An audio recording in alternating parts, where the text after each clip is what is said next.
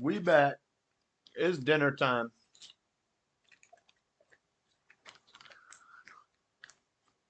I gotta eat my dinner. Eat my dinner. It's not for you.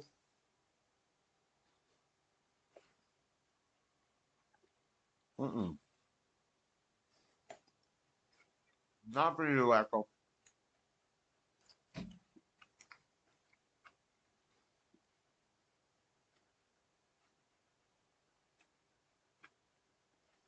Oh. I didn't talk about the LA earthquake.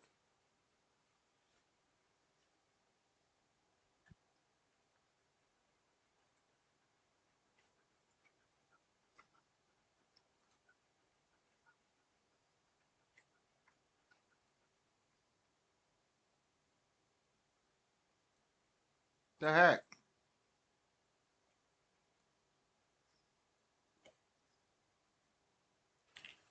Camera's not working.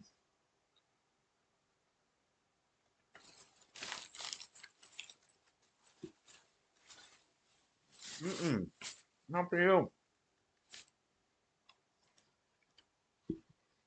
Lay down. Lay down. Not for you, Echo.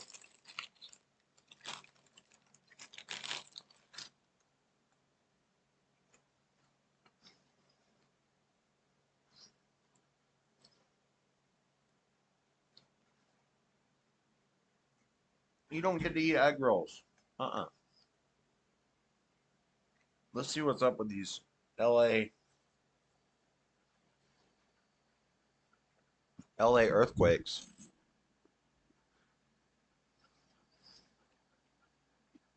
Online business? Go to Wix.com and... But we do begin tonight with the earthquake rocking Los Angeles, the 4.4 quake just north of downtown LA. Tonight, authorities warning millions to be prepared for aftershocks. And this was the moment on ESPN's NBA Today. They were actually live on the air.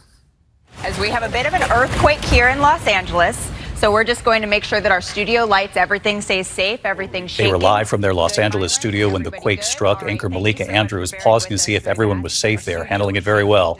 Students at Wilson High School evacuated to the athletic field. Today was the first day of classes for the LA schools, the country's second largest school system. A broken pipe at Pasadena's City Hall sending water cascading down. And of course, tonight, that concern for possible aftershocks now. ABC's Melissa Adan leading us off. She's in Pasadena tonight. Tonight, millions bracing for aftershocks. After a significant earthquake rattled Southern California.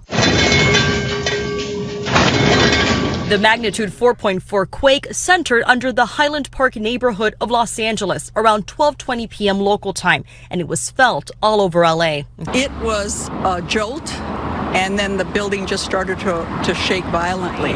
As we have a bit of an earthquake here in Los Angeles. And that moment when ESPN's Malika Andrews was on the air talking basketball. Tomatoes, that's an earthquake. That's an earthquake. Oh, wow, that is a real earthquake. Whoa, that is a real one, guys. The radio studio also broadcasting live. How big was that one? The scientists at the U.S. Geological Survey ducking for cover themselves. This is my first quake in seismology. It's a pretty good jewel. Nothing. My first quake in seismology.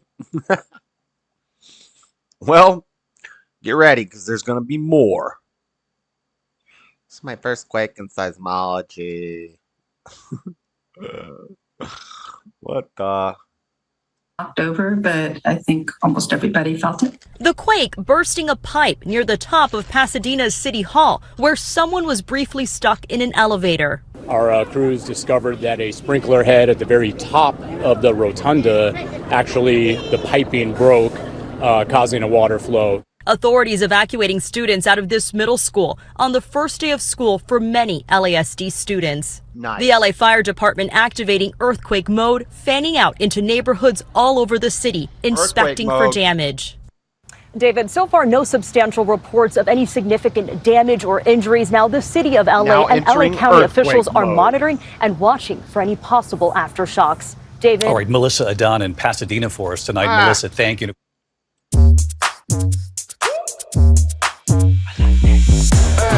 pick what you wanna.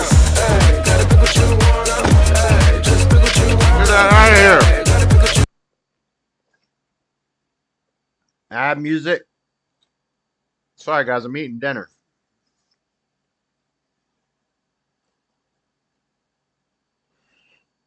I'm trying to not make a mess on this show with this hot sauce.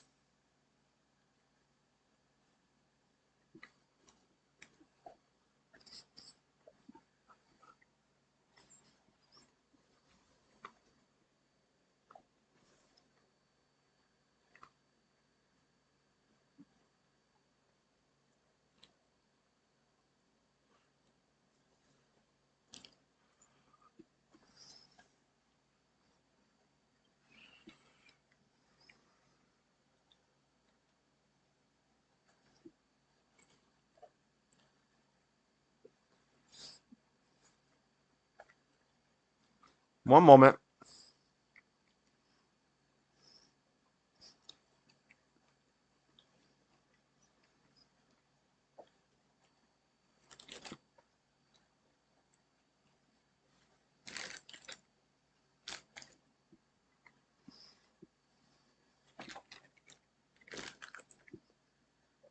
All right. I'm done eating.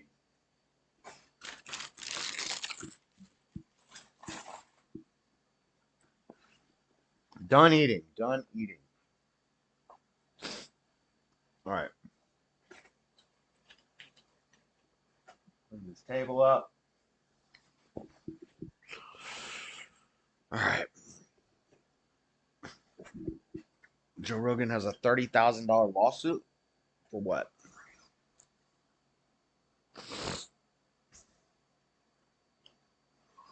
Bryson Gray, Trump or Kamala? Shouldn't be a tough choice.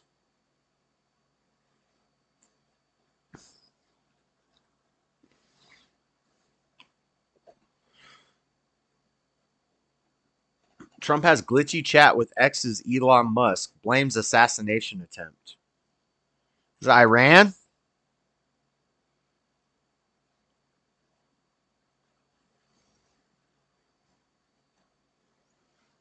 It's Iran.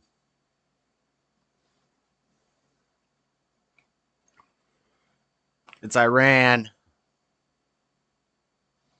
Alex Stein goes fishing with David Lucas.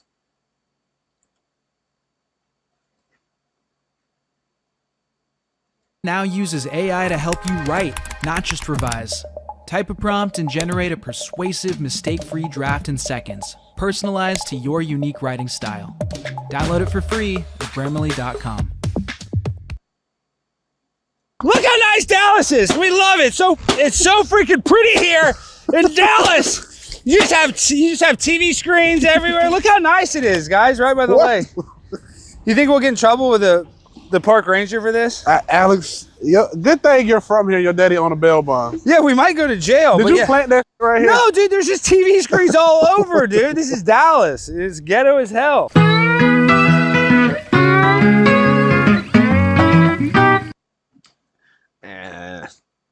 Comedians are usually stingy with their copyrights.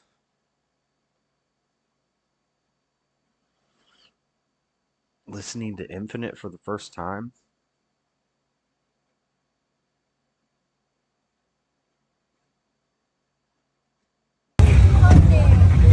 I don't get what's happening. Why are you putting... You've got legs in front of you. What is this? What? Where? Are these your... What is this? What is happening? You going in the chair?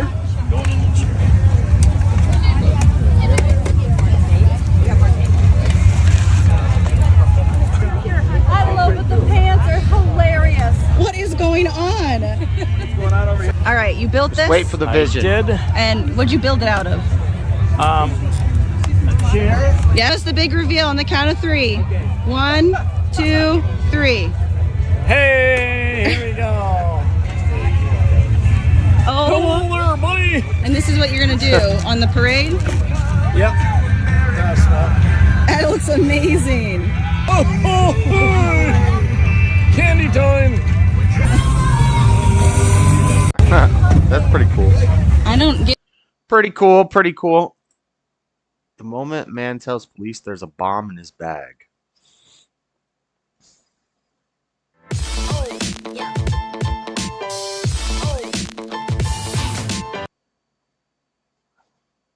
I think Dick's bought out the sporting goods place on the corner. I don't know why they opened it there.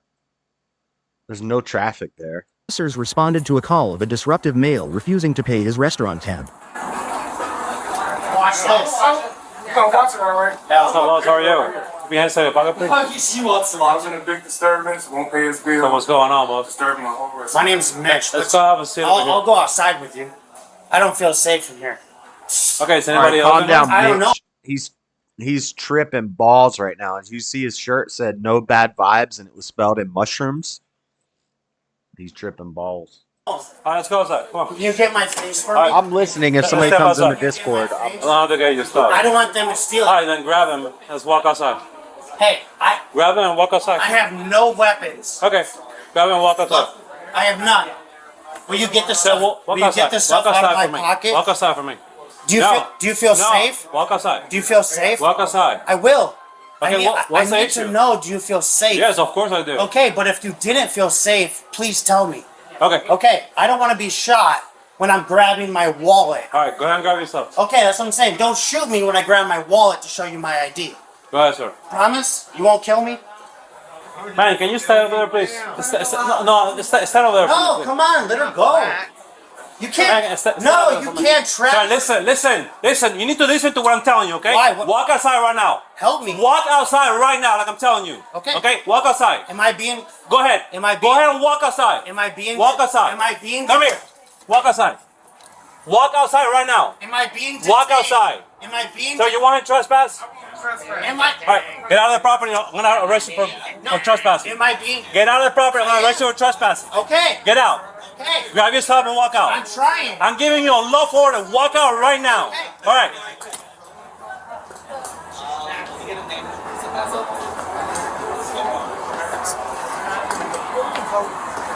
Hey, I hope you have a good time. Walk out. Walk out. I'm gonna arrest you for trespassing. What? I didn't trespass. Stand over there. I didn't trespass. They don't want you there. Okay, that doesn't Close mean I the door behind you. trespassed. I didn't know I couldn't come here. So you have your ID with you?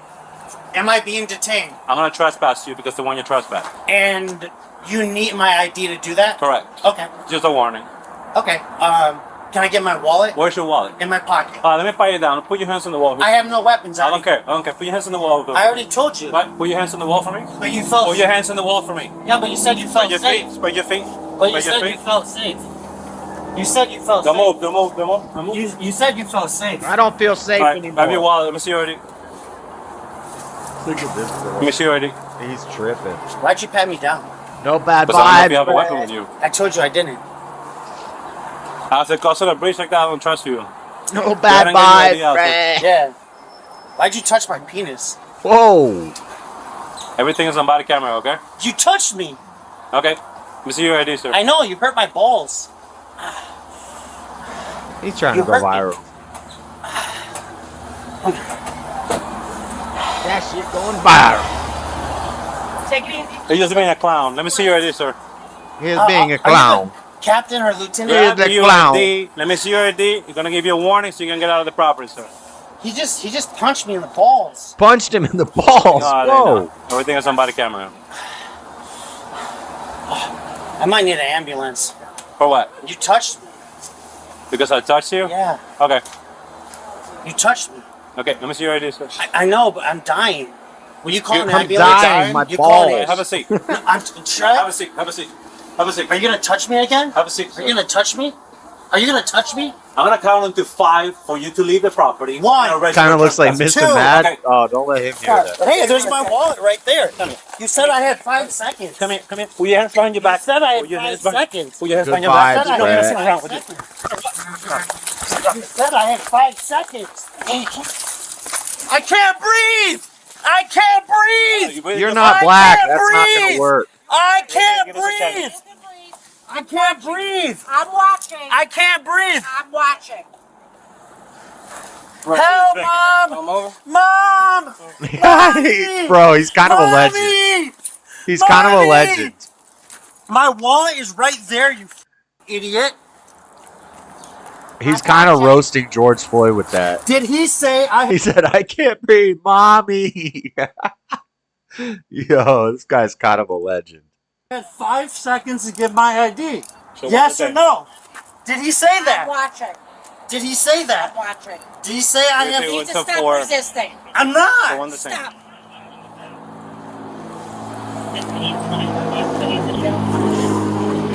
Mommy. Ow! Help me! My wrist! My left wrist! All right, then relax. My wrist! Relax, and we'll take care of it. Okay. Holy My wrist! Okay, call. All no, right. my wrist! My Shut wallet! up. I need my wallet! Stop! I'm in pain! Okay, I'll listen. Relax. Will you? Okay, I'm breathing. Can you please fix my wrist before Oh, I good, get in the you're car, breathing now. please? And I'll behave. I'll listen. Oh, now you're gonna behave. You're gonna listen. Yeah. Oh, now you're good, right? Yeah. Yep. Oh, really? Yep. So what happened before? You touched me. I told you not to touch me. Yes, listen. It's Touch everything these you nuts. wish for. Your site traffic is skyrocketing. No, Until shut up. this happened. Shut up. That never has happened. How it hurts. We're gonna take care of it. You just wait. Was this gentleman breaching your peace inside the store? Wait, what? Was he breaching your peace in and out Except for outside the the store? time Yes. they banned Okay. me. It happened then. I want to be trespassed. Now you're arrested for breach of peace. What do you mean? Stop. I want to be trespassed and I want to leave. Nope. I have to hop on a flight to go to Miami today. Well, you're gonna have to do it another day. Ow! Why does it hurt? It's Stop gonna be the hurting source. me. Why does it hurt? Stop hurting me! Ow!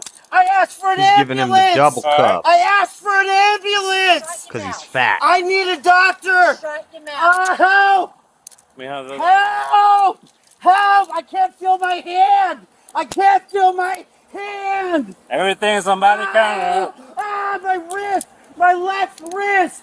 It hurts! All right, all right. Now, if you stop acting out, and we're taking care of it. Hurts! Mommy! That's funny. It's a black officer and it's him acting like him.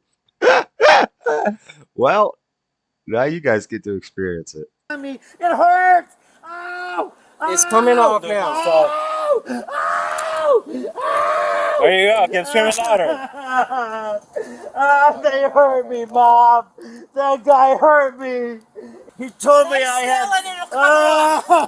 That's like a He told me I had 5 triple. seconds to show him He's my got a long ID, chain one and a short after chain 1 second, pair. they tried killing me. Oh, yeah? They tried hurting me. They tried shooting me. They said I had 5 seconds, and they gave me 1 second. They only gave me 1 second. This guy's trolling. They only I gave swear me he's 1 trolling. second, Mom, and he said I have 5 seconds. Jason, stop He it. said I have 5 seconds. And after 1 second, he tried killing me. I need my medication. I need my medication. I need my When does medication. he say he has a bomb in his bag? I need my medication. The title of the video is "Moment Man Tells Police There's a Bomb in His Bag." Like you would believe anything this guy said. Why don't you look at my ID? How old are you? Look at my ID. How old are you? Look at my ID. I'm gonna say you're 35. Look at my ID. I'll put this. My ID's in the wallet on the ground back there. Go get my wallet so nobody steals it. See the pocket here? I need my wallet. Can I get my wallet? Can I get my wallet? Mr. Matt, why you acting Can I out get like my this? wallet? You're under arrest. For what? Breach of peace. No, but can you get my wallet? It's on the ground back there. My ID and medication. I have health concerns. I'll call an ambulance for you. I need a wallet. He's hurting me. He's hurting me. Ow! Ow! I need an ambulance. I need an ambulance. I'm not getting in there. It's hot. I'll die in there. I'll die in there. Don't kill me. No Don't way kill this me. is real. Is this Don't real? kill me.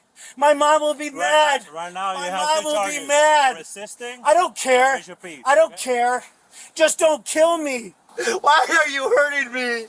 Oh, I need an ambulance. This guy's watched too I'm not much going in there. Kill cable me. I will news. kill you. Hey. Oh, nice threatening officer. There you go, another charge. No, I said if you kill me, I'll kill you.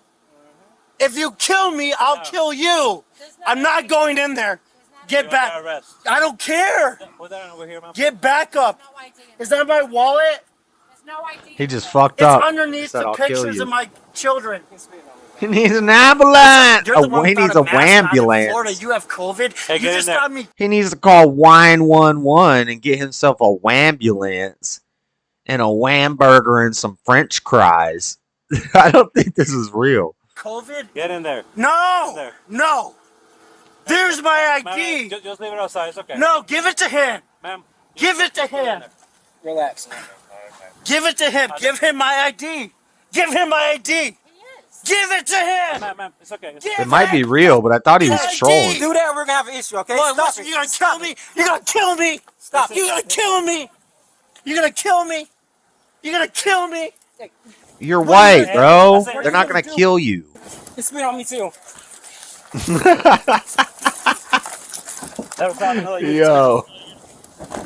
Hold on. It's okay. There we go. You're about to get taste. You're about to get taste, okay? You're about to get taste. You're about to get taste. Okay? I'm not playing around with you. Okay? You're about to get taste. You're about to get If you're not taste. gonna taste you again, okay? My friend, you're about to get taste. He's a Brazilian, I think. It's my friend. You're about to get taste. All right? So the fun thing with the serpent is, how does a serpent? Shut up. I don't need a guy with a chalkboard to tell me how to understand the Bible. Do it. Is Do that all it. you want? If you want to. What's the issue? You. You're under arrest. I don't care. I don't care. I got money. I'm burning. Relax. I'm gonna taste you. This is I'm when gonna he's, taste you. this is Relax, when he's going to okay? mention the bomb. My arms. Relax. If You're the doing thumbnail this is to yourself. be Everybody's believed. watching what you're doing. Yeah, Okay? they're watching what you're doing. I'm gonna be rich. You just made me rich. Oh yeah?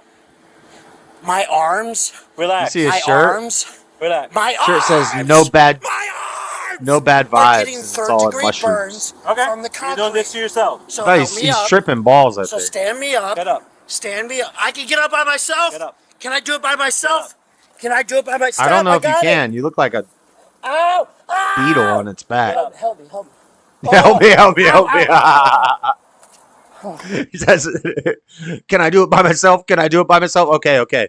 And he tries, he goes, ah! Okay, help me. I don't care. I got money, dude. All my bags? Where are my bags? Get in there. Where are my bags? Get in there. Yeah, don't worry. Where?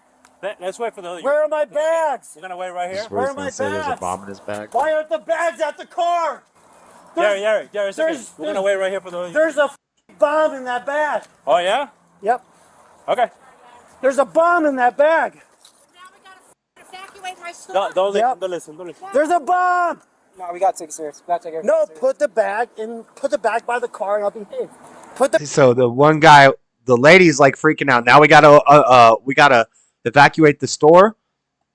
And the other guy's like, no, don't listen to. The white guy's like, no, don't listen to him. He's crazy. But the black guy's like, no, we need to take everything seriously. We have to do it by the book. This guy's doing his job right. He's gonna have 2 bars after this. bag by the car, I'll behave. I don't want them stealing my shit. I don't want them stealing my shit and I'll behave. Why can't nobody get my bag? Why can't Frank put my bags by the car? Frank, you did this. Is this in Utah? Because I swear I've seen this little diner by the track station in Ogden. Where is this? And it's a very... But maybe, yeah, they have palm trees, actually. They're in California or something, so there's probably a lot of little places like this. But we got one just like this by the front runner tracks in Ogden. When you get off, there's one like this. And it stands out in Salt Lake City, but they got palm trees. We don't have those. You did this, Frank. Therefore, what's 10-4 though? I think these codes will tell you where the video is being taken from, maybe. Or that's just the recording code or something like that. But they're Axon Body 3 60A04. Hey, tell him it's a code 1089. Used to say the location. Tell him it's a code 1089. Do you know what that is? That was You know what a code 1089 is?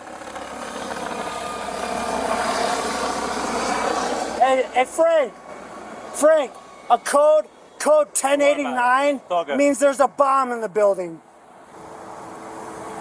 So when you put my bags next to the car, I'll get in the cop car and they can make me leave. Right? Put the bags in your property and I'll leave. What, you got a Newport? Hey, don't have any communication with him. Oh, I listen. He knows the owner or From something. you, okay? You the store manager? No. Were you at the front when this happened, correct? No, he's not the manager. His name's Joey. He told me he was my server. And then he said some other guy, Frank's going to take care of me. And Frank spit in my salad. Frank didn't give me a water. That guy, Joey, had to give me 2 beers. Joey got me the beers. What the was Joey doing? What was Joey doing? Joey, what the fuck were you doing, Joey? Manager. Oh, hey, Frank, don't ever work for Joey again. It's a baby kangaroo. Where are we going? Joey is a baby kangaroo. He's right. He's not wrong. Just tell me what to do. Stop being forceful. Use control I'm not scroll resisting. You're not telling to me zoom good the tag. directions. Control and scroll Why aren't lets you me giving me zoom. good directions? Are you telling me something that's gonna break my computer? Why aren't you giving me good directions? What am I supposed to be doing right now? So you have mental illness? No. It's a medication? Don't even have Yeah. it. What's the medication? In my bag. What's the medication for? In my bag. What's the medication for? It's for me. Nah, I don't want to push that. And I it's don't know in what that that's bag. gonna What's the do. medication for, though? You trying to make my computer blow up? Are you crazy? Joey is a baby kangaroo. That's true. That's like actually a fact. I'm not sure how you could kill someone. If you kill me, I'll kill you. No, I didn't say I'd kill you. I said if you kill me, I'll kill you. Because the bomb in the store is attached to a heart monitor in his chest. From my brain. It's from my brain. Negative, sorry, negative. It's from my brain. What kind of mental illness do you have? All of them. It's this illness where when people touch me without my permission, I get mad. You know what I mean? You ever have the mental illness when somebody touches you without your permission? You get mad when people do that? He's under arrest for breach of peace and a couple other charges. Hey. He said there's a Can bomb. I talk to That whoever? luggage. I did not say that. I didn't say that. CP32 on scene. I'm not resisting. Can I talk to whoever's in charge? Who's in charge? These officers are in charge. No, who's in charge? I need the captain. The supervisor's coming. No, I need the supervisor. He punched me in my balls. He punched me. Fighting. Yeah, good luck. No. I think he's tripping on shrooms. This game. I don't You're not care about the game. I really don't, but it does look kind of cool. Car until they get my bags over here because my medicine is in the bags. I need my medicine. He needs his medicine. I need my medicine. He can't see without his medicine. I need my medicine. Come on, man, you gotta get in the car. Why? I'm hot. I need an ambulance. It'd be so much funnier if he said, "I need my glasses." I need an ambulance. I need it. Okay, I'm done. I'm done. You're about to get tased. Bro, quit threatening him and tase him in the damn belly. I want to see this fish flop. He got him. Okay, I'm in. I'm in. Yeah, you're in now. You got him real fast. Why'd they cut the body cam away when they hit You him? heard me when I asked him With the to leave, juice. right? You heard him that. They cut the body cam away right when they hit him with the juice. Get in there. Get in there. Get in there. I'm gonna taste you. Ah! Get in there. Get in there. Get in there. Okay, I'm in. I'm in. I'm in now. Leave me alone. He's gonna be stuck in that. Hey, man, you asked me. You heard me when I asked him. Yo, he fell down in the space between the seat and the wall of a cop car. There's not a lot of space there. It's not like as you think a car has a certain amount of leg room. We'll subtract that in half because they have like a wall there. So it's just a little cavity and your legs are always jammed up. Your knees are always against this wall. He got stuck down in that cavity and he's a thick boy and he's got handcuffs on. He's not going to be able to get out of there without some sort of assistance. Damn. Add an insult to injury. Him to leave, right? You heard him that people had to stop because of the issue that was causing the front, right? All right, so that's enough for breach of peace. We asked him to leave several times. He wanted to leave, and now resisting and the whole mess. You had a body cam on? Yes. You okay? Yeah.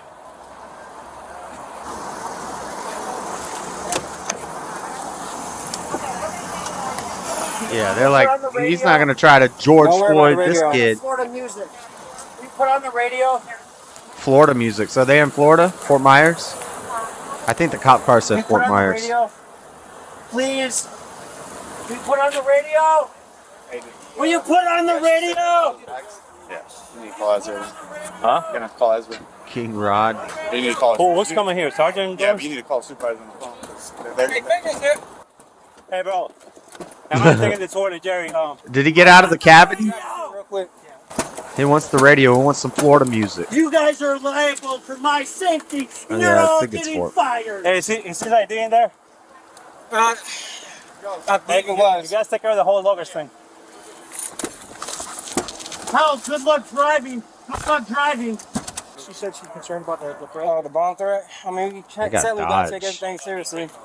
Just want to dumb out to LCJ. Disorderly cup is starting.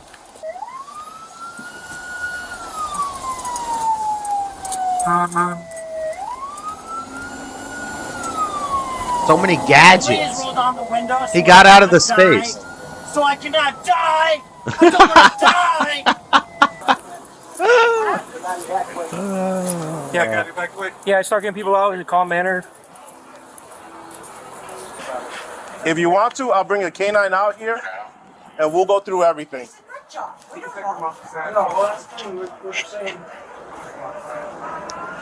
After the suspect said he planted a weapon of mass destruction inside the building, we're going to be evacuating him. Hey, do we know where he was seated in here? Are they concerned about anything inside? Ain't no dang bomb. I don't know where he was seated. He was outside with the She was there at point of contact. She witnessed everything for today. She what? She witnessed everything. So. Hey guys, start moving your cars down that way.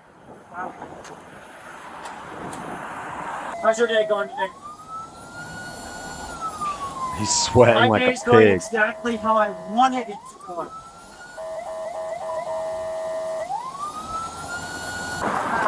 How's your day going? Not bad. How's yours?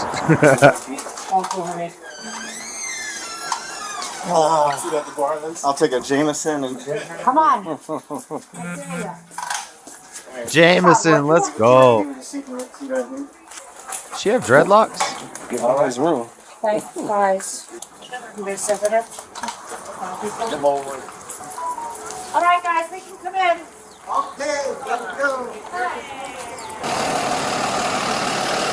You got a speed mask?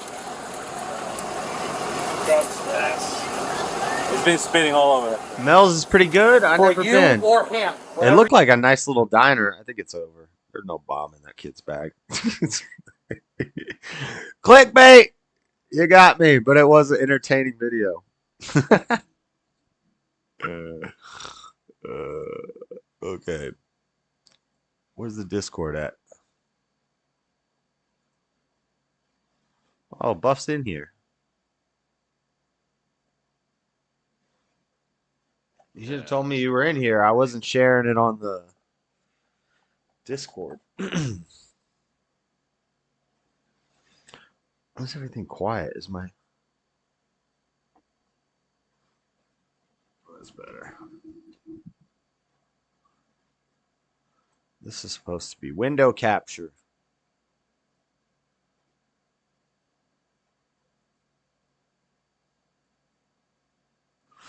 Let's share this little Discord link out.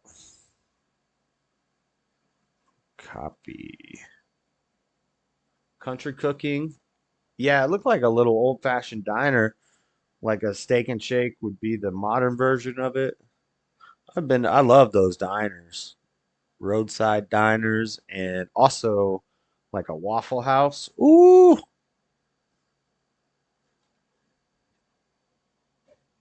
Love a Waffle House. What? Y'all got a Waffle House out there? No, but I'm from the South. Oh yeah, of course, that's right. Shit. No, we don't have them here. It's ridiculous. It's crazy. Franchise, man. Yeah, I wonder why somebody doesn't just open one. I guess I don't know. The franchise only goes to certain states. I don't know. I think it's an issue of food distribution of the vendors and trucks that deliver the food to the Waffle Houses and keep them supplied. It might be a district thing. I don't know. I've never seen one in Mississippi, and I really want to open one out near my hometown between between my hometown and the casinos. This fucking strip basically runs between there and Memphis, and I think like 3 Waffle Houses on that strip would make so much bank.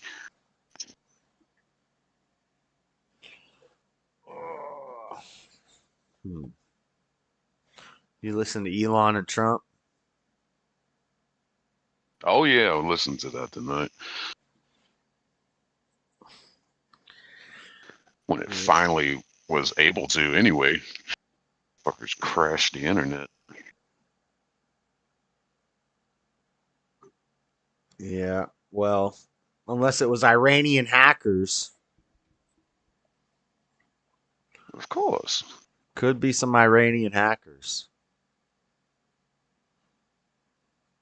We don't know. Officers amazingly keep straight faces during this arrest. Oh, it's a drunk white kid. Drunk white kids! Okay, I need all of the information on Kamala. Everybody in the chat, put it in the Discord. All of the dirt on Kamala. The most strongest arguments against Kamala.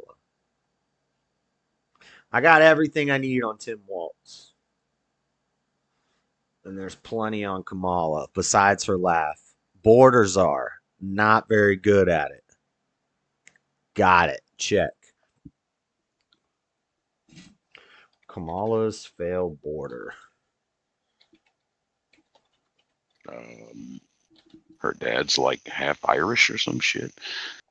Oh yeah, she smoked pot. Well, I thought it was Tupac, but now everybody says it was Snoop Dogg. I thought she said we were listening to Tupac. She said Snoop. I remember Snoop. I'm just because they made a big deal out of that shit and was like because it was before the album hadn't. Yeah, the album hadn't come out yet. I could have sworn it was Tupac, but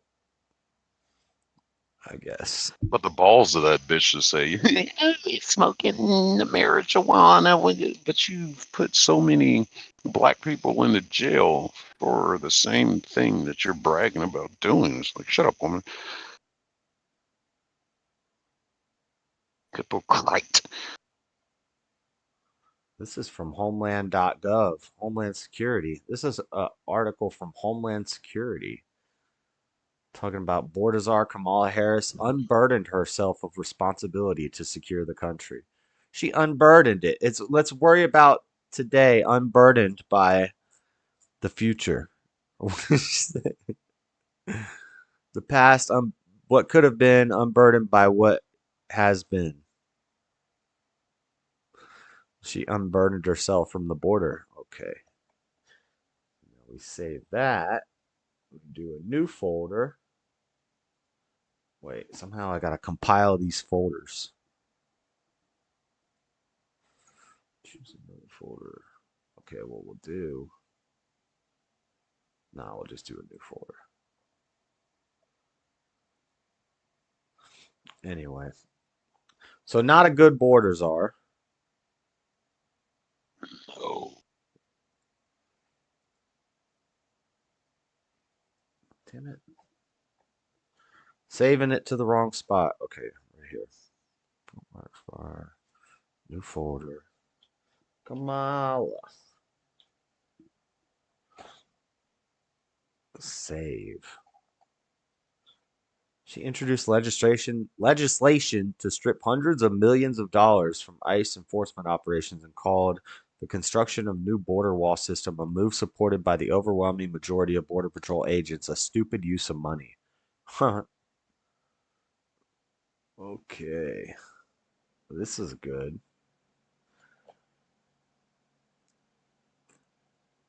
I'll keep that. Harris promises to go tough on border security. 3 days ago, she said this. Oh, all of a sudden now you're going to start. Even though you're currently in a position of power to where you could do. Oh, my God. Thanks, Kamala. People are going to buy this. Did you know 3 days ago she said she's going to be very tough on the border? Yeah? Did she say that 3 days ago? Oh. Okay.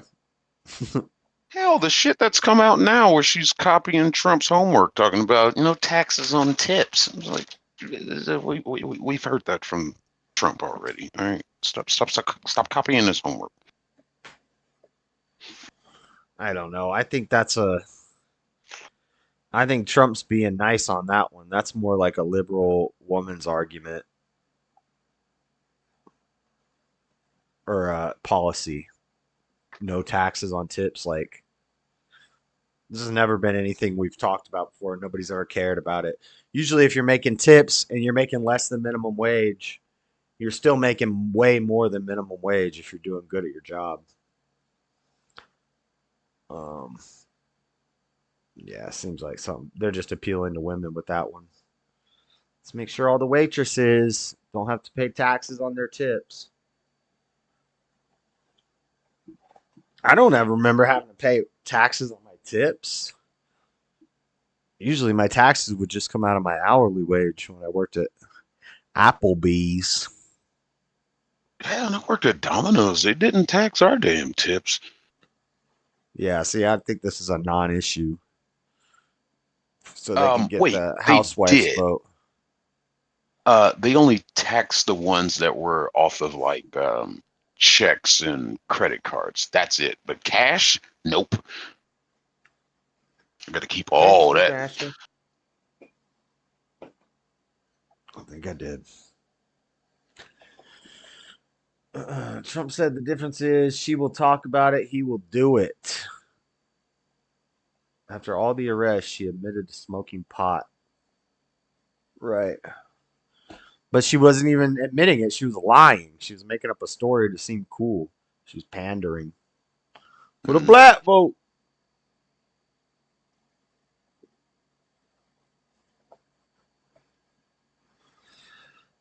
Gotta get them blacks. Well, this fucking radio station I heard here, it was probably about a week and a half ago, whatever song goes off and the black girl DJ, whatever they call themselves nowadays, it's just talking about, oh, it's such a great time we got here in America. Yeah, we got Kamala. She's running for president. You go, girl. Oh, this is going to be so great. But couldn't say one positive thing about her. Just said all the generic shit. It's just a great time in America right now. Why? Please elaborate. How many men did Kamala lock up as prosecutor? Kamala Harris record as prosecutor explain. Oh, we looked into this a while ago. This is Axios, far left. Big picture, Harris is pointing to her time as district attorney and California attorney general as a point of contrast against former President Trump, the GOP nominee who is a convicted felon. This time around, she's betting it will help her against Trump. I took on perpetrators of all crimes, predators who abuse women, fraudsters who ripped off consumers, cheaters who broke the rules for their own gain, she said at a campaign rally in Wisconsin last week, so hear me out when I say I know Donald Trump's type. I actually would prefer this version of Kamala. I said the same thing about Biden. I would prefer 94 crime bill Biden, and I would prefer locking him up, Kamala, over this new soft on crime version of both of them. So I don't even think this is a good contention for me to bring up in a debate because I'm actually pro her locking up everybody. Lock them up. Well, now she's she's going to lock up MAGA people and say you're doing insurrections, but they were trying to lessen the amount of pot users, so they were cracking down on potheads. I don't have a problem with that.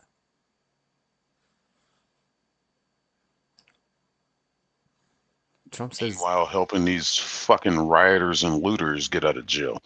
right, I take that. I'll take lock them up over let them out. Over let violent criminals out, let them vote. And Kamal and Tim Waltz are both into that. So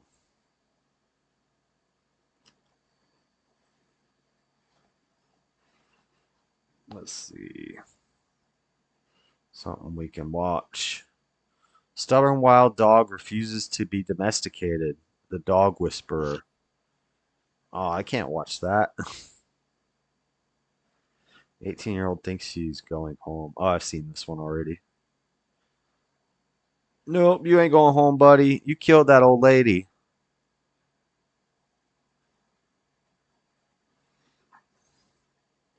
What are you doing, Echo? I think my next paycheck, I'm going to get a little Lego Millennium Falcon collector series one. It's like $85, but it's like 1,000 pieces. It's 921 pieces, but still, it's a very good piece to price comparison. Yeah. Problem is, it doesn't come with any minifigures, and that's why I think it's cheaper.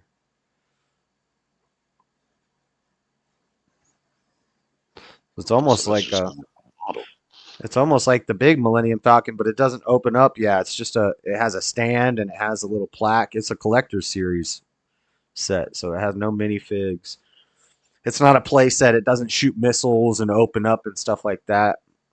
It's just like a display piece.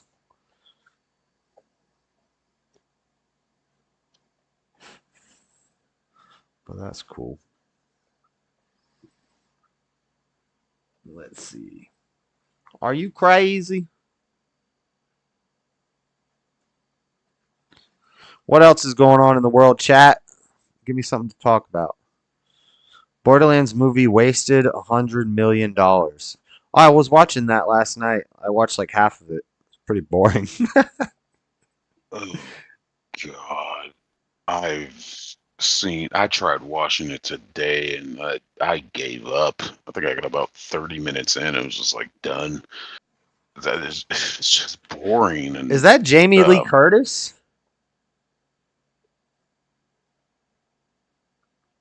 I think she's in the movie.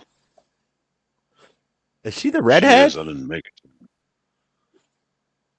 No. No, I don't think she's the redhead. Let's see here.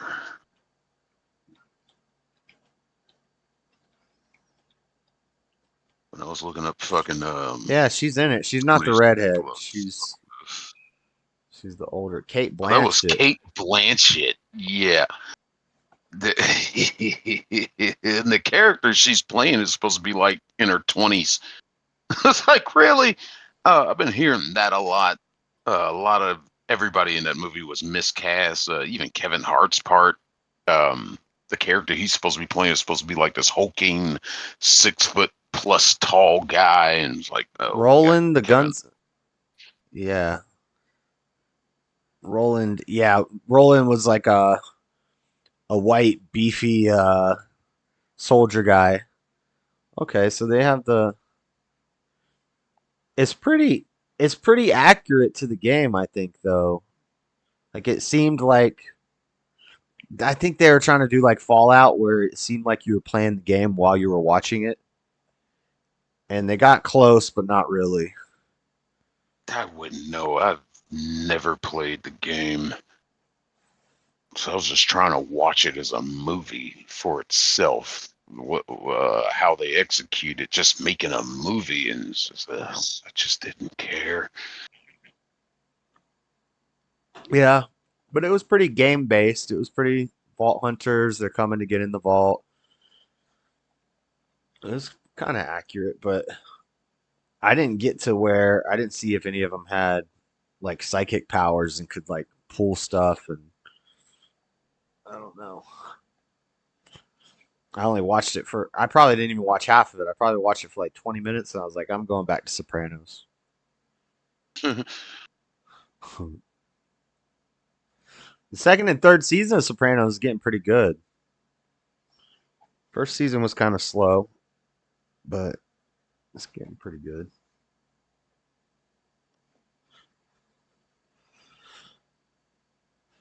That's another one I need to start watching. My ass has been sitting there watching NCIS. NCIS? What are you, a 50-year-old woman? There's this moment, so like Gibbs. Come on, Harold, NCIS is starting. Even though he doesn't do any work, he's supposed to be the super badass of the show, and like just doesn't do anything. It's like, oh, figure it out, team. Find the killer. Find it. Yeah, let you fucking do something, dude. Stop bossing everybody around. But I don't know. It has its moments. Ooh, I didn't want to go here. Elon absolutely wrecks the EU commissioner.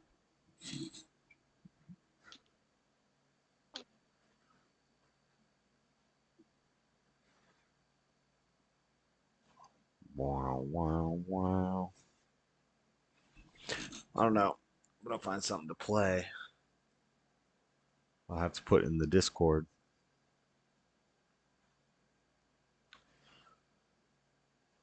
Donald Trump and Elon Musk live now. What was Tim Pool saying about it? Rob got blacklisted on Destiny's channel. I don't want to watch that 6-hour debate. I listened to like an hour of it. And I was like, I'm going to go listen to something else. Ooh, Jeff, I did hear that show's supposed to be good. It's on my list. Popeye's Big Box is back for just $6.99. Don't make me hungry, Popeyes.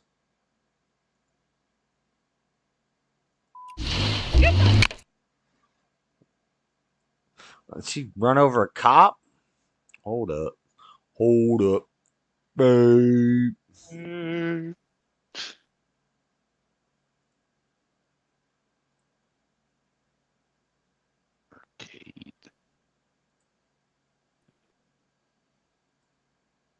Get the out the vehicle now!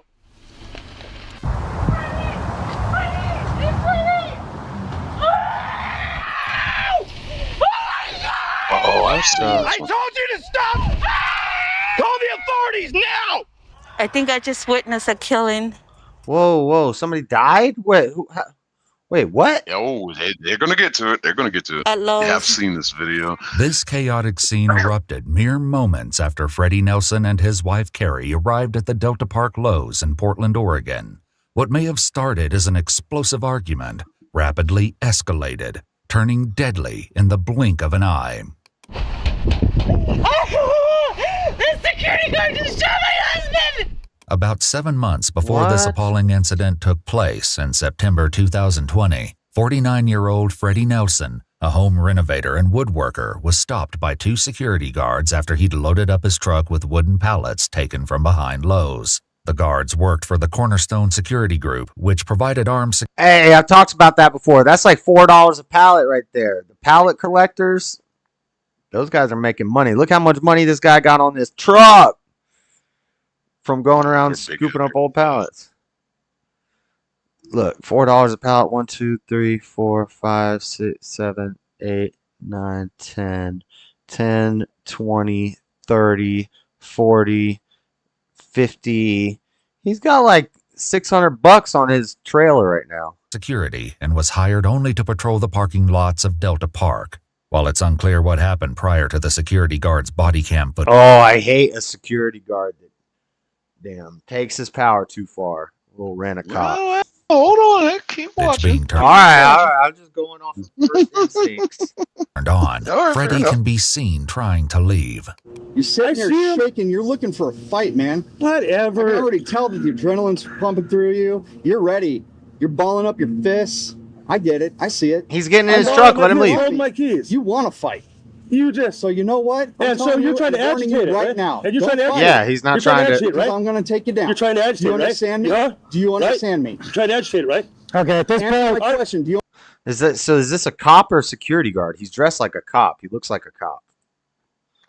He's a security guard. There was something that, oh God, there's an incident that happened before this. They're not showing the whole story, but he does. But now he's trying to get to his truck and get away, and it seems like they're instigating it right now. They're like, "You want to fight? You want to fight?" It's like, go, let him go. He's leaving. This right here is a different day. This isn't the incident itself. Unless they've told him before not to take pallets. Do you understand what he's saying? I do. Okay. Good. So are we done here? Are we done? We are done. Get in your vehicle. Leave that to park. Hey, look, I'm getting in my vehicle. So you don't need to tell me to. You're talking to me. Okay. Get in your vehicle. Don't be giving orders. Get in your vehicle now. I gotta go to work anyway. That's right. Go to work. Kirby Avenue and stay on this side when you come back. Whatever.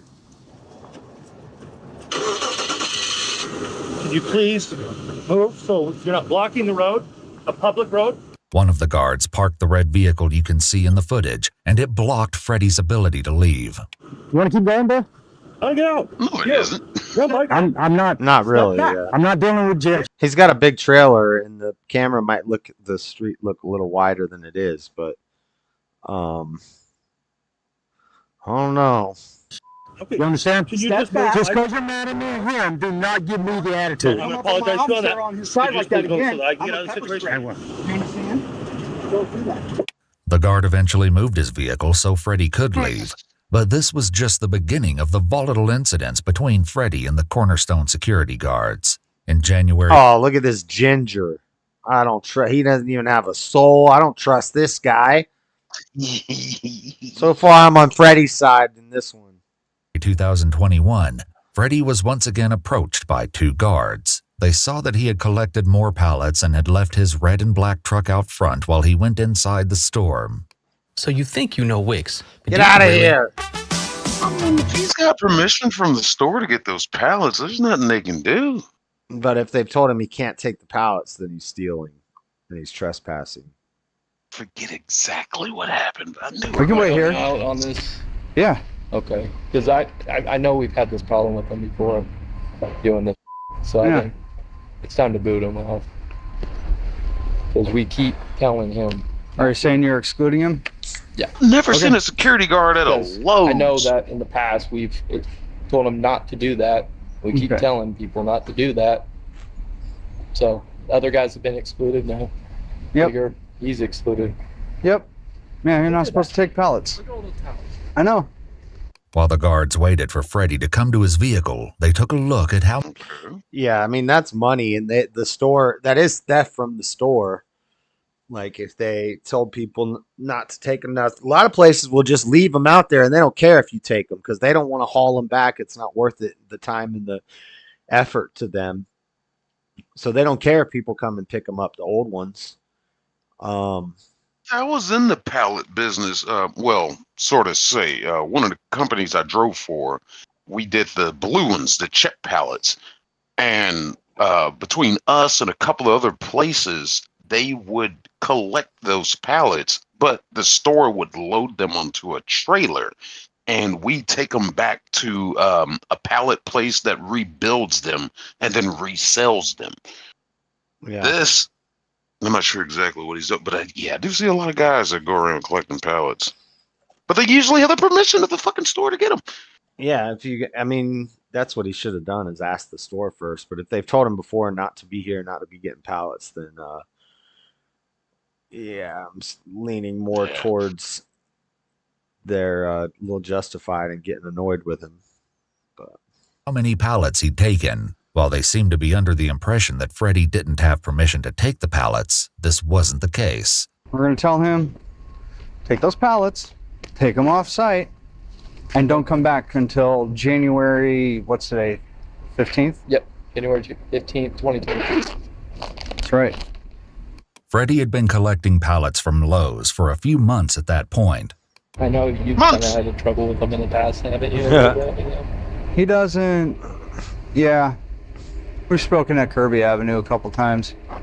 He really doesn't like us. Well, he's not gonna like us right now. Nope. But yeah, no. I'd rather do a I can't believe that it's security, and look how well armed he is. He's more armed than that one cop that shot that lady in her kitchen. Like, this guy's got a vest, he's got all the gadgets, he's got tasers, he's got flashlights. This guy's ready to go. show of force on this guy than not. It was at this moment that Freddie exited the store. What's up? So, we see that you're taking pallets. Yeah, I was just gonna talk to the manager. Okay, so here's the problem. It's a property rule violation. So this has nothing to do with Lowe's. Okay. We are gonna ask you to go ahead and take these pallets off. What? So wait, Lowe's says he's allowed to take the pallets, and now they're saying it's a property. So does the property owner maybe if the property owner tells Lowe's just leave them out there and we'll come and get them and we can make a little money off of it. Maybe, but property owner wants to keep them for himself. Right, but then the property owner's not getting them and they're piling up out there in the back and somebody comes and gets them, then fuck off, property owner. For now, but the problem is because of multiple property rule violations in the past with other people doing it, we're having to enforce it to the point that we're not going to let you back onto Delta Park Center property for the next year. Okay? Well, I'm not allowed right now? Yeah, we're going to ask you to leave. Like I said, you can take these pallets, but yeah, we can't have you back on Delta Park Center property for the next year. Oh, and he's going to come back. He's going to come back to shop or something. And is that when he gets killed? What was that? Yeah, when he comes back, no, he doesn't have you can a take it trailer. up with the property owner of Delta Park Center. Ryan. Know him by name. Okay. While this incident ended without issue, things would only escalate from here. What no one could have predicted was just how explosive things would become. Look at all those On April pallets. 19th, Freddie was once again stopped by a security guard while he was behind Lowe's, about to collect more pallets. No, you leave this property now. You leave the property now. No. Okay, whatever. Okay, turn around. I'm going to put you under arrest. No, you're not. You want to bet? No. You are under arrest now. No, I'm not. I just came out of the office. Not. You can detain him. You are Yeah, how can trespassing you from put the him Delta under Park arrest? property. You're a security guard. You right? are They not might to be here. I just came out of Deputized. the- I don't care. Well, go deal with them. I'm not. I'm dealing with you. Yeah. Well, I'm not under arrest. You will be here in a second. What's your name and ID number? You don't need it. Yes, yeah. Cop So I couldn't don't do even know that. you're a legitimate security officer. I am a legitimate security officer. How do I know? Because I'm right here. You work can for buy all Delta. that. You're right, I can, but I work for Delta Park. He did No, buy you all don't. that shit. Yeah, I do. You work for TMT. Same thing. No, it's not. It is. They don't You are own not all of allowed Delta to be Park. here. It's not working. You are not allowed to be here. Whatever. You need to leave now. Just go talk to management. No, I'm not going to. An incident report from a week before this footage reveals that a security guard spoke to the Lowe's manager and confirmed that the company Freddie worked for was actually contracted to pick up the Freddie! pallets. Freddie even Damn. Well, Quit robbing the damn pallet dump, Freddie. showed the business card to the guard and the manager. The report claimed that the pallets were supposed to be picked up in a truck with the company logo, which Freddie's truck didn't have. Regardless, it seemed like the guards knew he had permission from Lowe's to be there, and yet were still telling him to leave. Okay, whatever. You need to leave now. Wait, I got work to do. so he lied and said he was the guy As soon that as I'm was... done. No, You don't even know the rules. I do. Yeah. Why are you wearing a mask outside, though? You are trespassed from this property. Yeah. Okay, go ahead and turn around. Stalemate. If you're not arresting me, You want to bet? back off. You want to bet? Go ahead. I got the same thing you do. Yeah, well then back off. No, not going to. According to the report later filed after this dispute, the guard claimed that Freddie had a small can of pepper spray in his left hand. However, the footage shows that the can appears to be in his right hand. The guard stated that he then pulled out his own pepper spray for self-defense. You're not arresting me. You want to bet? Yeah, like, does that really make it, like he said, left instead of right? I don't think that makes much of a difference. Can of pepper spray. You got a gun. No, I'm not going to. It's time for you to leave. Freddie then began walking back towards Lowe's. It's time for you to leave. You are trespassing from this property. You're going to be the next one to trespass. No, actually, I'm not. No, I need you out here now, please. I can't deal with it. I can't deal with that. I need you out here. Can you call the police then? Yeah. I'm gonna be arresting Freddie here. Yep. I need PD out here now. I get Freddie's frustration, but he now. helping it. While Freddie headed into Lowe's to get management, the security guard aired his grievances to a bystander. He's trespassing the property and he knows it. So. Anybody knows the rules, it's you. Now he's walking away without his truck. He's not going to come back here without police, so. He's got to come back to his truck sometime. I'll tow it. Watch me. Watch me. Watch me. They see that. Oh, watch me. Oh, I'm a tough security guy. I don't like security guys. I support police when they're doing their jobs right. But security guards piss me off. Yeah, they can be headstrong.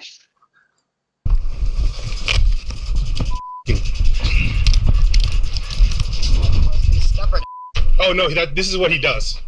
Oh, you know it? Yeah.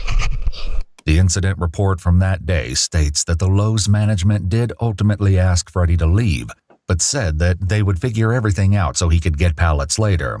It appears that despite the security guards trespassing Freddie, the Lowe's management still expected him to come and pick up pallets. This would become very important later.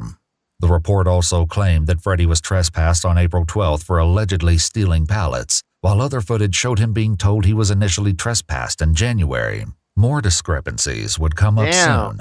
While the pallet game is rough, son.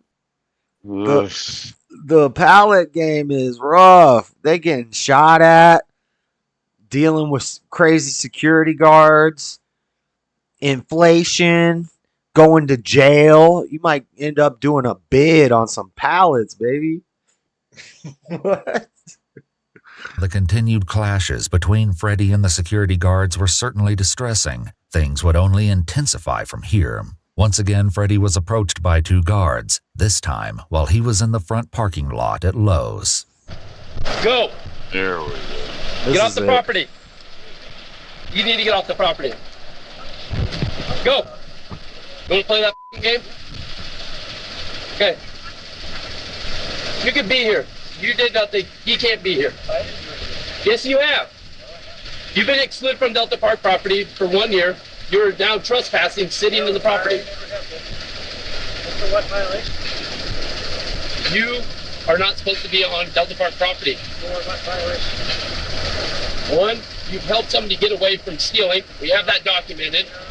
You've taken pallets. We have that documented. We have you on camera several times.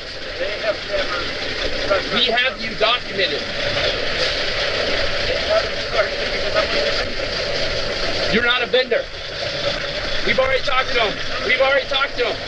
So either you need to leave or you're going to handcuffs. You decide. You want to play that game? Okay, get out. Get out. Okay. Then, okay, let's call PD. Officer. Officer. And he's recording all of this. What's up? I gave you my name. Yep. We have bolos out even for you. So. The security guards did in fact have a bee on the lookout for Freddie. The bolo shared with the Cornerstone security guards stated he has attempted to state he is an approved vendor for Lowe's. Regardless if he is or isn't, he is not allowed in Delta Park Center. Notably, while the bolo says that Freddy can be hostile, it clearly states that he's not known to be combative. The bolo also directs the guards to place him in custody if he does not comply with orders to leave the property. Everything came to a head on May 29, 2021, when Freddy parked in the Lowe's lot with plans to look at flowers with his wife. Within 30 seconds of parking, and before the couple had time to walk away from their truck, they were approached by a Cornerstone vehicle. The security guard stopped partially in front of Freddy's truck, and an altercation immediately began, one so dramatic that witnesses nearby started filming. Everybody's 28-year-old Logan Gimble, the Cornerstone security guard, confronted Freddy and Carrie, telling Freddy that he was under arrest for trespassing. Freddy apparently argued that Logan had no authority to arrest him. For real. All this part of the argument wasn't filmed. Logan turned on his body cam soon after, capturing the rest of the harrowing incident. Off my property. You know you've been trespassed. You know you're not supposed to be here.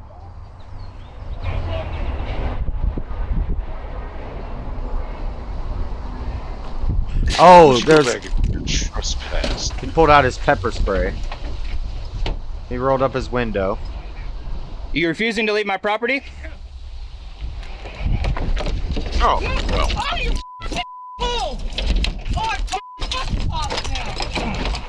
He's pepper spraying him. I told you to leave property. I told you to leave property. You've been Did you just shoot trespassed him? and warned multiple times. I'm confused about what just happened. So, looked like the cop... I believe that is when he shot him, yeah. I didn't hear a gun, but it looked like he tried to go to the door and tried to open it, and the guy rolled down the window and started spraying pepper spray out the window. But I didn't hear the shot. I'm going to watch that again. In instant replay. Let's watch this in slow-mo. Hold on. 7.5. Refusing to leave my property? Right here. So he comes to the side. He's got pepper spray. Oh! So he reached... The back window is cracked. And he reaches his arm with the pepper spray up into the back window and starts spraying him. Now he rolls his window down and he's got something in his hand that looks like bear spray. I can't... Why is it boxy? If it's a gun... Or is he just holding his phone? Looks like there's a camera strap. I think he's just holding his phone and recording right there. No, that's some sort of strap on his pepper spray. Knuckles? Yeah, look. Well, it looked like a... Oh, it is like a strap on. Yeah, okay, yeah. So the cop reaches in the back, or the security guard reaches in the back window and starts spraying the pepper spray through the back window. He rolls down his window and starts spraying his pepper spray.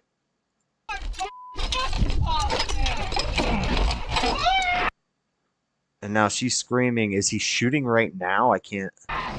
That might have been the shot. I told you to leave. Yeah, I think that was the shot. When did he switch hands? He was holding the pepper spray in this hand. I don't see a gun and I don't hear gunshots. But maybe the audio cuts out. Hold on, let's go back to normal speed. Leave property. I told you to leave property. You've been trespassed and warned multiple times. I'm calling the police. Oh, wait. Oh, there it is. Yeah, he just tried to run him down. Now he's got the gun in his hand. You already tried to hit me once. You move this vehicle again, I will fire. Logan immediately shot 4 times into the windshield of the truck. Okay. That's when the shooting happens. So he pulled out his gun, pointed it at him, said, if you try to hit me again, and then he started going at him. Wounding Freddy. I told you to stop it. You not angle the vehicle at me. Call the authorities now.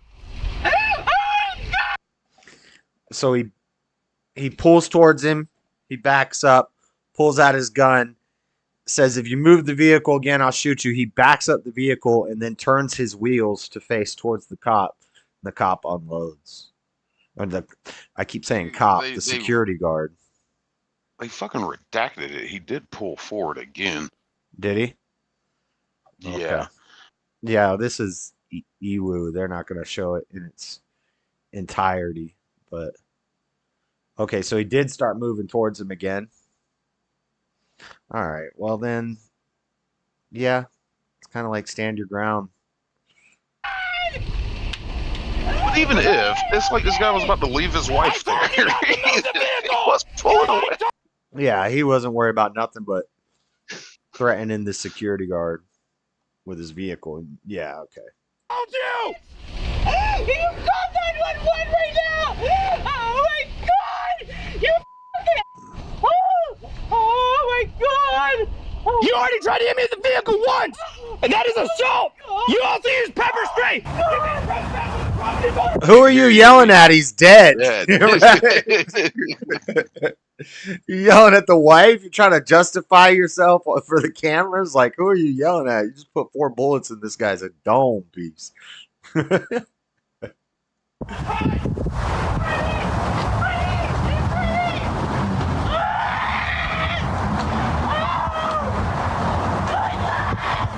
All of this occurred in less than a minute after Oh, yeah. Logan Okay, turned yeah. on his body cam.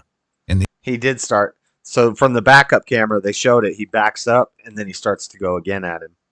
The immediate aftermath, a witness to the horrific event called 911. I think I just witnessed a killing at Lowe's. Oh, the security guard just shot my husband! Oh! Oh! Freddie! Home Depot. Yeah, he should have went to Home Depot. Oh my god, you killed him, you I told you, he tried to hit me! Why'd you shoot him? Because he tried to hit me with a vehicle! That is assault with a deadly weapon! You called 911!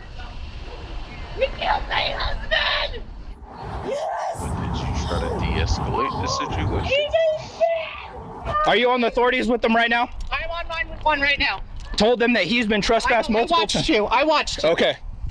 We all watched you. Yes, he's shot. Yes, we definitely. I see blood. Yes. He's bleeding out.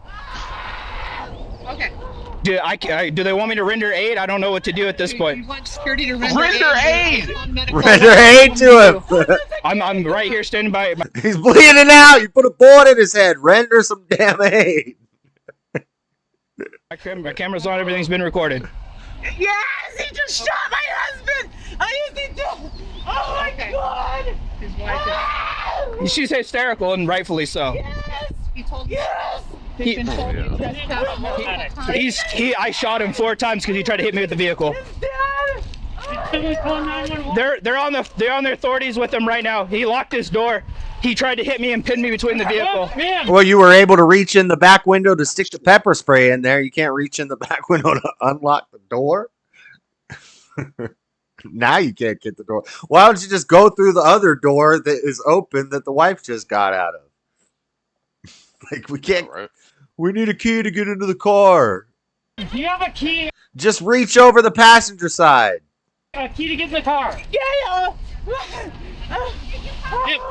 Give me a key. No, the keys are in the ignition, dumbass. She has to reach over them.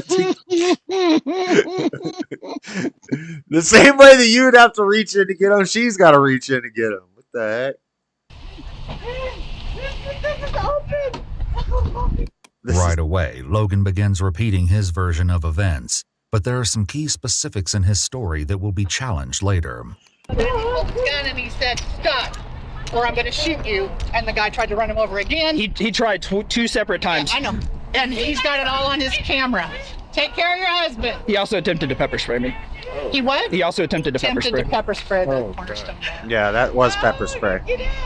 Oh, is that what that Well, you attempted to reach in his window and pepper spray him, which I don't even think the cops would do that. Like, well, if the cops were there, they'd probably just pull him out of the vehicle, but the security guard is reaching in your back window to pepper spray you.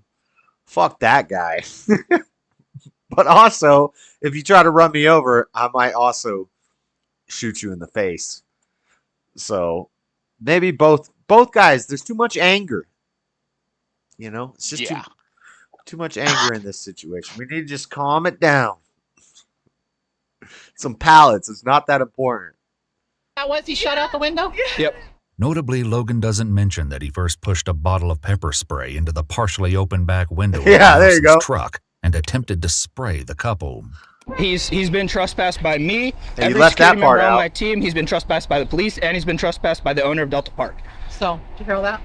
So really, the first, because if you're in an enclosed vehicle, you know, he put 2 people's lives in jeopardy. He threatened their lives with the pepper spray, and then the guy in the truck is just trying to escape. He's trying to get out, and you're blocking my way, and you just, ooh, interesting. And he continues to come on property. Okay. While they wait for the police and ambulance to arrive, Logan makes a few questionable comments. That makes the case seemingly more talking to himself. God, I did not think I'd have to do that. Of course, they're gonna sympathize with the victim. I think his wife is on the phone screaming. Yeah, right now he's going through that stage, that doubt stage. Like, at first it was adrenaline and confidence.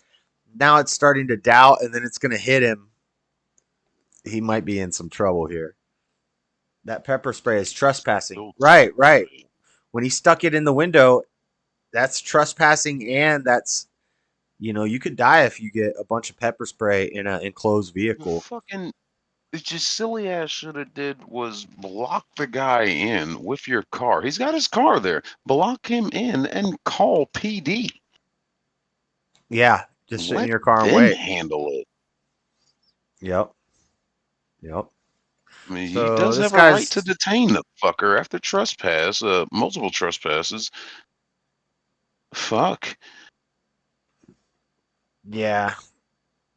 But still, he's going to get in some trouble for this, I think.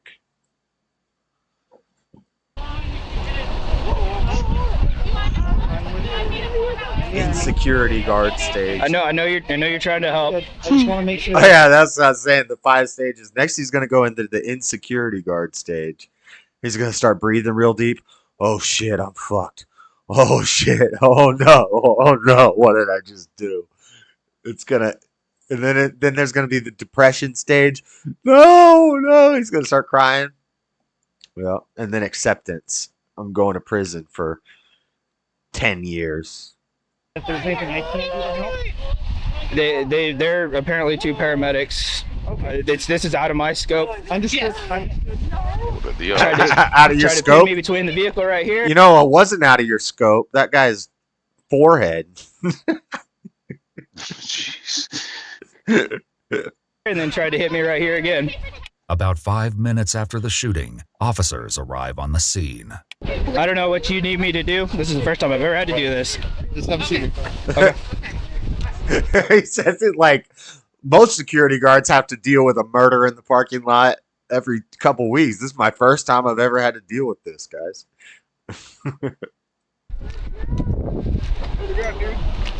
I had to discharge my firearm. Logan claimed he was the site supervisor responsible for all of Delta Park. He then told officers that Freddie had attempted to hit and pin him between his own security vehicle and his truck. The officers instruct Logan to call his supervisor, and he once again relays the same story. But his car's this back time here, and he's emphasizing trying to a pull out notable that way. detail. He angled the car for me and tried to floor the gas, and that's when I fired. In the middle of the officers checking Freddie for signs of life, Logan makes this request. Is there a way I can get tomorrow off? So I can, you got it. you know, process what the I just did. Okay, I know. I'm gonna need a day off after this. Can I get some of my PTO? You're definitely going to be off. And look, his car is back here. The truck is over here. So the first time he pulled out, and then he backed up, and then he pulled the gun. He was actually pulling out to get to leave. Like, you could have just let him leave. It's a trespass. It's not that important. You need to put bullets in this dude. You shouldn't have been blocking his truck. This is the type of guy that goes and blocks traffic for a protest. Well, I don't know that, but well, he's a security guard, so yeah, probably. Actually, he's a ginger, big beard. Mm-hmm. He's a security guard at Lowe's, and on the weekends he goes and blocks traffic with pro-Palestinian protesters. He matches the profile. I know we're tight, but A few minutes later, an ambulance also arrives. And he just loves to put a bullet in a hardworking man after trespassing him from Lowe's, where this guy's never shopped in his life. Freddie, I love you. Eventually, an officer guides I'm on Logan Team to sit Freddy. in the back of a police vehicle. I did not think I'd have to do that today. After leaving Logan alone for 5 minutes, the officers return to collect his firearm. Hey, bud. How's it going? Go ahead and step out of the car. Is that cool enough back there for you? Yeah, it was a little warm, but it's all right. Okay. What we're going to do... Okay, you're going to jail, I'm buddy. going to take your firearm. You don't have to touch it, okay? We're just going to wait for the detectives and stuff. So it's just kind of protocol when somebody's in the back. So it doesn't say you're in trouble or anything like that. Yeah, I know. I'm aware of the process. There's a weird thing with my DPST. I got armed during the whole COVID thing. Oh, my I mailed God. my stuff off, and DPSD? What is this? A new form of PTSD? Now we have DTS. What does that stand for? DPSST. DPS. Is this another depressionally possessed, socially stupid transitioner? DPSST. Department of Public Safety Standards and Training. Okay, there's the weirdest thing with my Department of Public Safety Standards training.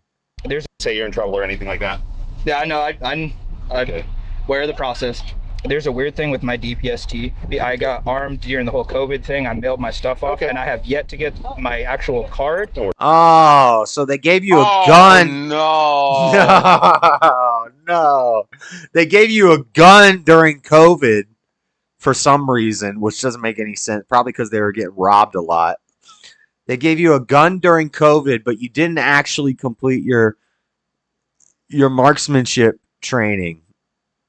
Oh no! So you don't have your card right now. Don't worry about it. But I do have the gold paper or the yellow paper that was issued to me. Don't worry about it. As it would turn out, this was an issue that Logan would need to worry about. The day after the shooting, he was brought in for a formal interview where he was read his Miranda rights. Bro, he's like falling over. He's drunk. He's been drinking all night. He just went home and drank a whole damn bottle of Jameson. Agreed to speak with officers. He tells them that he was in the Air Force for 6 years. He was then asked to describe some of the things he dealt with working as a security guard. You say pause it? No, I said irrelevant. Oh. I was in the Air Force for 6 years. Irrelevant. Yeah. He's going to throw out all these sob stories. So would you say that you've been able to resolve a lot of situations more like the chair force? using just either verbally saying stuff to people or de-escalation? Usually that's a lot of time it's, just being calm, rational. But if you're talking about the individual I dealt with, he's been a problem for us for a really long time. I was going out, driving around, doing my patrols, and this guy, his name's Freddie, he's been trespassed from our property before. He's been trespassed by me. He's been trespassed by the members of the security team. He's been formally trespassed. I think the police, we had to get the police involved at one point, and they went over there and formally trespassed him. And then he was trespassed again by the owner of Delta Park, because how the whole incident started was like months back. My guys were chasing a shoplifter out of, it's either Marine Fishermen's or Dick's. I think it was Marines, actually. The dude stole a bunch of like knives and other tools. This guy, Freddie, drove by, opened up his car, and let the dude hop in that we were chasing, and then peeled off with him. And so that's why that's where the trespass started. Along with the other security guards, Logan had several prior verbal disputes with Freddie and had banned him from public areas about a month before the shooting. I never thought that the shirt I wore to school one spring morning would lead to a federal lawsuit, but the reaction from the adults running my school didn't leave me with much choice. My school spends all of June expressing its view on LGBTQ+ Oh my God, get this school off of my officials screen. What encourage the hell is this? What is this? You gotta stand. What with is Liam. this? He's talking about his cool shirt. Stand with Liam? No. Get the hell out of here, Liam. What was that? What ad was that? I went pee and they ran the ad right when I was peeing. They knew. They waited. And then they dropped the gayest ad in the history of the world. What was that? Talking about his kid was talking about his shirt or something. Like, you want to put this shirt on or something? Da, da, da. And then I saw the flags. I'm like, oh no. Stand with Liam? Is that Liam Thomas? Is that the swimmer? I don't know. Fuck Liam. What the hell? I had a friend. Damn, Liam! Oh my god. Okay, what did I miss? What is this guy doing? Okay, he's explaining it. We're at the interrogation scene. We got 10 minutes left.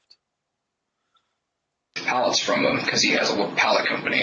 Yeah, a little pallet company. Formal agreement with him. Damn it, I didn't see when you got up, but he was talking about there was a guy that was caught shoplifting at the center itself out of a Dick's Sporting Goods, and he said that dude jumped in the truck with Freddie, and Freddie took off with him. Oh, so and that's why he said. Was issued. Well, yeah, he said when he walked up to him, he said, "You were helping somebody shoplift the other day." And I was like, yeah, "What?" I never saw this interview. Huh. When he was first walking up the truck, he's like, "You helped somebody shoplift the other day, and you steal pallets from here all the time." Woo! Sneezes. Criminals.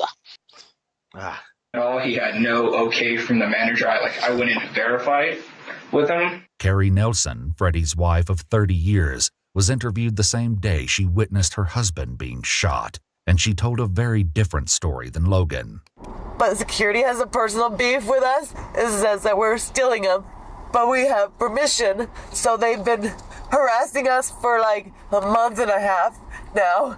Mark Wilkins, the property manager of TMT Development, which managed the Delta Park Center, stated in an email that Freddie was not an approved vendor authorized to remove pallets. He also said that he spoke to Freddie and told him he was not approved, but that he was only trespassed from private property owned by the landlord, not from public areas. In contrast, Logan claimed he'd banned Freddie from public areas about a month before the shooting. Everybody, most of the managers know us in there. So you have a contract with Lowe's to take the spare pallets and use them for your own? No, we sell them. You sell them? Yeah. Okay. Where's the contract at? Do you have that with you, or is it? We do this. It's just a verbal Contract. Yeah. Do you know who you have the verbal contract with at Lowe's? Well, she works in the back. I don't remember her name. Oh, that's not going to help. The guy that remembers her name is dead. Verbal contract. Not a good idea. Not good at all. Get that shit in writing. Could you please put this on a piece of paper for me, Mr. Property Owner, just so I don't have any issues with your security guards. Jeez. Always get the shit in writing, people. I've talked to your... Fuck that verbal contract shit. I've talked to your security guard a few times. He's a little murdery. So can I get that in writing? Seems like the type of guy that might shoot you in the face. What's with all the... I think it's a psyop. All these white cop stories about white cops shooting somebody in their fucking face. I only say it like that because that's how the cops said it. But I'm going to shoot you like... Now that's the psyop. It's going to... Oh, man. White guys. Black, it'd be national news. Oh, if Freddie was black, oh my God. We would never hear the end of it. Damn. Adding to the confusion, police spoke with Lori Sugarbeer, the receiving manager. Sugarbeer. I was not here the day it happened. I had no idea what happened, but I dealt with this for like... Bro, if I married a woman named something Sugarbeer, I might have to take her last name. You can call me gay. You can make fun of me. You can say beta. But if I could be Josh Sugarbeer, my name is Joshua Sugarbeer. I want to say at least a month before the incident even happened, and I was working with TMT, or trying to, emailing TMT saying, hey, this is the person I want Freddie Nelson here to pick up our slag pallets. They're trash to us. We don't ever do an official business contract. Okay. But we do try to find someone who can come and pick up our pallets. So that's So this is Lowe's receiving manager saying, Yeah, Freddie could pick up the damn pallets. These security guards. This is why I'm on Team Freddie in this one. I'm picking Team Freddie in this one. I can't stand security guards. I appreciate cops, when they do their job right, but security guards piss me off. The gist of what I was trying to get TMT to authorize, because I know we've been rounds with security here saying we can't have anybody back here. And I'm like, well, you're impacting my business because I really need these picked up. I had emailed TMT, and a week later I emailed them saying, look, we're having issues with Freddie and the security group because whatever, I have no idea. And every time I dealt with them, they were seriously over aggressive with Freddie because he was literally just standing there with me, and I was having a business conversation with him. And they would just zoom up and be like, "You have to get off this property right now, bye." And I'm like, hey, we're just trying to get this resolved. And the picking up a thief is probably some bullshit thing that they're bringing up to cover up for this security guard. But if it's true, who knows? You can't take anybody to the store with you nowadays. They all might be trying to steal. And maybe he didn't know the guy was robbing them and jumping back in his truck. There's plausible deniability there. And every single time, Ryan, I was like, why are you guys just attacking this guy? Yeah. I don't understand. There was no formal agreement. It was just sort of like you had identified Freddie as a person that you were willing to let take the pallets from the back of the store. Oh, this security guard's done. And that's sort of your responsibility in some ways to manage the pallets not being. Chat is Team Liam? No! No!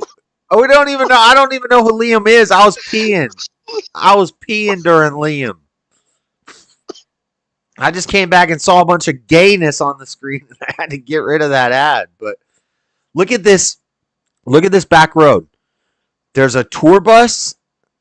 There's a camper with it's in setup mode. All these campers are in setup mode. This is a fifth wheel that has no vehicle attached to it. Maybe there is. I think there is a vehicle. I can see another set of wheels here, and there might be a little car right here. But anyway, my point is, these are campers, which is often what happens on these back roads behind Walmart, behind Lowe's and stuff. People have this misconception that I don't think it's true anymore, that you could just park and sleep in a Walmart parking lot. That used to be a thing, and then van life and COVID happened. That's not really a thing anymore. You will get towed, or you will get harassed. But yeah, it depends. Maybe it depends on where you are. Yeah. Yeah, they hate us truckers and shit, but because you guys have a Sam huge Walton truck.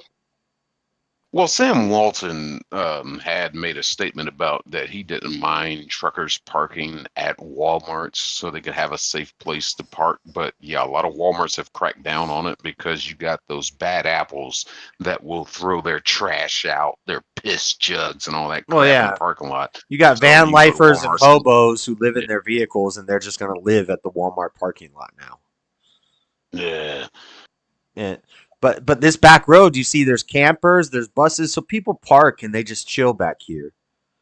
But then this guy comes to collect pallets and they harass him. So there's something else going on here. They just don't like him. They think he's... And this is what these security guards will do. They do it at the damn public library. I mean, God forbid I be able to go somewhere and just nod out for 6 hours at the table. Bro, they used to harass... They used to come up and kick me out of the library all the time because I'd be falling asleep at the table. And one time I told them I was praying because I would kind of put my head like this and but I'm like, I keep my head kind of up, but my eyes are definitely closing. And one day they came up to me, they're like, "You got to go." I was like, "I'm praying. Don't I have freedom of religion? I'm saying my prayers right now." They're like, "No, Josh, you do this every day. You got to go." I was like, "Oh, you guys know me too well." But still, they were decent. Some of the security guys were cool once I got to know the top guy. He had my back in a couple of incidents. My only, I guess I could talk about it. I guess I've already whatever. My only assault charge on my record is because I punched a damn hobo once out in front of the library, and the security guards the security guards tackled me as I was running away, and but they tackled me on the public sidewalk. This all happened on the public sidewalk out of the library property, so I'm on the public sidewalk. They shouldn't have been able to touch me, but I was like, when the cop showed up, I was like, yeah, I punched him. He was talking shit, and I punched him in the mouth, and I dropped him. And they're like, okay, well, you're gonna have to go to jail for like a day, and you're gonna have to deal with this now. I was like, okay, all right, let's do it. I'm on camera and stuff, so I'm not gonna deny it. But what I was pissed off about was that I could have got away. I think I told the cop this. I was like, I could have got away, and then I wouldn't have wasted you guys' time, because you guys want to punch this guy in the mouth as much as everybody at this library wants to punch this guy in the mouth. So I just did it, and I should have got away with it, but the security guards tackled me on the public sidewalk. That shouldn't be allowed. And cops were laughing. He makes a valid point. What do we do? Don't come back here. Right. Don't come back. But they're like, no, it's assault. So I think I was in jail for like 8 hours. But I didn't even get through booking. But yeah, that was a mistake. I made it through my whole life without having a violent charge on my record. And then I punched a hobo in the mouth. I was a hobo too at the time. So it's fair. It's not like a home person. It's fair, yeah. It's not like a house person who's going around punching hobos, but I was a hobo, and he was a hobo, and he was talking shit, and I punched him in the mouth. What was that? Crickets? What's up, John? Hold on, we got to finish this video, because, look, all I'm pointing out is that people camp and stuff on this road, in this back road. So it's messed up that the security guard is harassing him, but I don't know. There's always more to the story that we might not know. There anymore? Yeah. Okay. Yeah, exactly. I manage all the trash here. And how many times do you think that you were with Freddie when Cornerstone Security had contacted him? At least 3 times. Did you tell them that it was fine for him to be there? Yeah. Oh, yeah. Yeah, and I told him, I said, no, you have to understand, I'm working with Freddie. I have been working with Freddie. I've done before this all happened, even the first interaction with them. In her interview, Lori also added this. Was there ever an issue with Freddie stealing pallets from you guys that you know of? No. Okay, no. so you've never... Oh, so security guard lied about that. I authorized him to take the ones over because he was there. And I'm like, hey, can you just take these 30? We started getting on to him about it, like, you're trespassed, you're supposed to leave. And so what he would do is he would just come on our property and sit in his car and just puddle around, because he knows he's not supposed to be there, but we can't do anything when he's in his car. We've never had, and not even a piece of paper saying we've been trespassed. We've never had a date of when we've been trespassed. We have no idea when we've been trespassed. It's unclear if Freddie had actually been given a formal trespass order. Regardless. Yeah, there was the camera incident when they said you're trespassing, you're leaving, we're calling the cops multiple times. So, but if you never got a paper, a big part of that trespass is you have to submit it with local law enforcement, so local law enforcement can take your name, ID, all that stuff, and officially issue that trespass. Right, and if Lowe's didn't want to trespass, then maybe there was no actual trespass, and it's just these douchey security guards don't like him for some reason. Maybe they got in some argument with him a couple times or whatever. Huh. I don't know. Let's see. Logan explained his version of events for the day of the shooting. I was driving by, I saw his car pull onto our property, so I go over there like, hey man, you need to leave. You're not supposed to be here. Like, I don't know how many times I have to tell you. He gets out of his car, I get out of turn my camera on, get out of my passenger side, my driver's side door. I was like, turn around, put your hands behind your back. You've been trespassed, you're not supposed to be. And he looked at me and was pretty much like, you. He pulled in front of us and blocked us. He told us that we have to get off the property. And who is he? The security guy. See, you can see it right there. So this is not his truck. It's not this other red and black truck. It's this black truck. Looks like a Nissan. And he's not real. You're not really blocked in. He was blocked in because his wheels were pointing this way.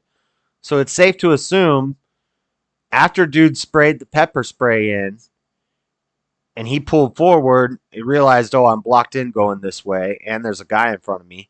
He backs up, turns his wheels, and he's going to go out this way to his left. And that's when the dude shot him. Yeah, this security guard's effed.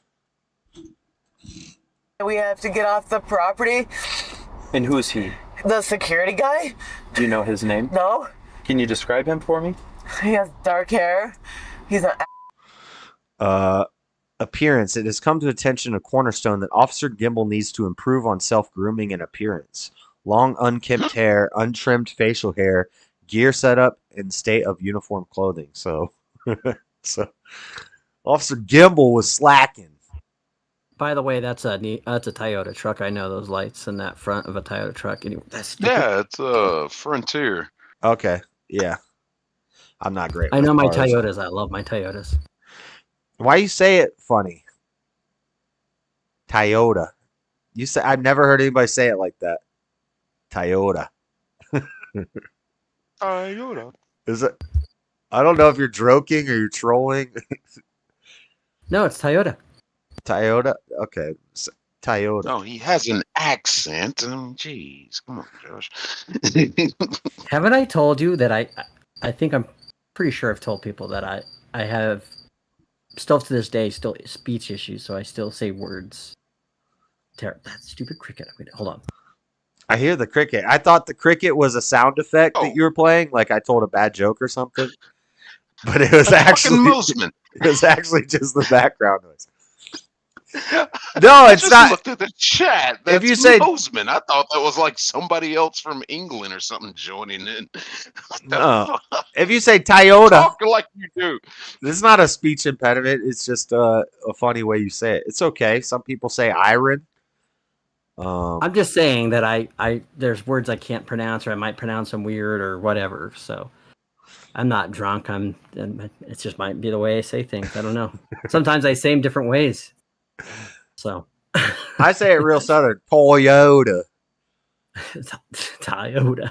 Daddy Job, what are you doing? Can't let the kids. It's like that little bit that Mayhem and I had about how to pronounce Oregon, because he's like, Oregon. And I'm like, no, it's Oregon. He's like, no, that sounds like organ meat. I said, no, it's Oregon. Oregon. Yeah, I gotta go with Oregon. I got a friend from there, and he says, "No, stop saying Oregon. It's Oregon." Yeah, it's not Oregon. But I don't know if that's a Southern thing or if it's just people who've never known people, or around here we don't say Oregon. It's Oregon. Yeah, I say Oregon, but I could picture some Southerners being like Oregon. Because we say Oregonians, so it's sometimes that kind of might, but it's sounds like Gorgon. I'm like, no, it's not a Gorgon. It's not an Oregon. It's Oregon. So we made a little clip of that. John, you know any like super liberals? Like on YouTube, you mean? Yeah, like somebody that'll debate. I want to do a Trump, JD Vance versus Kamala and Tim Walz debate. Well, Destiny, Effigy. He's pretty liberal. Jalen. He's pretty liberal, but I don't think many people actually like. I want to find somebody that Oh, okay. really likes Kamala and Tim Walz, like somebody who really is gonna go to bat for him. Well, there's what's his name? What's the guy that is the host of the Breakfast Club? Charlemagne. Well, yeah, I don't know if I can get one. Charlemagne the God. Yeah, I do not reference him as that. No. Charlemagne By the way, fraud. Your story about the hobo, it sounded like it could be like either a sequel or a prequel called "A Hobo with a Fist." Yeah, Make a traveling ninja movie about it. And I did do Tai Chi for a while when I was homeless. Some Japanese music. No, it was funny. I had just like for like 2 months I hadn't been like really using hard drugs and stuff. And I was in the bathroom at the library and I was actually pooping. I was in the bathroom to go to the bathroom. And this guy keeps banging on the door and I'm like, I'm busy, I'm pooping. And he goes and gets security and he tells him this guy's in here shooting up. And I Did you came actually say the words "I'm pooping"? Yeah, I'm telling him I'm pooping. And I came out and I was pissed and the security knew me and I told the security guard, I said, I've been clean for 2 months. I haven't been doing that. And it pisses me off that he's going and telling you guys about this and I'm gonna punch him in the mouth. And they're like, take it off of library property. We understand, Josh. Just get off the library property. So we leave and everything's fine. And like 3 days later, we're both getting off of the train at the same time in front of the library, and I see him there on the corner, and we're not really on the library property. We're out on the public sidewalk. And I remembered the head security guy. He's like, just keep it off of library property, and we don't care what happens. And so I was like, okay, we're off library property. And I was like, oh, you were talking shit the other day. Boom. And he dropped like a sack of potatoes, and some security was standing there, and they saw me.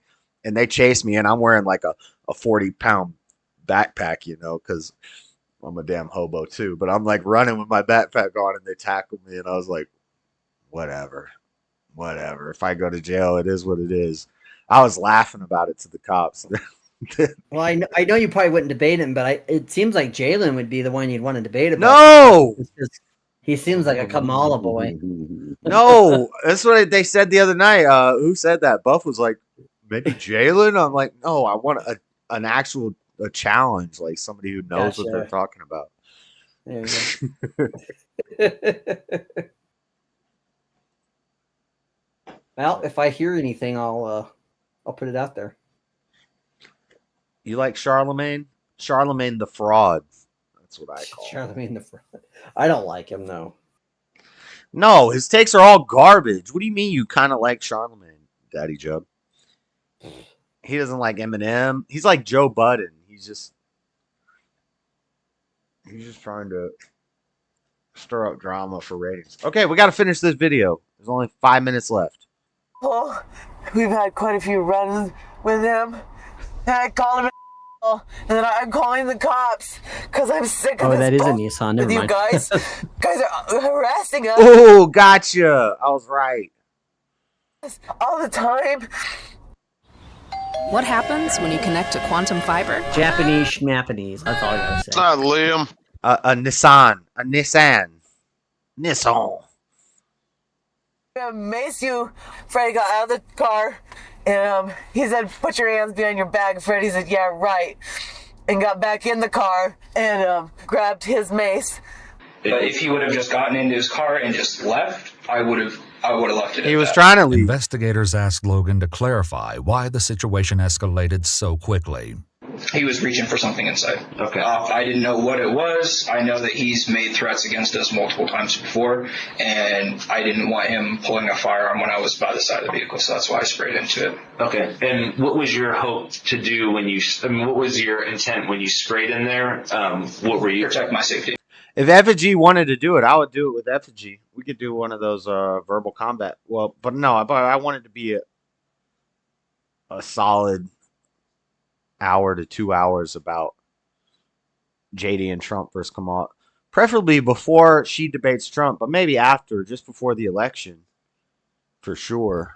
You really think she's going to debate Trump? I hope it happens. I don't think... I think it'll happen at least once. Maybe it's not on Fox or ABC, and maybe they end up doing like a CNN one. Of course. No, I think they'll do an MSNBC. It'd be on MSNBC if they did one, because I think the DNC is probably pissed at CNN. For the Biden debate? Yeah. I mean, how's it? I don't... Yeah, I don't know how that could blame. Well, they're kind of dumb, but I was gonna say I don't know how you could blame CNN for that. CNN is pretty bad, but MSNBC is literally the DNC's media outlet. I mean, they are DNC TV. Yeah, they might end up just switching it from it's not going to be Fox, it's not going to be ABC, and yeah, they do MSDNC or CNN or something like that somewhere else, a third party. I think they'll do one. As the great one says, MSLDS or MSLD or how does he say LSD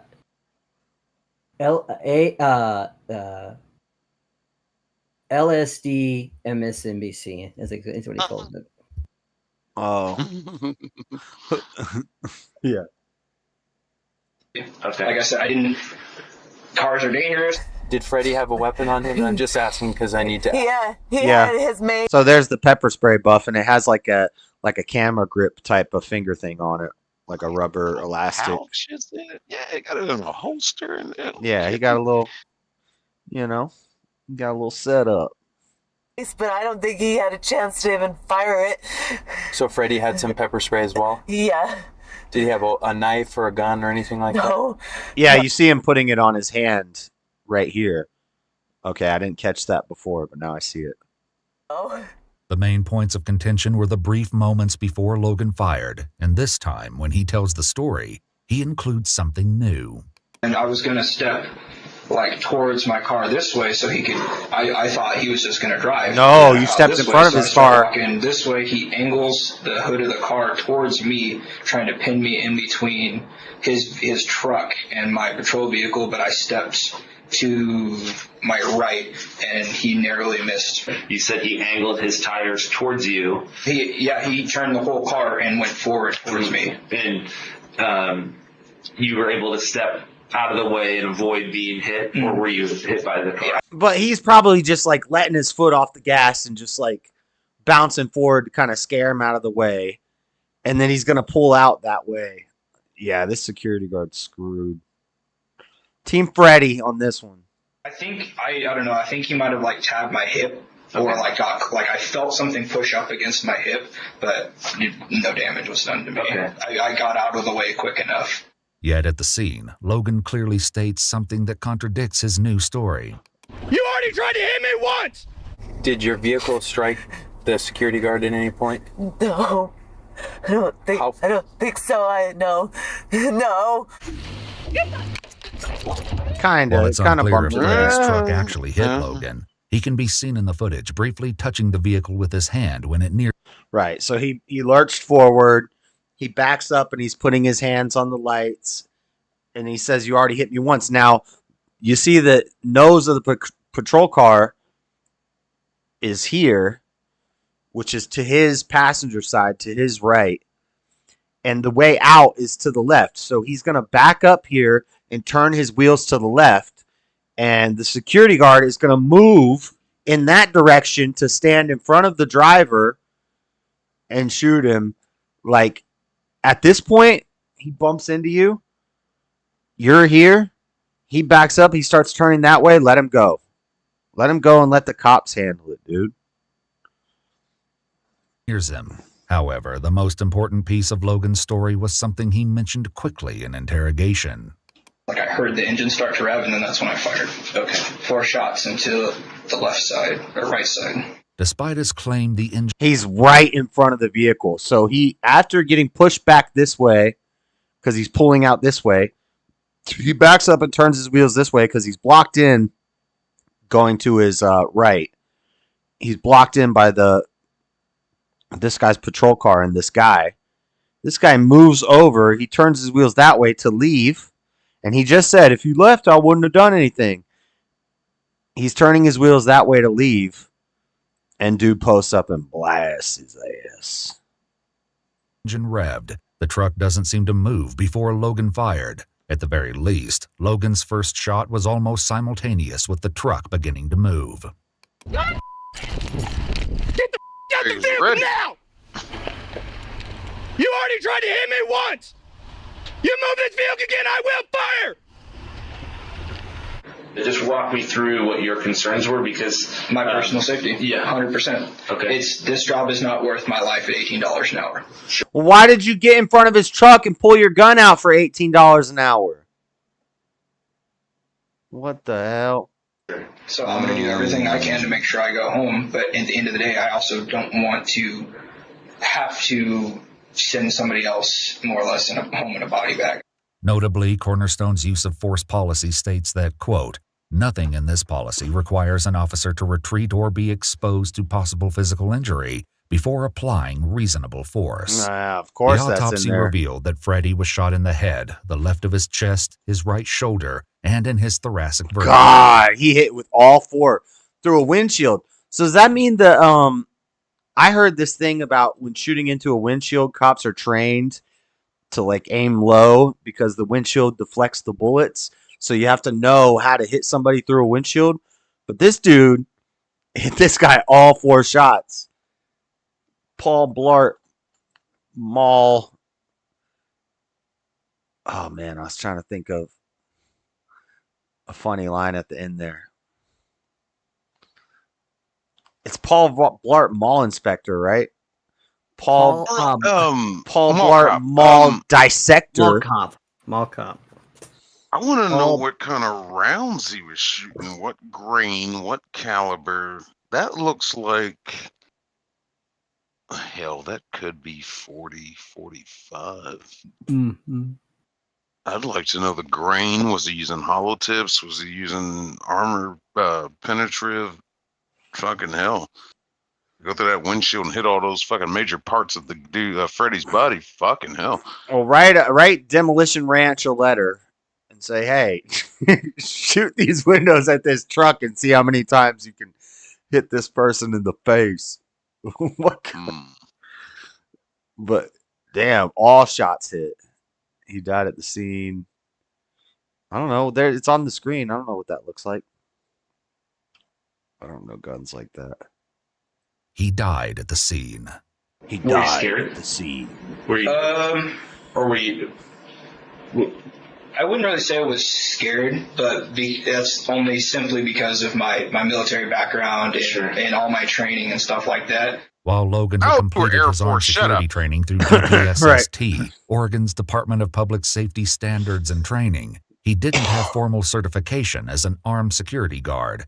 This meant that he was not licensed to carry a firearm at the time of the shooting. The Cornerstone Security Group later admitted that along with Logan, 2 more of their security guards weren't certified but were carrying firearms.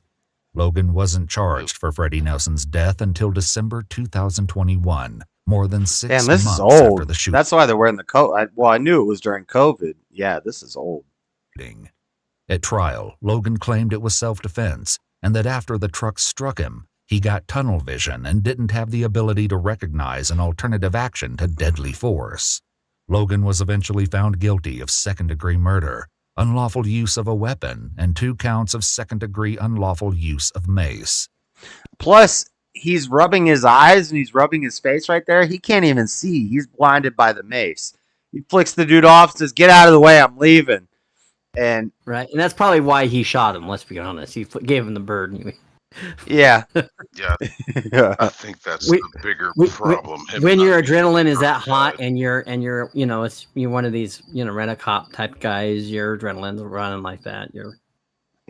He's the type of guy that probably gets into like road rage really easily. Yeah, I bet. Huh. Yep. This guy's getting screwed. He was sentenced to life in prison. Life! He was sentenced to life in prison with the possibility of parole after 25 years. Damn. Following this, Kerry Nelson filed a $25 million civil lawsuit for against wrongful death and Lowe's? negligence against the owners of the property and Cornerstone Security Group. It appears the case is still ongoing. Yeah, they don't got 25 mil to give you. They're going to settle for like 5 mil. Damn. So he got life. I thought he'd get like 10 years or something. Yeah, that's a tricky one. Because I don't think she can go after Lowe's. I think she can only go after the owner of the complex because they hired the security guards. and having this guy on property with a gun and not being fully certified to carry and use that weapon, I think she can only go after them. By the way, Buff, I enjoy Twisters, by the way. Yeah, I didn't think it was horrible. I'm so sad to hear that.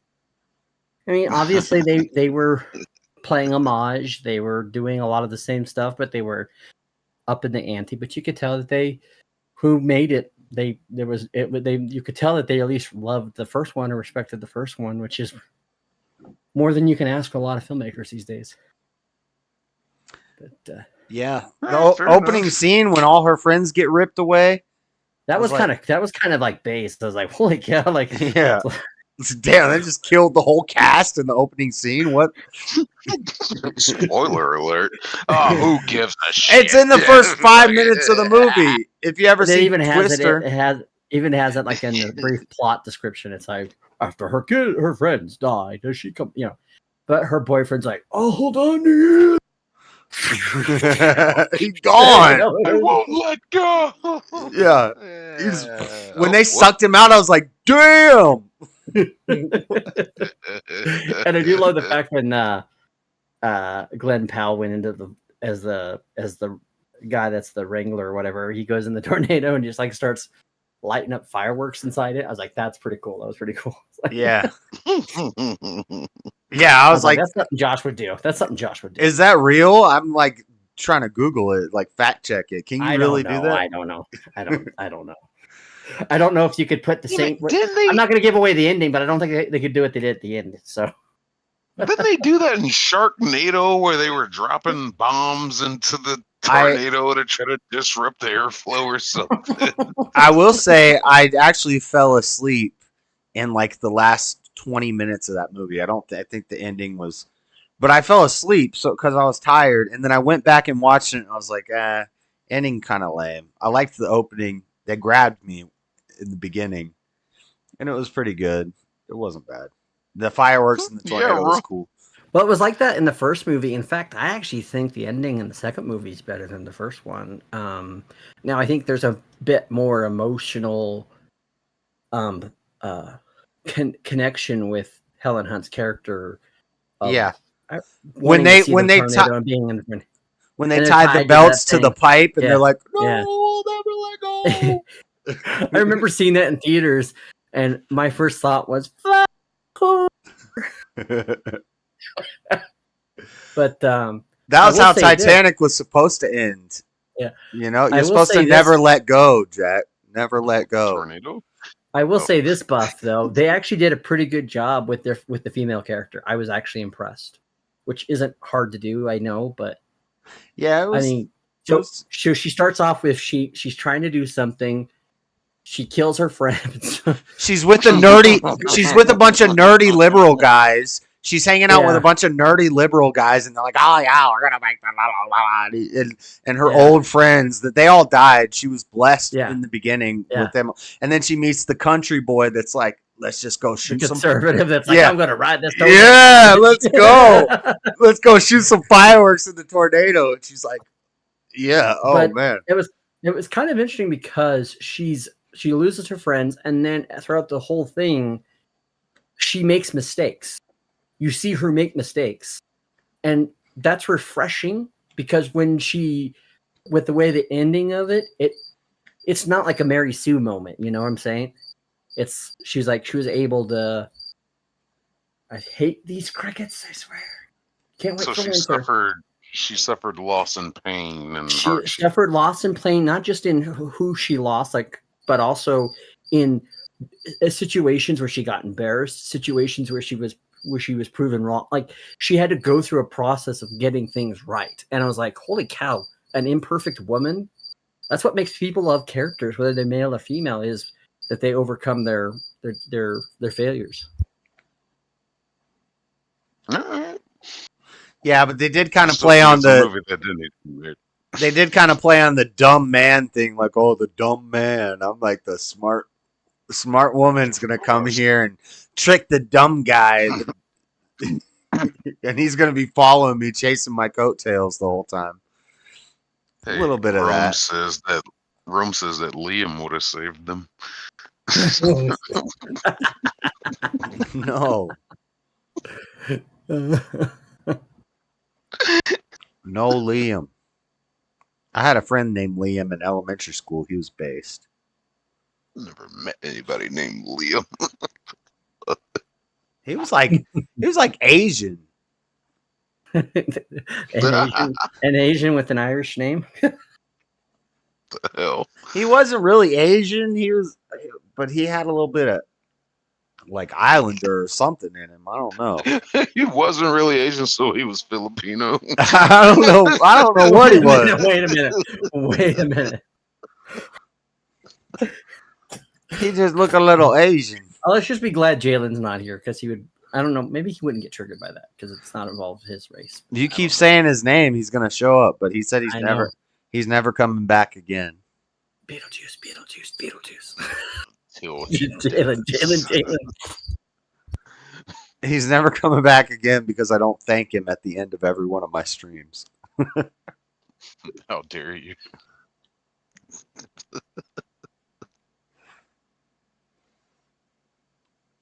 Holy shit. Liam is a real one. I don't know this Liam you speak of. But nobody else gets drunker than the Irish.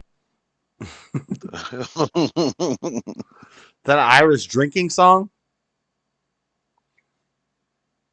Nigel said Nigel won the bronze medal for skateboarding in the Olympics, and he said he did a tweet and it was like falling apart. He's like, this is garbage material, and it was like breaking and crumbling apart. What are they making them out of chocolate? Oh, the metal! I heard about that. They're probably getting the quality of his metal was. They're probably getting it from Timo. They're probably getting it from Timo. Yeah, Timo metals. He's like, what is this garbage metal? It's like falling apart. Damn, that's not metal. Uh-oh. Do not do that. Say his name 3 times and he shall appear. Hello. Wow, interesting. Do you hello, fraud? You have a window open or you're on a back porch? What are you doing, John? Are you hunting right now? I have a cricket that's loose in my house, yes. And he is every time I go to get him, he's moving away. I mean, it's just like he's in your house and he's chirping. He's in my house. Yes. Oh, I would lose my mind. I know. But this is part of the cost of living out in the country is you get, that guy when you try to track them down, they stop chirping. It's like, you son of a bitch, make noise. Yeah. It's usually like, oh, fuck it. You turn around and walk away and they start chirping again. It's like, you little mother. Yeah, God made all the animals incredible, Buff. It's just saying the way these animals, these crickets work. The only thing a cricket is good for is fishing bait. Damn it. They are good for fishing bait. John, glad you got a cricket in your house. That makes me happy. Why was I summoned? What do you all need from me? I was about to lay down. We need you to uphold your promise to where you said you weren't coming back on here anymore. You fucking They're trying to get you liar. People seem to liar.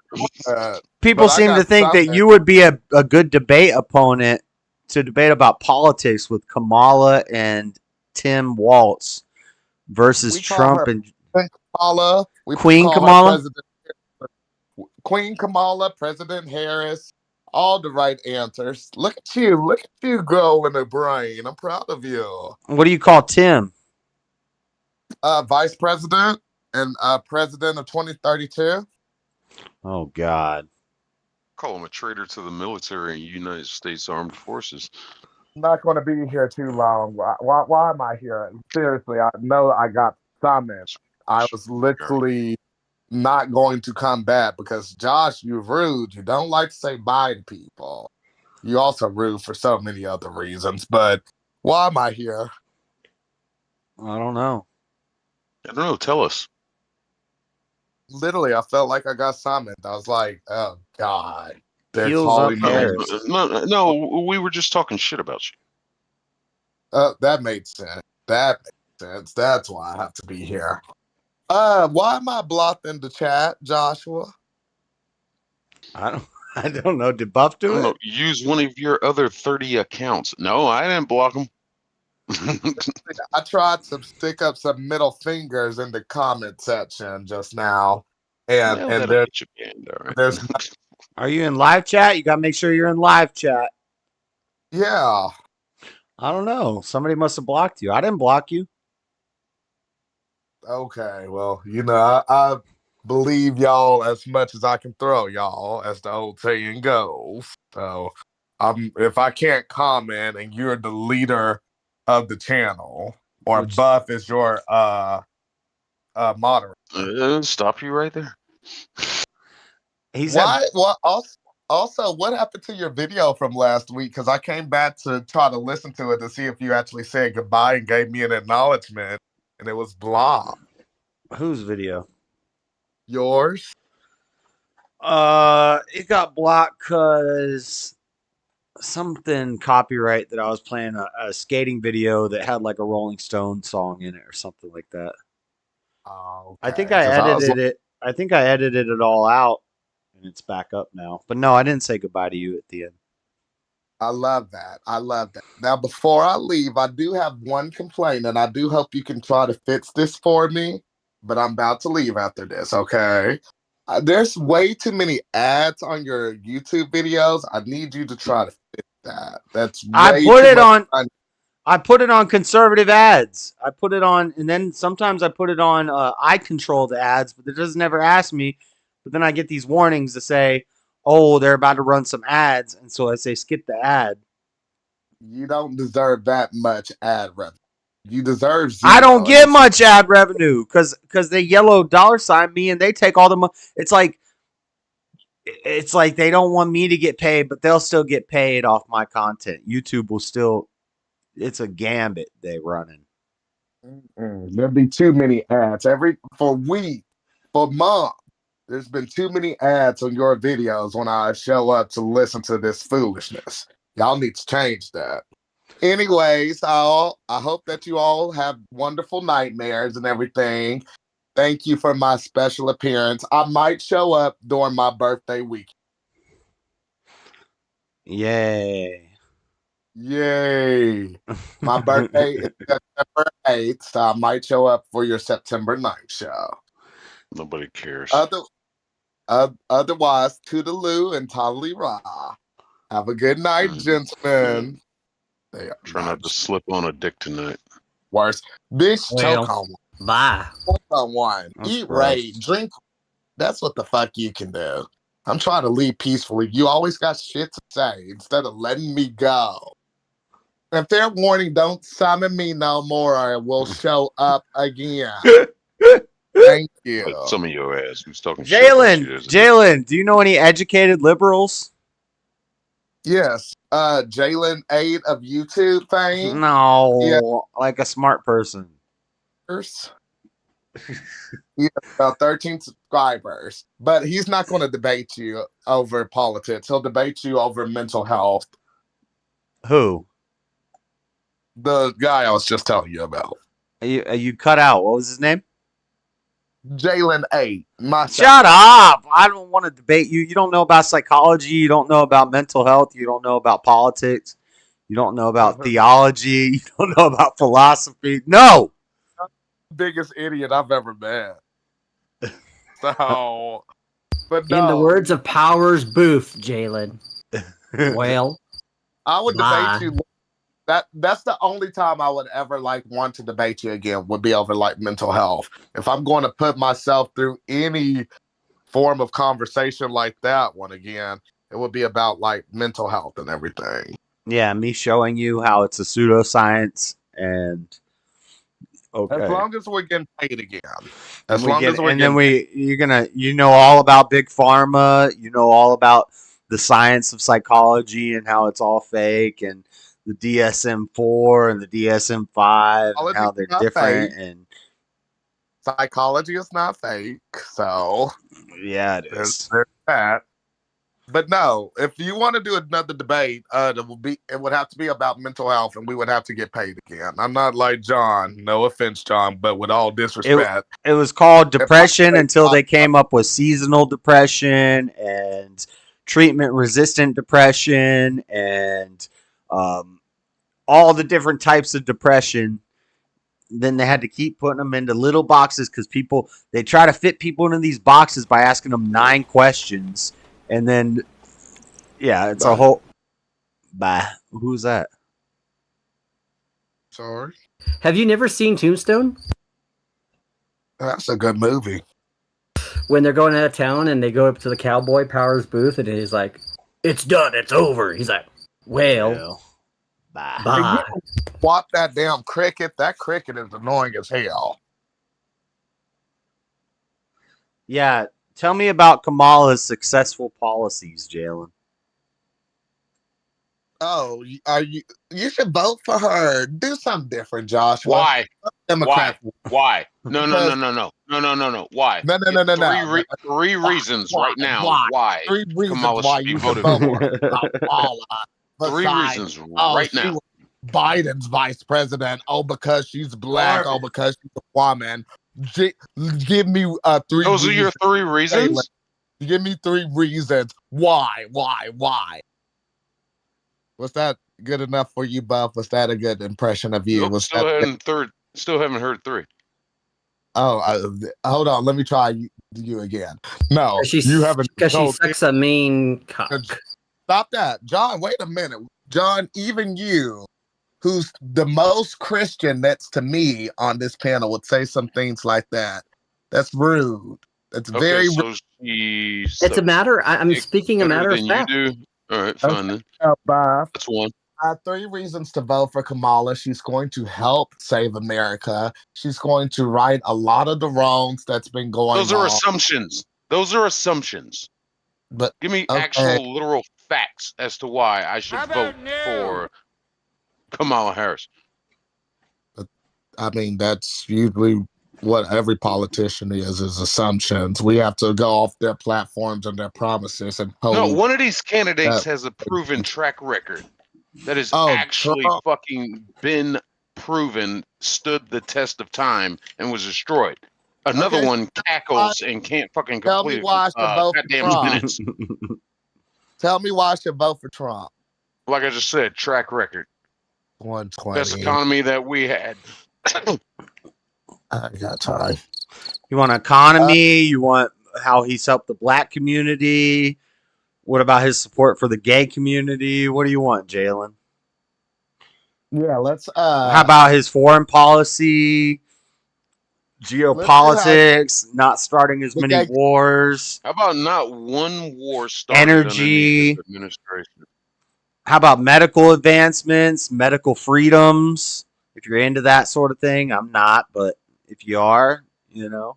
How about the slowdown of illegal immigration at the fucking border? How about border and immigration policy? Did not. Hold on, because I'm trying to enjoy this. I'm going to enjoy this, but you can't do those slight things like you don't believe in medical advancements and healthcare and things like that. What do you mean, sir? What do you mean? Hey, can I tell you some reasons why maybe someone might like to vote for her? She's good at arresting black people. Mm-hmm. She's got a great laugh, and she's really good at saying things redundantly.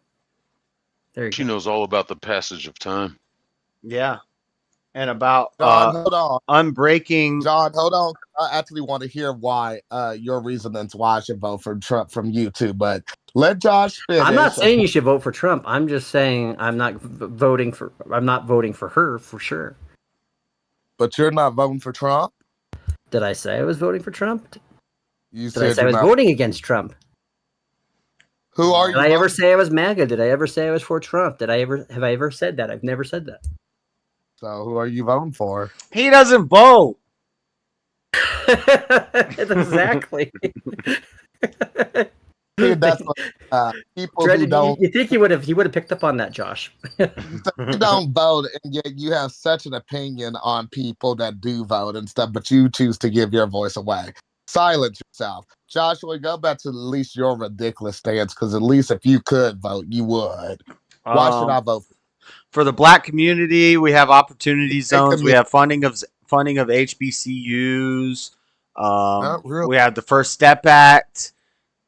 And compared to Kamala, who for the black community was locking up black potheads and stuff and then lying about it. But see, so you're into all the gay stuff. So see, you would argue that like Tim Walz's transgender policies and having condom and tampon dispensers in kids' bathrooms and gender diverse bathrooms, you're probably with all that degenerate crap. So that little girls might need tampons for when they're on their period. Yeah, especially for when they're in the boys' room. Right. Mm-hmm. Yeah. Yes, they should have that. The taxpayers shouldn't pay for it. If the parents can't afford to take care of their child with medical things that they need like that, then those parents shouldn't be having so many kids. We shouldn't be encouraging that. But we make it easier for you to just send your kid to a public school where they can put all that stuff on them, and harder. Here's the problem with that is that they offer them at health clinics for free. But see, the local high school here, they're trying to put in a health clinic. There's a reason why they're trying to put this in the public schools, and they know it's a way of forcing things. Yep. Yeah, it encourages it by making it easier. Sometimes the negative outcomes of our actions are necessary to discourage more people from doing those things. So I brought this up on a panel Easy was having about abortion, and I said, what if you had a bracelet? And Freddie, comes from Freddie. A long time ago, Freddie brought this up. He said he wanted to invent a bracelet that monitors your heart rate, and if your heart rate drops too low, it injects Narcan into you. And is that a good idea? And I'm like, for society, that's a horrible idea, because what you're doing is you're taking away the punishment. What the hell am I talking about? Taking away the consequences of taking away the consequences of your actions. Right. Justifying the legal. Yeah. Right. And so for parents, it's like irresponsible parents can have kids and just send their kid off to a public school where they can control the kid and do whatever they want with the kid, turn the kid into this androgynous robot creature. And instead, we should set up society where you can afford a household with one parent. You can have a father working. You have the mother taking care of the kids and raising the kids and teaching the kids. And then this crap doesn't spread throughout society. And it's harmful for society, Jalen, the gayness and the trans stuff. It raises suicide rates, more likely to be addicted to drugs, more likely to end up in jail, more likely, all these negative outcomes come from this stuff that they're trying to normalize. Tim Walz. Joshua, I would tell you 3 reasons not to vote for Trump, but those don't equate being bigger than Kamala's. John, let me also ask you this. Do you not have a fly swatter or anything for that damn cricket? He doesn't know where the cricket is. He's hiding in a small little crevice in the wall. So it's like he comes out and then I chase him and he goes back in. Well, I will say the Lord works in mysterious ways. This is when you get the cricket poison and you find the hole in the wall and you just blast it up in there. You're going to bring God into an issue about a cricket? Not God. I'm bringing Raid and myself. Not you, him.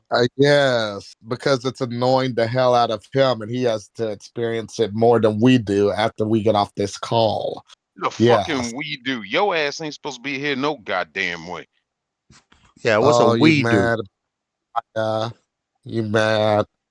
I'll give myself 4 more minutes of I this ain't food. mad. I ain't shocked. I ain't surprised. We knew you'd be better. You ain't shit is what you are. You ain't shit. But you are honored to have me have a conversation with you and give you these many words. Trump did more stuff that I disagree with that helps communities like yours, Jalen, than Kamala has done. And I don't even. I got about facts. I got about 3 more minutes. What did he do for the gay community? He waved a dang flag. No, he put a bunch of gay people on his cabinet. He was the only one to come out pro gay marriage from the time he was voted in. He was pro gay. Do gay people not work? Do gay people need jobs? Do gay people need gas? The economy helps gay people. No, I mean that's what you want. Is you want someone to coddle you and say, "Hey, we're going to put a rainbow sticker on something," and that means supporting something. Well, if that's what you think supporting your community means, then fine. That's your prerogative to think that. But I do think that things that help people all around are good things all around. Don't you? May I ask an honest question? Am I really like the closest thing to like a gay representative that you all have besides Buff? Am I the closest one? No, Shiva's Fucker, coming. I know people gayer than you, and they call them some of my best friends. You are just a fraud. Yeah, I live in Utah. I'm surrounded by gay people. I try not to really associate them with them too much. But how am I a fraud? Oh, we really want to go down that damn path? You the one that sit there trying to tell me that I'm a black man that hates the skin that I am, and I hate being black?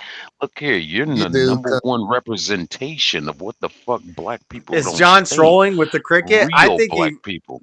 I think he might be trolling with the cricket too. I think he might be trolling with that cricket. I promise I'm not. As soon as I sit down and start talking, he's trolling me. I'm getting trolled by the cricket anyway, as I'm trying to troll Jalen. Yeah, but we don't hear I do have a legitimate question for Jalen. Let me ask you this. Oh, he sounds like he's on push to talk. Yes, John. What would you think are 5 fundamental things, or at least 5, if you can't, at least give me 2, but 2 to 5 Hold things. on, don't be so long-winded because I'm only here for 15 more seconds. Okay. Oh, 2 to 5 things that the gay community needs right now that they're not getting right now. 2 to 5 things that the gay community needs right now that we're not getting. I think there needs to be more protection for trans people. I think what protection do they not have? Hold on, buddy. Let's let him finish. Answer. I think us as gay people, I think it's okay for us to not have do I want to truly say this? I think there's a lot of people that could have so much more education from gay people that not all of us are like gay sluts or whatever, or want to be like in open relationships, and to each their own for that. But a lot of us are family men. A lot of us are Christians. A lot of us are wanting to have a say in our community. There's a lot of gays that are conservatives, that are Republicans, that are like, there are a lot of gay, and so there's a lot more of education to be known about like gay people. Like personally, a lot of us are glad that we have the chance to be married now. A lot of us don't want people to have to judge us. Like if you all ever needed blood, I probably wouldn't. Well, how does a president change that though? I wouldn't want your blood. Sorry. I wouldn't want yours. All those drugs and everything that I wouldn't want like that. I wouldn't want anything blood that is you've had on probably your cleaner body. than yours. But let me ask you this: what president could do those things like make people be more tolerant? Because I think one would argue that between Obama and between Biden, that you having a Democrat president hasn't really changed. And by the way, let's not. You all always forget that Trump caused so much hatred during his time. There was just so much. So this is all because of Trump, then, is what it comes down to. No, I'm just pointing out. The hatred and division. Okay. So let me ask you this: did Trump ever come out? Has he ever on his platform ever come out and said that he opposed gay marriage? Apparently, he waved some rainbow flag No, and no, no, no, no, stuff. no, no, no. I'm asking you, Oh. did he ever, to your knowledge, ever, as part of his platform, as something that he said in a tweet or a speech, did he ever say homosexual marriage should be illegal? I heard the No. question, John. Answering it. In fact, he was the first president to come out as pro-gay marriage. Obama wasn't even pro-gay marriage when he got elected. Y'all stop that. Because No, he I wasn't. told He you. wasn't. No, The whole that's Clinton wasn't either. Clinton wasn't either. Trump cabinet. Trump's cabinet, yes, that was Vice President Pence, but Trump picked them. That was under Trump's cabinet. He was trying to do a whole bunch of conversion therapy for people like me. So yeah, Conversion y'all therapy? stop saying. I'm pro-conversion therapy. I think there's some successful outcomes to conversion therapy, Jalen. What's wrong with sending a kid to camp where they act straight and stop being gay? I don't know. I'm actually against conversion What therapy goes in all on? forms. Conversion therapy. I'm Do against you know conversion all the therapy. electric shot treatment that goes on with? Okay, maybe what you're calling conversion therapy, maybe there's been some bad outcomes of it, but there's been some bad outcomes from kids going to church. There's been bad outcomes from kids going to public school. So There's no. there's gonna be some weird. There's gonna be some weird people that are doing some weird stuff. There's been a lot of bad outcomes because of conversion therapy. What are you talking about? People have been It's literally one thing tortured. to have your I minions think here, a lot but of that's hit pieces because I've seen. No. Yeah, I've seen good results from conversion therapy too because a lot of kids just grow out of this. It's a phase they're in because of the kids they're around, and then when you send them to, we're gonna go to be a man camp, and you're gonna stop acting like a little bitch, and it tightens them up. when you have conversations with the Lord, what do you say? Oh my God, Jill! Every time with this. Here's the thing, though. Exactly. As bad as Exactly. electric shock therapy has been, and it has happened in the history of conversion therapy, you can't deny it. The Mormons have used it. Yeah, electroshock therapy is probably a bad idea. Yeah, I don't think that works out I too would good. say of all the types of conversion therapy that are the worst, I think putting kids on puberty blockers and chopping off their dicks would probably be the worst type of Right. therapy. Right. So if we're saying that's conversion therapy, then I 100% agree with you, John. If we're saying electroshock therapy, I'm talking about the camps that they send kids to not be gay anymore. And it sucks that I have to worry I think there's about more people positive calling- outcomes from that than what they show you in the media and stuff. They're going to tell you it's horrible and they all are sexual molesters and they're torturing these kids and blah, blah, blah.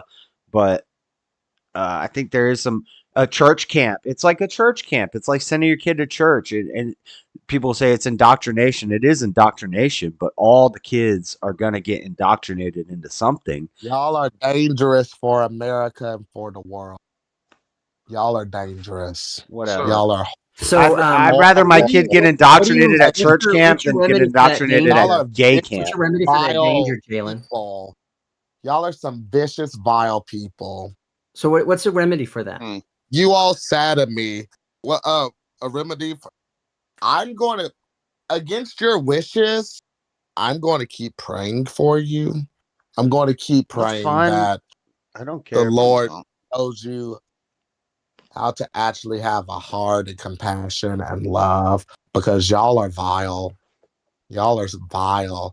And Buff, you're a drunk. You are an abomination. Disgusting. You're just a disgusting thing. You're But an I like abomination. You're a figure that I goes like against a what the little bit Bible better, speaks about. All right, Buff, man I shall like not a labor little bit man. better with John and Josh. Damn, Buff is dropping the verses on Jalen. Jalen don't even know the verses. Buff out here dropping them verses. You got that beautiful skin, so I at least like you a little bit better than Joshua and John. And I'm supposed to like that's them better. pretty racist. Yeah, that's okay though. It's okay. He can be racist, right? Because it's not racist if he's racist. Well, no, I'm the one that argued that racism exists. So. No. But you would agree with a lot of people that believe like you that racism. That black people can't be racist. Well, there's a lot of people that are liberals that believe black people can't be racist. Yeah. I don't think I said that in the debate that I won. You lost your debate. I debate. I won. Okay. So we're gonna get into that, huh? No, because I don't want to. I'm not supposed to be here. I sound like Clark. I'm not even supposed to be here. Here you are. All right, then I'll release you, Jalen. You may go back to whatever hole you entered out of. While I'm doing that, hopefully I'll try to get that cricket too to go back in that same hole. I think John came closer to winning than Jalen.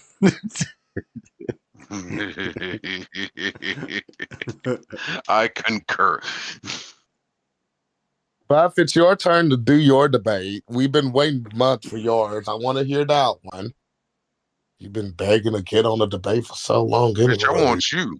He was he was I begging am to number one. He wanted to moderate a debate, and then after he saw some debates, he was like, I don't know if I want to do this. This stuff actually looks I'm trying to kind of decide tough. if I want to moderate on. No, Jalen would be easy practice. What do you want to debate? You could debate. I'll host a debate with Jalen, and we can dual stream it on the Thunderdome or so. I don't know, but Tuesday nights is my night for that. But I would moderate it. Jalen wouldn't want me to be a moderator, but what would you want to debate, Buffington? What does it mean to be black? Because you keep fucking kind of throw that shit in my fucking face. That would you dispute my blackness. What the fuck does it mean to be black, motherfucker? See, I'm a black person expert. You have a black slave. I'm gonna have the "What does it mean to be black" debate on my channel. Blickety blickety black. I'm black, y'all. I'm black, y'all. Hey. No, maybe we'll have a stubborn one because he does do good moderation, or maybe we'll have Mayhem. Joshua, you would want to be the moderator, damn it. But then, no, that would be a good debate, though. You can't set it up on my stream and I not be involved in it. I want to at least be watching. What would be a good debate? I don't know if it would be a good debate. We could get paid again. No, you can do it wherever, but it would be entertaining to see. What does it mean to be black? Well, maybe we can call BET7 and they could put it on that channel. And then what is we could get BET7? What is? What the hell is? We could put it on all the channels and just be like a bunch of white guys laugh at two black guys arguing over what it means to be black. Would you also have this debate with Frederick? There's no fucking point of talking to Freddie. I can talk to you more than I can talk to Freddie. Freddie is just fucking pro ignorance. Why are you trying to sub somebody in? Why are you trying to sub somebody in, Jalen? You can't handle it. Tag team. If you bring Freddie in, who does Buff bring in? Maybe Clarence Thomas, right? What no, I'm gonna be there. It's gonna be me and Buff versus Freddie and Jalen. What does it mean to be black? Wait a minute. Do y'all want to do 3 weeks? I'm gonna tell y'all more about what it means to be black than you know. How much is this money going to be split? 3 ways or 4 ways? What money? Why are you always trying to? Oh man. Because that's one of the stipulations to get me to do a debate with y'all. We have to be getting paid. Oh, Jesus Christ. And Joshua, you're turning down money. You always begging for money. You weren't. No, but you don't do it with the assumption that you're going to make a bunch of money off of it. You're not that good yet. Nobody's paying for your debates, Jalen. That's exactly why I do debates with you all, for money. You got like... Really? What money do you get? He got like $20 when me and him debated worth of super chats. We got like 75. Yeah, but it was split 3 ways, right? I know you didn't send all your portions of the money. I know you didn't. I sent everything equally, but yeah. I kept my.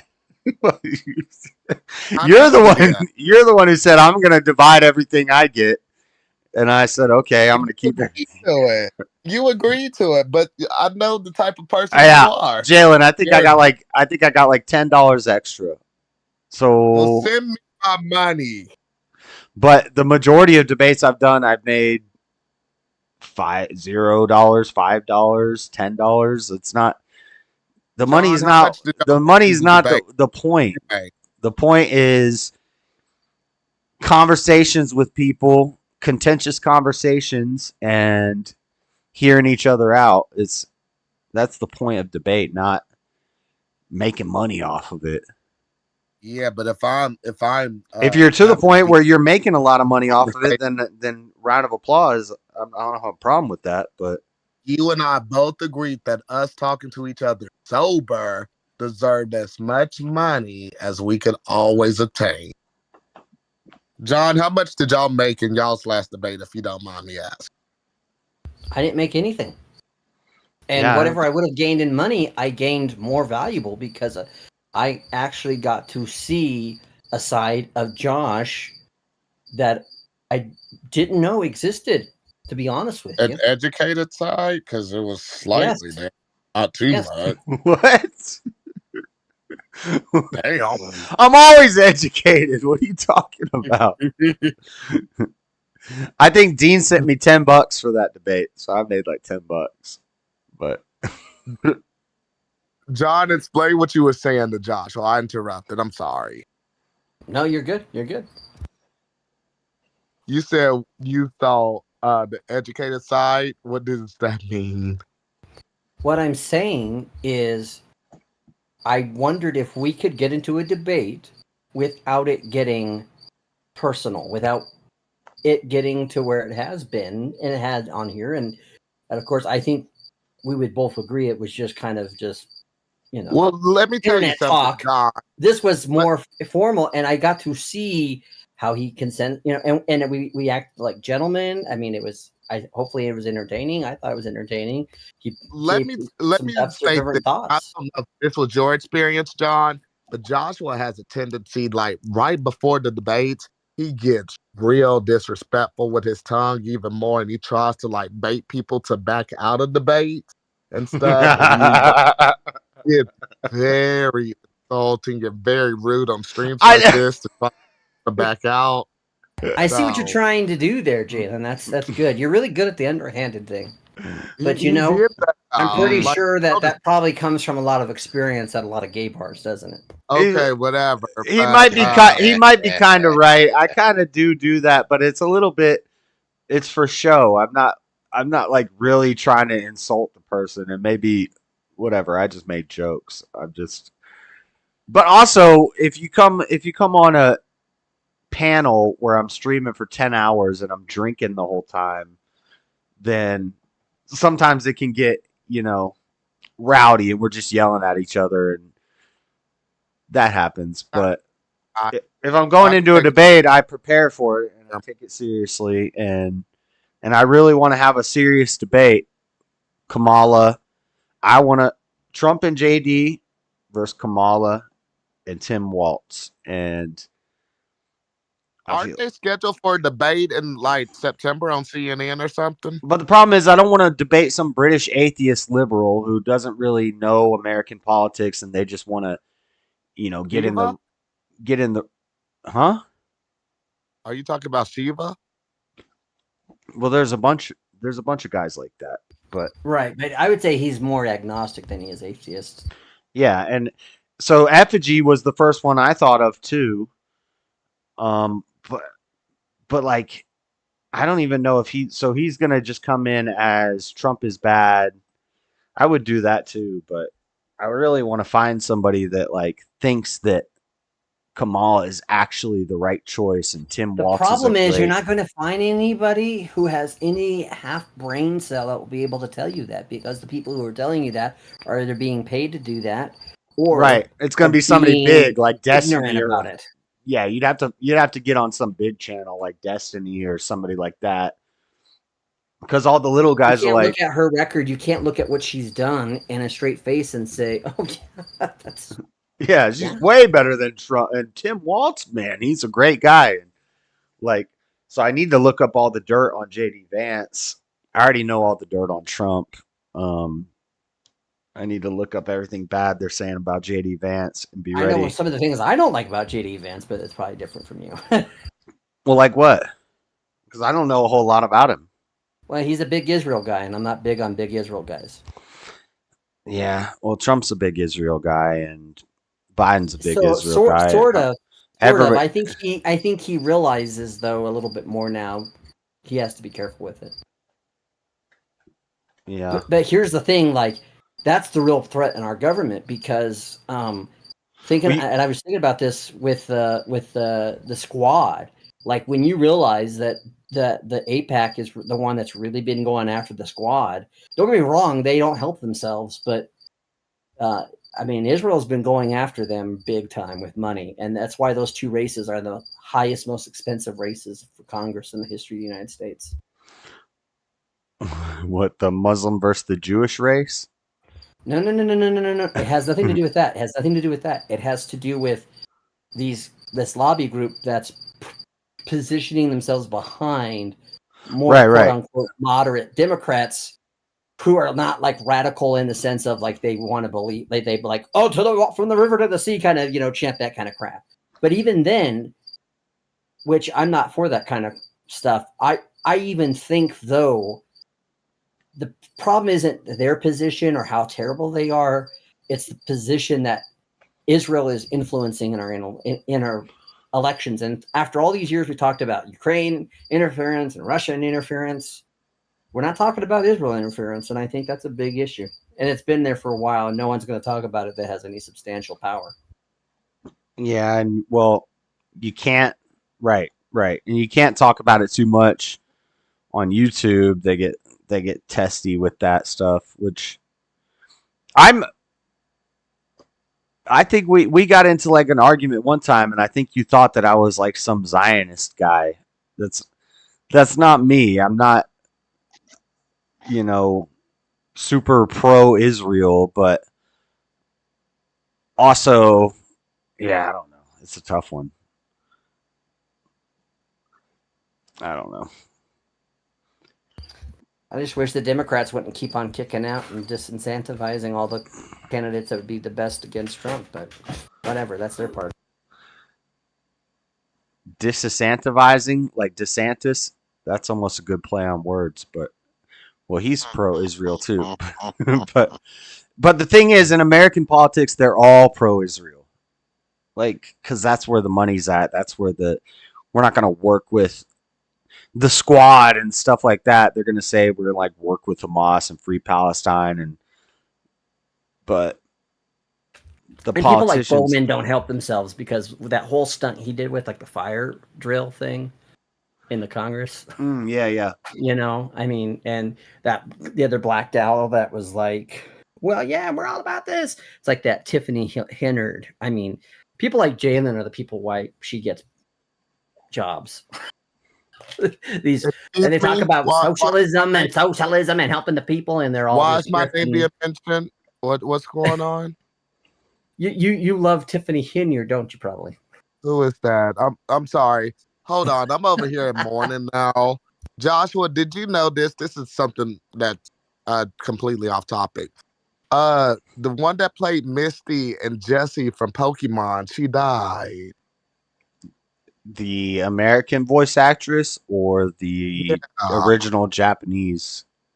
The American voice actress. She died. I didn't know that. Yeah. Let me tell you, it's sad because Mimi from Digimon died, and now Miss and Jessie both died.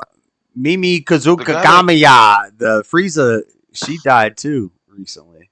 The guy that played Mr. Satan in Dragon Ball, he died. I ain't never seen no damn Dragon Ball, Bob. Oh, but you watch Digimon and dang Sailor Moon. Pokemon and Digimon, yes, I watch good shows. The fuck? She is the one called Sailor Moon. Dragon Ball is better. I wanna be the very best. No one ever was. Now get this. To catch them is my real test. To train them is my cause. Pokemon. Yeah, to catch them. Okay, but John, how old are you? You like what? 50 something? Jeez. Sorry. You're like 44 something, 43, 44. He's like 100, 138. Now, this lady was born in 1978. So I've been reading the Quran. What? Why? Because nobody cares about your Pokemon topic. It's interesting. They have a whole segment. They have a whole chapter here about Jesus. So apparently Jesus was born of Mary and Imran. No. Zachariah, it's very confusing. It's very convoluted. But it's either John or Zachariah or Imran is Mary's grandpa. But it's crazy. Jesus could be born of a virgin, but he can't die and be rose again. But in 10 pages earlier, they say that Ezra died for 100 years and rose again. Oh, he left. Anyway, I don't know why I brought that up. I just wanted to stop Jalen from talking about Pokemon. That's the next goal is Kamala versus Trump debate, and then the following goal is Islam versus Christian debate. I gotta get through the whole. How much do you want to bet they're gonna call the DNC? Has the DNC thing happened in Chicago yet? I don't think it's happened yet. No. I don't think so. So, they should call it Kamala Khan.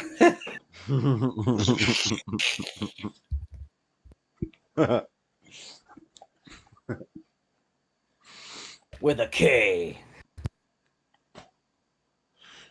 Kamala Khan Convention. KKK.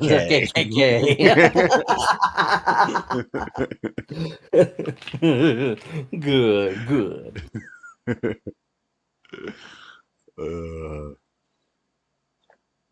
Good.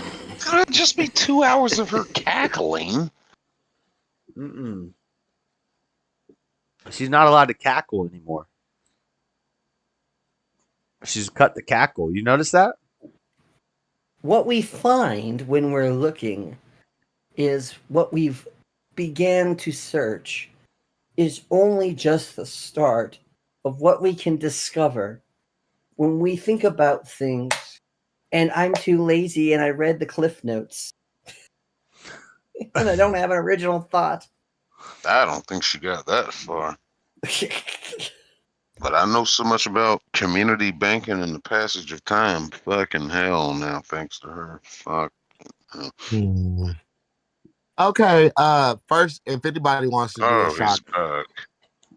But if we were to do these debates, what days would work if I were to sign on to do another debate? Burdened by what has been. You know? I can imagine what can be. You would want to do it on YouTube, but could we possibly try to do it on Facebook? Hold on, I got something for you, Jalen. Facebook would shut it down. Oh God! You got to click on the little thing. By what has Watch been. stream. You Okay, know? let me What see. can be unburdened by what has been. What can be unburdened by what has been. What can be unburdened by what has been. What can be Unburdened by what has been. What we What can can see, be. what we what we believe can see. be. She's Unburdened changing it I up. wonder what she's gonna say next. Unburdened by what has Bill been. Clinton, What can hey! be. Unburdened by what has been. What can be. Unburdened by what has been. Who we can be. Unburdened by who we have been. What can be. Messed up a lot. Unburdened by what has Where been. we can be. Unburdened by Unburdened where by we've what been, has and been. unburdened by where we are right now. What can be. Unburdened by what has been. What can be. What can be. Unburdened by what has Burdened been. by what has been. can be unburdened by what has been. What could be unburdened What could be. by what had been. She changed it. Whoa! Unburdened by what has been. What can be unburdened by what has been. What can be unburdened by what has been. What can be unburdened by what has been. What can be unburdened by what has been. Unburdened by what has been, believing in what can be. This goes on for another 2 minutes, Jalen. I gotta save Hold that. on, I'm putting that great quote. We're saving that in the Kamala folder. What can be?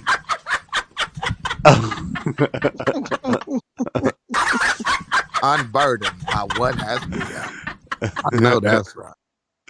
I love that. Thank you, sir. That was very kind of you. I put that in the chat. How the hell do I get off? I want to go back to the regular screen. Okay, I did it.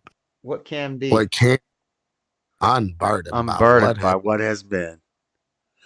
Ooh, that's strong. I'm gonna put that in our debate, Beth. If I saw them. Yeah. We're gonna start talking about the black struggle. And he's just gonna be like, Buff, all I want to do is to save what can be, unburdened by what has been. I know that's right. With that. All right, but we don't know what dates we would want to do these debates. Would you want to do another debate, Joshua, about mental health?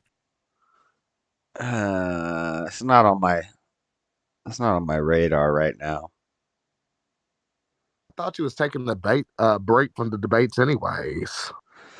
No, I don't have anything planned right now, and I want to plan some big ones. John, you don't want to challenge me to a debate either. What you got? If John wants a punching dummy to beat up on. No. He already No. failed. He had a even better. Well, no, mine was stronger, but he was defending free will and law. So no, he got too nervous and too anxious and a little too contentious and emotional and couldn't keep his focus. So no. Seesaw You're not wants me talking to. about the debate between me and Josh, are you? Yeah. Yeah. But see, it helps when people may not necessarily like you, and that might be the reason why they vote against you. Even though I had a paradigm which my opponent did not touch at all. Nothing new. What? What the? What paradigm? You brought up Ian Malcolm, and I didn't even figure that out till hours later. That Ian Malcolm was damn Jurassic Park chaos theory guy. I had to tell you that. I know. Buff had to fill me in on that hours later. He's like, at one point he brought up Ian Malcolm from Jurassic Park, and I was like, I wrote that in my notes. What the hell was he talking about? And Buff's like, yeah, he never went back to it. That's the chaos theory guy from Jurassic Park. Well, that was because of my debate. I was just saying that because it was my introduction, and I was talking about I'm kind of like the Ian Malcolm when it comes to dealing with Christian nationalists.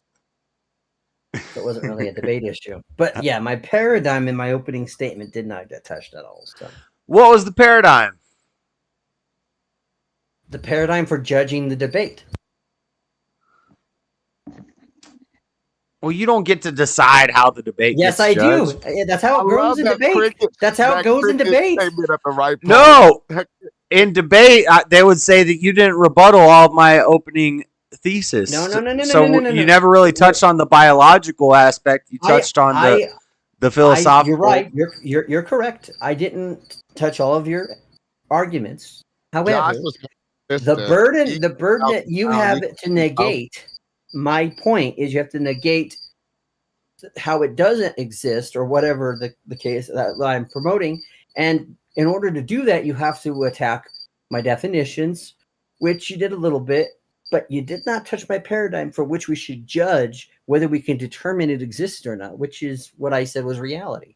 You didn't touch that issue. I touched on the philosophical debates. You always have to create a paradigm. It's a way of explaining how a debate should be looked at from the gear of the affirmative. Now, the negative doesn't have to come up with it from that kind of position unless they're themselves coming up with a counter critique where then they're not only attacking the statement, but they're also providing a affirmative position of their own of why.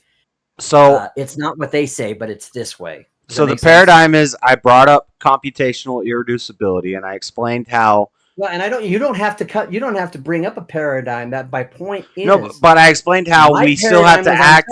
We have to act as if it's real, even though it's not, and it's an illusion. And then I demonstrated how it's an illusion, which defeats your paradigm of how do we judge it. No, because you didn't really kind of signpost that very well, in my opinion. I don't know what that means, but it means you presented that as part of your arguments, of course, but you didn't present that as rebuttal or refuting or rebuttal of my paradigm. Now, a good way of doing that would have been, look, he wants to say it's reality. Who can judge what reality is? Reality is in the eye of the beholder. If that's the case, like you could do that kind of thing, and then you get into that kind of thing. Now, you don't want to get too much into that argument. Right. I don't want to go into solipsism too much. Right. Right. But the point is, the question would be, hey, reality doesn't really have anything to do with free will because it doesn't exist. And whether you live in free will or not, it doesn't exist because reality itself is an illusion of this very same choice that we assume we have, right? That would be a great way of. Yeah, but I'm not gonna take that route. Instead, I'm just gonna demonstrate. I know you're not going to. I'm not saying you should have. I'm just saying you just didn't say anything and you didn't clarify. And but I did. I demonstrated versions. So, like the dude with the walnut. You demonstrated. The dude with the walnut in his brain. That demonstrates that he wasn't acting from free will, so it breaks down your argument for free will. Those were arguments. I'm not saying you didn't argue against my position on free will existing. I'm saying, as the affirmative, when you are affirming a position in a ethical. Now, obviously, for example, if we were doing what they call a policy debate, which would be, should Kamala Harris run for president? Right, that would be like a policy issue. Or is Kamala qualified for president? Well, you could say, well, you would then have to give a warrant, a claim for that warrant, and then you would have to bring it up with actual factual evidence. Well, you can't necessarily bring up certain factual evidence with philosophy, right. So if you were debating a policy issue like on Kamala Harris, you could say, I believe that Kamala Harris should not be considered for president because, one, she is not capable of making the hard decisions. She has shown herself to be all over the place with her language. She is the most, you could go into all these different things. Why is she bad? Well, let's just look at one issue, her issue on the border. She was the border czar, and under her, the entire border collapsed. Not only that, but she showed her ignorance and her complete disdain for it with that interview when she said, "Oh, I haven't even been to like Rome," remember whatever she was saying. That's how you would. So you would back that up with the evidence, and you would say, "Okay, here's an example of this. Here's an example of this." Now you have a little bit of that, but really, when you do like a philosophical debate, and when I was debating in high school, we called it Lincoln Douglas debate, which are moral debates. When you do those type of debates, you set up you're supposed to set up a paradigm for how it should be judged, because what you're saying is, what can I say is the reason? So if you were judging, for example, should slavery be abolished or not, which is where a lot of the Lincoln Douglas debates were founded in. Oh, you're good at hearing the comments too, but go ahead. Slavery should have been slavery should be abolished because no man can endure, no society can endure with how the lesser of us are treated. It is an immoral practice that has, however you would present that. And then you would say, look, if we continue to allow slavery to exist, we will find that it will cause bam, bam, bam. And then that's how you would do that. So, but you're trying to set up a paradigm for why that is. So if you said, hey, my paradigm for why slavery should be abolished is that it's for the greater good, right? The greater good is that the more people who are free, the more people who have freedom, the better. Someone could come against that and say, well, what do you mean by freedom? Should all people have freedom? Should convicted felons have freedom? Now this is where Jalen would get upset and But- would be like, "Are you trying to conflate that slaves are criminals?" No. He would be just making But no, how this ties into the free will debate is, so you set up the paradigm. How should we judge things? And then I showed you, because of practicality, because we don't see the future, but God does. We still need to act as if free will exists, but that doesn't necessarily mean that it exists. So, but you never proved practicality. If anything, what I proved was more practicality, because I said yes, it does. Not really. And why that do you feel like you lost? Like outside of the polls, why do you feel like you lost? Did I feel like I lost the debate? I don't think he feels like he lost. I don't feel like I lost the debate. Now, the argument is, was the debate won? Well, that's a hard judge to character, because again, what should be the metric of how a debate is determined? Oh, that's Shamu farts. That's where you lost. And so what? Shamu farts. Yeah, but you say that, but it was. Yeah, that, and I used so I did not win, because what I did is I understand where the Shamu farts thing was coming from. Yeah. God, let me also ask you, why would you put an I don't know option? Why not just make a? I didn't do it. Mayhem did it. He's asking me. About John. Yeah. Oh, I thought he said Josh. The reason I said that, the reason why I did that is because if there are people who didn't know, I didn't want them to feel forced to make a choice, because I think and that's one of the reasons why you lost. You couldn't be consistent. Joshua was at least consistent. He had clear points that he followed. What do you mean I wasn't consistent? How was I not consistent? Well, please demonstrate how I wasn't consistent with my arguments. You bounced around a lot. You lost a lot of the focus, and that lost. I think sometimes some people say you bounce around a lot because they can't follow you, and that's because you're smart. And well, you said you couldn't follow him at times.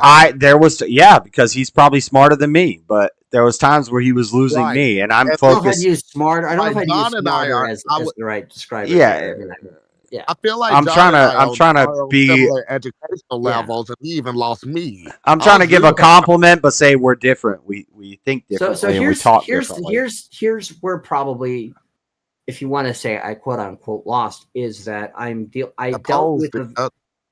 dealt with it in a very nuanced way, which it would be much easier for me to get up and say, hey, let me show you why you had free will. And for me to not even address the religion issue, which is what I knew Josh was going to be dealing with. But I wanted to be a good faith actor. I think to me and him, those were the more important areas to judge the issue.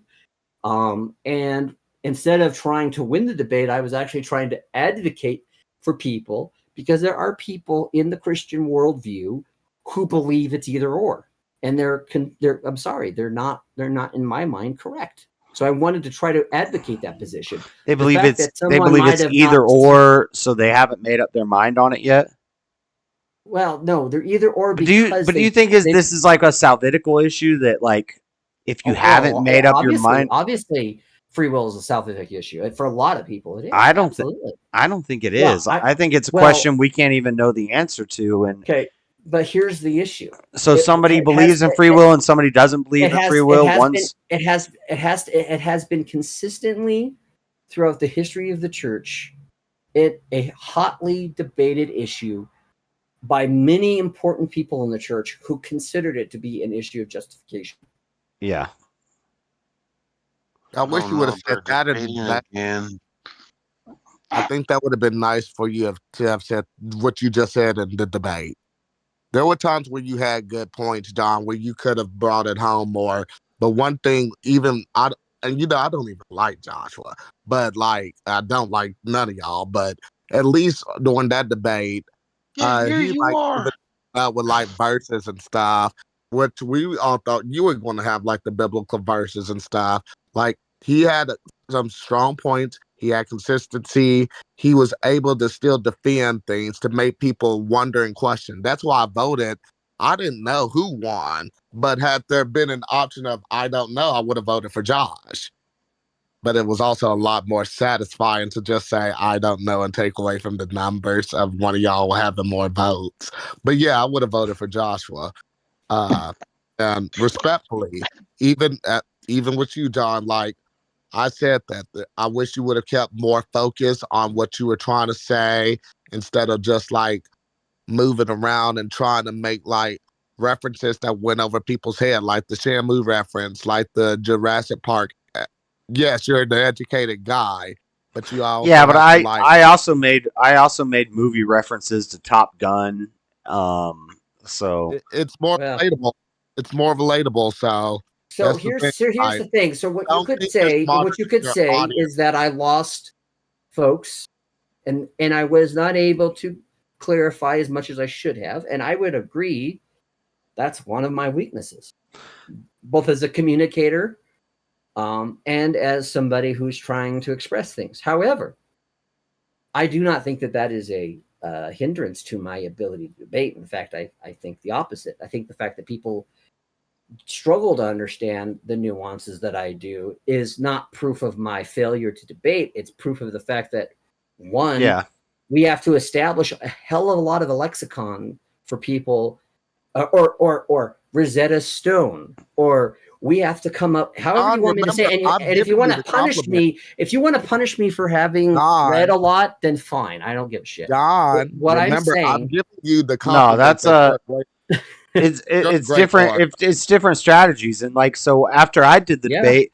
people in my chat were telling me you shouldn't write out your openings, and I'm like, no, that's my strongest thing, because when I write something and when I take the time and I put something together and I write it, and so that some people in the chat were saying you shouldn't write it. In fact, if I was to argue what your weakness at what it really is, especially in that debate, it would be that you didn't utilize your time. But I don't think, obviously, it was a complete hindrance. But I think people who don't use all of their time, there's a couple of problems that can come with it. One, you can do what can happen, which is that you did miss some things, or maybe you don't clarify things. So I feel like you and I have this kind of opposite problem, Josh, where you're very good at kind of putting it in a clear-cut way, and I'm really good at painting around it. and giving and those are skills where it's difficult sometimes to find that happy medium ground. And I don't think that's an issue of debating or an issue of intelligence. I think it comes back down to communication. And I think communication is one of the few things that, and this is why I love debate and why I do it, because communication is a muscle you can improve on. And you can do that. And you should do that. And you can train it. So that's one of the things that I struggle with too. And I know it. And that's why it's like, okay, how do I, that's what I said. I said, which John, is why I'm better at writing than I am at speaking. I said, I never was that way. No, you're a better speaker than you are a writer, from what I've seen. You're a great orator. I don't know if you're reading off something or what, but I said John is able to just talk, and then when the timer's ending, he ends, and he's just filled up that time with talking. Whereas me, I'm gonna say everything I gotta say as quick as I can say it, and then there's a bunch of extra time at the end. And now I'm just like, you know. So I just depends on the audience, because some people could see that and say, "Look, wow, he really hit all of the points." And they, it's like the guy that gets done first with the test, right? Oh, he must have done really good, or he must have been really bad, and so usually it tends to be both. I mean, you kind of go back and forth on that. So I'm not saying you, but I think anybody that does that kind of thing can have that problem. The debate that Joshua and I had, a lot of people on my side just logged off. They was like, I can't take this idiocracy. Like, that guy's an idiot. And they just logged off and stuff. And they logged off because they thought Josh was too much of an idiot? Yes. So, how many people that you were able to reach out that were like, quote unquote, on your side, do you think there were that watched the debate? I know for a fact on YouTube, Josh had 37 people on his YouTube and stuff watching it. I probably had like 10 extra people that Jalen brought around, and they were in the chat, and they more were than his audience these days. So So all the people that were on your side, do you know them? Yeah. I believe everybody that was on my side all agreed. I think. Were they all black? No. Okay. I don't know. I don't know. You're more educated. Like you're college educated. I've went back and I've watched it. My And I've next watched question the would have chat. been, are they all liberal? Because I'm trying to figure out what exactly about what he said that they weren't making great arguments against what I was saying. Are you able to watch the chat because it's your channel? Because I would love to see all the comments. You can go back and watch the live chat. You just on your phone, you just swipe over and it goes to live chat. The live chat's still there. Okay, I might do that. Yeah, I've rewatched it. I've rewatched it with the live chat because people told me they're like, Josh, there was more people against you in the chat than for you, and you had some very vocal people that showed up, and they were just going at me in the chat, and I'm fine with that, but they weren't making any good arguments either. They were doing the same thing you were doing. Just basically, he's a racist idiot. What's your sources? No sources. Like, no good arguments. So I see you actually showed up with sources outside of Wikipedia for your later debate. So obviously there was a nerve there. I always have lots of sources, but I don't like playing the source game. I don't like when a debate turns into, I'm going to check what's your sources on this, and it's like I'm going to tell you, and now you're going to, and you're just speed reading Wikipedia. Yeah, that's the only approved source we have is Wikipedia and Google. And if I give you this source, you're going to say, "Well, I don't trust that source." And then I'm going to ask you for your sources. I don't trust that source. So let's Yeah. Well, and that's because now I think now more than ever, either we've come to realize this, or it's just the nature of how the news and how information is. But almost everything now seems to have a narrative in it. And I think what's important is being able to determine what that is, what you can suss out that's not narrative. And usually a lot of news reports, 10% will be actual news and the rest of it's just biased fluff, right? That's trying to spin a narrative. And both sides do it. It's on both sides. And I think that's where you have to find people that you think are reliable and find a consistency with. And that takes a long time to do. That's why, to me, I don't just watch conservatives and I don't watch just liberals. I mean, I watch them both, and there's liberals I agree with and there's liberals I disagree with. I used to be a huge fan of David Pakman. I used to like a lot of what he said. And I'll be honest with you, it's like Trump. There's like a virus that just and TDS is that should be in the DSV, in my opinion. Talking about mental illness, the DSR, because people who normally are rational become completely irrational at the thought of Trump, to the point where they're no longer making sense. To the point where they're no longer. And you know what's weird is that you also have the same thing on the other side, where you get these people who are the MAGA cultists and are saying things that are just, I mean, it's so weird. And so it's like, he is like a lightning rod for sure. And, it's hard to tell if. Yeah. Nobody's fair anymore. And that's David Pakman is cringe now, though. I can't. Oh, he is so cringe. He wasn't bad. He wasn't like 7 years ago. And he was always a Democrat, liberal, atheist. And I could always appreciate, I find that, for example, to me, one of the people I respect the most in the atheist community, and I hope, God finds mercy on his soul, but I loved Christopher Hitchens. His ability to understand how to properly argue. And whenever I would deal with atheist friends, it always like, oh, spaghetti monster, Roger Dawkins. I'm like, why go there? Why you go there? He's like the David Barton of conservative Christian, BS. Hitchens even said sometimes he would sacrifice the argument for the joke. Like, sometimes it's better to make the joke than the argument. Right. Yeah, for sure. Or take the little jab or take the little one-liner, even though it's not the best argument, it's not the best thing to say at that time.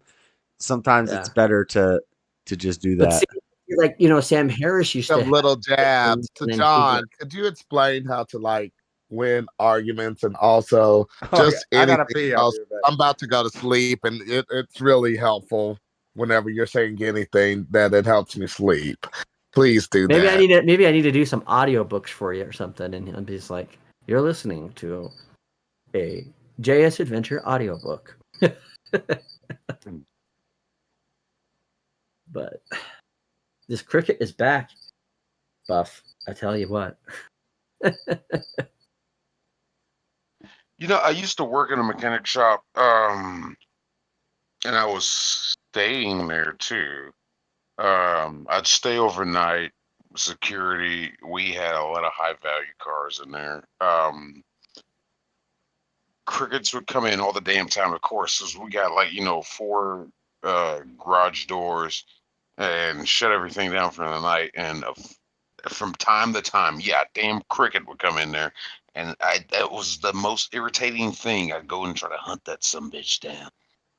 And as soon as I get close to him, he stops. I was like, "You son of a bitch," and I start walking away. I know, and then they chirp. Yep. Well, and it's raining, and so usually whenever you rain, the crickets come in. They try to if we can find a way. And there's a lot of little places. I mean, I live in a house from that was built in 1908, Buff.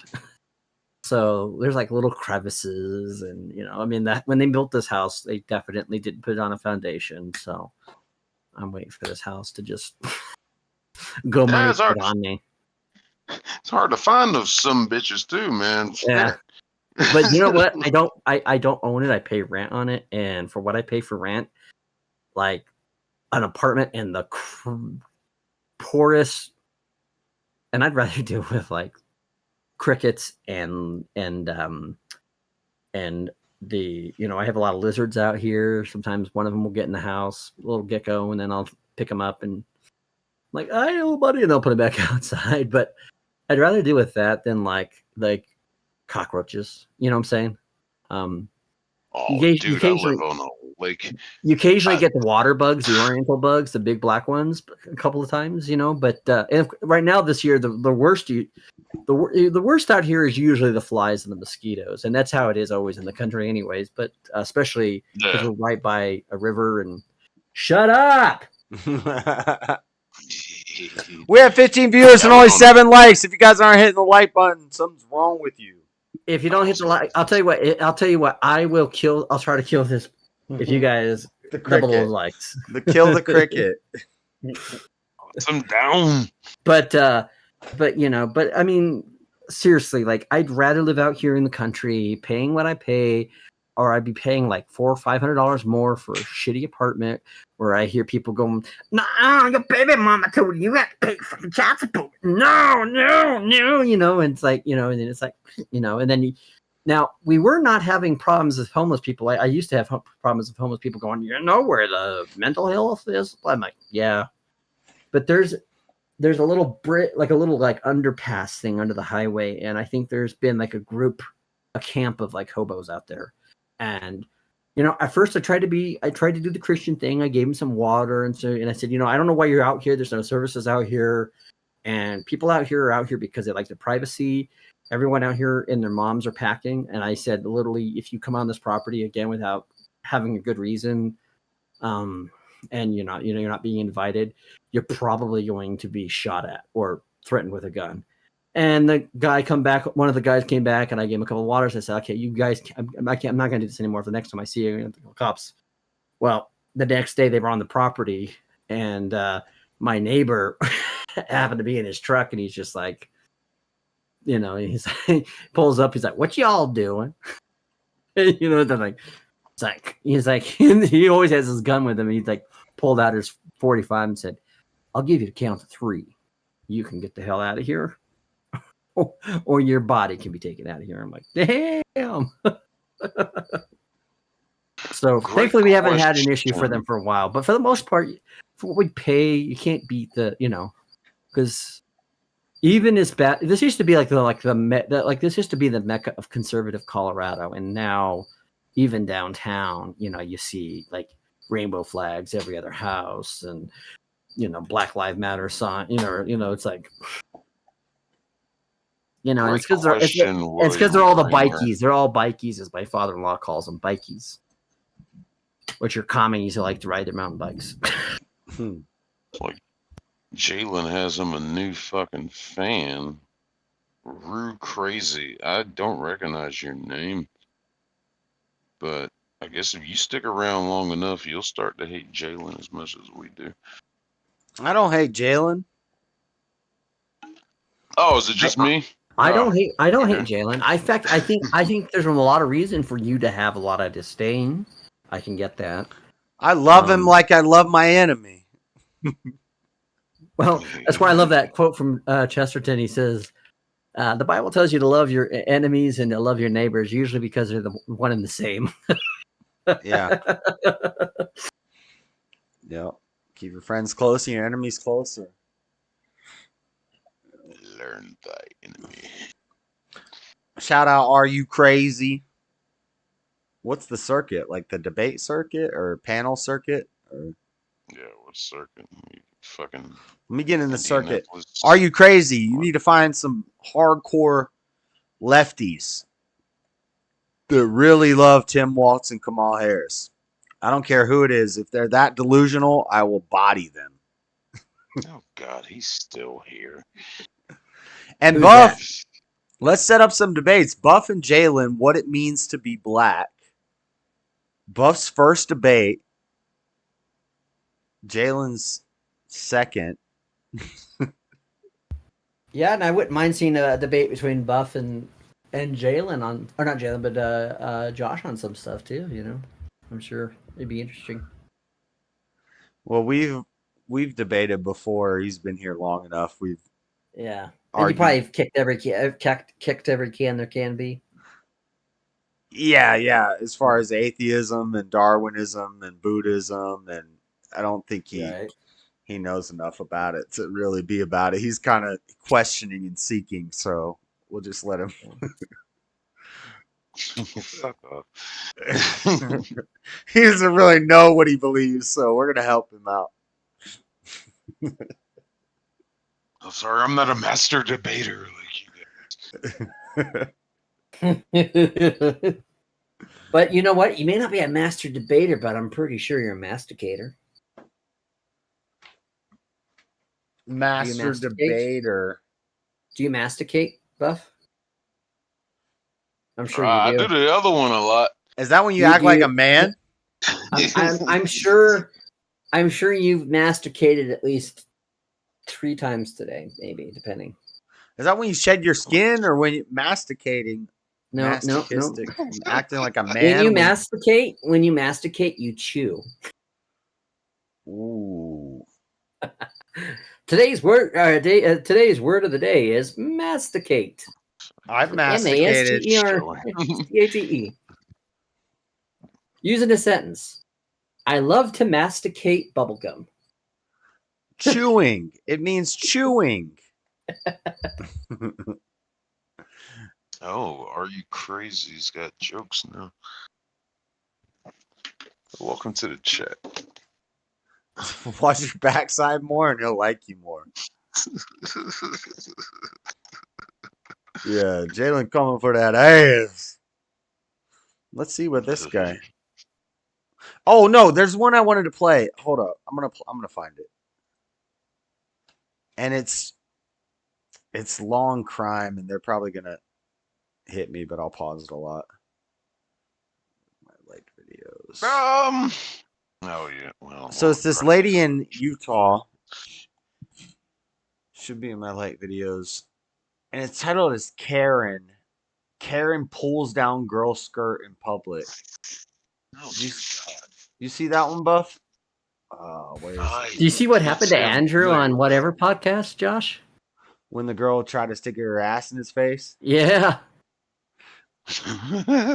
Yeah, I want to see when they cut away the camera. I bet he was probably like, No, that's not. That's just a As the roast. caterers shove. Hi, Rome. Welcome back. I did see that. That chick was crazy.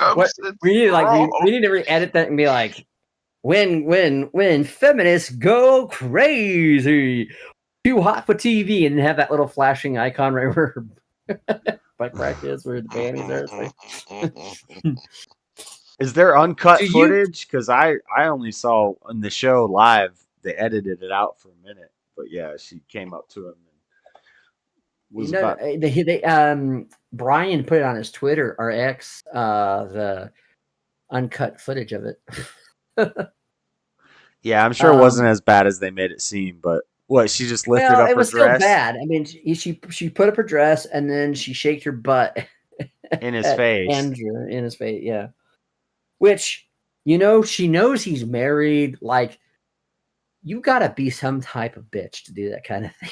You know what I'm saying? Like, yeah, I wish Rachel was there to body her. Rachel would have been, God, like Ronda Rousey versus.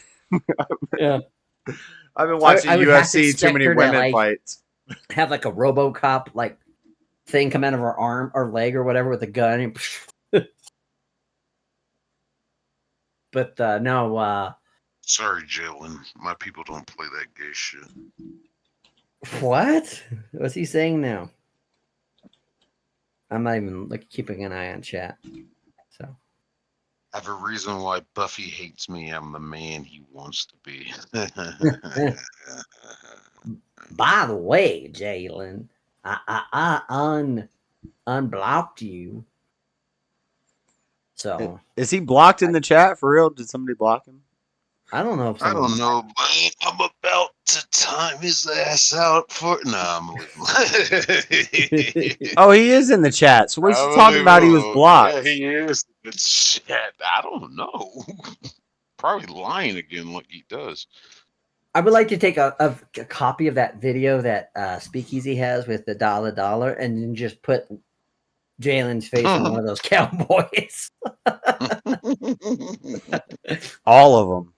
Every time he comes in asking for money for a debate or a stream appearance, be like, $1.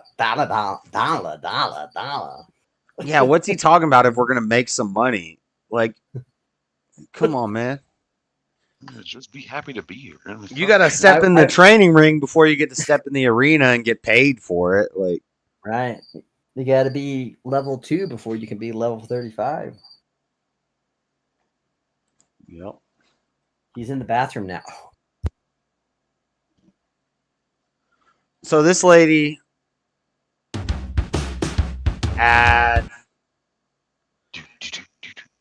they're saying she's a Karen.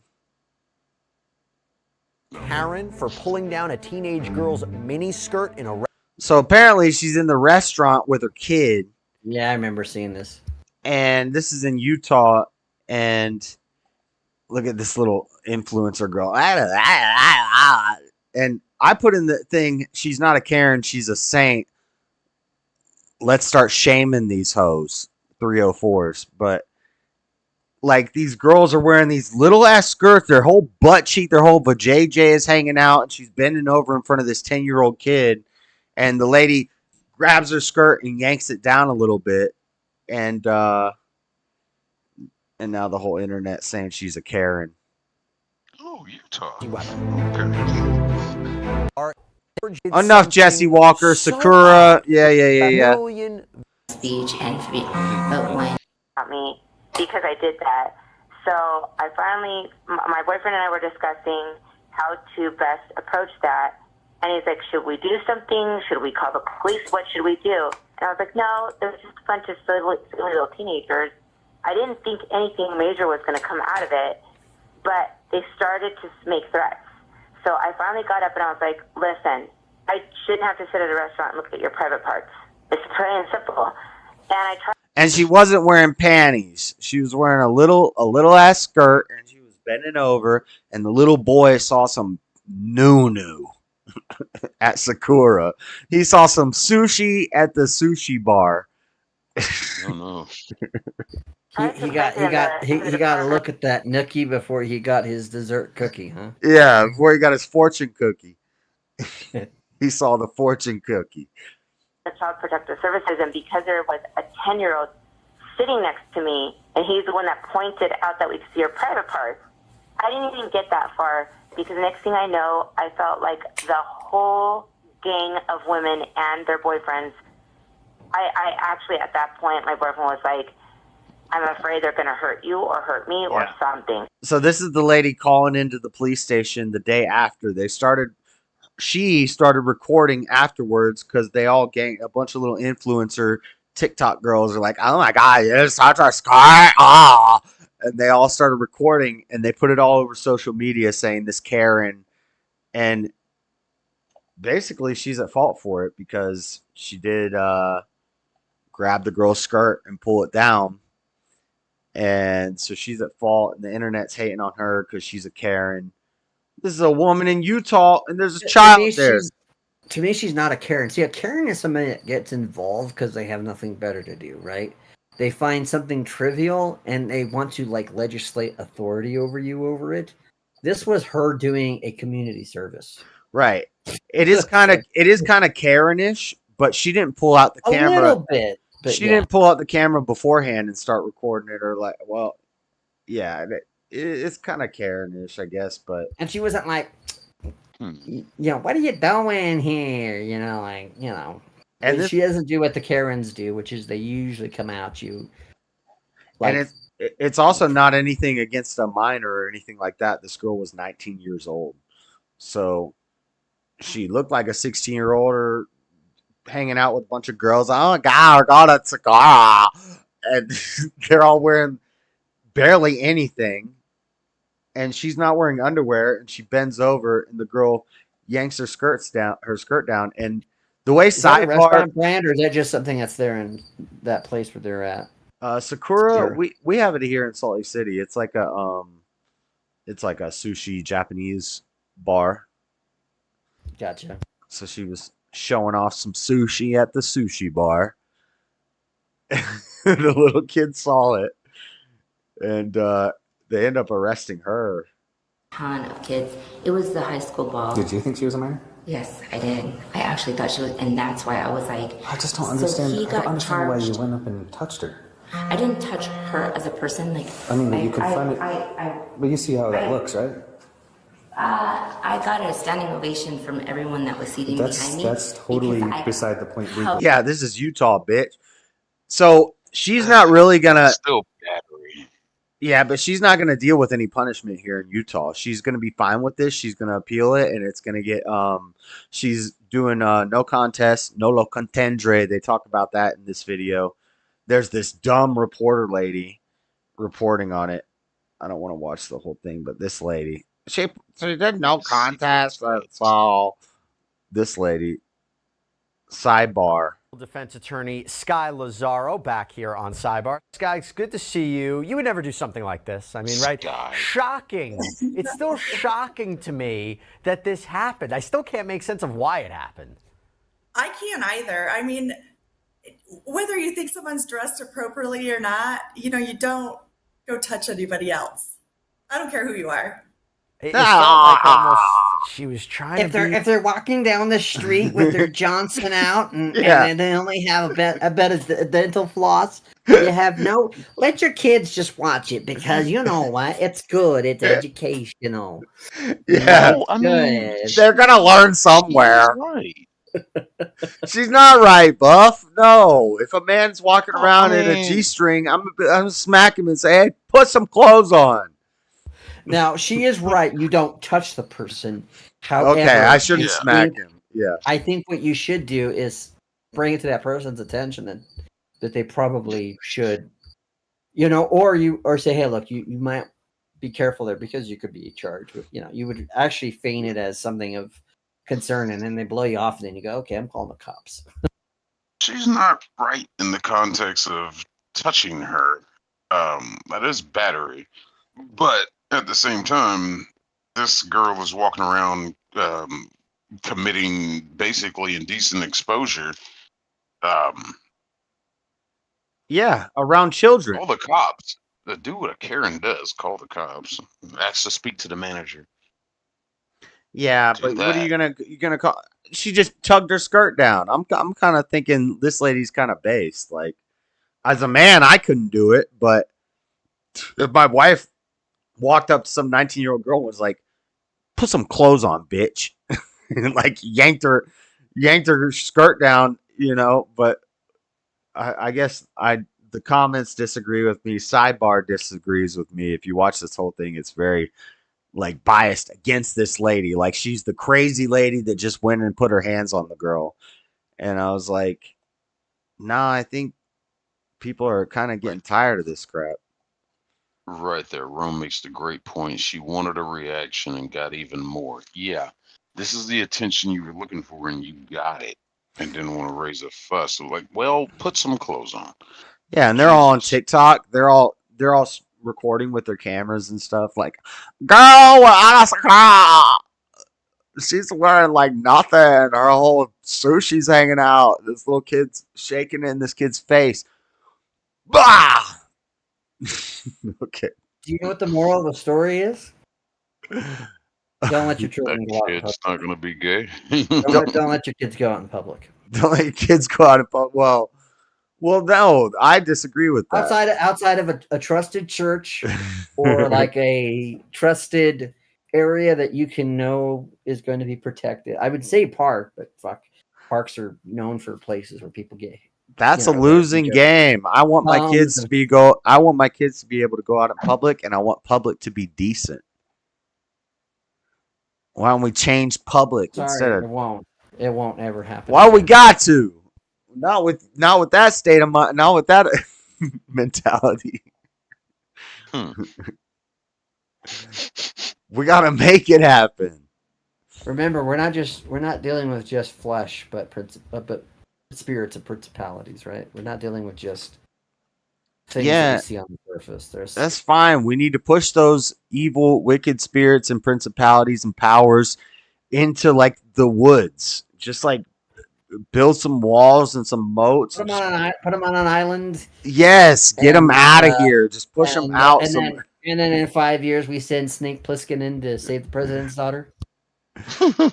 No, you know what? I've always been like pro banishment, and then I started looking into communism, and and like all of the best communists were, I think Hitler, Lenin, Stalin, Mao, Pol Hitler Pot. was not a communist. Hitler was not a communist. He was a socialist.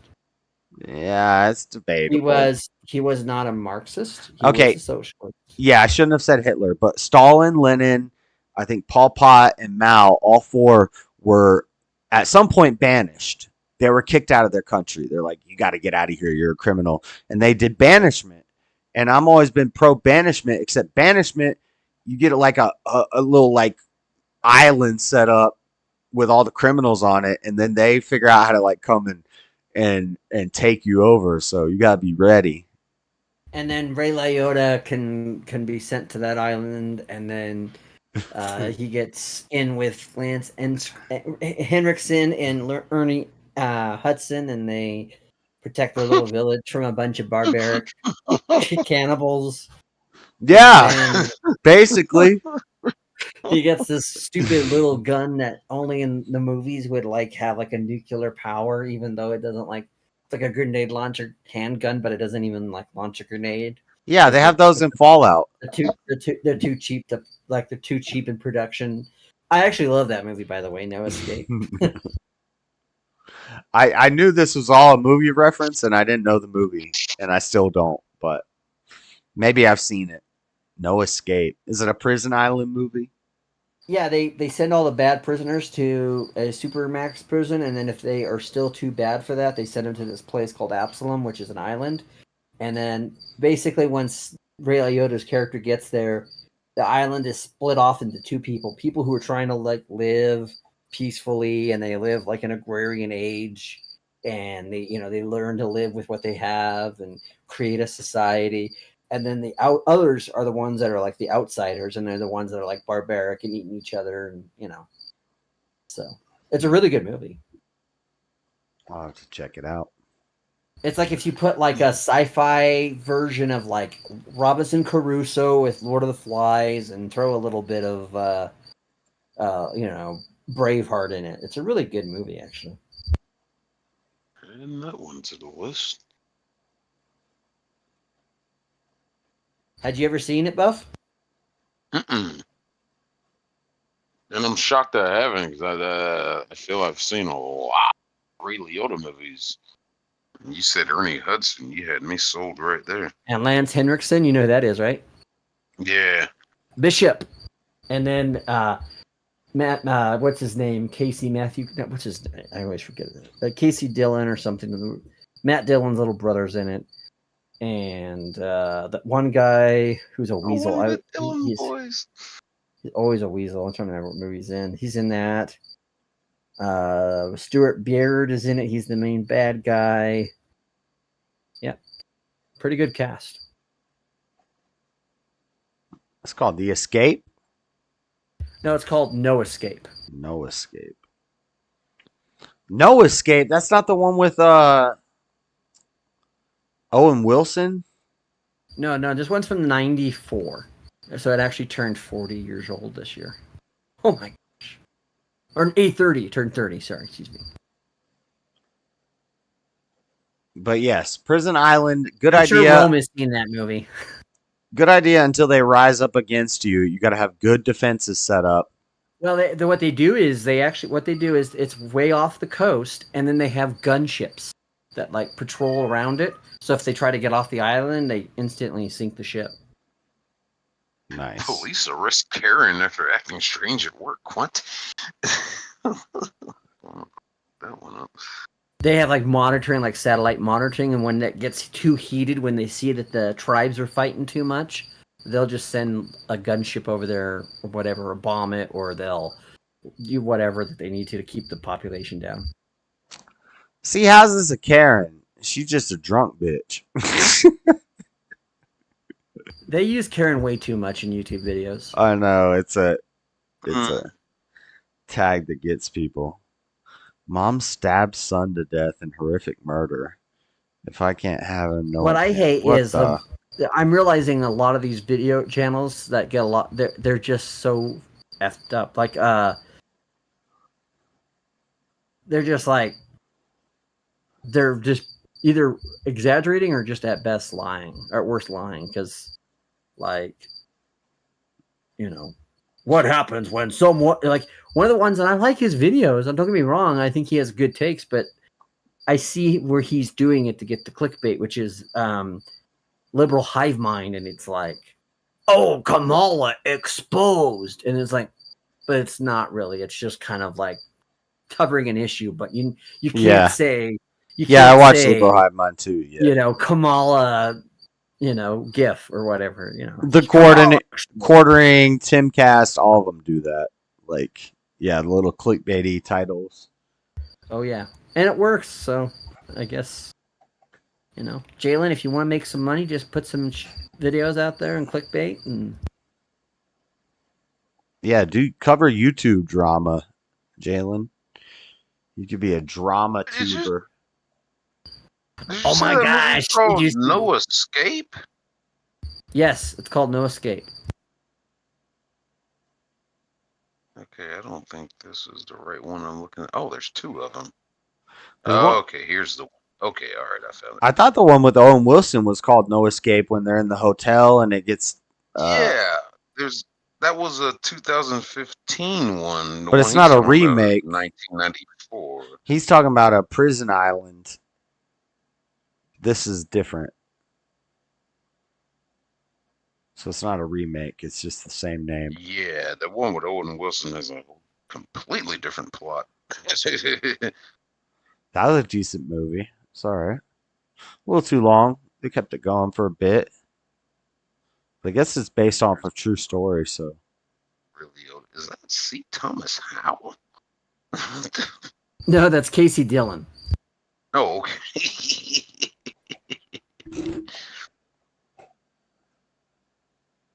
All right, got it. I'm gonna check that out later. Title Brat refused to leave her dentist. Why would you want to refuse to leave the dentist? I hate the dentist. My mom's basically a dentist. Oh, she ain't got no money. It's You my seen it? constitutional right to have my teeth worked on. No, it's not, darling. But she got the work done, and then I don't know. Hit play. Oh, that's body cam report. Yeah, you can play their shit. That's 20 minutes.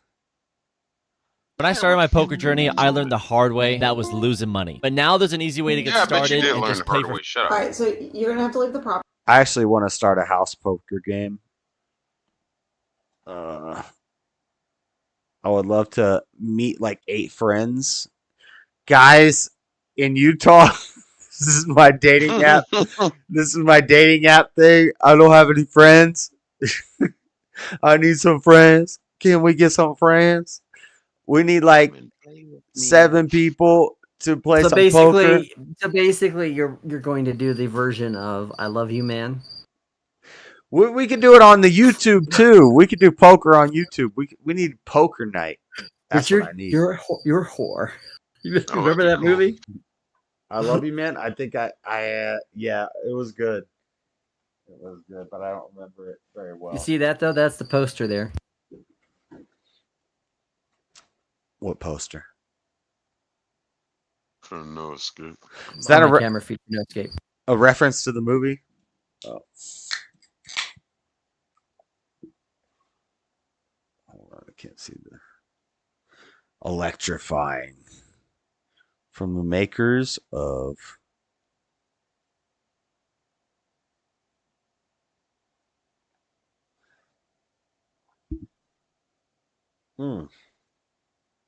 It's the movie poster for No Escape. That's Ray Liotta. Rest in peace, Ray. Oh yeah. By the way, let me go ahead and say this before I forget.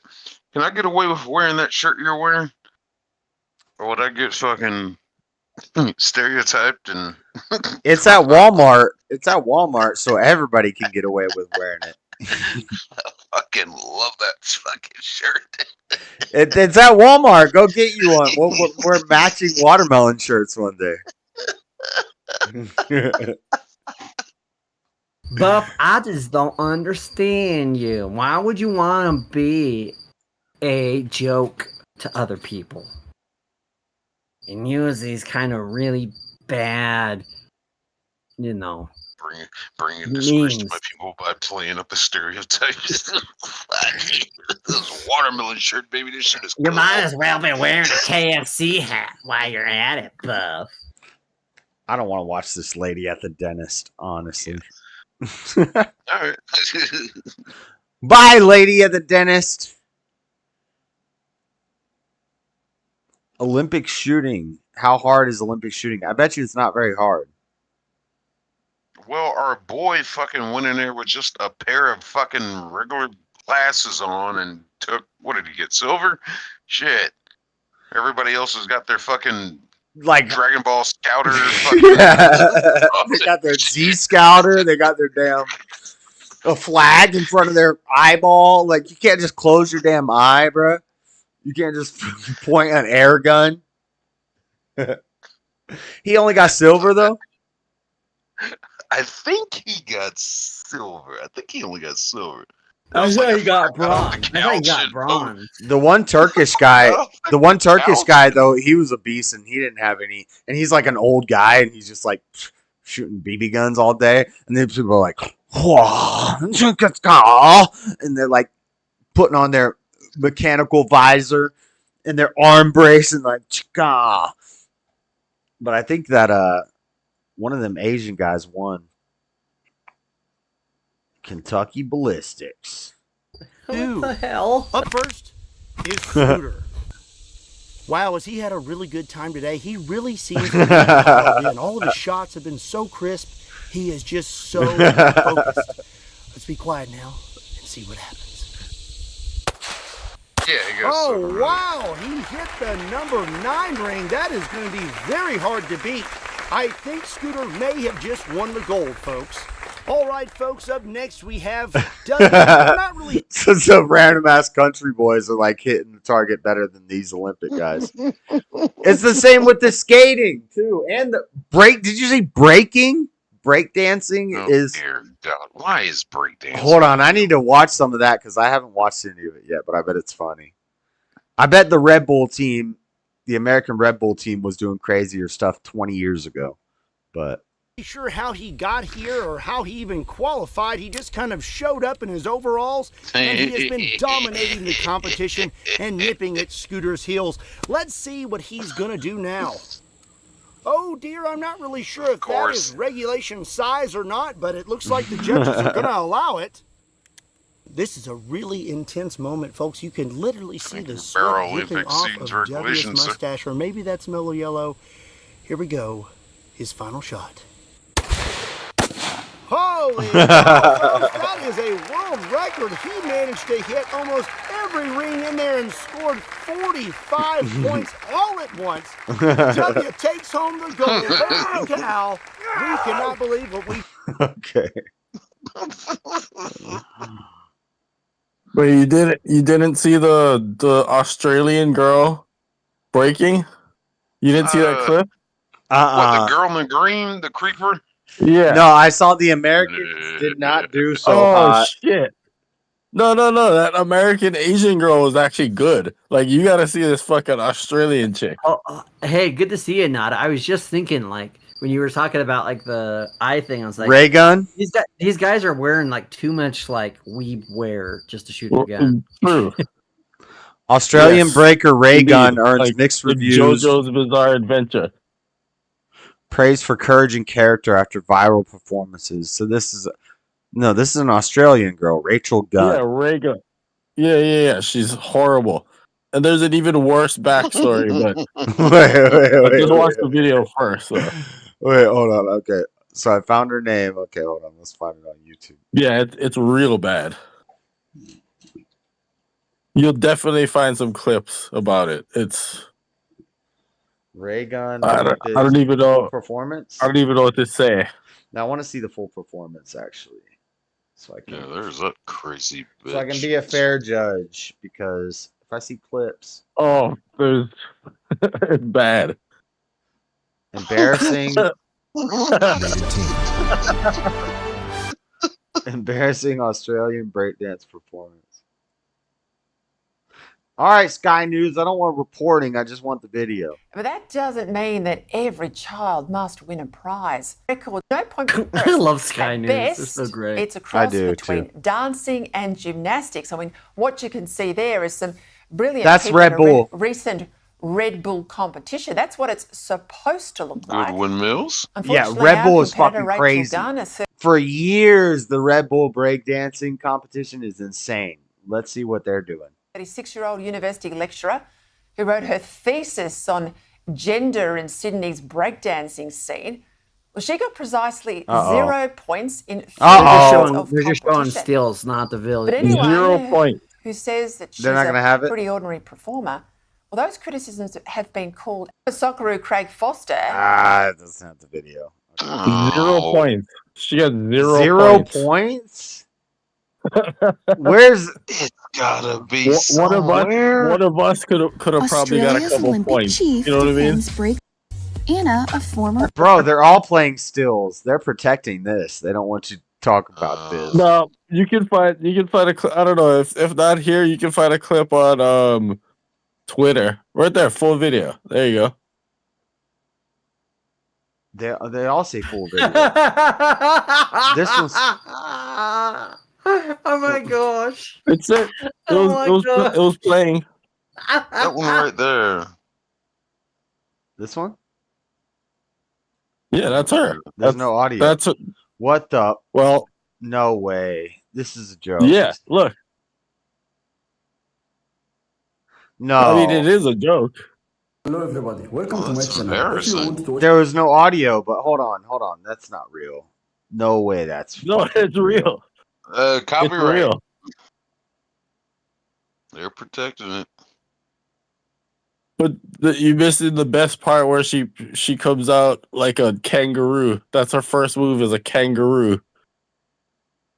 Hello everybody, welcome to my channel. If They're you making it want hard this to video, find it. I will give you this video for Yeah. free. But don't forget Oh, there to you go. subscribe to my channel and like this video and comment, any comment. Okay, buddy. Yeah, there's no audio. Yeah, you want to play that music? Bro, I could do this when I was 12 years old. What? You probably better than that. No way. Like a they're playing in 5-year-old is- they're playing in slow mo. She just went down and did a little elbow tuck. What is this? What like is the same, this? maybe. What is this? She got 0 points. Bro. What? She has allegedly she has a PhD in breakdancing. Okay, where the hell do you go to school to get that? I don't know. Oh my god. That's how much a college degree is worth. What you is can the get a PhD in breakdancing. What's the Jessica Alba movie? This is not Honey. Honey? Yeah, she's Honey? missing she's missing the honey. She does not have the honey. Dang. So Australia needed to send a female breakdancer. And this is There's the kangaroo move. Well, There's the kangaroo move. At least she's for Australia and not America, right? Well, there's a terrible backstory. Allegedly, I'm sure you've heard the news. They tricked the Olympic Committee into having them, like her husband was the judge that selected her as the woman, something like that. There's some, I don't know if it's true, but that's allegedly the backstory. All right, where's the kangaroo move? She came out like a kangaroo. She looks If like you go on Tina Twitter. Fey there. Yeah, she looks like Tina Fey there a little bit. She might be a If man. you go on Twitter, you can see the whole performance on Twitter. All right, that's where I was watching it. I think if she was a man, she might be a better breakdancer, but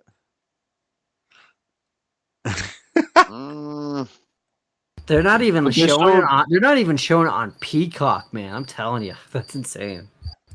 wow. They showed like the there's some like little Asian American breakdancer. She was pretty decent, and like there was like a Japanese breakdancer that was actually like good.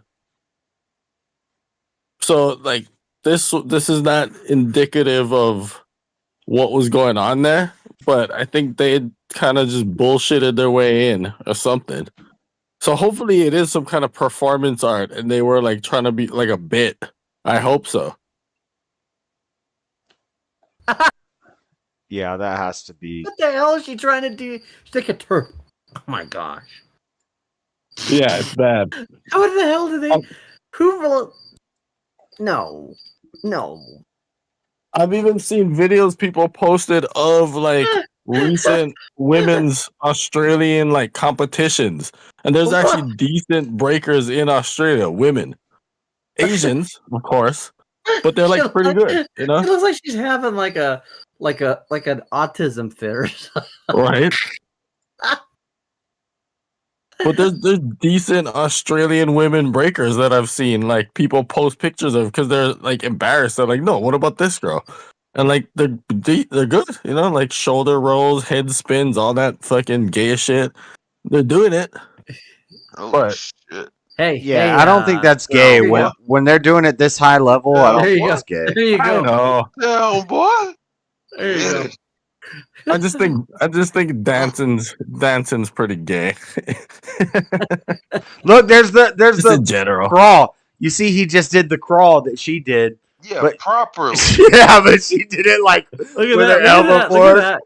Look at that! Look at she's like a turtle, like a beached whale or She something. goes- It's like- And then he did it like on his shoulders really quick. Wow. you know what she looks like Yeah, with that uniform? She looks like that kid from BMX Bandits, the fat kid. You know what I'm talking about? Who's here seen that movie? I know you have, Nada. I have, yeah. Yeah. Maybe it's gonna come out that it was performance art, like a skit. That's what I'm thinking. Because Do you know how much strength? Do you know how much strength and agility and coordination and flexibility Right, this takes? but- The stuff that they're doing right now, this is incredible. Like, I know, but it's turned into like I like the old 70s, 80s stuff. But like now it's turned into like what turntablism is like, where like it's only impressive. It's not even comparable. Good. It is. Turntables, you're using digital things. They're still using their body strength and their. I'm saying it's right. I'm saying it's technically impressive if you know, like it's gone past the artistic. Well, it's like part, skateboarding. is what I'm saying. So skateboarding all became vert and street, but then now they have the freestyle and it's like stuff like that. It's like skateboarding if it was all freestyle. If it went freestyle, which See that now thank that God it didn't. It shouldn't all be freestyle, but you should incorporate some of that stuff into your. Nada, do you see that picture I have from being that beam? Doesn't she look like that, like with that uniform? I don't know what it's like. Oh, and yeah. I'm not. I'm only watching the screen here. Let's see. Okay. Oh yeah. Okay, yeah, a little bit. Right. I think I remind you. A fat kid. Because and the green and the yellow too. You know. Yeah, I see that. Granted, this is men. No. She comes from the great city of Canberra. She's a woman. Yeah, there was decent, technically proficient breakdancers in the Olympics. It was just that one girl. Yeah, why in the hell is breakdancing in an Olympic fucking thing now? But this is Red Bull. I just don't get it. This is the Red Bull World Finals in Paris. I don't think the Olympics were as good as this. The Olympics is trash. It is trash. It's for women. Yeah, my mom loved the Olympics. Yeah, Rome. If they're gonna have fucking breakdancing, I want to fucking have rave light shows, right? In Olympic sport, because I could go and get gold. Shit. You gonna take some DMT and go try to rave at a dang Olympics? No, I'm gonna take some ecstasy. You're gonna be like that. You're gonna be like that Australian. You're gonna be like that Australian breakdancer. You're gonna love this, Rome. You're gonna. They're gonna have Pokemon in there soon. How about that? Well, then I'll join. I'll be in the Olympics, but no, because they don't have chess in the Olympics. They'll get Monopoly. I think they should have chess before they have Monopoly and breakdancing. Here you go. They're going to have this. It's a new Olympic sport right here. Who remembers this movie? I give more credit to a chess grandmaster than a air gun shooting grandmaster. Break-in 2? No, break-in. No, it's not breaking. No, this is not breaking. This is not breaking. What are you? What is this? Electric boogaloo. What are you showing? Oh, you're showing it on your screen. That's Dirty Dancing. No. No, it's not. It's not. Rome will know it. Rome put the answer in the chat and we'll know it. Not Dirty Dancing, but I've seen this movie. With John Travolta. Freaky. They need to have like a competitive sport like this, guys. This is what they need to do is make it like a competitive sport like this, like a face-off. John Travolta's in that movie, right? And they murdered a guy, and they did cocaine. No.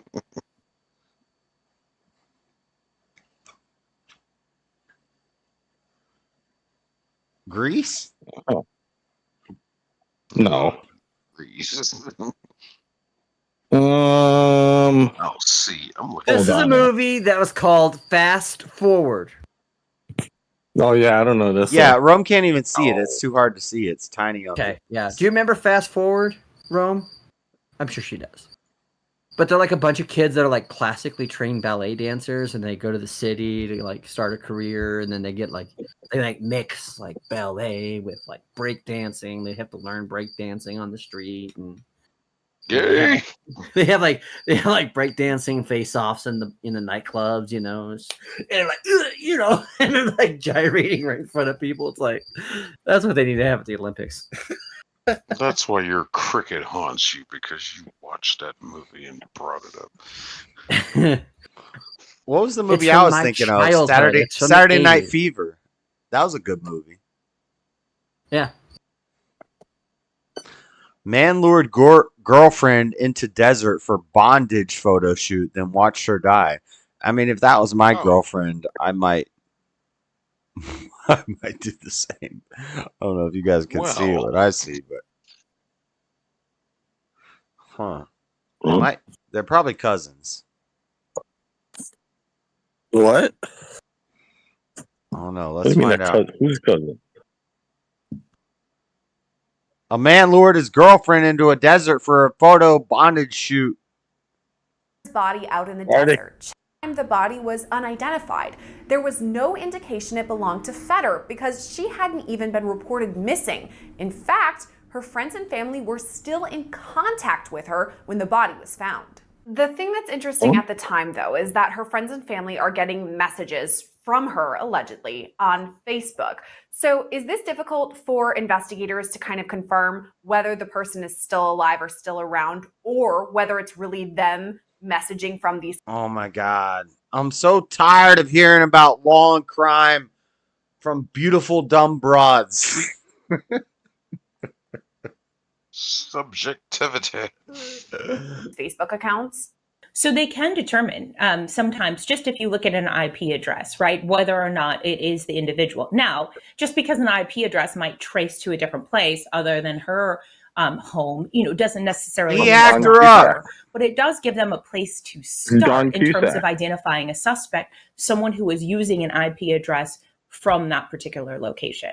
Detectives eventually determined the person sending the messages from Feder's account was actually Chapman. He'd also been living inside her home and spending some of her money. It wasn't until November 19th, 2019, when Feder's friends... It's a really tough crime for us to figure out that the guy that's been sleeping with this lady and living in her house and spending her money took her out in the desert and bodied her. Finally sounded the alarm and requested a welfare check. At what point is it something that friends or family should call for a welfare check if they haven't actually seen the person in real life? They were getting messages via Facebook, but haven't really seen her. So, I think you really are entitled anytime after 24 hours, to be completely honest. I also think, too, because there was... to the manager. Well, they all got big, exasperative eyes. Hey, you really got to open your eyes with it. You got to make sure people connect.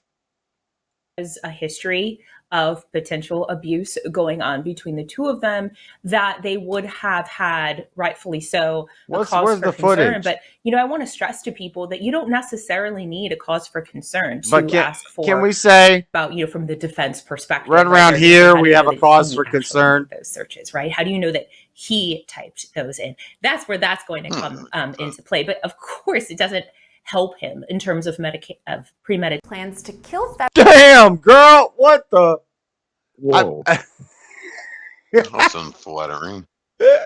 I might drag her out in the woods and do a little bondage photo shoot too. She got some bumps on her head, huh? The horns. Okay. He gave her shit. It's not nice. He told her 3 times.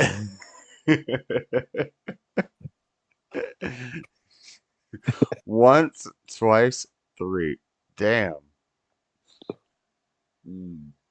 Feder right away and still managed to lure her into the desert with plans for a unique photo shoot. The fact that we're taking photos of each other, okay, but that's getting hot. Okay, that's getting really hot. Wow, guys.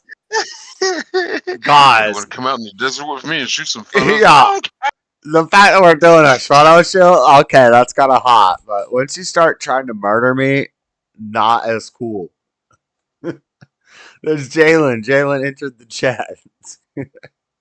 it adds a layer that it's this bondage shoot. So he kind of has an excuse to tie her up. What do you make of that? Well, I think he was preying off of the fact that she trusted him to be tied up, right? And that he wouldn't harm her. And so... Aww, this poor girl. Well... Yeah, she's kind of probably not all there. You know, I think, look, couples taking pictures of each other, I don't necessarily find that odd or strange. Is he married? Who's this girl? Into the middle of the desert, which is quite remote and gets pretty cows. extreme in terms of temperatures. We got some cows. I think was probably a red flag, but at the same look at this stock photo. They just took a random ass photo. Why are you corroborating these cows? These cows are just chilling in this innocent field in like Montana. Why are you bringing this into the murder investigation? Betsy didn't have anything to do with this. Time, I'm not sure that her suspicions were raised because this was an individual that she trusted, and it was something that maybe wasn't out of the ordinary to them. It was only after Feder was already zip-tied to the signpost that Chapman covered her mouth and nose with duct tape. Do you have any idea what perhaps could have been going through their minds in those moments? Oh shit, I'm getting my hands zip-tied and my mouth sewed up with duct tape. That's probably what's going through her mind that time. Do you have any idea what might be going through your mind when I zip tie you and duct tape you to this signpost in the middle of the wilderness in Montana, Buff? What might be going through your mind? Very bad things. I don't want to play anymore. I'd recommend you start praying at that point. At that point, you start praying. Just pray. Just pray. Moments. Well, asphyxiation is a slower way to die, but it's also a personal way of killing someone. Now, he didn't strangle her, obviously. She died because of, as you mentioned, her nose and mouth being covered. For her, she knew exactly what was happening to her, and I think that is horrific. She knew she was dying, and it was probably excruciating, and it can take minutes to die under asphyxiation. I mean, is it? Never mind. That's not nice. I'm going to be nice. I'm going to be nice. There's a lot of jokes I could make here, but I'm going to be nice. And then she was fully conscious. Rome makes a great one. Look and at so the for pretty him, vultures. this is something that he was clearly taking pleasure in. This was not, in my opinion, where you see stabbings over and over again, sort of this crime of passion. This was not that. This was something that he wanted to sit there for minutes upon minutes and watch her die. And the fact that he left her there in the desert, tied up, she was naked to this signpost, does that in your mind add a layer of cruelty to the crime? Hi, I'm JT, and I'm a Result Hunter, the search engine for conservatives. Let me just tell you what it does. First of all, big tech right now is... I think the whole thing took her out to a remote part of the desert, so there's just a sign out in the middle of this obscure location of the desert that he was able to zip tie her to. What the fuck? It doesn't seem like it was that remote. It had to be on some kind of trail or something for a damn sign to be there for him to zip tie her to it. Yeah, but if you're out in the desert in the country, there's like signs that are remote. Like some random ass like mileage sign in the middle of where nobody goes. You'll find some signs. Alright. I'm black. I don't go out in the desert much. Alright, well you might find some if you ever go out in the desert, you might find some signs that you could strap somebody to out in the desert. So you're saying that I should never worry about Jalen coming to my hometown? Try that in a small town. See how far it gets you down the road. Yep. Watch that dirt get in your skin and make it crack. I guess you don't like that. No. It's all kinds of whack.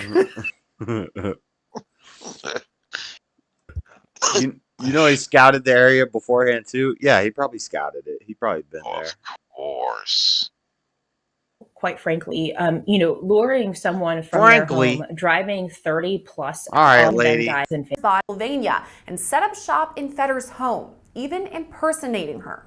What do you make of all of this? That he was kind of going along with this masquerade that Jamie was still alive, living in her home, pretending to be her on Facebook chat. That's kind of in common. reality, he had known that she was murdered. My guess, and again, I'm obviously not in his mind, nor do I want to be, but my guess is he thought that her body wouldn't be found. And that if it was found, because again, you have the extremes of the desert. If it was found, it wouldn't necessarily. Bro, you're trying too much. You don't be trying to like keep them alive and go on their social medias and stuff. You're leaving too much paper trail, my boy. You just let that body rot, and then hope they never find it. To the desert, then I watched her die. Didn't keep the channel knows their audience, though, right? Hands. Did he leave her bound to the sign? Or did he even attempt to hide the body? This channel knows their audience. They got like 2 broads just up there just speculating and just jabbering, right? Because that's who watches Law and Crime and, murder. I watch Law and watch Crime and murder stuff. Damn. I wish that there were smart men talking about it. That's their bread and butter, though. Yeah. Did he try to bury her? I don't know. He just wanted to have a dang photo shoot with this random chick and leave her dead in the desert. He just tried to do too much, No, that was his girlfriend. It says. Yeah, he had a wife. Oh. Fuck, buddy. Yeah.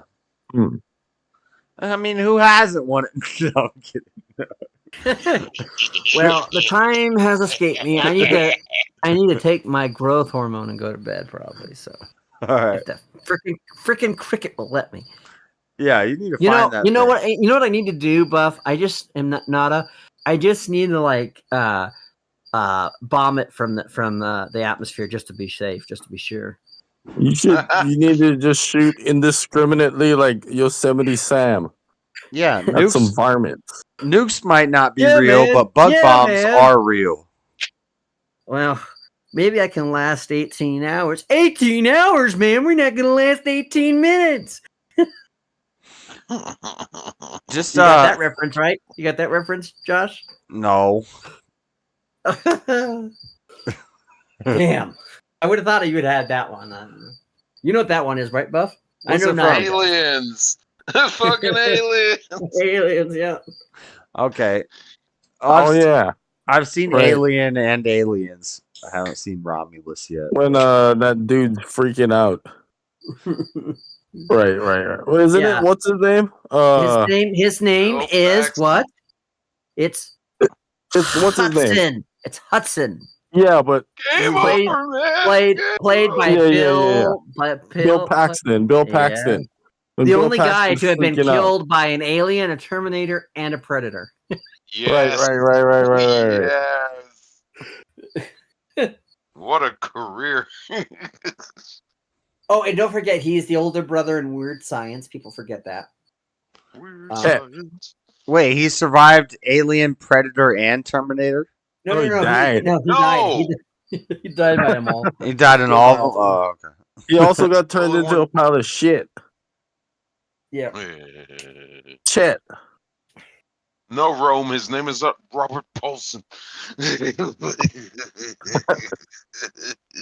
Bill Paxton. He was such an icon. Did you ever see that movie Frailty? Yeah, I watched it. Anthony Hopkins. Matthew McConaughey. Yeah. It was kind of like. Wait, Matthew McConaughey? Yeah. It's kind of like a Josh movie in a lot of ways because the dad swears that he's got a message from the angels and God to go kill all these demons, and he's that's kind of a freaky one. It is. Okay, it's a good thriller. It's a good thriller. I'm thinking of a different psychological thriller, right? I'm thinking of one with Anthony Hopkins. That's a psychological killer where Ethan Hawke murders his wife. Oh, I think you're thinking of Fragility or Fragility. Yeah. Something Frailty. like that. Frailty. Fragility. This is Frailty. Yeah. Matthew McConaughey. All right. Dad taught me how to use that. I think I've seen that too, and I think I did like it. But yeah, I'll always have my movie references, especially in the Discord server.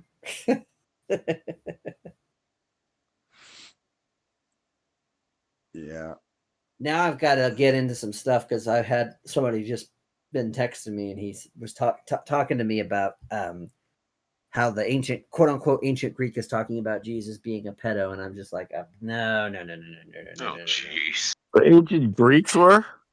I mean, the ancient Greeks were talking about Jesus being a pedo? They're talking about that from the Greek language. Yeah, this is guy I'm looking up, and he just seems really out there. I mean, of course, the ancient Greeks are gonna see people as pedos, right? I mean, that's called projection. I don't know. There's a debate to be had on whether the Romans and the Greeks are as gay as we've been told to think that they were, and that it was more about pederasty and a teacher and a student relationship more than a bunch of pedos and gay guys running around. Yes with and no. dudes, whatever. Yes and no. Yes and no. I think there was legitimately that issue, but I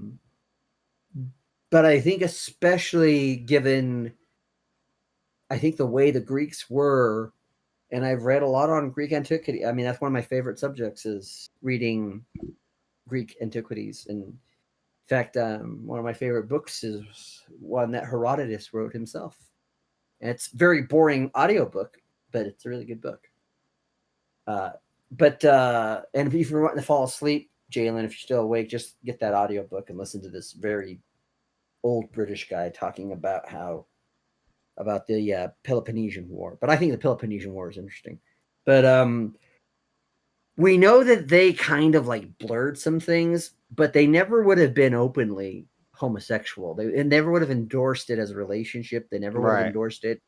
And so that's why they say, like, even the Greeks knew you had to be married. So, and I think you have to be careful of also what culture, because, you know, it's funny because there's always this kind of notion that the Spartans always thought that they were like little loving, love little, boys and poetry. But actually, it's been well documented that the Spartans could have been extremely homosexual in the sense that they spent a lot of time away from their wives, and the only time that they had sex with their wives was not for pleasure. It was for rearing children. And then, when they're training, and they were training so hard. Wait, so you saying the Spartans were having some gay sex the whole time? There was sword fighting. They were sword fighting. Yeah. They were. See, I don't know about this. They were tipping their spears, dude. Now, is it what they said? No. Was Alexander the Great? No, he wasn't. And of course, to be important, to the distinction, because everyone thinks Alexander the Great was Greek. He wasn't. He's Macedonian. There's a difference. It's a precursor to Greeks, but Macedonian is its own culture. But see, I've heard a lot of like the stuff you're saying is revisionist history, and that really they weren't into none of that gay stuff. So it's like, what are we going to believe? Right, exactly. And you take it with the grain of salt. But they fell. They fell. Obviously, so I'm sure at some point they got into that obviously, sort of mess. If the source material I'm referencing was written in the last 20 to 30 years, then I would say you're right.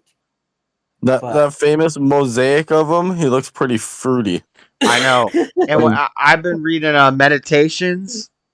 Who's that? Marcus Aurelius. And who's Roman? Who's Roman? Right. And everybody's like, well, this is some of the founding documents of Catholicism, and like you need to start reading Marcus Aurelius and all, and there's a lot of gay stuff in there. Right. That the thing about the Roman, that's more like a Catholic thing. A Catholic thing. The Romans, I think the thing with the Romans was, I think for the Greeks, it was kind of like you were spending a lot of time. You need to get that kind of seed out, gotta get that. Ew. That's what they would do. He's saying literally. I think the Romans they were notorious for having orgies, and they were notorious for having multi-sex partners, multi-gender.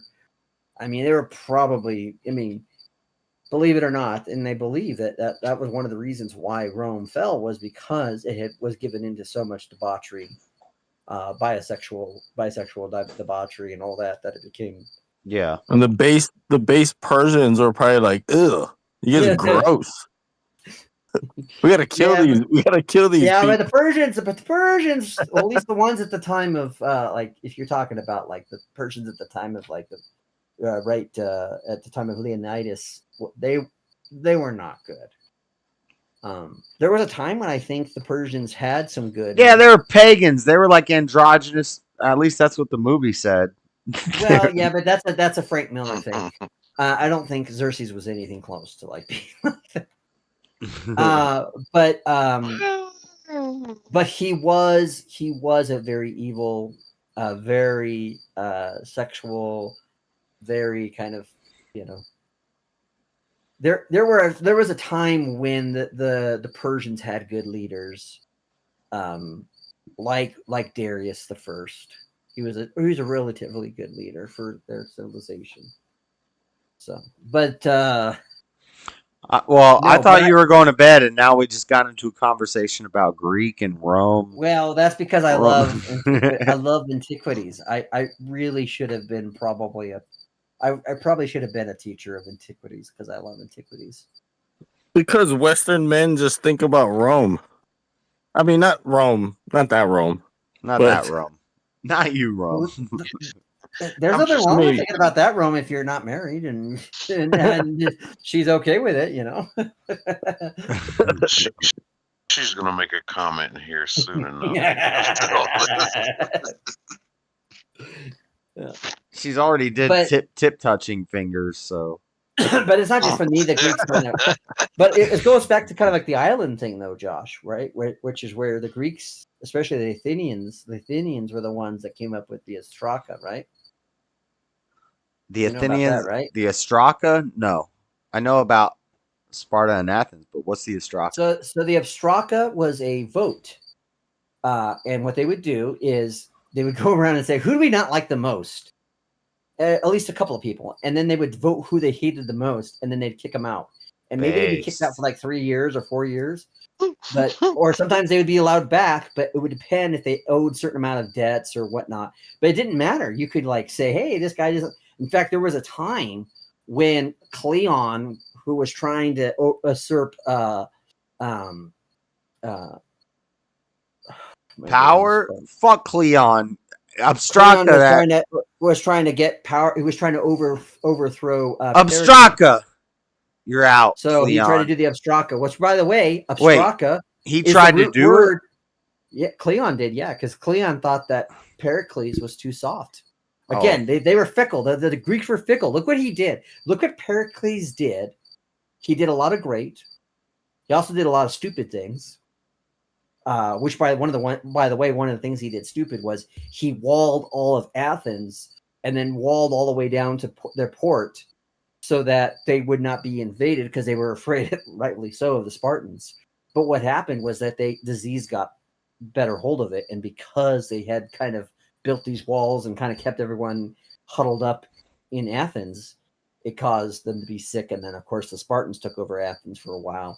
But here's the reason why you had like the statue of Athena, which was supposed to be one of the ancient, wonders of the ancient world. He was the reason why they had built the Partholon, and there's the other one that he did too. But anyways, but the Athenians were all about, what are you doing for me now?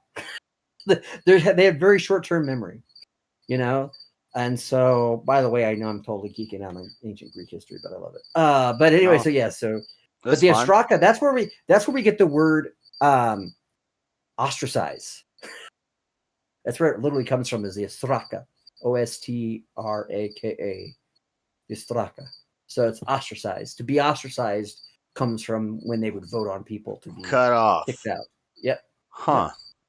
I like that. Yeah. I figured you would. That's why I thought I'd tell you about it. Straka. Put it to the Straka vote. but yeah, then the problem is the vote. So right. Well, and then you got to see how corrupt Athens could be, because what they would do is people would go around and buy people's votes and right. But there was kind of the thought that where but if someone was so motivated to get somebody out of there, like maybe that was a good thing, because because you had to remember, like, everybody had their like, they had fanboys. Everybody had their like group. There was the Pericles groupies, and and part of that was Herodotus. He was a huge fan of Pericles. You also had Socrates, and in fact, I would argue that if Pericles were alive, I don't know if Socrates would have been put to death. I mean, the way he was, but he also allowed it to happen too. So, but a lot of people did not like Socrates because they thought he was long-winded and confusing. And yeah, what did I just hear the other night about Aristotle and Plato were getting it on? Where did I hear that? Maybe it was a joke. I don't know. But you do realize that a lot of the things, when you read stuff that was written by Socrates, a lot of that stuff is transcribed by Aristotle, and then all the stuff that was done by Aristotle was Plato. That's kind of cool how they beget each other. So, but I love a lot of those ancient Greek quotes. They had some really good quotes. I mean, like, I like one of my favorite from Aristotle is the greatest crime comes not from necessity, but from the desiring of great means. So, meaning, like, the greater the crime is to him, he was like, the crime is not greater that you steal a piece of bread. The crime is that you want to be rich. You're so desperate to be rich and be the only bread person that you kill like 6 people to be who are like your competitors, or you frame them for something. So yeah. If you're doing a crime to steal a loaf of bread to feed your family, I don't even know if that's a crime. But if you ever want to do a deep dive sometime, Josh, on the Greeks and stuff like that, or even the Hebrews, like the Hebrew antiquities, Yeah, I'm the kind of guy that would love to just watch. I love watching. How about the Tartarian antiquities? Ooh. Yeah, I don't know where you're gonna find that though. That's gonna be very hard. Right. I don't know if. Also, I am very much all about ancient Klingon languages as well. Klingon. I'm just joking. I know what Klingons are. I got that reference. Yeah. You know what I used to always think was that are any of you Star Trek fans? No. Not really. I like Frakes. I always thought it was. I always thought because of his hair. I always thought it was weird when in Undiscovered Country, the bad guy that is the bad Klingon is played by Christopher Plummer, who's this great Shakespearean English actor. And if you know anything about Klingons, they hate humans, right? Like they're like prejudiced against humans. And so it's like, here he is, like quoting Shakespeare as he's trying to destroy the Enterprise. I was like, I understand the reason why you would say it from like a dramatic instance, but they're Klingons. Why would you quote Shakespeare, who is a human, while you're trying to destroy the humans? It's like if all of a sudden Buff was like, by the way, I'm going to debate Jalen and I'm going to quote Kamala Harris. Well, I could use a quote from Kamala in my argument. Not to like refute it, or be like, you'd be like, in the words of my homeboy Obama, hope and change. It's like, it wouldn't make sense. Yeah, I never got into Star Trek. I mean, I like the first 6 movies, but I was always Star Wars. Right. I like I like Jonathan Darth Vader Frakes' from hair. the planet Vulcan. Yes, bro. Yeah, Frasier's he's good. And Yeah. Data was cool. Kinda. Yeah, him and Data are were the only ones from TNG that I liked. The rest of them I can't stand TNG. TNG is Star Trek for women. I'm sorry. Yeah, they kind of lost me with TNG. Change my mind. Yeah, I never I'll got always into be the about my show. homeboy Kirk. I'll always be about my homeboy Kirk. I never got into the show itself, but I was more into the movies, those first 6, and when they got into what Patrick Stewart and all them, it was just like, this doesn't feel the same. I'm more of a Shatner guy. The only thing I like from TNG is Q, because he's funny as hell. He's always spoiling the thing. But no, I like Captain Kirk because to me he's a man's man. Like he'll go down and he'll punch someone. He'll probably be attracted to some alien woman and probably do something he shouldn't. He fucked every alien woman. And then Spock is always like trying to get his ass out of hell, so it's like, so really like Josh would be like Kirk and I'm like Spock. It's like yeah. Scotty was fun. Yeah, Scotty's fun. Kinda. Yeah. What are you doing, Echo? Yeah. And then also obviously I liked Chekhov. Chekhov was really cool. Yes. Got them. Fair enough. But I love, to me, I loved a lot of that from what it used to, what it kind of is, which to me, the interesting thing is cheesy. Star Trek is not really I wish people would realize like a lot of these space movies and shows are not really about space. That's the vehicle to explore these ideas. But really, Star Trek is about, it's like a sociology thing. It's all about how different tribes work together, and I guess one of the reasons why I didn't like TNG is because they pushed the atheistic utopia idea that as long as we have enough money, we would have enough technology, and then we don't need money, and once we have every material given, we don't have problems like war or famine or like. And I just like, that's BS. It's complete BS. And so, really TNG to me was always about the philosophical issues of like the idea of whether they should be involved in something. Whereas I think the original was more about an adventure and about a group of people who would get in trouble. And then at the end of the show, they'd have to find a way to get out of it. And I think that's more entertaining than boring talk with, I've got to go talk to Whoopi Goldberg, the bartender, and try to figure this out. Why I like her, but and then don't get me started on the most annoying character on TNG, which was Wesley, the little know-it-all doctor's kid. Crusher. Wesley Crusher, right? Yeah. He was pretty irritating. He was. Like a little crybaby little bitch. Yeah. No. But William Grammer, fuck Steven Crowder. That's why I think too, like, of the goods, like, to me, like, if you think about like the great movies that deal with like the issues of space, like in the real issue of space travel, a lot of that would be 2001 Space Odyssey.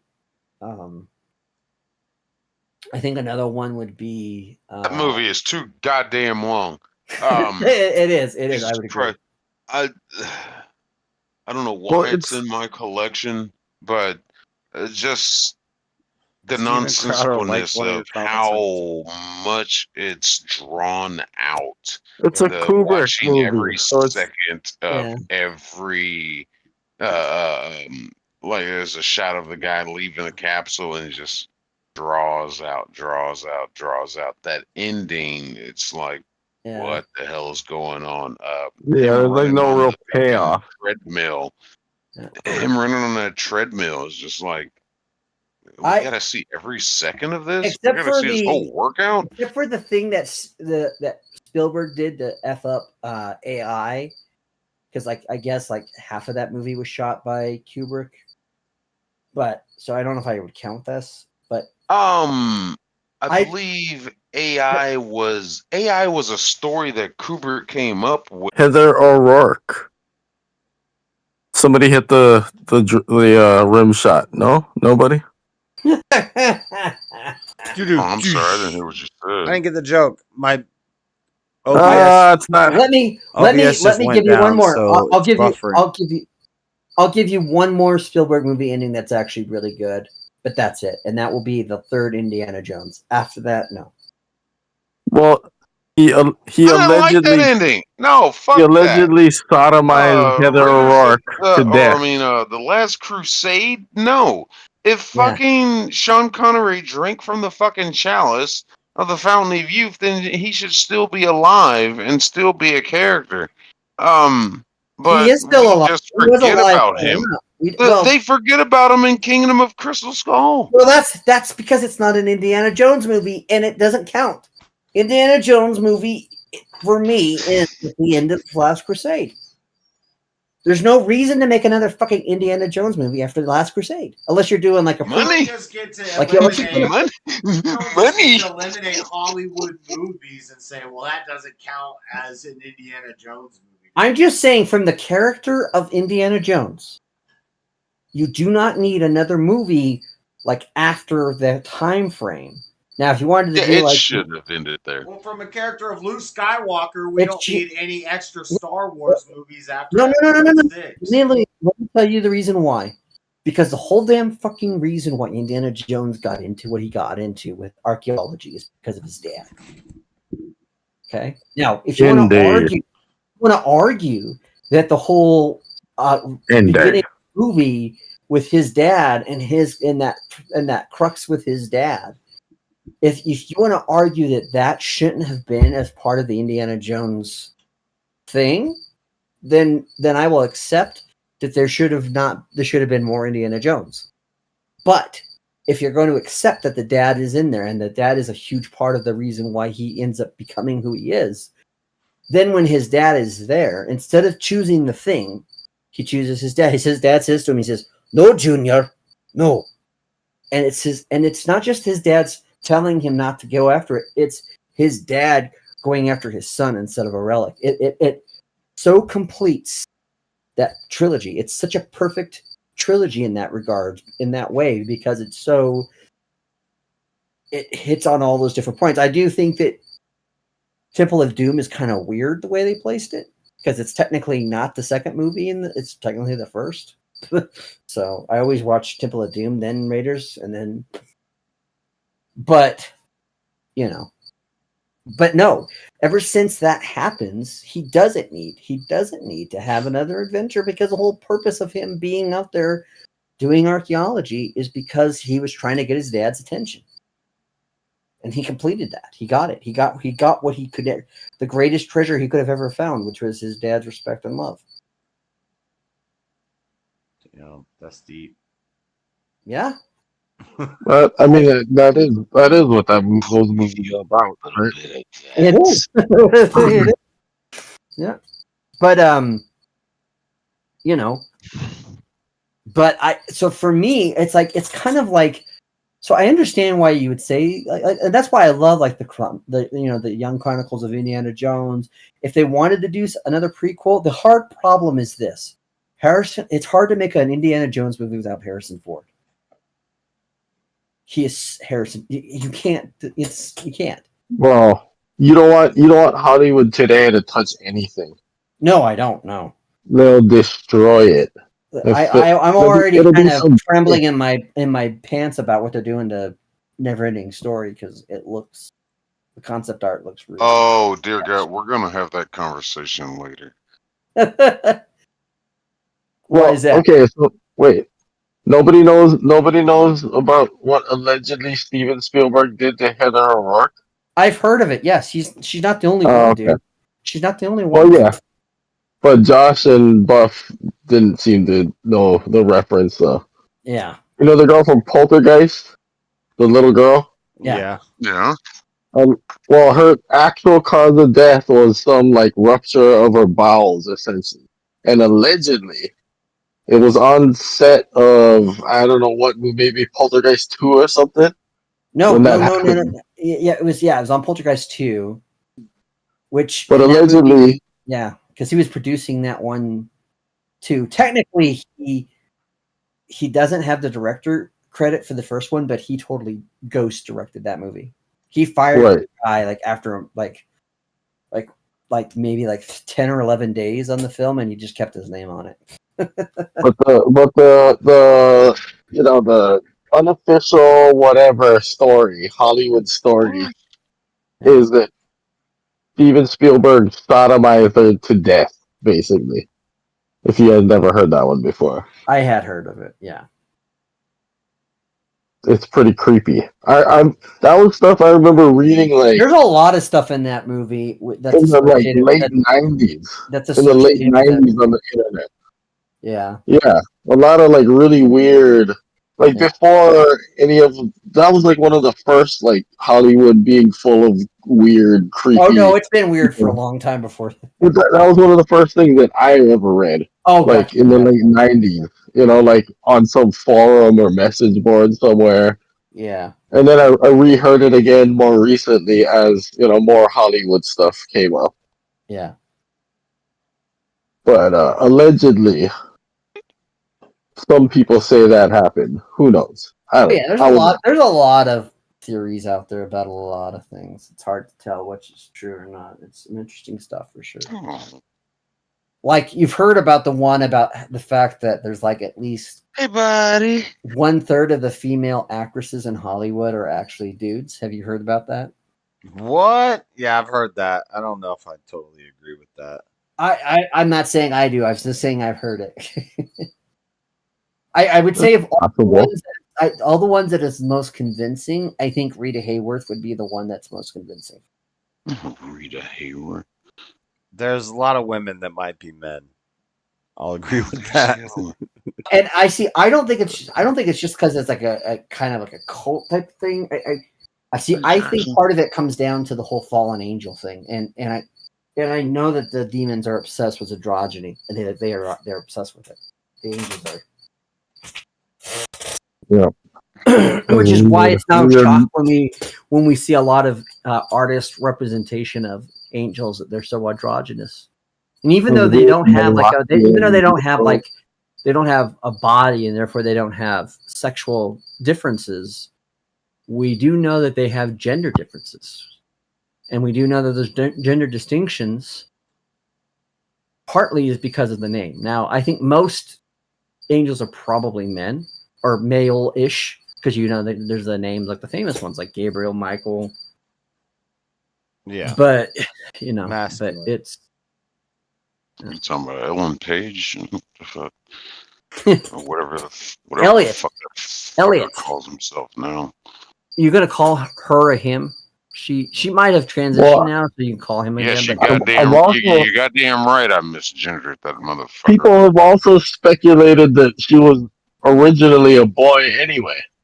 Yeah. Oh no, I've heard that. Yeah. I don't know. Do you hear about that person that like they're like a boy and they wanted to become a girl and they transitioned into the girl, and then as a girl now they want to be a tomboy girl? And I was like, wait, what? Yeah, it's crazy. I mean, there's a lot of that. There's a lot of that shit of these motherfuckers that do the transition thing and then they regret it. You guys, how do I go back? You can't. If you guys lived in this state, it's like I live in like Sodom and Gomorrah or something. I mean, fuck. The comic book stores are full of them. Like, full of them. Like, everywhere is full of them. But you want to see like 20 in one place? Walk into a comic book shop in Washington State. Nothing but trannies. Wall to wall trannies. Yeah, it's wild. Big ones too. Big old 6'2", 6'2", facial hair, and then someday you're like, "Oh, is that a girl?" Nope, that's not a girl. Yeah, at first you're like, "That could be a girl." Then you look at, oh, your shoulders are a little wide, and then they talk to you. You're like, "Yep, nope, not a girl." Which is bad because there are girls in there, and you're like, "Are these all dudes?" Did I just use my card to give his card a plus? I'm trying to play a card game while talking to you guys. I'm zoning out. I think I just used my own card to plus his cards. What? I don't know all the movie references. Disconnected from his own fucking show. You never heard that stuff about Spielberg, Josh? Yeah, I've heard Spielberg's into some weird stuff. My boy. About him sodomizing. I like saying it like that though. Sodomizing Heather O'Rourke to death. Yeah, I think he was not into weird shit in Hollywood. He's probably a sodomizer. But Heather O'Rourke, she's just a little girl. She was a little girl. Can't you sodomize some like grown people? You know what I mean? How do I like a sodomized kid? Ellen Page was a fucking innocent girl too. Or was she? Or was she already a boy that they made into a girl? That they made into a girl that's now a boy again. You want to look into some weird people in Hollywood, old school people? Look up John Huston. Just gonna tell you. Oh, right. Because John Huston was involved with a group of people that was all kinds of weird. One, he was involved with the artist and photographer. He was an oddball. His name was Del Rey. He was really huge in the 50s. Right. 40s, right. Well, and even Houston's daughter, isn't Houston's daughter Angelica Houston? Yeah. And if you look at her, is that even a girl though? Right, I've heard that. Yeah. Well, you know what I mean? Like she doesn't really look like a girl. Yeah, kind of does. Do you know who his first wife? Because he was married twice. He wife swapped with this doctor, and the doctor he wife swapped is the Black Dahlia killer. I might have heard that. Yeah, Hollywood's I know about the Black Dahlia killer. I have heard. And then the LAPD hit it because they were all part of the same sex cult. And the guy that was the Black Dahlia killer, he actually went to court because he had raped his own daughter. That was like 16 or 17 at the time. Raped his own daughter. And so they were all sickos. Okay. Anyways, we say all sorts of crazy shit on this. But the LAPD, part of the reason why that they were involved and they kind of did nothing about the Black Dahlia, they had quote unquote people looking into it, but they were never going to let people actually find out about it because the guy who was the Black Dahlia killer was the top doctor in their illegal abortion racket. They were behind one of the biggest abortion rackets in LA, and all the Hollywood stars would come to the Black Dahlia killer guy to get an abortion if they didn't, because it was back then you couldn't do it. You didn't have places like Planned Parenthood. So that's the reason why he was protected. And they love their sacrifices to Moloch. They just love it. They do.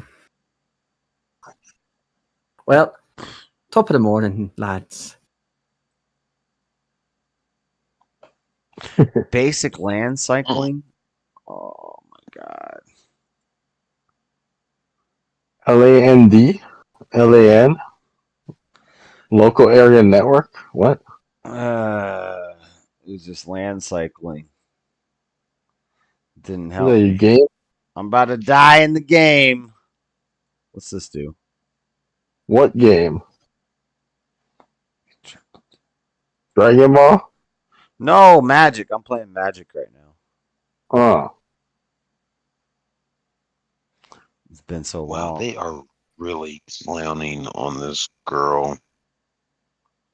I think this is the second time I've been on Facebook today. They are clowning the hell out of this fucking that breakdancer girl. All right.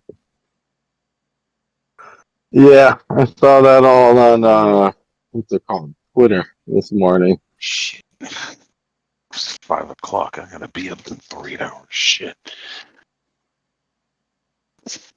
Man, that dropped my light.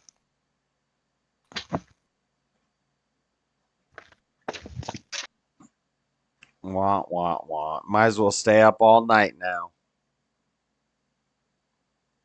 I'm trying to sneak a nap in.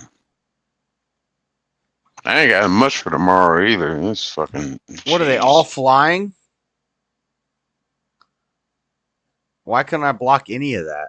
Are you serious? Did you already talk about Deadpool Wolverine? No, I haven't watched it yet. Shut up. No, I mean Buff on the radio. No, not heavy on radio. I've been trying to stay spoiler free for the sake of people that there's a lot of people that still haven't seen it, like Josh. I guess it's only been out for like a week and a half, right? But Sunday it's on. I'm done. But you can still sort of touch on, I guess, general. No, I guess you can't talk about too. Well, I mean, you don't have to give away any of the like juicy spoilers. I've talked about some stuff. I try to stick to stuff that's like you can see in the trailer and stuff that's not really relevant to the story. But like I think they show the Borderlands and whatnot in the trailer, right? I think he kills me with flyers right here. Unless this has reach. It does not. Don't they? They do show the Borderlands in the trailer, right? I think. Because I think I saw the trailer. I don't know. That trailer for Borderlands, I guess. I tried watching it. I made it a little further than JS did. No, I'm talking about the Borderlands in. That's what it was called in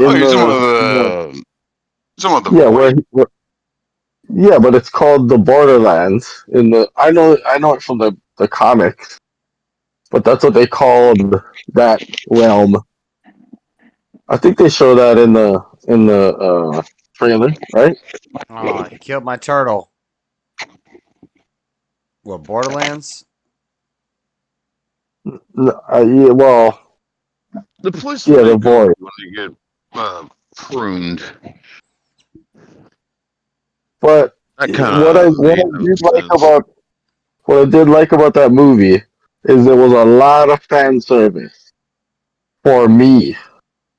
Like they were basically making that movie for me. Borderlands? No. Wolverine. Deadpool.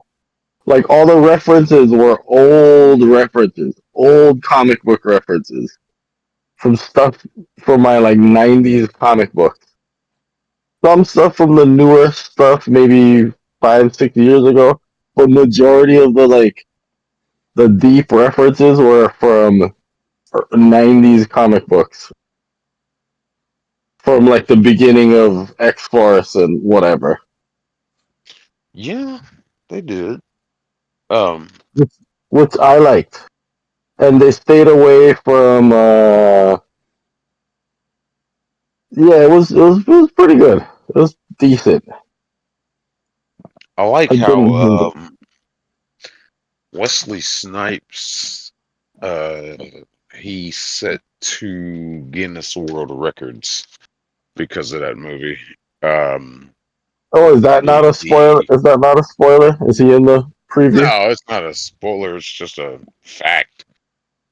He is the oldest or the longest actor to play a Marvel character, and he also set the record for having the most year gap between playing a character in a Marvel movie. Oh yeah, he beat out Patrick Stewart for that one, and what was the last one? Two. Longest Marvel character, he beat out Hugh Jackman as Wolverine. What was the last one? Blade 2? The last, or Blade Trinity. 3? Yeah. Oh, when was that? Wow, that was like shit. 2000 and holy fuck. Oh, it was in the 2000s. Okay. I don't think I ever seen that movie. I know I saw the first two. I barely remember the second one. I think I remember not liking it that much. I liked the first one, sorta. Which is kind of crazy because they bring in Ryan Reynolds. You know, of course, he's Deadpool, and Ryan Reynolds is also in Blade Trinity. It's just like, is this the same character? And now we're about to get fucking Tony Stark or Robert Downey Jr. playing Doctor Doom in this new Fantastic Four movie.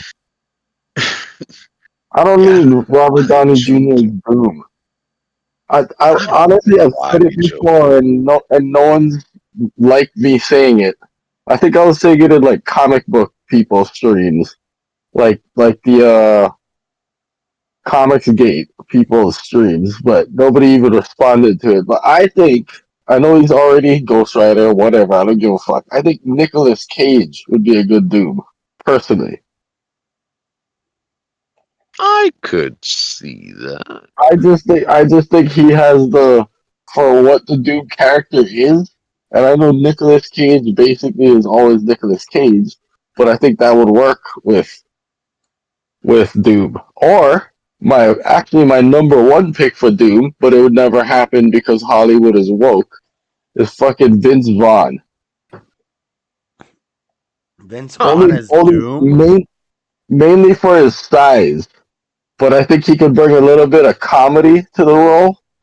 Yeah, but he could also size with anybody in a costume now. Yeah, but Vince Vaughn is already bigger than everybody, so it would work easily. And I think he could be a prick, which Doom is, but he would bring a little bit of sort of the same stuff that Robert Downey Jr. would bring to the role, except I think maybe Vince Vaughn would be a better prick. And I just like Vince Vaughn. But yeah, I don't know what they're gonna try to do with this new Fantastic Four movie. Like how the remake one they did, they were trying to play them as younger characters, and I don't know where they're supposed to be with the age range on this one. Like how the first one, they were pretty much older, sort of say. At least going 20s, 30s, maybe in the 30s. And that newer one had them younger. I don't know what they're going to try to do. Well, that's what the Marvel. I'm not sure if it's like a chicken or egg thing. I think the movies might I don't know which dictates which anymore, or if they dictate each other. But I know that the Fantastic Four was younger in the books recently, also. But that could have been because the MCU was gonna make them young, so the books made them young. You know what I mean? I don't know which caused which, but I know try to hang on to the characters, let them grow 5 or 6 years ago. 5 or 6 years ago, I know in the books they were younger before that movie came out. They were younger in the books, but that could have been because the MCU told Marvel, the comic book company, "Hey, make them young." I don't know. Well, also I heard it's because they're trying to not use the same characters, right? Because they gotta pay them too much, so they're trying to reboot everybody younger with lesser known actors. Isn't that true? This is gonna be our third representation of the Fantastic Four. Well, fourth representation of the Fantastic Four. It's like yeah, Fantastic Four was like the first Marvel movie, right? That really shitty one. Was it there? One of them. There was a Spider-Man movie, old. There was a Fantastic Four movie. And Punisher. Movie. With Dolph Lundgren. Punisher with Dolph Lundgren, yeah. It's like, you guys need to figure this shit out, man. Yeah, those are bad. Those are really bad. But I think I really think that's what they did with this, with the way things went in the Deadpool Wolverine movie. They're trying to reset everything. That's what it felt like to me. I don't know. We'll see what the hell happens. They paid big dollar actors though. Yeah. Right? I mean, they had all the names in there. Not all the names, but a lot of them. I still think Chatham Tatum as Gambit was awesome. Channing Tatum. Channing. You like him in Magic Mike? Well, no, I've never seen Magic Mike. Not either one of the three of them. I needed somebody How skinnier. did that movie get 3 parts? I wanted somebody skinnier as Gambit. He was alright though. He wasn't bad. But somebody skinnier would have been better. I thought. And that's not a spoiler either. He definitely made up for what that other guy did in what was that, Wolverine Origins? He was definitely a better Gambit. Oh, I didn't even see Wolverine Origins. Oh, don't bother. I think the only 2 movies shit. I think Deadpool and Deadpool 2. Well, I just watched Deadpool 2 after I watched this last one. But Deadpool and this, yeah, that's the only Marvel movies I've seen, period. I've purposely not watched any of them. Like, I don't know. I'm not a fan. I have like long boxes full of comics though. So I have like a lot of where the stories come from. But I think I might have liked this Deadpool and Wolverine more than I liked the original Deadpool movie. Or the second one. I thought the Deadpool movies were pretty good, so that's saying a lot. I didn't mind them. I liked them okay. But this last one, and it's probably because, in my opinion, it was all fan service. Like, it was literally whoever wrote it was trying to like make somebody, like when they were coming up with the story, they were trying to make somebody like me happy. They're like, who are we gonna put in this thing? And they just put in everybody that I would like. Sorta. There were a lot of fans that wanted Stephen Lang to I need play land Deadpool and Deadpool 2. They really wanted him. Yeah, but you're talking about Marvel movies. You're talking about Marvel movie fans. The movie Avatar. With the blue people on Pandora. He was so the you're talking about guy. You're talking about Marvel movie fans. Death Touch, right? Oh. I'm the original Marvel fan from the 90s. The comic books. That's who they made this movie for. Okay. 43-year-old guys that have comic books from the 90s. Okay. I'm talking about a different movie. I'm just, okay. Let's see, I fucking rephrase this. As you're talking about fan service, yeah, too little, too late, I think is what I'm trying to say. As the fans spoke up, everybody wanted fucking Stephen Lang to play Cable. But I think Josh Brolin did a great job as Cable. Yeah, he was alright. He was alright.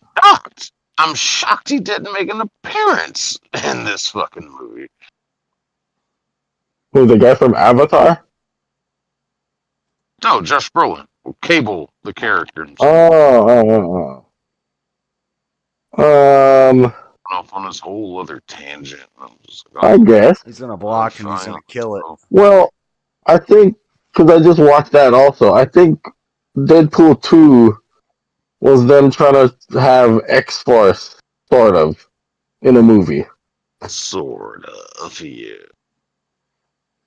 Which I mean, it was only part of X-Force, but and it's sort of it's kind of the story from the comic book, sorta. Not exactly, but that's sort of what Cable does. And see, I need to make sure fucking Josh has seen Deadpool 1 and 2 before he watches Deadpool and Wolverine, because there's a reference brought up in that movie that Deadpool says, and it's just like... I've seen both of them, but I'm probably not going to catch the reference. I'm not going to remember it. Oh, when he's asked about the teams?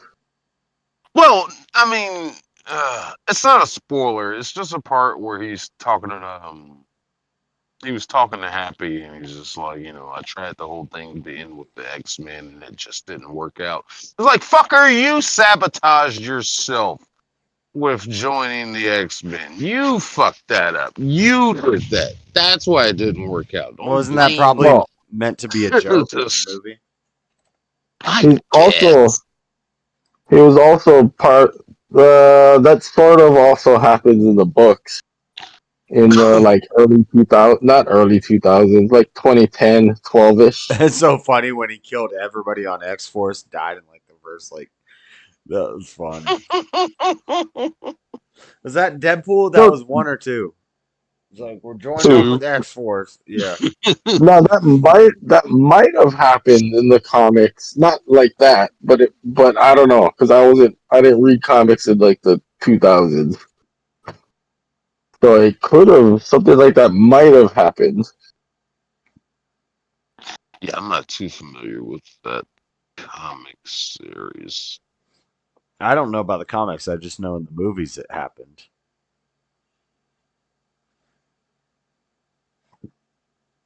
Yeah, I thought the movie was pretty good. I liked it. I don't even know what comics mean anymore when it comes to this fucking whole live action adaptations that we're getting out of Hollywood right now. They don't give a fuck about the comics. They'll follow some stuff, but a lot of it. Well, yeah, they pull a little bit from it, but it's not. Yeah, I wouldn't say it's We're 8. We take 8, or we block it and we lose our creature. I wouldn't say it's faithful to the comic, canon or whatever. It's I would say it's some things are canon, some are not. That's the weird part about the Marvel Cinematic Universe and the comics, is some things that'll happen in the movie. So I'm not sure which dictates which, and it could be a collaboration, but some things that happen in the books don't really happen in the movies. Some things in the books never happened in the movies never happened in the books. I don't know, it's weird. But it's like major plot points are in both, I guess you could say. And they'll reference major comic plot points that, I don't know, might have been in the movies, but I've never seen a lot of the movies. But I know some events that they'll talk about because of the books. That's one of my biggest gripes with this shit is your story is already written for you. Just take the comic and adapt it to the screen. But they got to take their liberties. They got to change this. They got to change that. I don't like, and that's the main reason I don't like watching the movies, is because I like the story in the books. And then when I watch, I think I might have watched the first X-Men movie, and I was like, "What the fuck is this?" And I never watched any other Marvel movie because of that. I was like, I'm not interested. This is trash. Fair enough. Eventually, I'll probably watch them. I'll probably watch them eventually. those fucking first 3 X-Men movies were off the fucking rails, and then they came in with First Class, and that new generation is just like, what the hell is going on here? So what movie? Which Wolver is it? Old Man or is it not old? That's the book, right? It's just Logan, the movie, right? Is that where X-23 is in? Yeah, Logan. In Logan. Okay. Because the book was Old Man Logan, but I think that's the. It's not, again, I don't think it's exactly the same, but I think that's basically the basis for. But again, I don't know which. They might have already wrote the screenplay and then handed Marvel, the comic book company, the screenplay, and been like, here, make a comic like this. Sorta. I don't know. Oh, I'm sorry. I just saw this comment. Rue Crazy. Yes, I do play drums, among other instruments. Why do you ask? I think that's Are You Crazy, right? I don't know. I'm gonna call him Rue Crazy. Yeah, man, I play drums. Yeah. I play anything percussion. But oh god, what was the other one? About the adaptation of simply taking a story that's already set for you, and all you got to do is adapt it to the screen, live action. Mm-hmm. Okay. Disney absolutely has to be the worst culprit with these fucking the Lion King, fucking Peter and Wendy, right. fucking all the live Beauty and the Beast, all these live action Little adaptations that they're doing.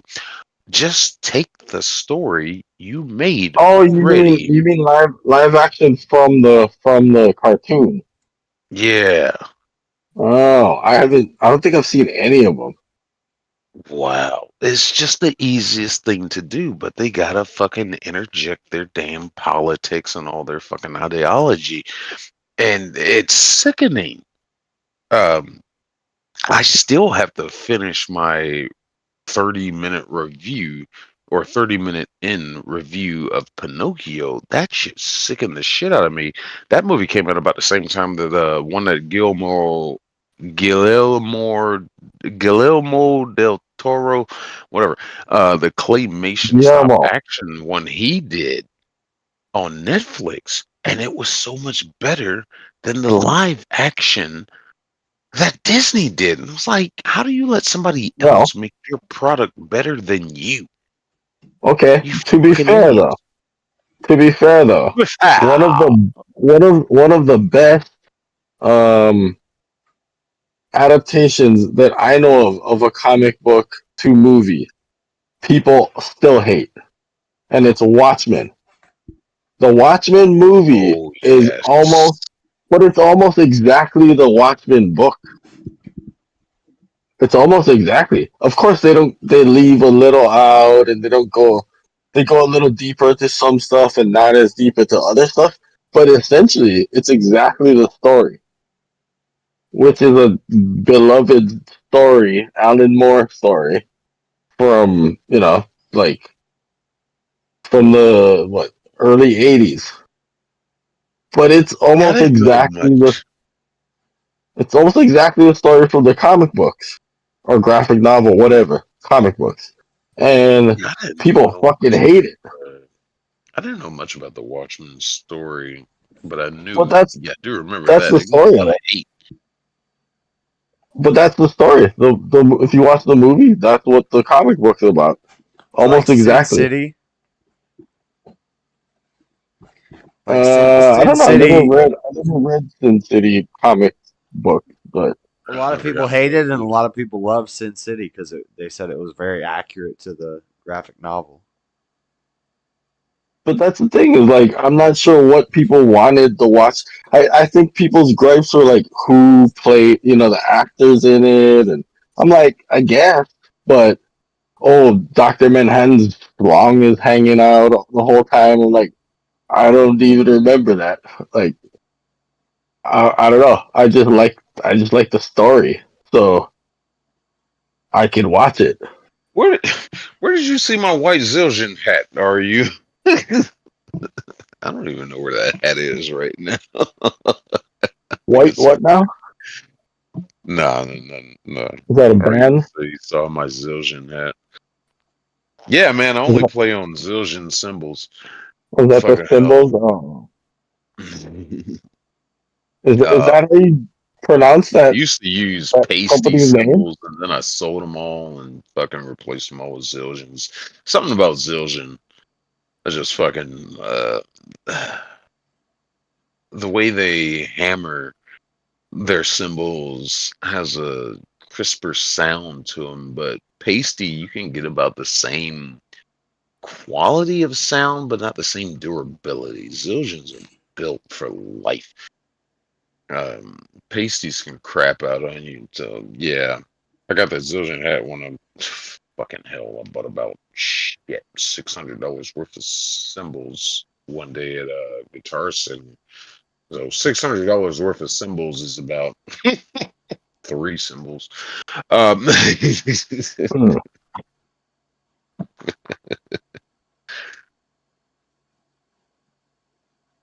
saw a video of a guy with like 20 cymbals. But I think it was parody, but I don't think anybody caught on that it was parody. Or maybe it wasn't parody and he was just a weirdo. I don't know. I don't know. Some guys love their cymbals, they were the same symbols, and they were just set up like vertically and horizontally. And he had a whole drum set, but he was just hitting all his cymbals and the drums. I don't know. I think it was like parody, but like well done parody, where you couldn't really tell. Yeah, maybe. I don't know. My setup I play on now, I got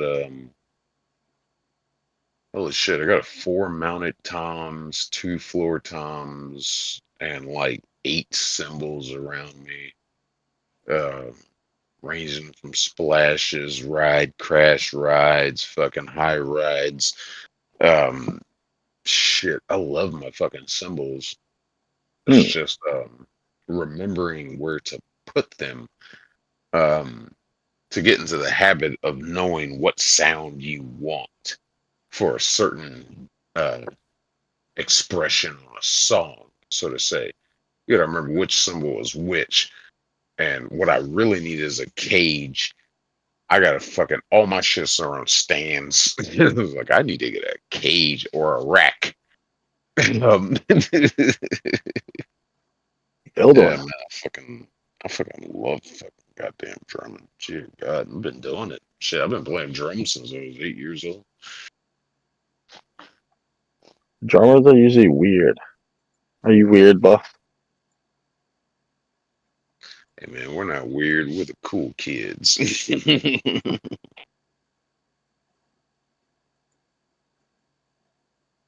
Yeah, I know a bunch of drummers, actually.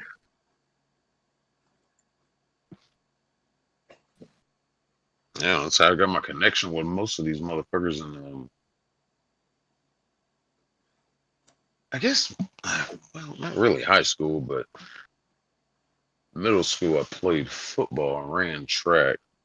So I got my association with some of the ghetto fucking black kids and shit. But high school, I didn't get cleared.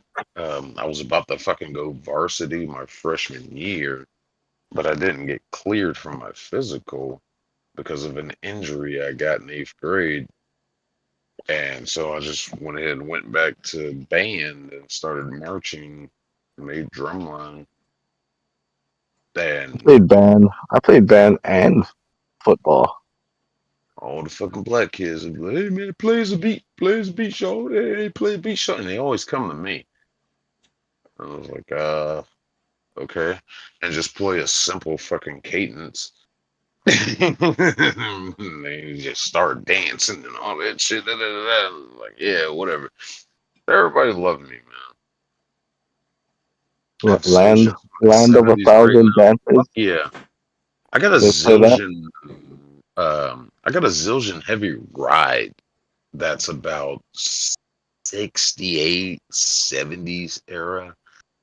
And what about the horse? Missing out of it. But I still you ever play the horse? Marching band, you ever play the horse? No. The horse. That was a good one. That was a really good one. That'll get you pumped up on the football field. I'm not familiar with the horse. I played band, so I could request it. I would run over to the band and be like, I'd get our, director, whatever the fuck his name was, and I'd request it. We had this incident once. My junior year, I was drum captain, and we had this incident with the cheerleaders at a football game. like the cheerleaders would throw like these little footballs out into the crowd. They were the school colors and had the school name on them, everything, da da da da. And they would never throw us any. So I was just like, fuck this shit. And the cheerleaders would do that chant, do it, do it, do it, do, and we'd play along with them. And that was like a thing we did. But as we noticed more and more, hey, y'all never show the band any love when it comes to these little footballs. You ain't got to throw us all of them. Maybe 2, maybe 3, whatever. Cool. Y'all never show us any love. And they got fucking hundreds of these things. And so I took it upon myself and was just like, hey, next time they do that do it shit, we ain't playing shit. And it was only us, the drum line, that played along. For the band itself was screaming, do it, do it, do it. So when they came over finally, they go to the crowd, now let the crowd do it, do it. And they come over to us and now let the band do it, do it, do it. And we just stood there. We acted like we was about to hit our drums, and then we just stopped. Yeah, that sounds really Put good. our sticks in front of Dude, I got suspended. I for probably fucking wouldn't 2 games for doing either. that shit. I got suspended for 2 games for doing that shit because I let it. I'm like, well, and let's just say my senior year, I was not drum captain. We used to call our cheerleaders the dog pound because they were ugly. Yeah, there was a couple cute ones, but a lot of them were ugly, so we called them the dog pound. It was funny. The football players, we called them the dog pound. I ditched my card that gets rid of enchantment, so I can't get rid of his enchantment now. Ugh. Nerd. As I look at my stack of comic books that I just bought.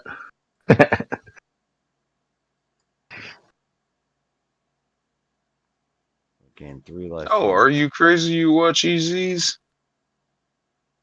Yeah, I can get on there from time to time, trying to learn how to be a better debater. I just speak out of anger mostly. Yeah.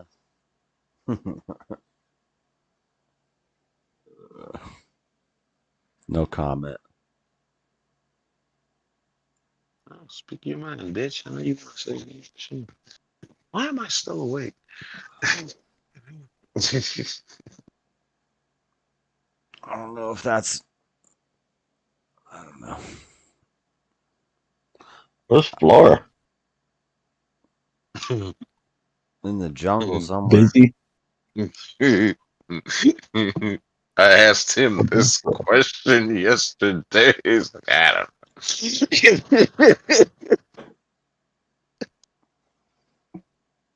know. When's she flying out there? Soon, right? Next week? I don't know. Huh? I thought she had a flight and everything. No? I don't know. We'll see. Okay. We'll see. It'll happen when it happens. But didn't she book a flight? Allegedly? I think so. I don't know. I don't know if I believe in flights anymore. They're all fake. Planes don't exist. Planes aren't real. I don't believe in any of this stuff till I see it. Optometry, not real. Yep. Nukes, not real. DNA, not Seeing- real. Seeing clearly is fake. Asthma, not real. It's just taking her longer to get there because, the Earth is flat. So with no curvature, it's going to take a longer trip. I don't know. I sort of like the flight paths. The flight paths, like what the flat earthers bring up about the flight paths, kind of makes some sense though. Like some of the doesn't. flight paths. No, it doesn't. I've seen the It does. No, it No. The flight No, it's path, all wrong. the length of time it takes and the directions they go in Their flight don't path make is sense. curved because the world is curved. No. Like the direction that the actual flight plan doesn't make sense on the globe. What do you mean? Yeah, I don't know. You would think if you look at a globe and you're gonna fly from, I don't know, let's say New York to Japan, you would think you would go one way, but they don't go that way. They go weird ways.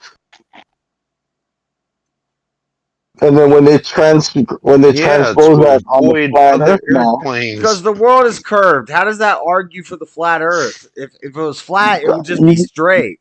But they go weird curves. It's almost like the world is round and there's weathers. No, not like that. Patterns. Like they go in weird directions. And the length of time it takes doesn't make sense for a lot of them. They don't travel at light speed. I'm not talking about like from like Idaho to Wyoming. I'm talking about like from fucking New York to Japan, or from it makes more sense than Israel it does on a flat map. Well, that's one of the things that when you transpose it on a flat map, you're like, oh shit, that does work in this paradigm. Nah. And that does make like the directions that they go in now look like how you would actually go. It looks like the shortest path when you put it on a flat map. Well, when you put it on a globe, it doesn't make sense.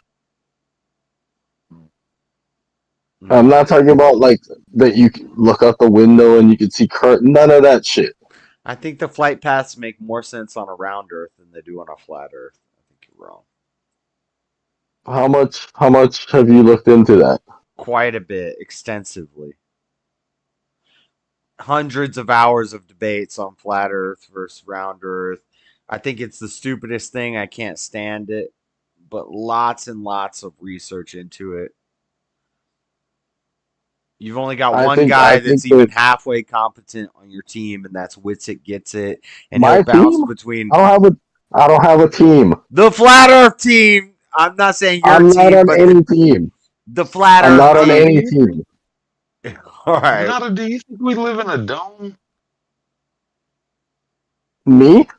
Do I think we live in a dome? I don't know. Okay. Do you know? We don't? Yeah, I'm pretty sure because, You're pretty sure because they kind of shoot things up into the air a lot, and they don't hit a dome. I don't know. You don't. How far is the dome? Just watching rockets like every week. And they fucking okay. Have you went? You been there? I never went. Up in the air. Yeah, I've flown in planes. Obviously, I'm from an island. There's no way to get. I mean, you can go on a boat, but nobody goes up by boat anywhere. So I've been on many planes since I was a little kid. Yeah, I've been up in a plane and looked out the window and saw, a curve. You can't. Okay, but that's okay. If you research, and Josh should tell you this, you can't resolve a curve from your eyes can't resolve a curve from that height, from that amount of view and that height. Right. So when a boat sails away from the coast that has a mast on it and it gets lower, what the hell do you think is causing that? Well, it's not. Well, It's one. not You getting know what? smaller.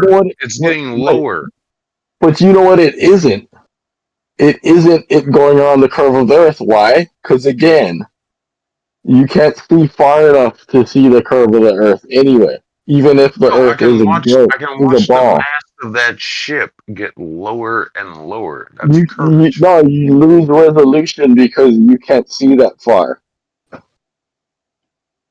No, I can see that far. That's the one thing that the flat Earth guys' little fancy camera that they always like to talk about does actually prove.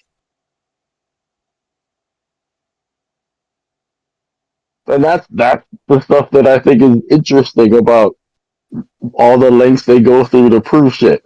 Is that it takes a lot of your preconceived notions, such as that you can see the curve of the Earth, and it makes you actually look into it and find out that, oh shit, I actually can't see the curve of the Earth with my eyes. Because I can't, I'm not. No, I've seen it from an airplane. Okay. You're the only guy, though, ever. No. Destroy this guy. Look at my battlefield, guys. Explain it. Look at my battlefield, guys. He's got 6 life. This guy's about to get crushed. But yeah, no, you not being able to seeing a ship disappear over the horizon is because you can't resolve that small of an object that far away. I have a 5-5, a 3-5, a 6-7, and a 7-9, all attacking his 6 life. He's got one. He's got 2 defenders. But if you sit there with should be a dub here. If you sit there with a telephoto or a telescope or whatever, you can with see. my naked eyes. Right. I'm saying if you sit in the same spot with something to magnify your vision, you can see the ship for farther. Which means it's not going over the sun. I'm not saying that means that the Earth is flat. It actually just proves that your eyes can't resolve that small of an object. And it's other factors. That when I'm watching a ship get lower instead of smaller. It's other factors such as atmosphere, the thickness of the atmosphere, how far away. You can't block it all, bro. You have 2 defenders. Block the biggest ones, the 6 and the 7. You still have 5 and 3 coming at your 6. You're done, buddy. Oh, he's playing this game. Josh is busy, but he knows what I'm talking about. Yes. He's done hundreds of hours of research. Hundreds of hours of research. Not as totally wrong. If you triangulate, if you took... No. But your eyes you're not seeing the ship, but you know that you're not seeing the ship dip over the horizon. Your eyes can't resolve the ship anymore. It's too far away. Yes, but we can. Yeah, and you can't. I'm not saying that the Earth is flat. I'm just saying what Buff's saying is not correct. You can't pull it back. If you have refraction off the water, you can't pull it back into vision. You can make it look like you pulled it back, and there's going to be like some mirage effect in between the water and the boat. You can see farther. No, it disappears over the dang horizon. Eventually, it will, but your eyes can't see that far anyway. Your eyes can't see that far anyway. But we have a camera, and we can't zoom it back in. The flat earthers will tell you can, but you can't. But I'm just saying what Buff's saying is not correct. That you're not seeing we can't see the thing go over the horizon, just like we can't see the curvature of the Earth because we can't see. We don't have that big of a field of vision. And we can't get high enough. Right, but we should be able to zoom it in with a camera, and we can't. I know the flat earthers will try to tell you, look, well, I zoomed it back in. No, you didn't. You lost a bunch of the oil rig, or you lost a bunch of the ship that you're trying to zoom back in. And then, and there's refraction, and there's water, and it changes the shape of things, and even the cameras lose sight of it. So, it disappears over the horizon. Duh. Are we trying to argue that stuff disappears over the horizon? All I was saying, no, I was countering, and I wouldn't know any of this if it wasn't for the flat earthers. All I'm doing is countering. But you don't know anything because of the flat earthers. They're lying to you. Dude, I'm not saying that I think the earth is flat. I'm just saying that I was not aware that our eyes could not resolve that far until they brought that to my attention. That's all I'm saying. We all know the damn boat disappears over the horizon. We all knew that since we were kids. Don't let these damn flat earthers challenge everything that you know from common sense that makes sense.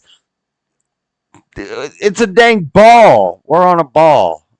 It's obvious. But a lot of the notions that are quote common sense are not common sense though. Water droplets are balls. When things drop, forces and everything's. You think we're looking like a bunch of dinner plates out in space? No, we're some balls flying around in space. Talking about two things so far: curvature of the Earth's whole plane and horizon. No. What you're saying is a contradiction in itself. It's not a contradiction. If you took surveyor equipment, I've drawn this in Microsoft Paint for the chat. I've drawn it before. I'm not going to do it right now.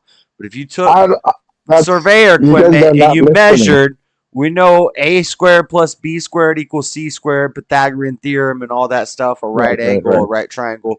So if I have 3 surveyors standing far apart and they're at 90-degree angles to each other, and we should have the layout of a right-angled triangle here.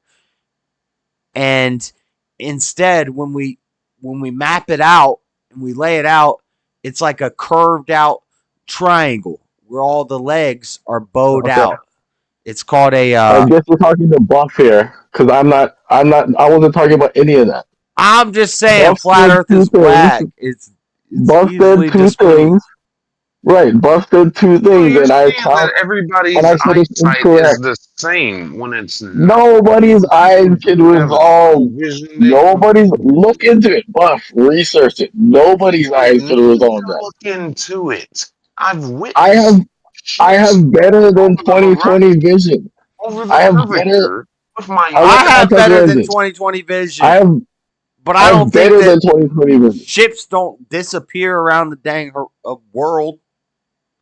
They disappear. It's not just my eyesight. It's because they're they get lower and lower and lower until they're gone. I have superhuman vision. Bro, I got more. And you can't I got even see better vision. This ship going over the curvature of the Earth. Artificially enhanced vision is better. I have little lenses that I put on my eyes that let me see farther than most humans. But no, it's you can't resolve an object that small that far away, and the atmosphere. It's a lot of factors. I also grew up on the ocean. You know what I mean? Like, I looked at the ocean for like 40 years. So your vision is different than mine. And ships, I'm just saying, I'm explaining that I have a lot of experience watching ships on the ocean. And you would like think more than most people do. Not smaller. They get smaller. You can't see them. No, they get lower. You can't see them. I'm primarily talking about a ship that has a tall mast on it. It doesn't get smaller. It gets lower. That mast drops. It doesn't shrink. I've watched this. That's way too close. To see the mast shrink, drop before it. You know how far the curve is? You know how far the curve is? I'm 2-2 in this tournament. I'm playing a Magic the Gathering online. Did you hear what I said?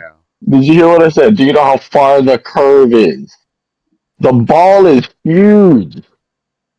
We can only resolve like. I got 2 balls fused. I got 2 balls fused to this dick. What is it, Josh? How many miles? How many miles could we resolve with our eyes? Like 3? Was it like 3 sorry, miles? I never measured it. I just watched it. Right.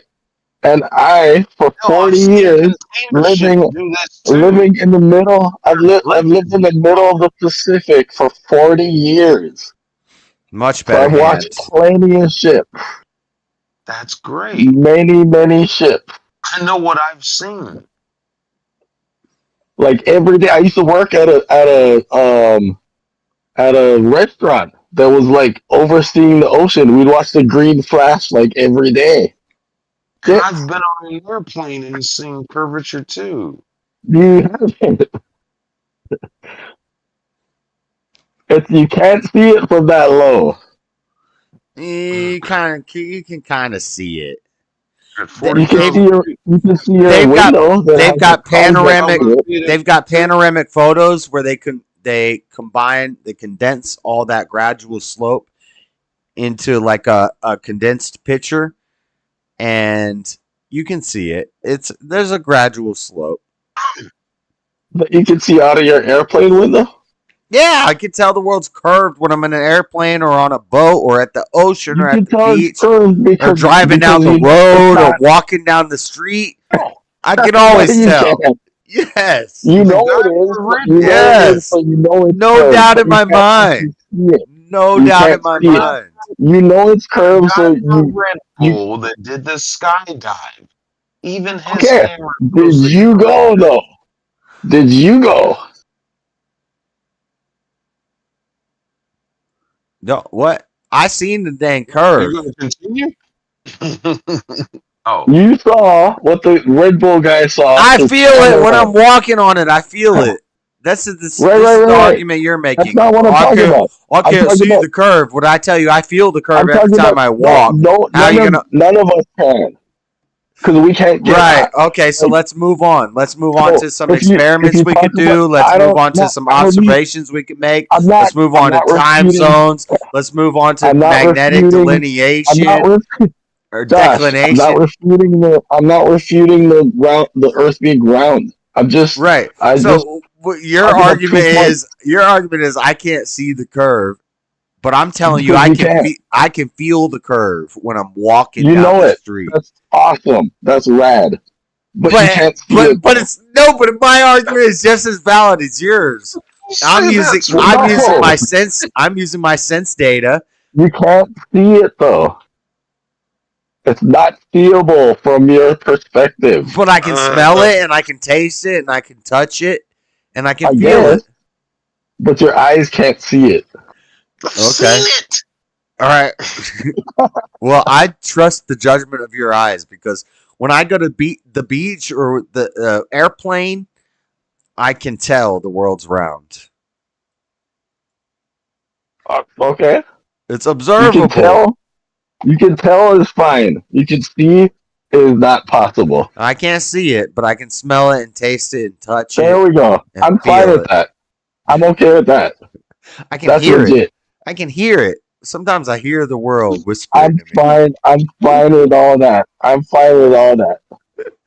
say, world, are you round or flat? The world says, you know I'm round, bitch. Shut up. Well, I like when people bring up the Red Bull guy. I'm like, oh, the stuff that you saw through a camera lens. Because that doesn't... It's not that I don't think it's wrong. He saw it with his eyes, though. No. So that guy saying it is one thing. People saying that they saw what he saw because they saw a video. I'm like, you don't understand what a camera lens is. Camera lens is in nothing you see through a camera lens is exactly the representation of it because it's not real. It's okay. I know. I talked about this on my show. You can take a fisheye lens and you can change the way the camera's pointing and have it go from straight to concave to convex. Right. Yeah, and the people who make this argument saying the world could also be convex. It could be a donut. We could live in Halo. Sure. All I'm saying is because the camera showed me a straight one. And there's camera pictures of the world with a regular person's eye. What? With a regular person's eye? Well, no. But even what our eyes see is not necessarily exactly what the world is. You know what I'm saying? There's cameras that act so as. Don't believe you're lying. No, but your eye lens is also curved. Oh dear God! It is. Is your eye flat? You have flat eyes? I don't have flat eyes. My eyes are like a ball. So it's always a fisheye lens. Everything we ever see, we don't know if anything's ever straight. I mean, our brains are filtering it, but yeah, I mean it is. We can no longer tell straight from curved because our eyes are fish-eyed, and so. Yeah, and I'm gonna use that when I get arrested under possible suspicion of DUI. I mean, they tell me to walk a straight line. I'm like, well, my eyes are round. It's curved. I can't do this, sir. This is yes. Also tell them you're a sovereign citizen while you're at it, and that you have no jurisdiction under this admiralty or whatever. While you're at it. Bond number.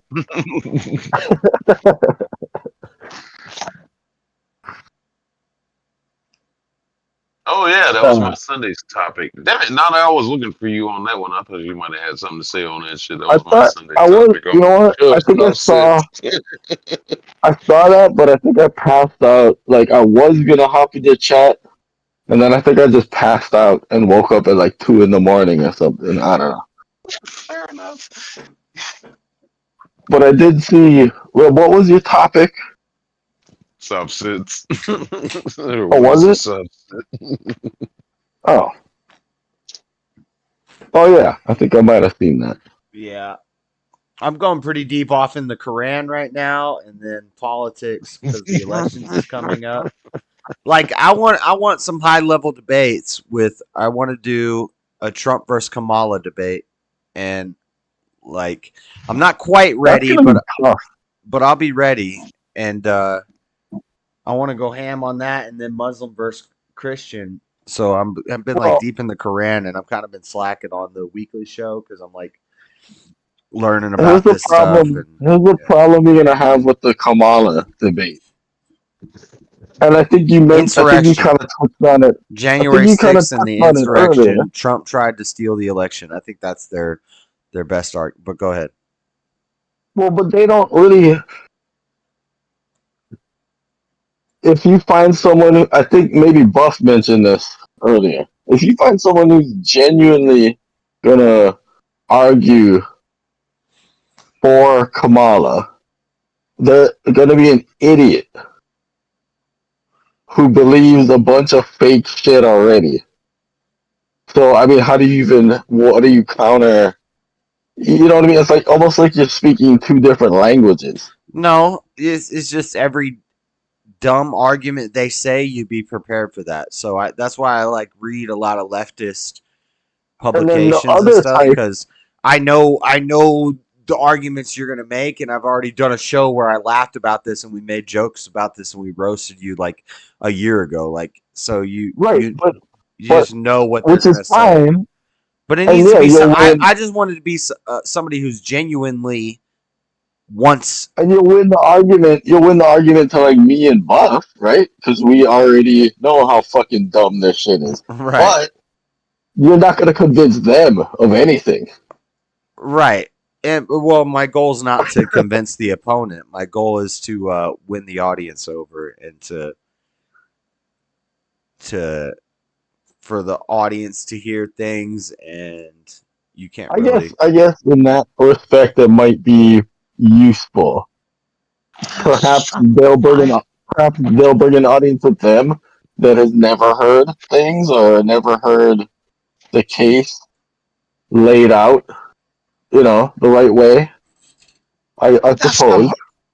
That's the hard part, trying to find somebody who actually believes in Kamala to come on and debate.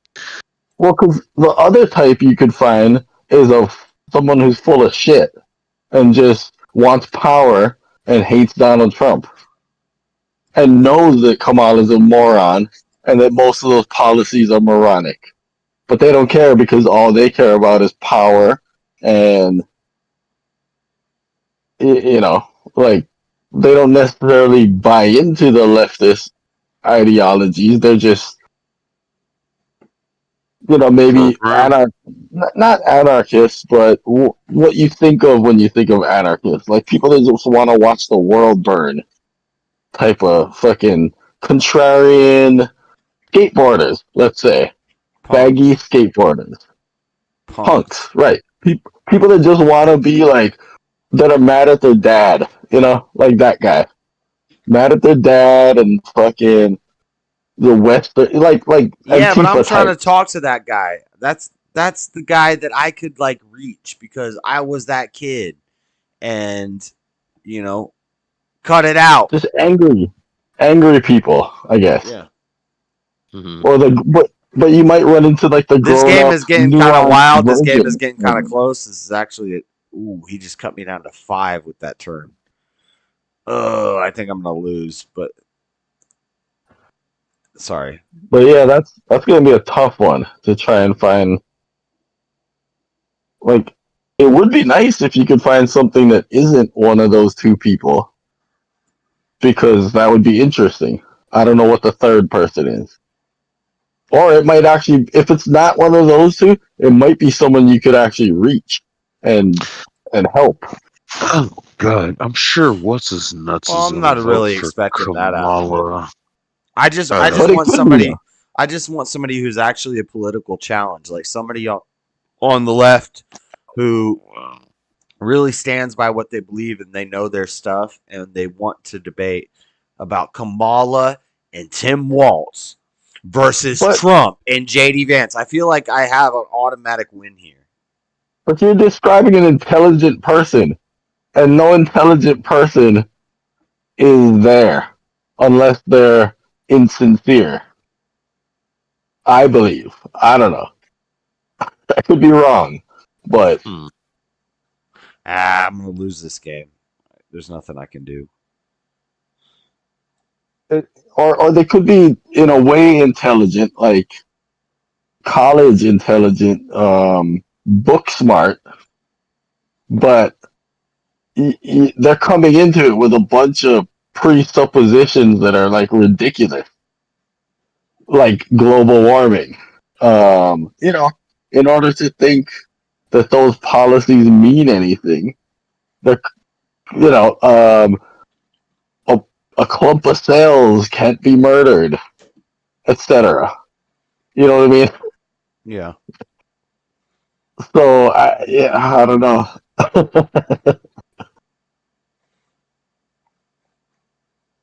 Yeah, that's fine. But yeah, it's just for the I guess if entertainment factor. I'm not expecting to win over their audience or right. I just really want to go head to head in verbal combat with somebody who really thinks that Kamala and Tim Walz is a better choice than Trump and JD. Like, and I got complaints about Trump and I got complaints about JD Vance, but just we can't keep playing around. Like, it's debate time for debate is fun, but like, this is the sake of the country, and I guess if you're like kind of blockers, I don't have enough blockers to stop this. Oh, I'll still live for a turn. Cool. Unless that has trample. It's a crucial election. It's a crucial election. It's a yeah. Do you not think it is, bro? They all no, are. I'm saying it's getting a crucial crazy. election. Yeah. Shit's getting out of hand. Like, it's gonna be a problem. Well, you know what is a little spooky to me? How nonchalantly people are just saying, "Oh well," or "Civil War." Like, a lot of people are just throwing that out to me, like in real life, and I'm like, "What the fuck are you talking about?" Like, I mean, I don't know. Like, what even is that? like Kamala gets in, and there's civil war. What is that? You know what I mean? Like, what does that look like? What is that? It's practically, what is that? I don't think these people are the ones that call the Civil War. I don't think they even want it, because you got one side of people that stand for their Second Amendment rights, and another side that wants to ban the Second Amendment. It's clear which side is going to win. I don't think either side really wants to totally ban the Second Amendment. That's more of a super... On the personal level, yes, person to person, neighbor to neighbor, the armed ones will beat the whatever. But what happens, because in this iteration of Civil War, the military is controlled by the other side. You know what I mean? The government's controlled by the other side. So how does that play out? Like Craigslist. We go buy some F-16s off of Craigslist, and and then didn't Biden say something about that? Oh, did he? Well, and like then how, if that is the case and it does come to something like that, how would you even communicate at that point? At first you could, but once that's happening, right, you would have to. It would have to be something like hammer radio, because once that's happening, country will declare martial law, and they'll shut down you know what I mean? Like, they'll shut shit down. Like, they won't allow people to, I don't know how that would play out. And it wouldn't be like the Civil War, the original Civil War, where it's states against other states and regions against other regions. You're talking the cities versus the rural areas in like every state. So there's no like collective area. I don't know. I don't know how that plays. I think it'll be a lot of inter battles within each state of left versus right. Be something like that. It wouldn't be like a front like Union versus the fucking Confederacy. It'll be a lot of small conflicts within individual states of just people going at it with each other. But it'd probably last like a week. Right. If that long. And then probably what would go nowhere. Right. And then what would come out of it, really? Which is, would they probably just clamp down on us even harder? Yeah, nothing of program. Yeah, nothing like positive. It's not like they're gonna be like, okay, we give up. Trump's the president now. You know what I mean? Like, is that gonna happen? I mean, I don't know. I think, because I hear a bunch of, like, not normies, but maybe less politically involved people that I know, like people I work with and old friends of mine. I hear them throw it out there, and I'm like, I get the sentiment. You know what I mean? I'd be pretty ticked also. I was last time, but play it out in your head. You know what I mean? Like, how does this work? Because I don't know. I don't know how. I don't see it. Well, and yeah, if you play it out to its logical conclusion, it's them clamping down on us even harder. And maybe then we do lose our first and Second Amendment. You know what I mean? And maybe that's the play. I don't know.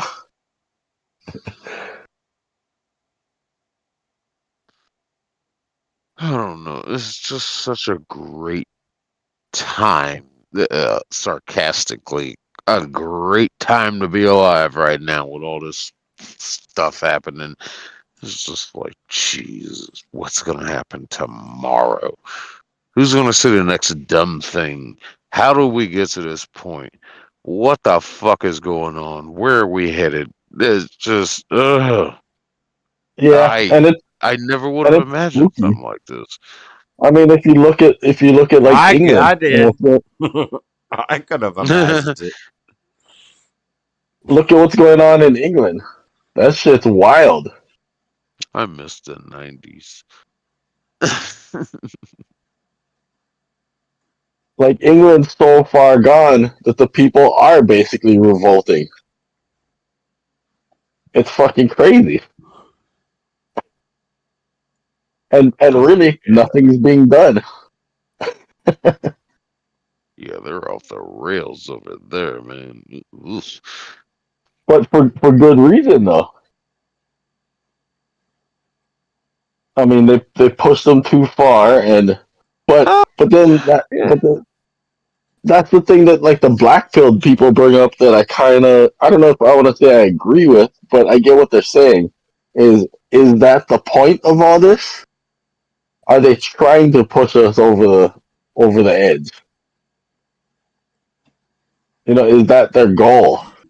That's a good in the question. first Yeah, place. it's like a light goal. It's a goal that they have, but it's all population reduction and control. Yeah, control and power and dumbing people down, demoralizing them to reduce the population of all these dumb. And the rich can, everybody's complaints, Marx's complaints, all the commies' complaints, everybody's complaints, they're always the same, but it's just how we deal with it. It's always, well, we need to tax the rich more. That's the leftist idea. And no, why don't we just make ourselves more powerful, more like the rich? Aspire to be like they are. And do better with it. Because money and all that wealth and all that power is just, it accentuates what you already have in you. So, I don't know. I'm ranting. I'm playing Magic. Hey, what's the... I don't know. I might have asked them before, but I forget. What's John's justification for not voting? Is it like a Christian perspective on not voting, or what is it? I don't remember. I don't know. Has he said what his reason was for not voting? He's a Christian anarchist. He doesn't support the government. He's basically an anarchist who also is a Christian. Guy. Yeah, he probably wouldn't say it's black pilled, but yeah. Again, nobody who's black pilled says they're black pilled. I just had this not argument, but I just kind of sort of had this argument with the Nephilim Death Squad guys. Yeah. Yeah, with like one of those guys. And he was like, "I'm not black pilled." I'm like, "Well, what the fuck? What the fuck you doing? What do you call this then?" Well, I'm not gonna vote for this guy, but I'm also not gonna vote for this guy because it's all rigged. So what then? He's gonna sit around and jag off or something? Like what? Yeah, we're not gonna do anything about it. Right? Don't you want to at least try or pretend? Oh, they're tricking you into it. Are they though? I mean, I've said I don't want to hear anything. If you don't vote, I don't really care to hear anything you have to say about politics. Like, maybe leave the politics for other people who actually care about their system of government and how it's ran and want to make a change to it. And yeah, I just think that outlook is bananas in the first place. Well, I understand it. I understand, like, none of it matters. None of it matters. It's all worthless. Why are we voting? It's all rigged. It's all rigged. Right. But even if it is, just vote. Because fuck it. Like, if they're letting you pick one. Even if it's just a game. Let them cheat and let them steal it from you. Whatever. Just fucking go and pick one. Even if it's a game they play. And that's why Trump is saying make it too big to rig. Like, people got to get out there and vote. And he's reaching out to a lot of gun owners are more libertarian and anarchist minded, and they're not voting. A lot of evangelical Christians are not voting because it doesn't. What's the purpose anymore? But a lot of young, disaffected young men are like, "Oh, voting's gay." Blah blah blah. Whatever. Yep. You're not gonna make the change if we don't. We gotta start somewhere. You can't be bothered to go out and vote real quick. Then how do I trust you to be bothered to stand by me when we got to defend the country? Like, I shouldn't even be voting, and I vote. So what are you not voting for? Anybody? Shut up. How? Wait, you're not supposed. Wait, you do, but you can't. But you can. Oh, I'm a felon, but in Utah, I'm allowed to vote. So. Oh, in Utah, you can. Oh, huh. Yeah. Even on the presidential election. And based on my own standards for voting, I definitely wouldn't be allowed to vote. I'm not a landowner. I'm 30. Right. I could pass the civics test. But I don't have a family. I'm not invested. I don't have a family. I don't have a business. I'm a white, straight Christian male, so I think that qualifies me to... I'm over 30. I have an IQ over 90. I think those are a lot of qualifiers that I should be allowed to vote. But I'm also a felon, and I don't own land, and I don't have a business, and I don't have a family, so maybe I shouldn't be allowed to vote. You know? And we got to tighten it up a bit. But that's not like a national, federal law? That's my... No, I'm talking about felons not being able to vote. That's not a federal thing? It's a state's thing? Or is it like just something that they're not paying attention to? I don't know how that works. I guess it's a state thing. Some states allow felons to vote and some states don't, but I can vote in a federal election, so... Yeah. I mean, good for you, and good because I know where your vote's going, but at the same time, because then that means that a state can decide all kinds of shit. No, and you can say what you want. I don't think felons should be voting, because generally that's going to lead to a leftist vote. I think that's why they let us do it here in Salt Lake City, Utah, in a red state. But generally, the felons and the criminals are going to vote Democrat.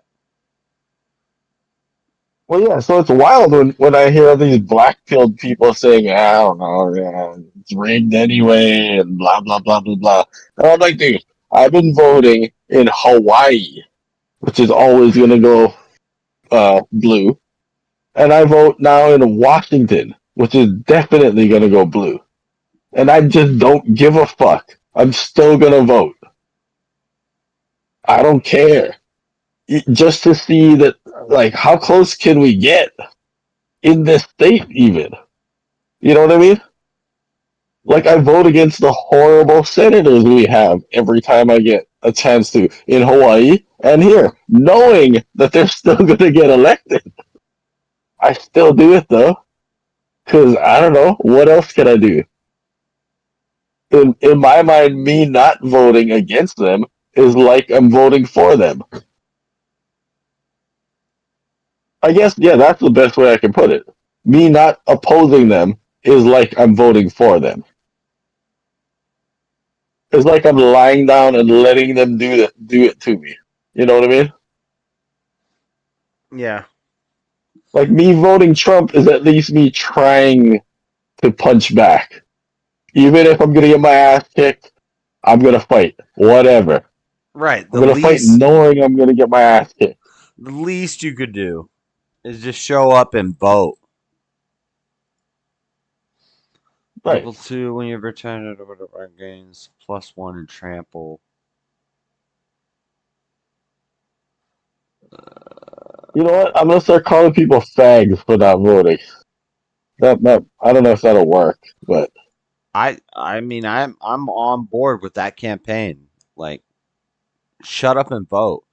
And stop talking about politics if you're not voting. I don't want to hear about it. Theology, philosophy, whatever. But yeah, I don't want to hear what you got to say about politics if you can't be bothered to vote. It's the least you could do. But that's a good way to think of it. Is like even if you know you're gonna lose, would you rather just stand there and let somebody punch you in the face? I mean, fucking put your hands up. I get you're a person like me. You can't run for government. You can't, I'm not going to be a governor or a school board leader or anything. I can't do that. I got a shady past. I got skeletons in my closet, blah, blah, blah. But I can vote. And I'm a damn felon, and I'm telling you to vote. And I'm not telling you to vote blue. So, Well, that's the most discouraging thing to me is I never hear people with that stupid mindset saying they're not going to vote. They're all going to vote. I hear reasonable people who are just fed up and disillusioned. Yeah, but maybe they do vote and they just don't like to talk about it, so they just pretend like they don't vote. I get that's fine, but I don't know. I hear a lot of the conspiracy community being on this whole fucking or like Steve. We're the blue. They don't care about you. I think, come on. Yeah, you're right. I know you are right. You're correct. I get exactly what you're saying. He's not right. I don't think he's right. He's right about governments not caring about us, but ideologies and where you stand on the political spectrum and how you think about the world, it does matter. Yeah, but I think I know what he means. As far as because if you look at the Republican Party as a whole and what they do in Washington, it's fucking bullshit. Just like the Democrats. I get it. Mitch McConnell, you know what I mean? Homo, just people like that. You're a lot of them. You got your Lindsey Grahams that 3 out of 5 times will do what you want him to do. And for what reason, so I get what he's saying. There's some truth to that. But I don't know. I think that should be, and I guess maybe part of it comes from being disillusioned and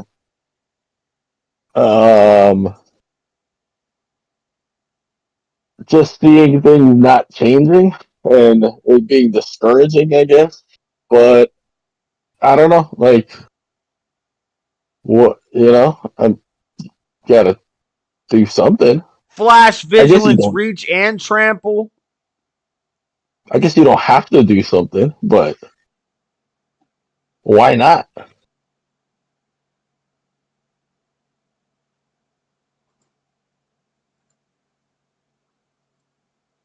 Flash, vigilance, reach, and trample. Are you still in the same game? No, I'm on 6 games in now. It's like a tournament. Oh. So you lost that game that you thought you were going to lose.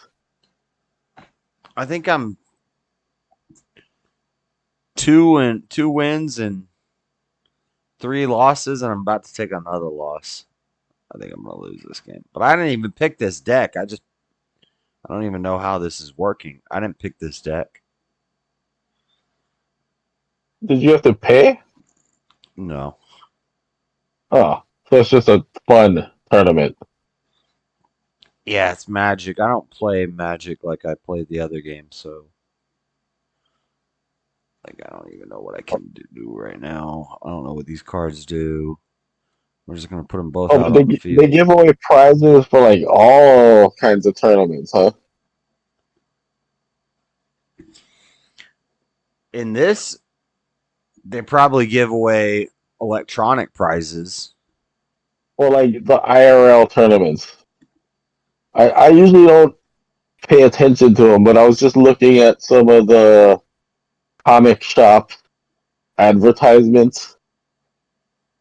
And they all come with some sort of, even like the little weekly tournaments have some kind of entrance for entering you get something, for playing, for but it's winning you get digital. something. It's digital prizes, so you get a pack you can open in the Even game. Even the IRL tournaments. I don't know about Magic. I don't know. I don't really play Magic. I just play Arena on the app. I don't know if it was Magic. It might have been. It might have been a Magic tournament. Let me look. Choose blockers. He's attacking with everything. So we block this 6 with this 1. Doesn't have trample. Look, it's not letting me block them. So they all have.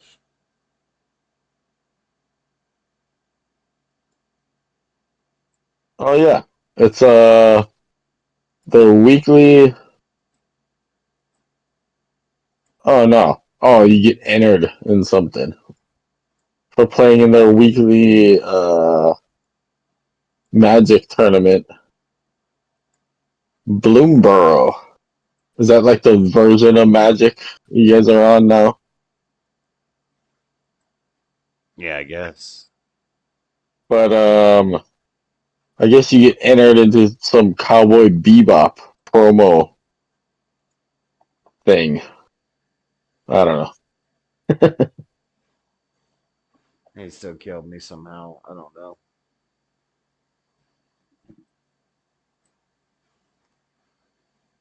Oh, and if you enter the Friday Night Magic tournament, you get pins. Ooh, pins. I don't know, maybe they're like collectible or worth. Oh no, they're from the store, I think. Or I don't know. This deck. These might be collectible. I'm gonna resign.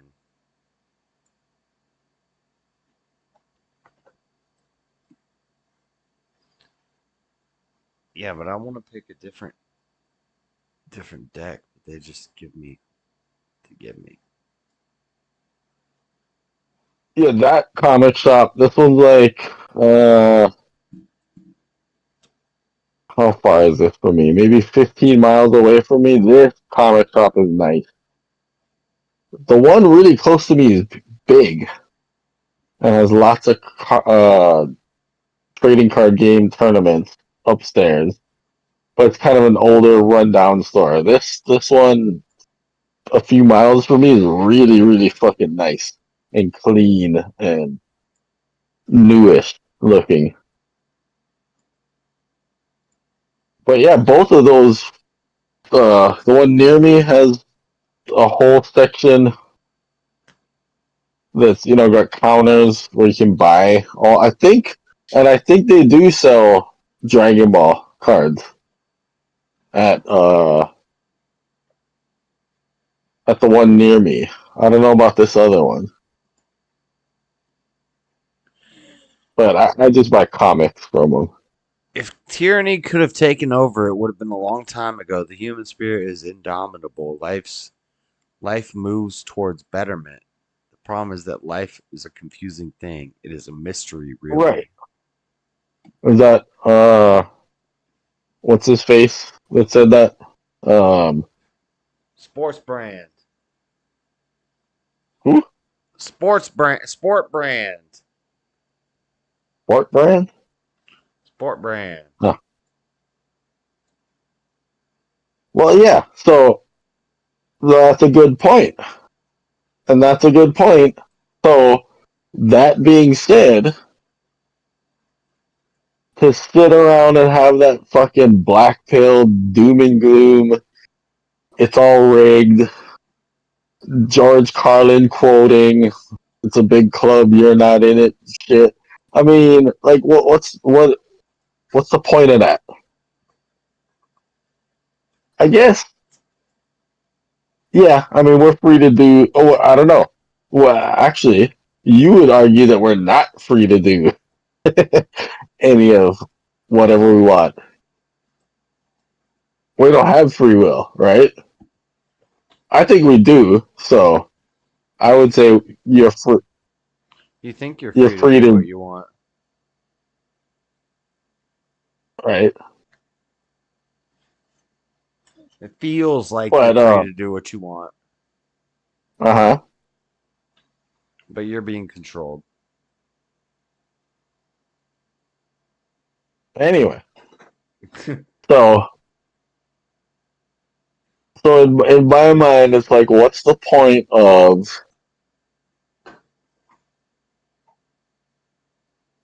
life. What's the point of living? Life, dude. I guess. But what's the point of living? What's the point of life, dude? Living that way, though, where you can't affect change in any way. But I guess, in your argument, what would be the point of voting? Because you can affect change, because we don't see the future. So you are going to affect. So if we had 100 people in a society and 95 of them said that murder was okay, and 5 people of them said, no, we got to stop murdering people. Well, those 5 people would probably get murdered real quick. But if those 5 people were strong and they fought up the other people and they said, look, murder is not the right answer, and they stood up, then they would be affecting a change in the universe that God already knew, but that we don't know. We don't know the answer to. So it's in our better nature. It's in our benefit to act out these things. Whether we have the free will to do it or not doesn't matter.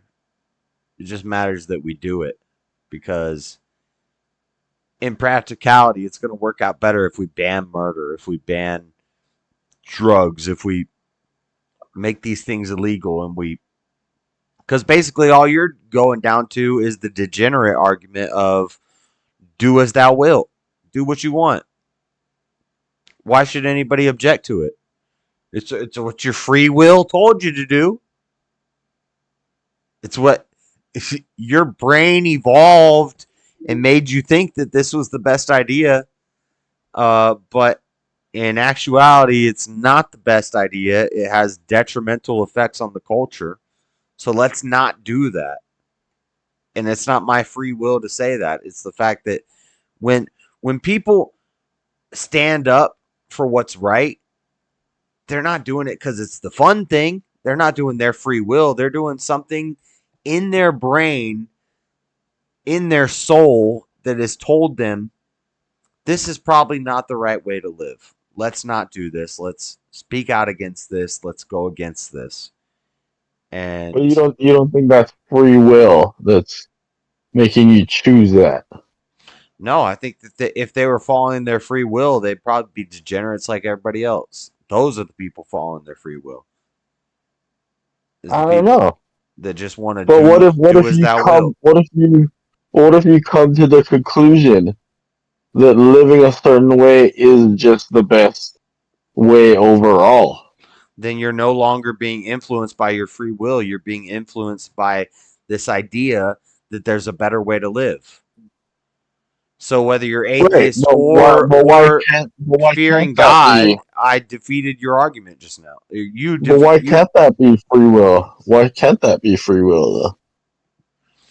Why can't that be a conclusion that you have come to? If all the evidence shows you that if I jump off this building, I'm going to die, and you decide not to jump off the building, that's not your free will telling you that. That's your logic. That's your brain. That's what God gave you to say, you need to survive. You can't be jumping off buildings. What are you, crazy? And if you jump off the building, then that's some other stronger nature in you that tells you, jump off the building. Like, none of that's free will. That's all influenced will that higher powers than us have decided for us. All right, I guess. That's deep. That's deep. I mean, I guess you can see you're free to see it that way. Well, and you can't help but see it any other way. So Yeah, I feel like that's fine. That's I fine can't. if you. I can't That's fine if you criticize interpret you. it that way. See, you could criticize me for believing in free will, but I can't criticize you for not believing in free will because I don't think you could see it any other way. Yeah, because I wouldn't have a choice, right? Right, exactly. So, yeah. J. Kim, what religion am I? What religion am I? I'm a Christian. That's it. I don't like the names and the denominations. I'm just a Christian. Yeah, what denomination though? What fancy type are you? I don't believe in any of those. None of them. I follow Christ. I get my stuff out of the Bible. Yeah, and they're probably just asking you, but I'll just tell them what I am. I'm the heathen. I'm the heathen type of Christian. Depending on who you are asking the question, if you're like one of the cool types of Christian that does it the right way, then I'm the bad kind that's going to hell. Well, I'm also the heretic. For now. I'm also a heretic. I'm a non-denominational Christian, but I don't like saying that because that's a denomination. For now, because the way I think about it is maybe I'm just not there yet. You know what I mean? Maybe I will be there at some point, and I just am not there yet. Well, you know, it's possible that someday it might just click, and I'll see it the way that they see it, and I'll get it or whatever. But the problem is when you think being there means you found this church and you found this doctrine that you fit into, and you're gonna sink your name in with that. No, but a lot of people do. So it's like it's like eternal adolescence. It's like you've just turned your mind into the mind of the child forever, and you don't ever want to learn and become a man. But at the same time, though, whatever mommy and daddy tell me, whatever the church tells me, whatever my doctrine tells me.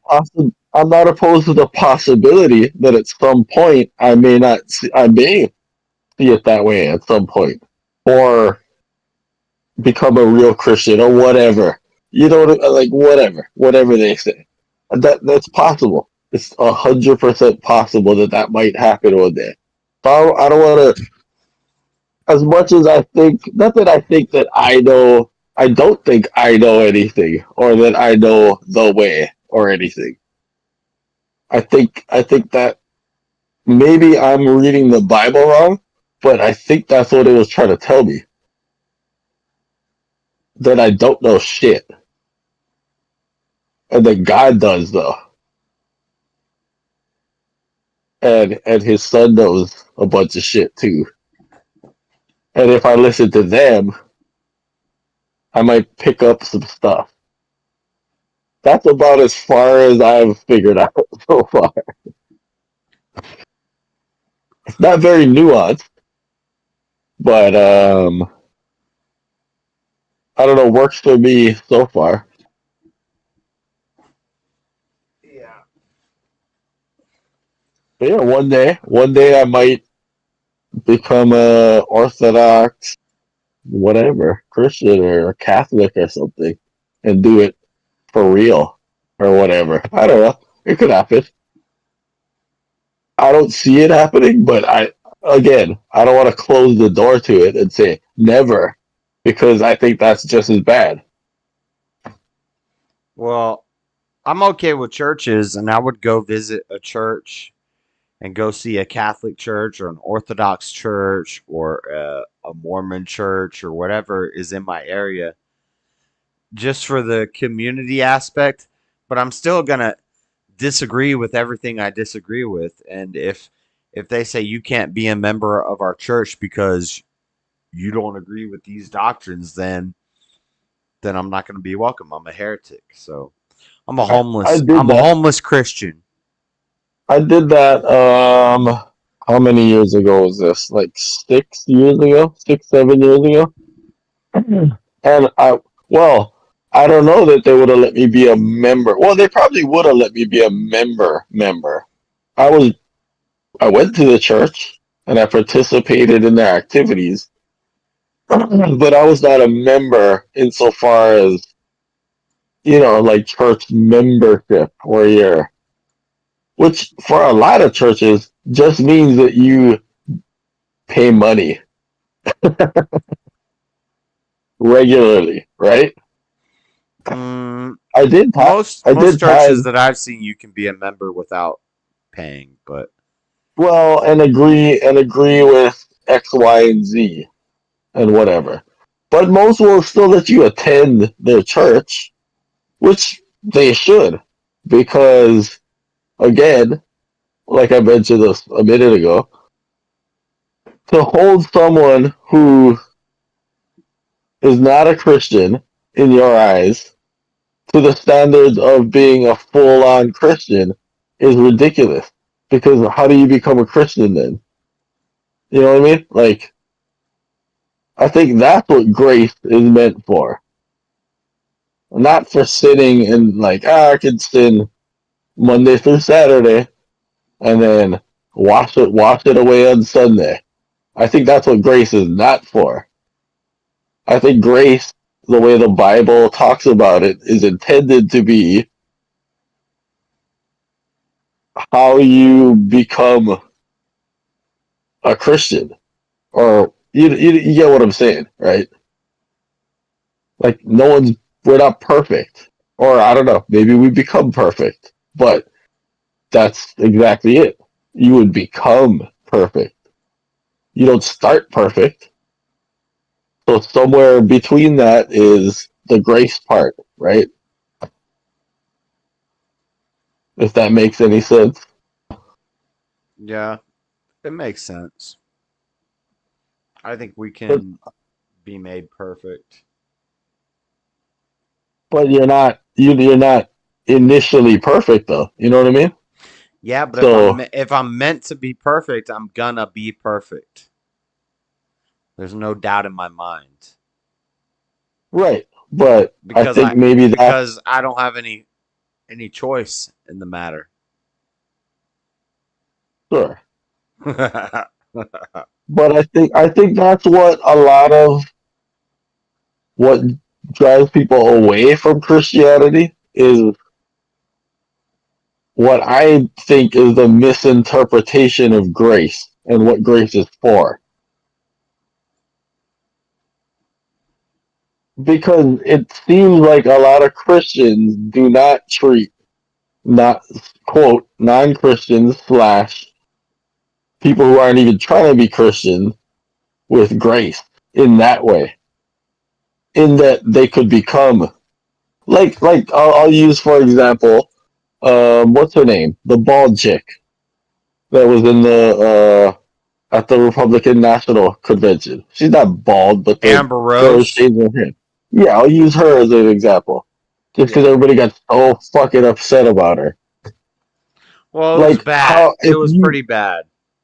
Okay, I get that, but if you treat someone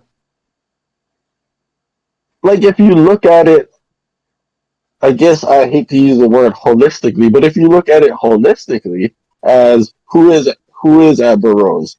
Where was she? Where is she now? You could also look at it chasing as and still clout chasing. Perhaps. Or is she closer to where maybe she eventually will one day be? You know what I mean? And I think that's a lot of what drives non-Christians away from being Christian. You're being much more graceful than me right now. But I think that's the purpose of grace. And the other way that we also have discernment, and we can see when it's real and when it's not real. But I honestly see actual change in that woman from the original iteration. And maybe it's because isn't she a mom and whatever? Maybe that's what it is. I don't know. But she doesn't seem like quite the hoe that she once was. Yeah. You know? You're being very graceful. Right. And I'm not saying she's perfect. I'm not saying, I don't know, maybe she is a Christian, maybe she isn't. This is like I'm the not same saying thing with any the of Nala porn girl decides that. Right. to become And I have no Christian. problem with that either. Well, because how do you become a Christian if not for that? Like, is it a club that you're not allowed in because you did bad things? Then no one can be a Christian. No, but you shut up and you get off the internet for a little while, and then you do it, and then. Right, but maybe in your journey you fuck up at first, and you go and talk a bunch of shit about. Well, because that's fine. I mean, You could be totally right, but at the same time, I have to be skeptical of false prophets, which is fine. Well, that's not a false prophet, though. That's just a. It is if they start saying, "Well, it's all the Christians should just join OnlyFans and start having sex with everybody." But I don't think she said anything like that. Yet. I think didn't she stop her OnlyFans? She charged a lot more money right before she ended it. I don't know the whole story. It's not something I'm super invested in, but yeah, me neither. She made a lot of money off of her conversion. I guess. I don't know. I haven't heard about her for 4 months. I don't know. But maybe she took the criticism everyone had, and she heard it, and she was like, "Oh shit, they're right." And maybe that's why we haven't heard from her in 4 months. You know what I mean? Yeah, maybe she. Which is great. Which is great if that's the case. Good for her. You know? Yeah, I don't know. I don't know her heart. I don't know her heart. Right. So yeah, maybe. I don't trust it. I don't think we should put any of our faith in any of these. Well, yeah, I'm not putting any faith or trust in anyone. I see it for what it is. Like, perhaps this is somebody on their path to whatever, to being a good Christian. Perhaps. I mean, even someone like, let's say, John Zerka, who's still out there being a dumbass. And probably just totally grifting. Probably. But maybe not. Maybe he actually is sincere and he's just weak right now and still being an idiot. And still young. And you know what I mean?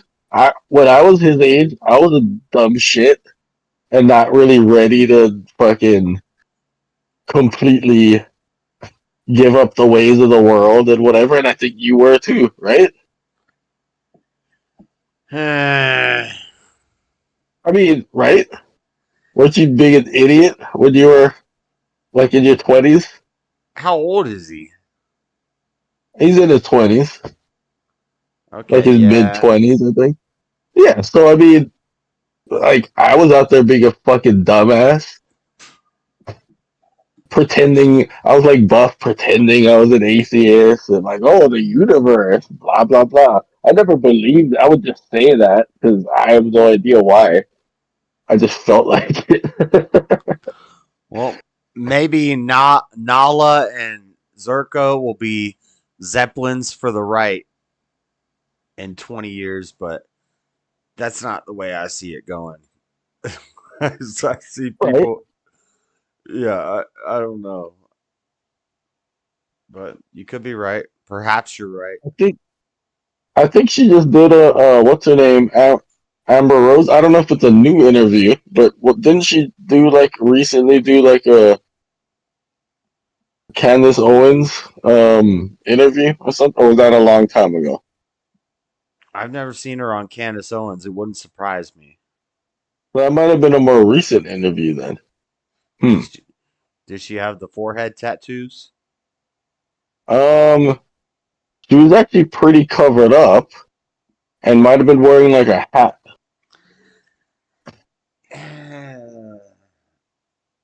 That's what they do. So, they'll come to the interviews all covered up. Oh, I'm very conservative. Look how I dress. And then and then they're out on the thing being hoes. But I don't know. I think she like. But if you look at it, if you step back and look at it from the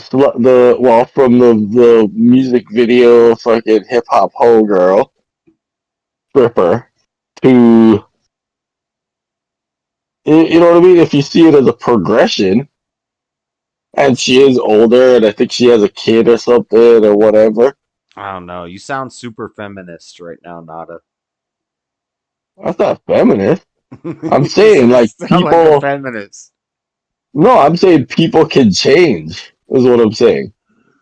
I guess people can change. People can turn away from evil. Yes. So the way that they change and turn away from evil is we keep them out of the spotlight. We don't talk about them. Amber Rose, you're gone. You're taking care of your kids. You're in the house. You're not showing up at political events anymore with tattoos on your forehead. And Nala, you're not doing porn anymore. You're taking care of your family. You got obligations, and we don't hear your name ever again.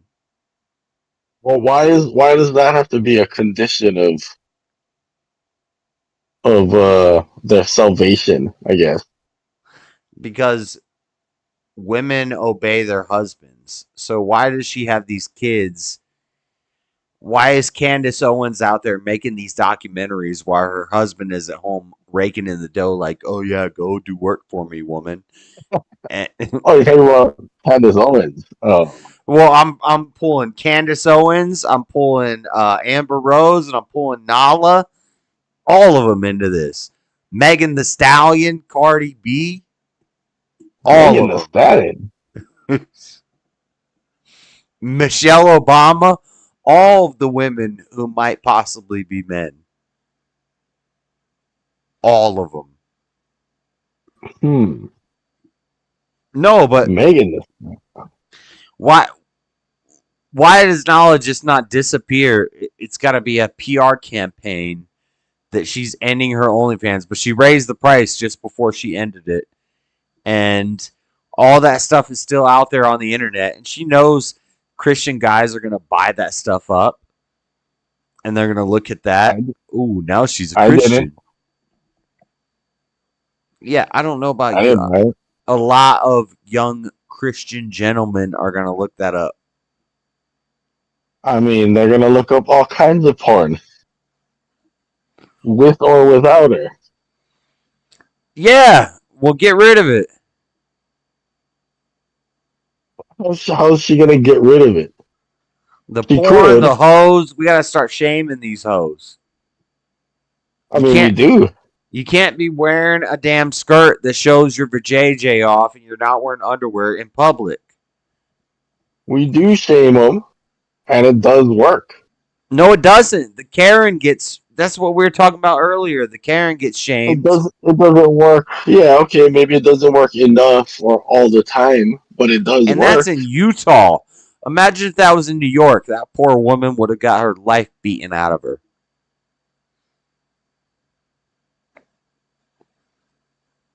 But, I mean, these girls could be on the path to what they're supposed to be or whatever.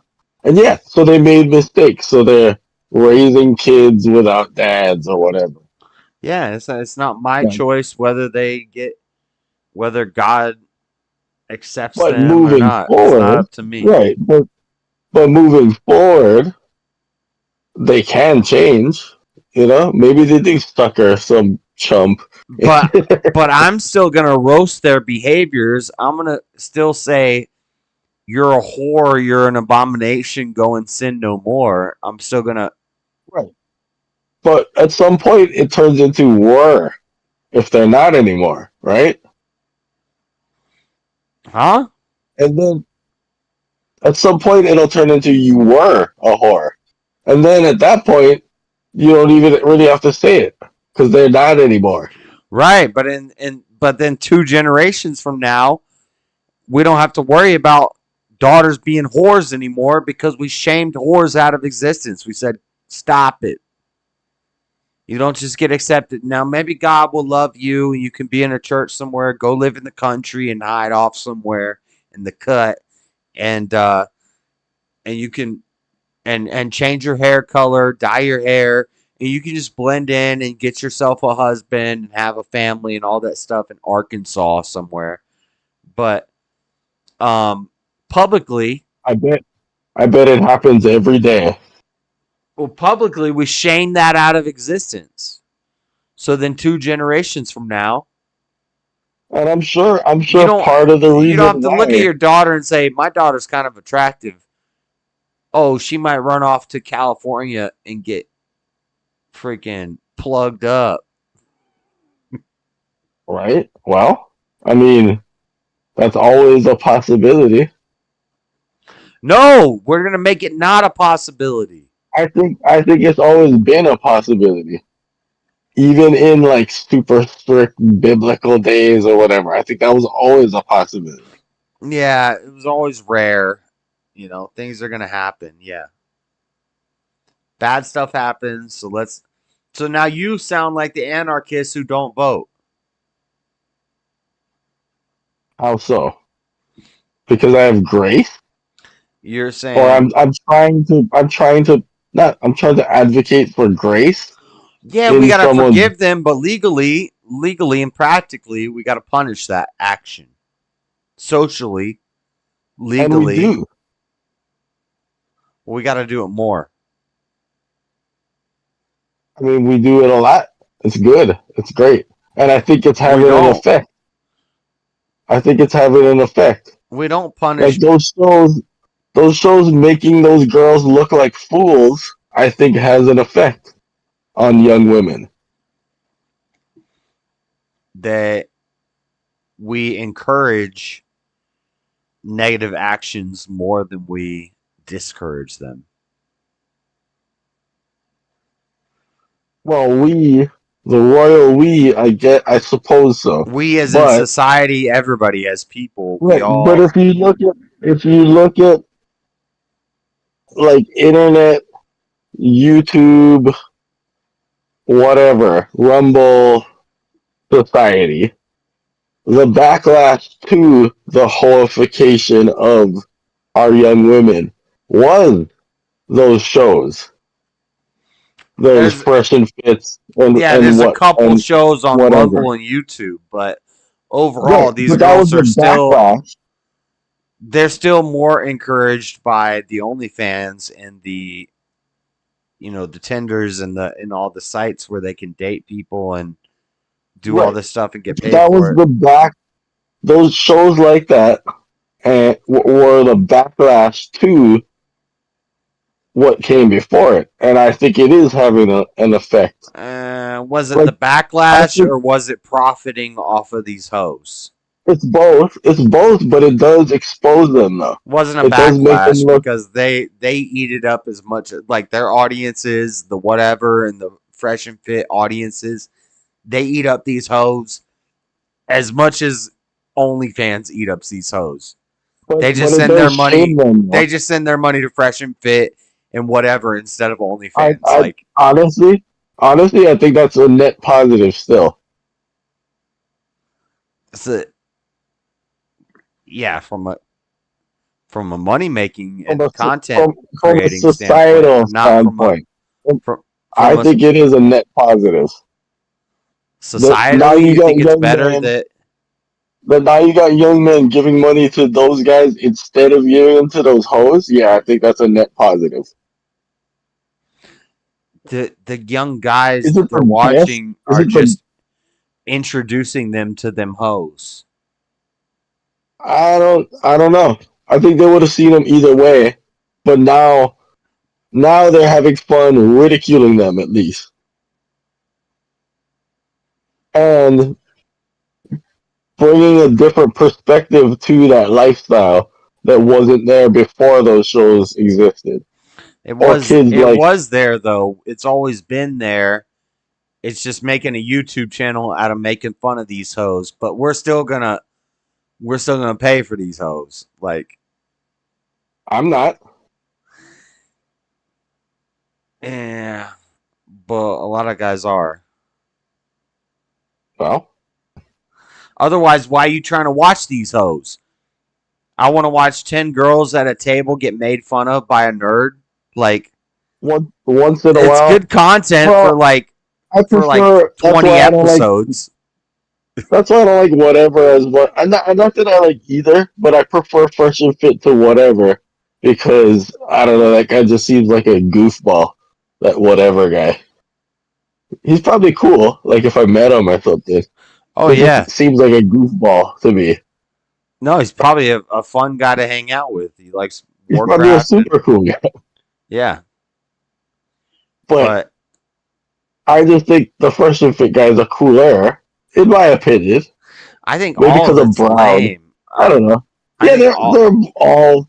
You're right. They all are pretty lame. But from an entertainment standpoint, I think it's funny to clown on these hoes. I don't think it's that far off from Adam 22 doing a podcast while he's having sex with these dumb broads, like 16, 17, 18-year-old girls that show up at his studio that he's had. Well, maybe not 16, Maybe not 17, but yeah, maybe they're all I'm not legal saying- age. I'm not saying he's not smashing young girls. He might be, but not the ones that he's doing on camera. Probably. Yeah, I'm not going to make that accusation, but I'm saying, like, they come on the show when they're 16, and then a year later, now it's legal, and now you're going to be in the pornos. Like, So you think it's not the same? Come on. Come on now. I don't think whatever is that much different than Adam 22 doing a stream where he's hanging out with a porn star after he just banged her and like doing a podcast with her. And I guess so. Because I think Fresh and Fit do smash the girls that come on. well, I'm not even saying that. I'm just saying they're still the same girls that if you pay them enough at the end of the show when the camera's cut, you could do that if you wanted to. I think they actually do though. Fresh and Fit, I think they actually do. Well, I bet a lot of them do a lot of weird stuff. Like openly. Yeah, I bet there's a lot of weird stuff going on behind the cameras, but yeah, but at least, I think it's fucked up. I think it's all garbage. At least they're clowning those hoes, as opposed to Adam 22 more normalizes Simping it than anything else. Yeah. Instead of guys on the internet who are just simping for him, but yeah, Adam 22 totally not attempts to, but that's what that show does is make it seem like a normal thing. Like, oh, porn's cool. You can be cool like me, cool guy. And this is all normal. Nothing weird here. This is what happens when I do red pill content. I just end up talking shit about all of them because I don't care. It's funny. But I mean, like, you gotta admit, in that light, you can't say that it's the same as Adam 22. At least one on its face is clowning or attempting to criticize the behavior. Whether or not they're really I don't think they're teaching anybody how to better their debate tactics or their conversation tactics or anything like that. They're not. I mean, at least Fresh and Fit is helping young guys get laid.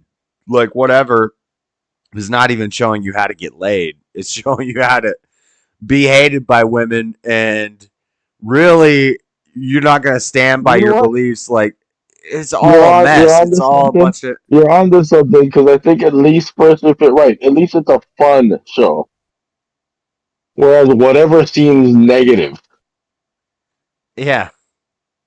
Seems like if you want to hang out with stripper, TikTok sluts, all this stuff, probably the worst thing you could do is talk to them how they talk to them on whatever. And it's like the guys who are never going to hang out with these women in real life, like, think that that's how. Man, it's No, I get what you're saying because both of them all are super negging retarded. them. It's like super retarded content. Both shows they're negging them. But if you watch Fresh and Fit, you see the correct way to neg them. That'll get you what you're trying to get, which is some ass. Yeah, right. I get. Yeah. Why are you hanging out with all these women unless you're trying to get laid, and then know how to get laid? But Right. But I'm gonna hang out with all these women and insult them and make all women. But I'm gonna talk to men. I'm gonna talk to young men, like how to find wives and stuff. And it's all. No. But Fresh and Fit are It's just doing brain not rot. the It's same thing. brain rot. It's sort of the same thing, but at least they're showing you a strategy. Like, they're being mean to these girls, but in a playful, like, basically what you would do at the club type of shit. Like, they're more just talking shit to them. Yeah, but then on whatever, it's like we're gonna have some deep conversation with these women. Right. And it's like, no, you're not. You're gonna ask about body count, how many men they've had sex with, what they rate themselves on a scale of 1 to 10 every single episode, and yeah, it's kind of goofy. And then argue with them about their subjective sense of beauty.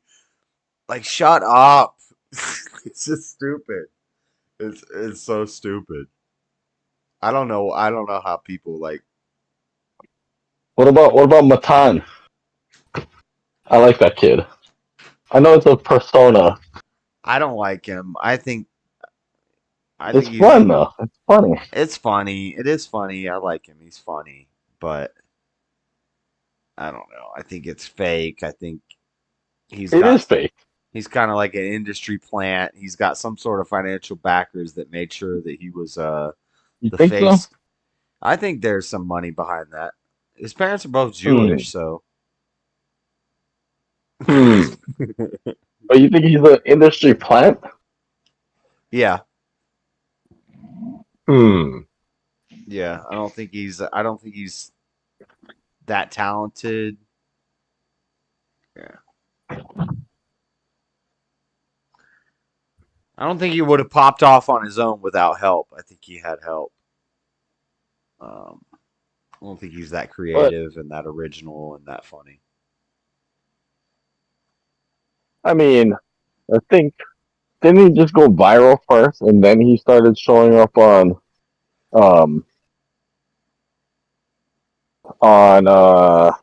like on Fresh and Fit, right, or whatever, or one of those, right? I've seen him on like both of them. But isn't that like sort of where he comes from, though? The Manosphere? Yeah. Yeah, he got popular because he waved his jersey in a basketball stadium, but then he was like basically Andrew Tate. Oh, no, he did, and that was before he did the Rabbi Bill Clinton thing, or was that after? I don't know. I know the first thing he popped off from was TikTok, and something with a jersey he held up at a basketball game. I can't remember what it said, some sort of message. And you don't remember that video game awards thing where he said, "I'd like to give a thanks to my rabbi, Bill Clinton, and blah blah blah blah blah." Like, yeah, but he went up to accept. At that point, he's already on stage at the Kids Awards, so. No. He snuck on stage.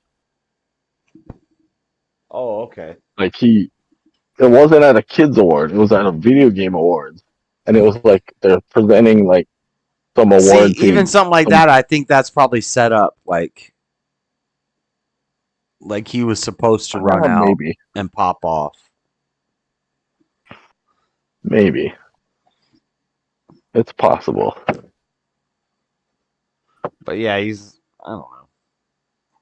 He went on Bobby Lee and Andrew Santino, their show. What's their show? Tiger Belly? Not Tiger Belly. Bad Friends.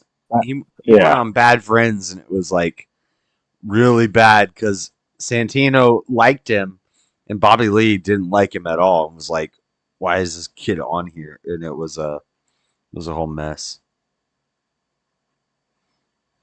That's a gay ass fucking show, anyway. Though it's not a gay ass show. It's a decent show. Yeah, it is. It's a decent show. You like Andrew Santino? Andrew Santino's pretty funny. As far as new comedians go, he's pretty good. I mean, if you like libtard, he's not homos, super libtard homo. No. I don't know. Not super, but he is. He's better than Bobby Lee. He's a comedian. He's a pretty funny comedian. Yeah, but Bobby Lee's not a threat to any. Bobby Lee's he's like a clown. Yeah. No. I gotta pee. You don't take Bobby Lee seriously. Keep the stream entertained for 30 seconds. Okay. All right. What's up, stream? I can't read comments. What do you guys think about Bobby Lee and Andrew Santino? You like them? You hate them? How about Bert Kreischer? How about Bert Kreischer and Tommy Buns? How about those two? Segura was all right. Maybe 8 years ago. He got too full of himself. Kreischer? I don't know if Kreischer was ever any good. Kind of feel bad for the guy, though.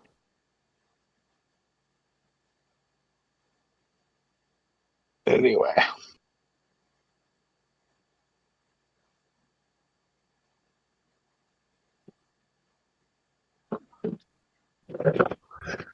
Dead air. I gotta be quiet. It's late. My neighbors. What time is it? I don't know. 5 your time? I gotta go to the post office at 8? I gotta put these cards in envelopes. I sold some cards. Yeah, Andrew Santino is better than Bobby Lee. How about Bert and Tom? Better than Bert and Tom. You like Bert and Tom? Santino's way funnier than Bert Kreischer and Tom Segura. Santino's probably funnier than current Tom Segura, but not. Santino's not funnier than humble fat Tom Segura. Okay. Humble fat Tom Segura was hilarious. I might agree with you on that. But he got too big for his britches, and then he got all Hollywood and gay, and now he's stuck. And everyone knows it. But I don't know. I'm not that big of a. I mean, Santino's all right. He's not. I don't know. I'm not a big West Coast comedy guy. I like the East Coast guys a lot more. They're just funnier. I don't know. I was at my grandmother's funeral. My soul was touched that day. I was 8 years old. I remained lost, but I knew after God is real, and I should try to find him. Damn, that's way too deep for this conversation. Are you crazy? Well, no. I mean, right. So unless that's a reference to a Bobby Lee, Andrew Santino bit. That's definitely not Bobby Lee's backstory. It could be Santino, but I mean, well, so 8-year-old. What's his name again? Who? Are you Bobby Lee? No, are you what now? I can't see chat. Are you crazy? Yeah, so 8-year-old Are You Crazy was not a perfect Christian, right? It took some time. You know, I'm gonna relate this to Amber Rose and what the what's her name? Nala. Nala. Yeah. So you know, it could have been quite some time before Are You Crazy? Or, and I don't know, maybe Are You Crazy is still on the path to whatever. But in between, there could have been a bunch of sinning and degeneracy and who knows what. But I guess the point I was trying to make is what I think discourages a lot of people and results in, I guess, Buff sleeping here, huh? Probably. I think I heard him snore earlier before I peed. Oh. But yeah, so what that results in is that attitude. Your buffs, your friends, who they know the word, they've been there, you know, they've been taught it, but they reject it because of the judgmental Christians. And I'm not trying to be mama spirit or whatever, but we're supposed to be judgmental. Right. But at the same time, you need to allow someone to acceptance is and not learn. Acceptance is not tolerance. Yes, we'll accept the gay people like Jalen who want to say, I'm a Christian. You know, we'll accept you, but we're not going to accept the actions. You can't keep saying that you're going to keep doing this stuff and justifying it. You got to at least acknowledge that it's wrong. Well, maybe he ain't there yet, though. You know what I mean? Well, maybe he's never going to get there. True. But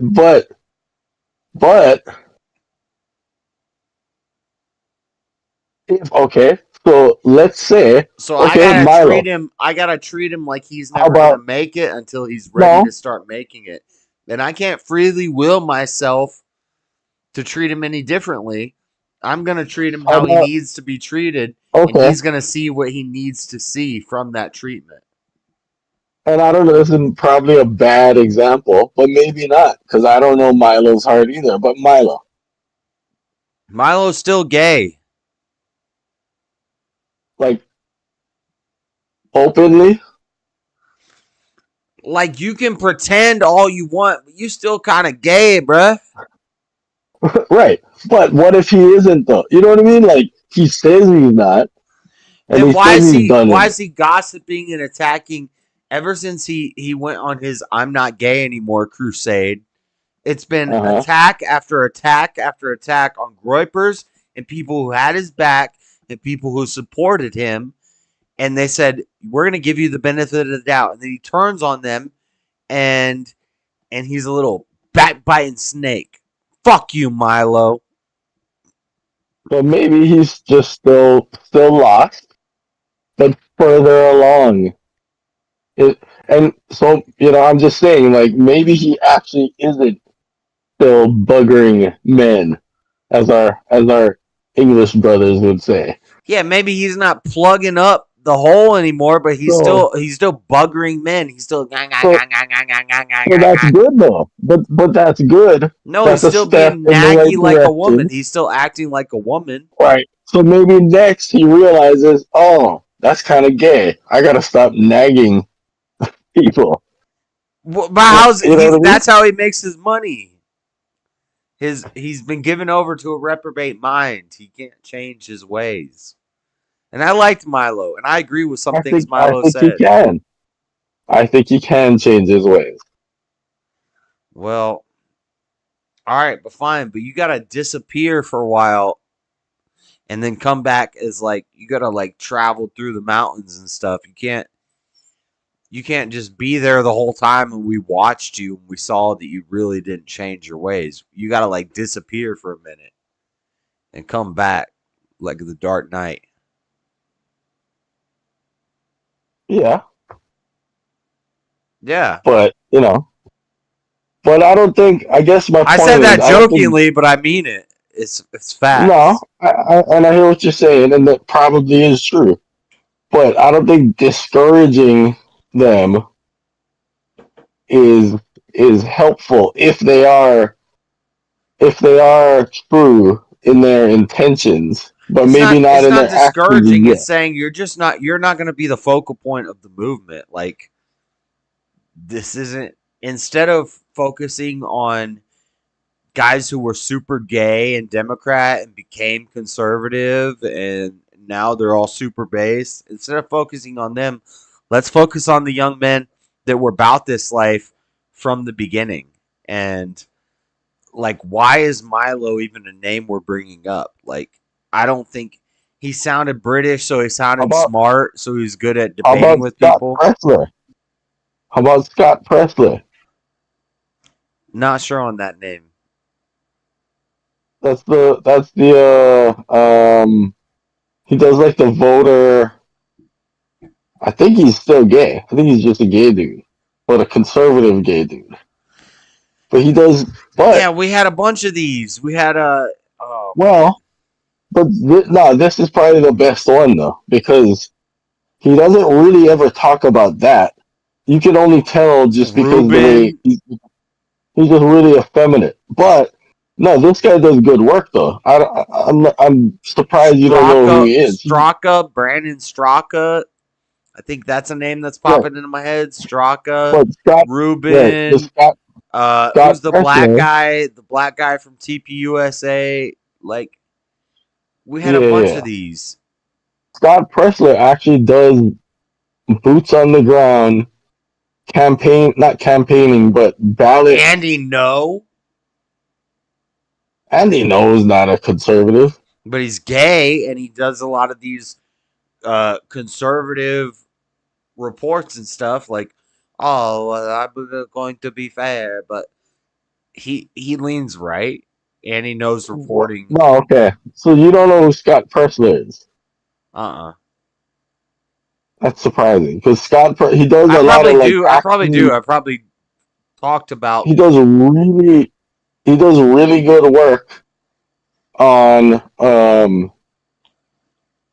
basically ballot harvesting and getting out in the community and trying to get people signed up to vote and actually vote. And did he work on the 500 Mules with D'Souza? I don't think so, but he never talks about anything but that. He's not a glory hound. Seems extremely sincere, but he's a gay dude. So maybe at some point he won't be a gay dude. Maybe not, but that guy's definitely a net positive by everyone's accounts. That guy's a net positive. Like, that's a guy that might be why you don't really know who that is, because no one really has anything bad to say about him. Yeah, you could be right. Like, he's about that life. Like, he's genuinely really into and really believes in what he's doing, and what he's doing is, by all accounts, necessary. Because we don't have the type of boots on the ground organizing as far as like getting people registered and whatnot as the left does. Like, we don't have that at all. And this is like this guy's passion. Like, he loved it. Yeah. So even though that's something that I see like Destiny and these leftist streamers and stuff doing. Like, they're like organizing locally, and they're getting boots on the ground, and they're getting people knocking on doors and canvassing and talking to people. And like, I would. But he's the only guy. He's like the only guy. He's like the only guy I know, and I think honestly, this guy Scott Presley. I think, if I'm not mistaken, because I've even thought about like kind of see what's going on around here, and maybe I should. But I think that's the guy that you would ask about what's going on in your area, or he would probably be able to refer you to someone who knows what's going on in your area, so you could get involved in something like that. You know, but well, how do I contact this gay man? Try and type in Scott Pressler. You might see his picture. You might be like, "Oh, this guy," because he's been on like everyone's shows, but he's not like a controversial figure. He's not really out there talking about. He's not. You guys got to. Yes, I've seen this guy. Yeah. I remember this guy. So he was organizing the homeless encampment cleanups, and that's when he popped off. I remember this guy. Yeah. Right. But by all accounts, he's not. Doesn't seem to be a grifter. But is he gay? Is he really gay? I think he is gay. Maybe he's not gay. I don't think he's actually gay. I don't know. He looks gay. Maybe. But he sounds gay. Maybe he's not gay. No, what's funny? You know what's funny is this guy. I think he was on Squid Games on Netflix. Hold on, let me see. I'm gonna look this up to make sure that I'm really. right. I don't know. I mean, maybe, but. And I was like, this is some conservative guy. Squid Game.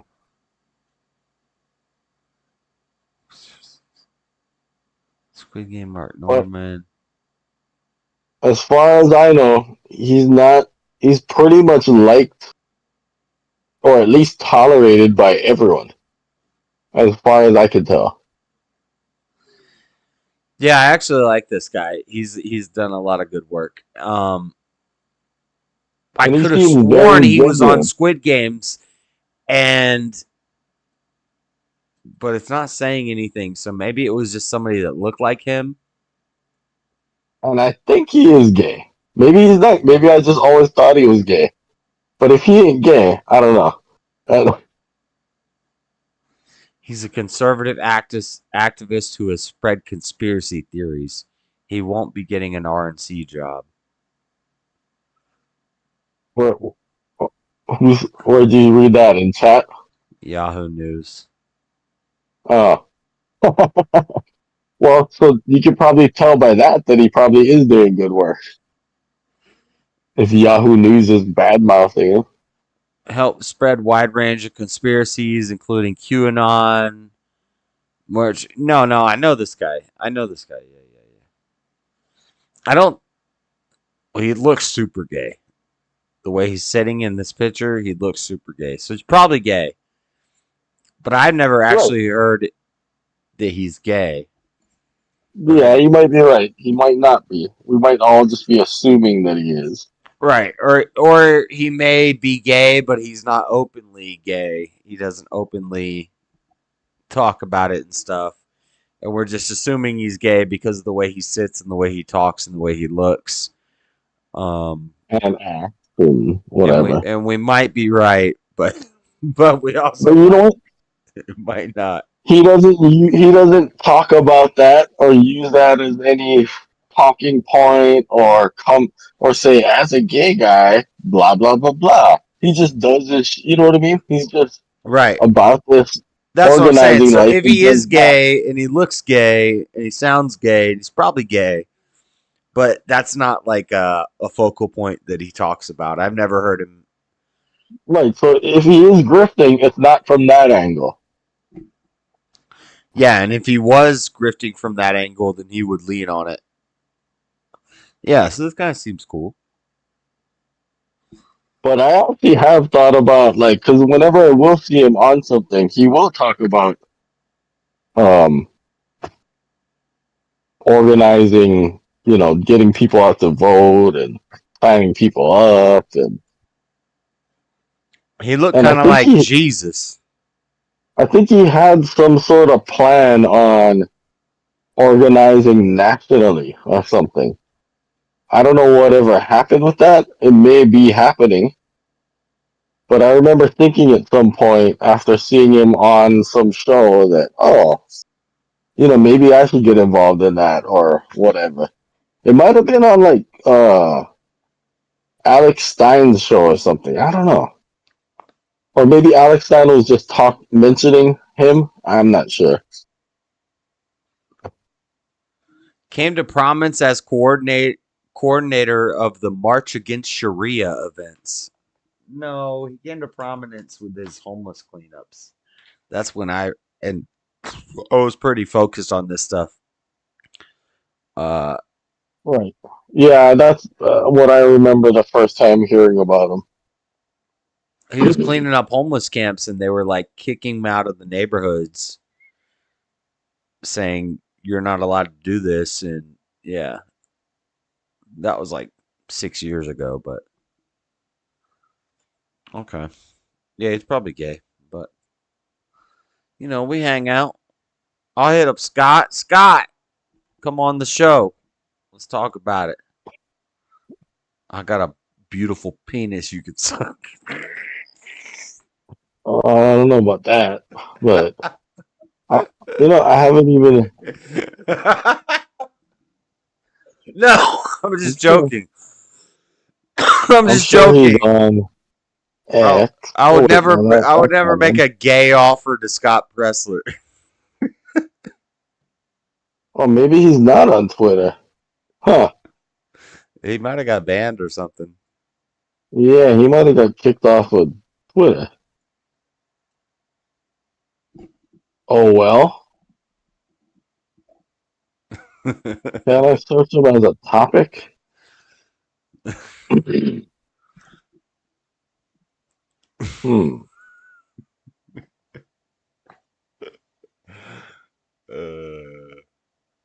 Buff, wake up!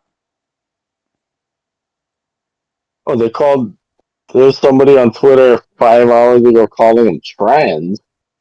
I don't know about trans.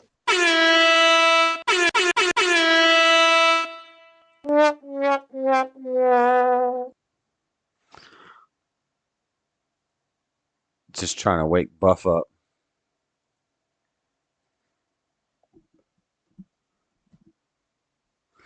Oh, wait, he is on. Why can't I find him? Oh, I spelled his name wrong. Oh, he is on Twitter still. Early vote action.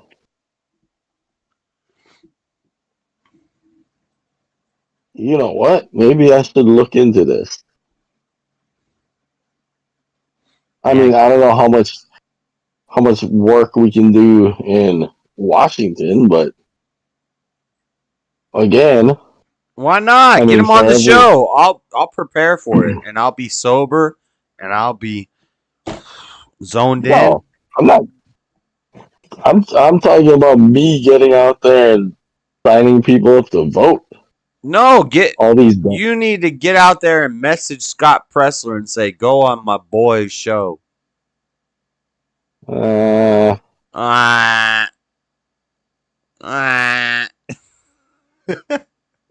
Do it. Okay. No, but seriously. Electing Republicans by registering Republicans. Whatever. I could figure out how to do it faster than you could. Probably. Scott Pressler is leading grassroots movement to register Republicans and get them to vote early. Huh. Interesting. Early vote action. To every member of the Jewish community, the reason why Josh Shapiro wasn't chosen is because he's Jewish. The Democrat Party has left you behind. Ooh, he's super pro-J. Instead of protecting and defending your families, and Democrats have chosen the Palestinian Authority and Hamas. You're saying that's one of his tweets? It's Instagram. It's IG. Oh, yeah, I'm not on Instagram. I'm old. Well, I mean, he's not wrong though. Like that. No, because honestly, that was who most people wanted as the VP pick. I don't even know who the fuck that is, but I mean, I sort of know who the fuck that is, but the reason they couldn't pick him is because of the Shapiro? is because of the current anti-Israel sentiment, yeah. That they sowed amongst that community. Like, they did that. MSM and fucking... They did that. They riled them up. Like, if you were to ask all these people a year and a half ago what they thought about Israel and whatever, I bet you not even 20% of them, not even 10% of them would have said the shit they're talking about now. And I'm no pro-Israel anything. Well, I'm watching Sopranos, and season 2, there's a line where he's like, "It's like Israel and Palestine," and this just been happening forever. So, right, yeah, and most people didn't give a fuck about it forever, as we should. But when we're paying for all of it, right, except for that. But they've what's the word I'm looking for here? They have influenced the minds, the young and stupid minds, the puppets. The puppets they have on their strings, they've just, like whatever they rile them up about this week, they've got them to like hate Israel. And I guarantee a year and a half ago, I bet not even 10% would have thought the same shit. In fact, a year and a half ago, if I made a Jew joke, they would have they would have put their cape on and came to their rescue a year and a half ago. Yeah. Yeah, if you said any of this stuff 2 years, 4 years ago, you're anti-Semitic and you're evil. Well, and that's actually also the funny part about the right. Is a lot of the right fell for the same fucking okie doke. They're like, oh, they support Palestine, so I support Israel. Right. Yeah. And I went nowhere. I'm exactly where I always was, which is I don't give a fuck about either of them. I don't want to pay for any of it, and I will make all the fucking Jew jokes I want to. I grew up with Jews. But that was taboo. That was taboo 4 years ago. Now you're allowed to kind of say that stuff. But I had Jewish friends since I was a kid. Like, one of my best friends growing up that I played soccer with, 100% Jew. His parents are both doctors. They were my Later, Sport Brand. Have a good night, Sport Brand. Later. But I've always made Jew jokes. I never gave a... Well, mostly, not that I really even knew what the fuck I was talking about, but mostly because I watched stand-up comedy since I was a little kid. And New York stand-up comedy since I was a little kid. And stand-up comedians have been making Jew jokes, especially the Jewish stand-up comedians, since the beginning of stand-up comedy. Yeah.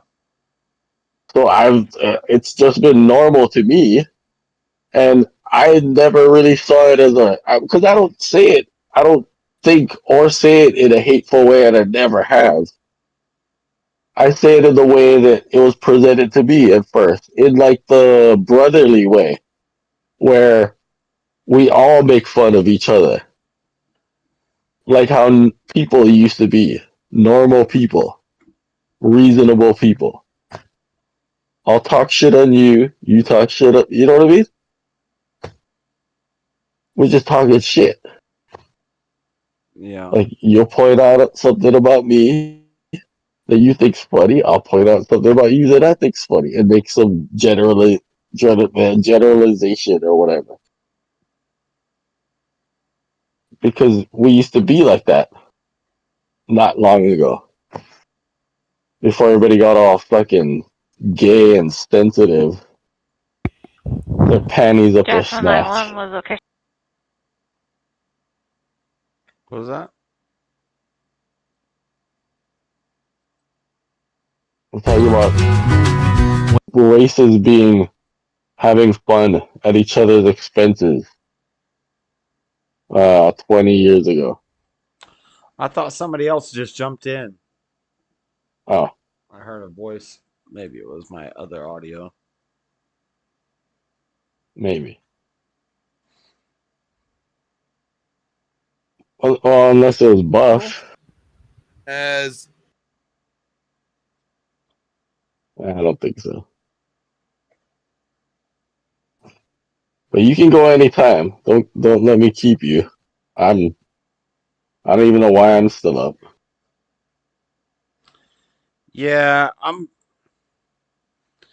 don't know. I might go and jump in somebody else's panel. You want to talk about sex and how Nala and all these other people should be forgiven? We could go to Glenn's panel. I've been in there. I'm not in the panel, but I've watched his show a couple of times. What's that guy's background? I don't know. He's just some. Oh, the red pill guy. It's red pill stuff. After I'm done, they're and they're talking about red pill stuff. So I don't know. I mean, I'm not really well versed in the whole. I'm more of a casual observer.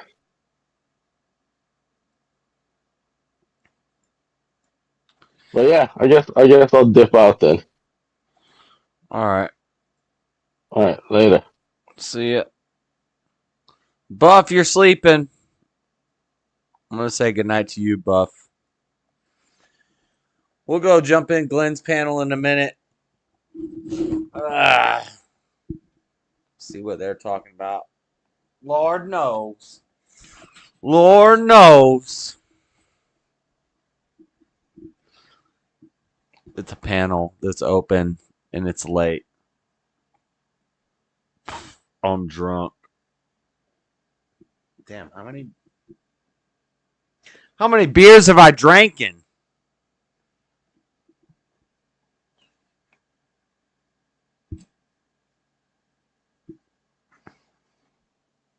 $20. 19 and a half. Raid time. Should we go over there? Let's see what they're talking about over there. Let's see what they're talking about over there. Make a difference. So please. He plays these commercials, so I'm gonna keep it on my stream. Hold on. Let me finish my cigarette.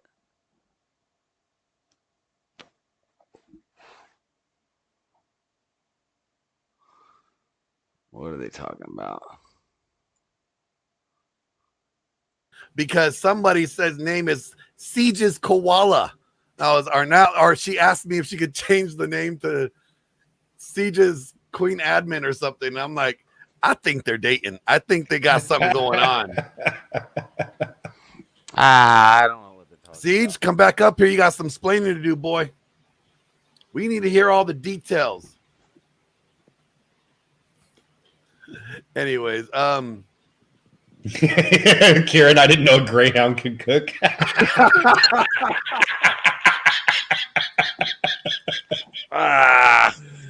No, I want to. Oh, that's a dick. That's a dick move. That's It's only 5:46. How do they grab the pots and pans? They got no thumbs. They ain't no. Oh, okay, you're already getting ready for work. Yeah, because now you got a girl, man. She gonna expect that money.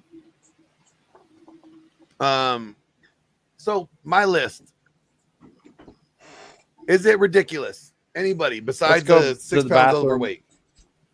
Do you guys, anybody see anything else that's ridiculous? I guess technically any other thing would be the 6,000 in debt if they've done college or something. Yeah. I mean, I think the 6,000, no more than 6,000 in debt. Well, I mean, and they're supposed to be kind of ridiculous. Like 600 horsepower car. I don't even know a girl that can tell you the cars that have 600 horsepower. They're just going to name off really nice cars. I don't even know how many horsepower my car has. What'd you drive? What about the sex 6 times a week? You already know, like, there's at least 1 week out of the month that you are going to be not hitting that goal. I would still hit it. A whole week? Yeah, why not? No, I'm saying to Glenn, Well, like you know, a like week. some girls that Maybe they got that week flow. Yeah, like there's like maybe a day or two, maybe. Like some people, hey, Shark Week is called Shark Week for a reason. What are they talking about? I ain't afraid of no blood. I got something to add. He said bathe in blood. Talking about who said they got something to add?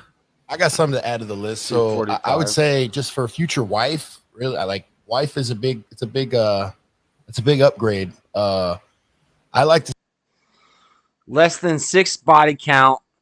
Good luck. Less than 6 relationships. Good luck. Less than 6,000 in debt. I don't believe in debt. Knows how to cook more than 6 dishes. Knows how to cook more. Okay, that's base. Let's go. No more than 6 pounds overweight. Yeah, what's this metric based off of? BMI? What are we talking about? Sex minimum at least 6 times a week. I can't keep up with that. What are you talking about? I'm like a 3 time a week guy. What are you talking about? Lurking sounds kind of funny. I'll go in the panel unless there's a better panel that I can go into. Are there any other panels? We don't have women mods on the channel, so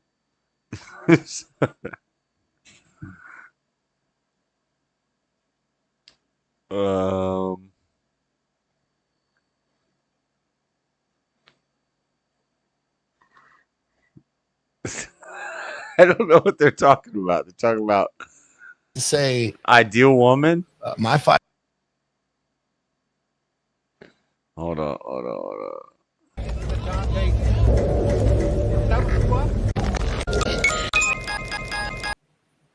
right. All right. Let's see what they're talking about. Why would someone insist that you're a cuck if you're dating a girl with kids? Well, because you are cucking yourself in that point. And it's not, I mean, take it as it is. I mean, you're taking on the responsibility if you stick to the relationship with her. Mm-hmm. Like if you end up marrying her, right? Or staying in an LTR with her, you are going to be financially providing for them kids. LTR is long-term relationship. Well, And I mean, here's another thing. Thing. After you develop that relationship with said kids, if it doesn't work out in the future, I mean, you don't get any of that time and those time, energy, there were and 5 of resources us. back. My mother had another child with this with her husband, and my mother passed in February. That girl that's my sister, you know, and that man that she married, you know, is a good man, and I, you know, because my mother passed away, I still go there every day. I still talk to him. Like I still, you know. There's great men out there for sure. What's funny is like I'm friends with my stepdad and him and my mom divorced. And I don't even talk to my mom. That woman's the devil. Like seriously. Shout out to Kieran with another $5 super chat. He goes, name a prominent red pill guy who didn't marry a single mom. But look, I didn't marry a single mom. I married a single mom before I became red pilled. So there, how about that? Yeah, I'd say Justin Waller. My name's not Rich Cooper. Did I say that out loud? Yeah. Justin Waller's probably one. Rich. Hell, Rolo. Yeah, Rolo didn't marry a single mom either. Yep. Rich Cooper did marry a single mom. Yep. Then he figured it out, and yeah, which is what all of us have done, right? Like, what do you think about 40-year-old women that haven't been married twice? There's a reason for it. Right. After he write a book, after he put it in his red flags book, he did it twice. Oh, did he really? Yeah. Oh, that I didn't know. I got a hot take, so I'll say this. I gotta give Karen his little make it rain. I'll make it rain on you know. I'll make it rain on them all. There we go. Now go ahead. Hot takeaway. I'll say that somebody just said if a woman hasn't been married by 40, I'll say if she ain't been married by 30, it's a L. For her. For her, correct. Yeah. A woman's prime. Unless you don't want kids. Yeah, but your average woman's getting married at 30 now. Well, 29, 30 is the average marriage now. What up, JS? What up, Glenn? What are you guys talking about? The ideal woman? No. Because ladies came up like with their 6'6", right? They want a guy that has at least 6 feet tall, 6-inch diesel. Talk about the dick. 6-figure bank account, 6-pack abs, 600 horsepower car, and at least 6 months from last relationship, right? Like that's what they want in a guy they're looking for. I like to cook 6 dishes. I made my own list. You want to see it again? Here, check it out. Let's see the list. Less than 6 body count, less than 6 relationships, less than 6,000 in debt. I would say consumer debt, but that's too many words. Buddha knows how to cook more than 6 meals, no more than 6 pounds overweight, and sex minimum at least 6 times a week. And no more than 6 babies. Yeah. 6 babies, yes. 6 pounds overweight. That's a tough one. No more than 6 pounds overweight. No more. That's kind of subjective. Like I might like something that's considered like 10 pounds overweight. But then you don't want her 10 pounds over. You don't want her 6 over pounds my over weight. that 10 pounds. Exactly. Yeah. Okay. Yes. Okay. There's quite a difference. She's throwing you down. Any problem with the list? At least 6 teeth. I mean, teeth matter. You gotta have some teeth. Yeah. Dentures, man. Dentures. Play the song, got some teeth. You can't get into the door without that. I mean, like the list doesn't even begin unless.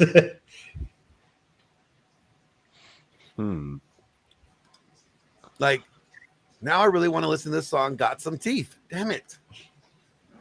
Obi Trice.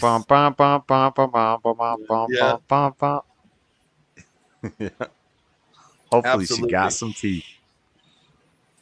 I think the list is solid. I don't know why I'm getting so much grief for it.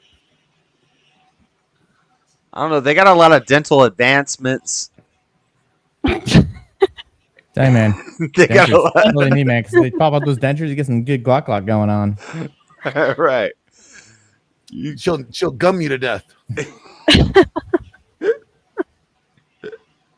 Or you could just do meth together and match. Can you imagine that though? Your girl going, "Hey, come here, honey." Like, what's going on? That's the real hot tuo when they spit their teeth out. Yeah, that's it. Right there. They spit out their fake teeth. Yeah, it's the and let me get those out of the way for you. Let me gum you. Yeah, wouldn't want to scrape. Yeah, but if she's that old that she's lost all her teeth, you really think she's only had 6 partners? Like That was only a joke. The list needs a bit of work. Must be at least 60 years old. Kieran, you just want to just criticize me, man. I think the list is solid. This list is solid. You're acting like a woman, man. You're bitching just a bitch. Ooh. You know what's funny is Ooh. the guys here will admit that You the know what he list just did is to you? He gave delusional. you one of these. If you pimp, you broke pimps. Yeah. He just verbally, and then everybody's over here.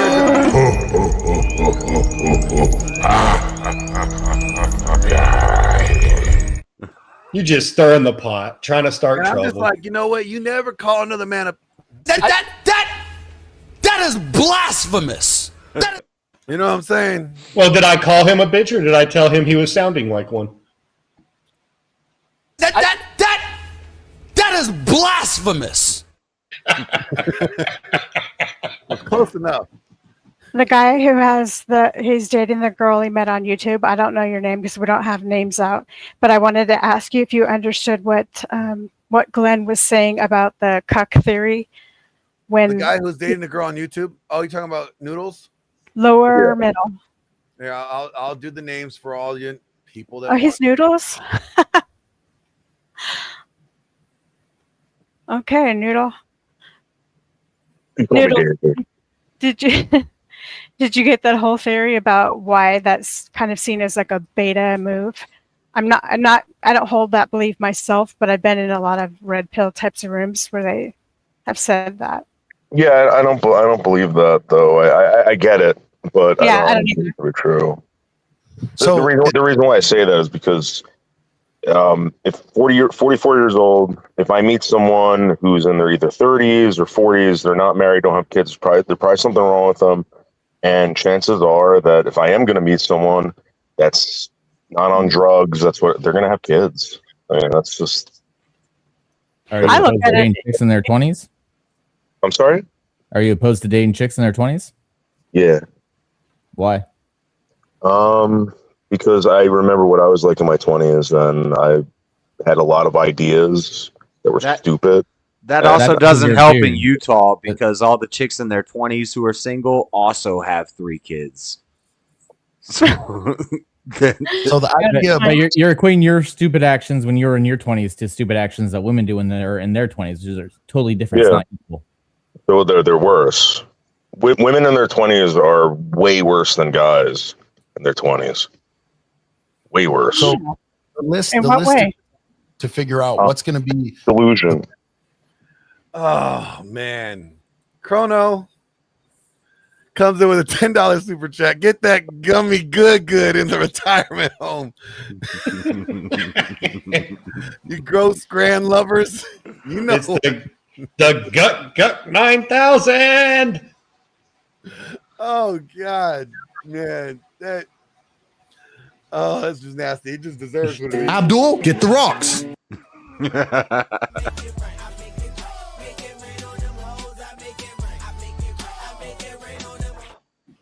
Chrono always makes me laugh too.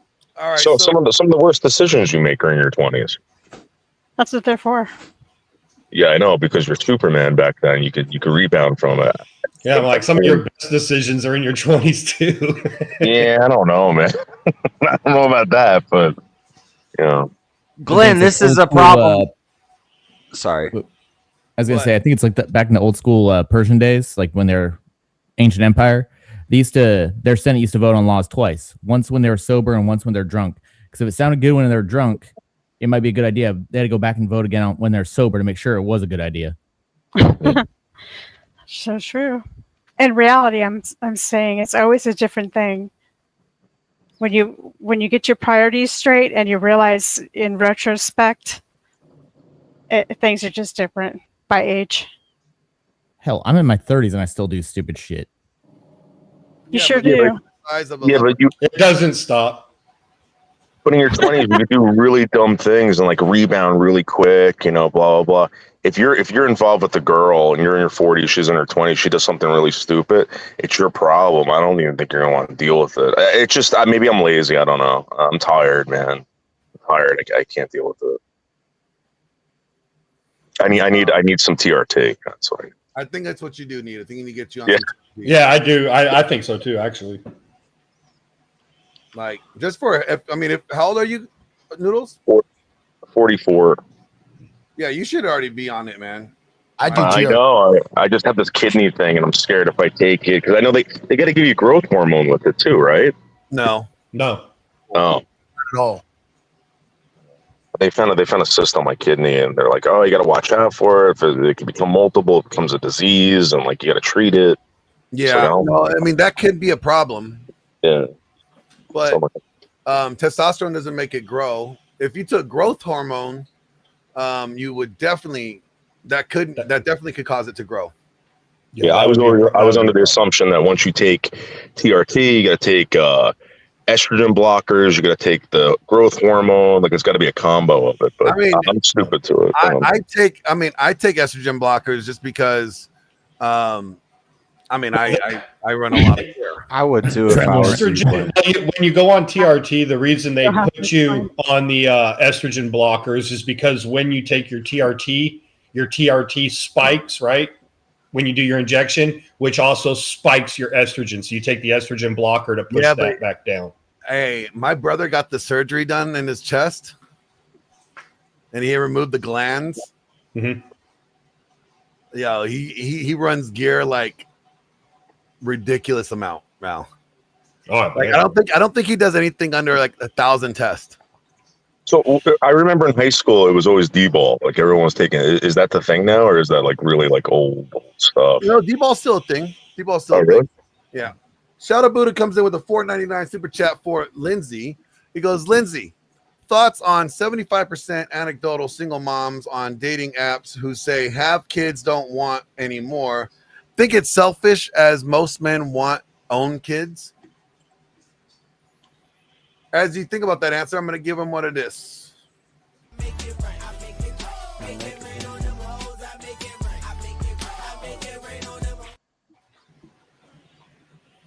Those 75% are delusional. I would call it honest. I would look at it as being honest and knowing what you want, and look at it from more of like a mature standpoint. This is a woman who knows what she wants and what she doesn't want, and she's not trying to be a lot of things, but she must be willing to be single because unless she's getting with the guy that already has kids, right? She can't expect the guy who doesn't have kids yet to not want to, who would want to raise her kids but not his own, not have any of his own. Yeah, she's trying like anyone. That's a small percentage of people. Yeah. Like if you guys found like a baby abandoned on the side of the road, you guys wouldn't just like leave it there, like, oh, it's not mine, right? To me, whose baby is it? Whose baby? You have no idea. You have no idea. You just find this kid, and like you're gonna take care of it, right? You're gonna make sure nothing happens. So you're gonna feed it. You're gonna, It ain't a puppy. I don't know, man. I would. If there was like this, like I would. I don't know. I might adopt a kid. I don't know. If I had enough money on it, I'll take it to the hospital and be like, "There you go." Yeah, I found it. Ain't this. mine. Found on the side of the road. No, you know what I mean. Puppies. You know what I mean. Like, I'll take the puppy home. I'll take the kid to the hospital. All right, but as a human being, what I'm saying is like if you were to run across maybe a younger person that maybe was abused or didn't have anyone to guide them. I mean, you're a Christian, right? So wouldn't you like kind of like want this person to have these values and like share that with them? Even though it's not your kid, or I mean, I don't know. What nationality? Not if I just some randomly lost kid that like I don't know. Again, I'm not going to. You don't need to stop. Jeopardize my family for a random. I don't know. I'm gonna do the legal thing first. Take them to the hospital, take them to the police station. Go through the legal route on this. All right, so you do all that, right? You do all that. Mm-hmm. Why did you do that? You could have just left the kid there. Because I'm not that much of an asshole. Right, it's not your kid though. Just a little bit. I'm just a little asshole. I'm not that much of an asshole. Yeah, how do you know his parents weren't waiting and you didn't just kidnap that little fucker? I'm talking about like a bonnet. There's a bonnet and there's a baby crying, and it's like on Highway 66, and there's no cars. What are you getting at? I don't get it. What are you getting at? I'm just pointing out that, like, as human beings, like, every single one of you would drop what you were doing and making sure it's not your kid, but you'd make sure that kid not hurt. That kid would, like Glenn said, bring it to the fire department, police department, whatever. Yes, I wouldn't keep it.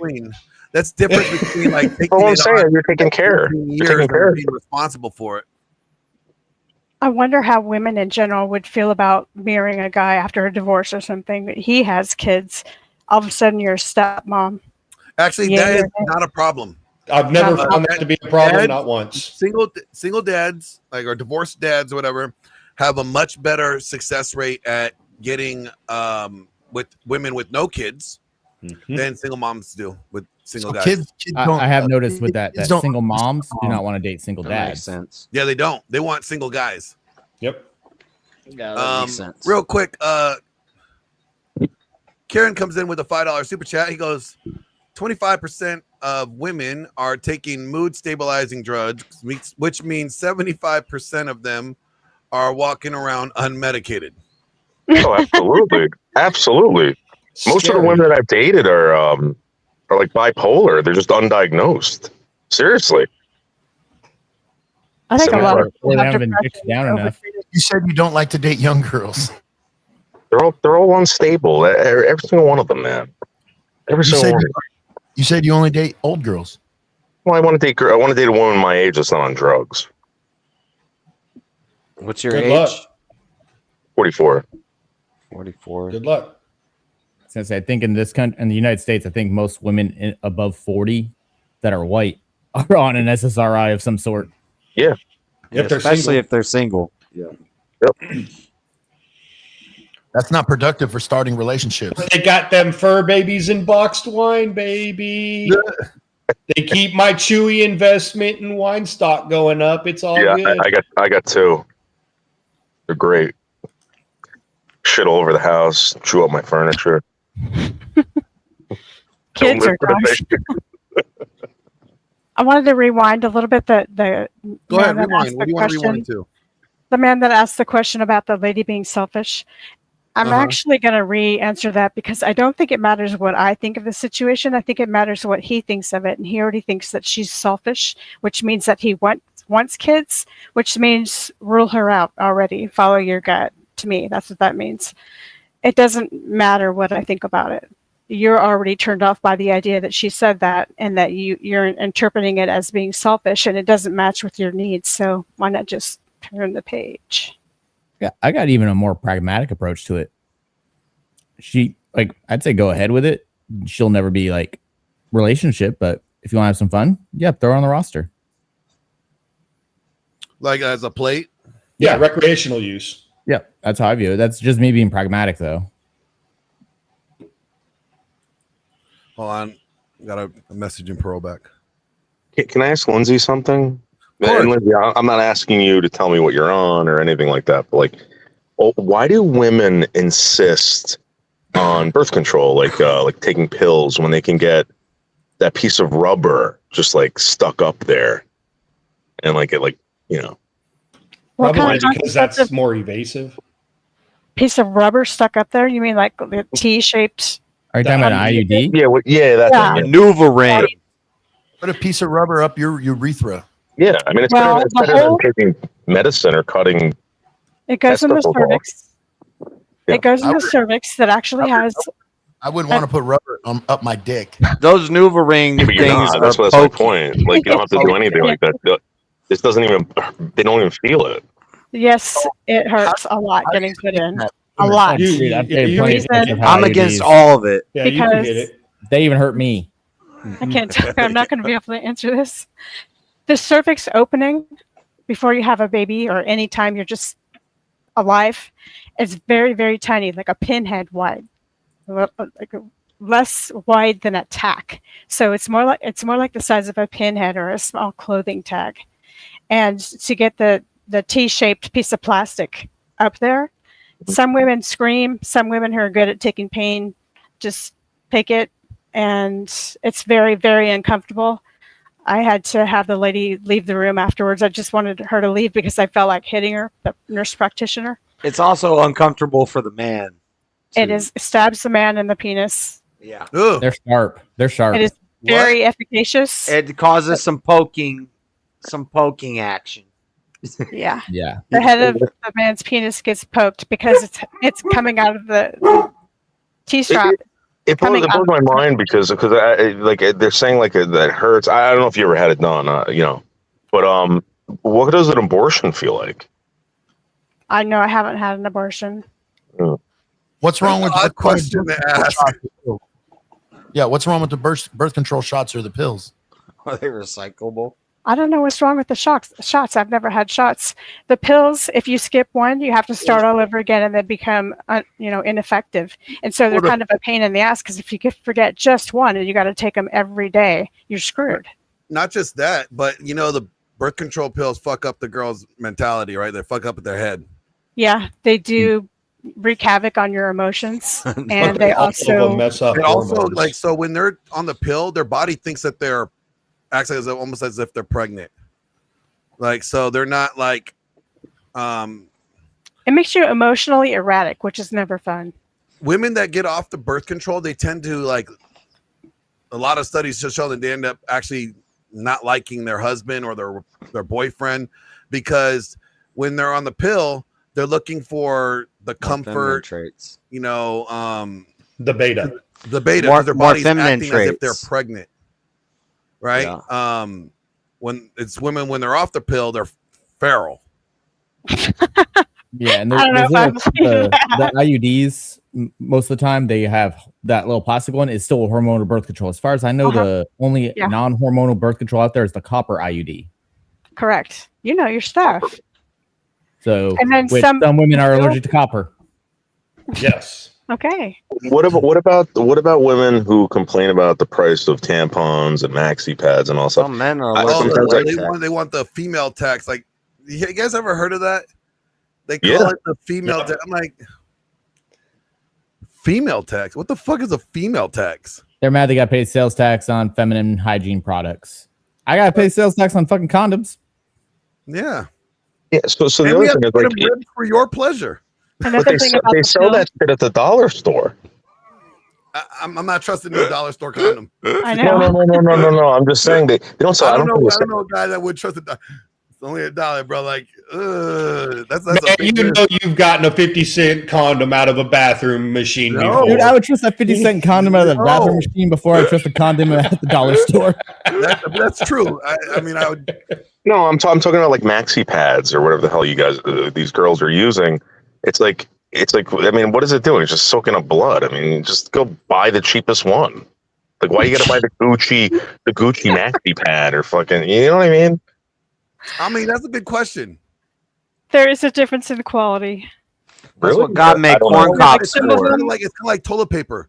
Corn cob like double ply, right. Single ply. Like, you don't want that rough cardboard like toilet paper, right? Wiping your ass. You get paper cuts. Oh, I'm here, Jack. From inserting the thingy and put. There's a lot of faults with it. Like they can scrunch up and bunch up into big cotton blobs, and it's uncomfortable. Like you've gone to the bathroom in your pants or something. It feels weird. The better quality ones are well made. I can't believe I'm talking about this.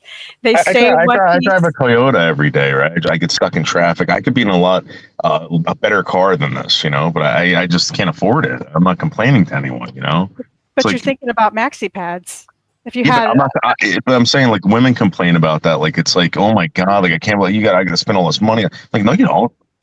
I think periods are one of the things that push us over the edge. All right, make us extra on. You said periods. Okay. We're done. Never mind. It's the end of the sentence. Sorry.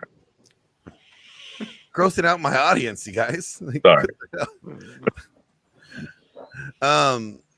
Hey, JS, isn't your wife coming this weekend? Glenn, as Christians, shouldn't we forgive the woman because she has 6 bodies and maybe we have 60 bodies? And shouldn't we be forgiving and not be the first to cast the stone? We got to be like Hosea and Gomer. We got to be like, sometimes we got to take these whores in and... No. Forgiving and forgetting are two different things.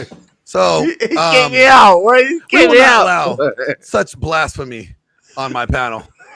You know, That is blasphemous. That is blasphemous. There's my answer. You know, I agree. Women are born with their values, and they must preserve it. Women are not gonna forgive you for not meeting their standards. So why are we gonna lower our standards just to appease them? I'm just saying it's gonna be okay. So tell me why I'm wrong about this. I'm 35 and I'm trying to find a 25-year-old to a 30-year-old who's in my age range, let's say, and she doesn't have 6 partners and 6 people she's had sex with. We got to be forgiving to some extent. If I'm forgiving all the 5 beneath me. Yeah. Okay. Jehovah's Witness girls are hot. They're pretty good. Mormon girls, you can find some. I should be either the last. I should just be the last. Period. Right? You should be the last guy. All right, but that's so you should be number 6. Through the long lines of things, once we have a bunch of warriors going at battle over women, and there's a limited amount of women, then there's more women than there are men in America. True. Okay. Worldwide. Period. Yeah, globally. Yep. Karen comes in with a $5 super chat. Goes, JS Urban Adventures. Which church do you belong to? Real quick, I'm gonna play a little Making It Rain. I make it rain on these old. I make it rain. I make it rain. I make it rain on them hoes. I make it rain. I come from. I run my own church. Oh shit. Yeah. Well, there's your answer, Kieran. Sports Brand says, shout out AJ for the Warhammer.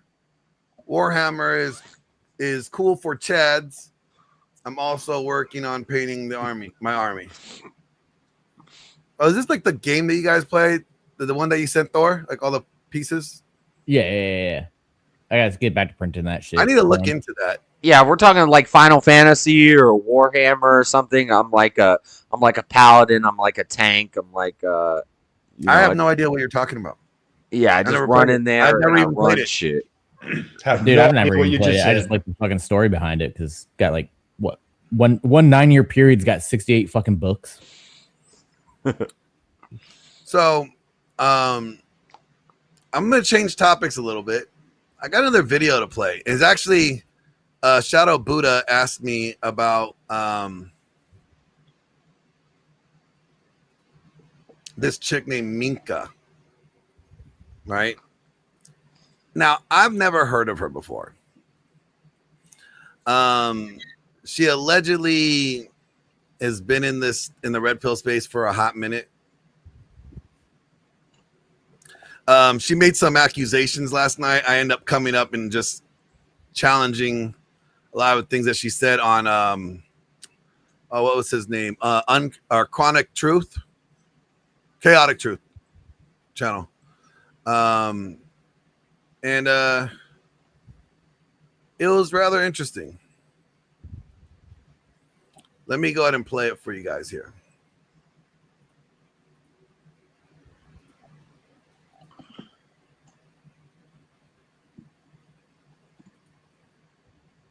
Nine times out of 10, you experience a combination of what both of your parents endured. And this isn't like me just talking about scientific experiments either. I've been doing this for 2 years, and I hate that I keep repeating the same results. It's a pattern. Nothing is what we've been taught to believe it is. I got a text from a friend about a patent that the United States government has issued about a course to walk through walls. The United States government has a patent that is live. Let me drop the link to you, Chaotic Truth. I'm going to email it to you. There's a patent, and it's literally to walk through walls in the United States government. This stuff is real. It's not imaginary. the way it is shaped, and what women are going through and what men are going through. And as a man, and when I talk to other men, getting female affection okay. I'm an overweight man. Most men don't deserve female affection where it stands right now. You may agree with that, but I have an overweight cousin, and she would say, since we've been swearing on here, all men want to do is fuck me and leave me. And I always said, man, I wish I had your fucking problems. I wish women would do the same thing with me that they do with you. This was when I was younger, and I don't care. I'm a solitary man. I enjoy my solitude. But are you MGTOW? What's that? Are you MGTOW? No, I don't follow any of that philosophy. I'm a solitary. I'm a happy solitary man. I wouldn't do well with a roommate either. Basically, I'm not MGTOW man going its own way. He has no option. But we all need human connection. I'm sorry. He a bitch. Yeah, I mean, we all need people regardless. I mean, even though I'm by myself, I need the food that is brought to me, and or the grocery store, the farmer. I need all those good amenities that a first world provides, and I'm grateful for all of the workers that provide me the lifestyle that I have in a first world country. Mm-hmm. Can I tell you something in regards to the white man being like kind of what we were talking about earlier? Let me ask you a question. Do you think that woke leftism promotes white guilt and black racial vendetta and racial vendetta against white people? I don't care. So do you not care about white people? I don't care about white or black people. I care about the truth. I don't care. Well, is that not a truth? No, it's an ideology, like an ideology. So woke black, white. I said woke leftism. Whatever. It's the same as it's literally the exact same thing as the leftists saying, like, do you believe that white Republicans create a vendetta against black people and their victimhood? Like, it's exactly the same. They're the both same shit, different toilets to me. That's why I don't care. Are you still? No, you said you were in the entertainment industry. Are you still? No, I never said I never said it. Okay. Do not ever say that. Okay, no. I was just curious. I thought you did. Okay, I have to clarify that as a woman because there's so many hookers out here. So but are you connected? Because I was connected to the entertainment industry for a long time, and I've seen a drastic change in behavior as far as people in the entertainment industry. They're all hookers. I don't see a difference since I was a kid. My mother never allowed me to be in the entertainment industry. I was born and raised in Burbank, California, in the mecca of ABC, NBC, Studio City, Cartoon Network, Nickelodeon, Disney Channel. They're all there, and I was scouted to be a child, whatever the fuck. I went to high school with everyone that either had a boyfriend that was in the entertainment industry getting picked up by a movie socialite or in some sort of a class. It's always been the same. The only difference is that now people are talking about it and there's recordings about it and we know what was happening. It's always been the same exact thing. You fuck to get to the top. And there's no difference with A-list celebrities. I've talked about it before. Will Smith gets gay hookers to go fuck him because he's gay. Leonardo DiCaprio gets guys to sleep with women that he's dating that are 25 and younger because he was molested as a kid, and that's how he gets his socks off. And he's cuffed, so he likes to watch, have headphones and sunglasses, and then fuck the girl. Like, this is literally where always seemed like a duck to me. I'm sorry. Yeah, but this is where I was born and raised. So when you ask these questions, it's like Ariana Grande. There was a lot of women talking about how she's like a homewrecker on all these things. She was a child star that was taken advantage of, molested, essayed for years at the cost of her own success. Well, her parents, the way that it works is the parents sign up. So you get approached at the mall, right? I got approached at the mall. The parents sign up. They always look for parents that are like either down and out or something. My mom looked like an immigrant, so that's why they targeted me and her. And so typically the parent would be like, oh yeah, fuck yeah. And then once you start acting and you see certain things, it's sort of like a presentation. Like if you allow someone to do this to your child, then your child will be set up for success. Wait till she gets to the red pill. Milli to 3 milli to like even upwards to 5 milli. Like what's that white boy's name? The Bieber. He was like a 4 milli. And this right aligned and focused on one thing without negativity. Yeah, I zoned out a long time ago. It was like wah, wah, wah. If you think everyone is racist because I'm black, everyone is racist because you're black. If you think everyone is racist because you're white, everyone is racist because you're white. I had that. Do I look ugly? Would you ever think that I had a problem?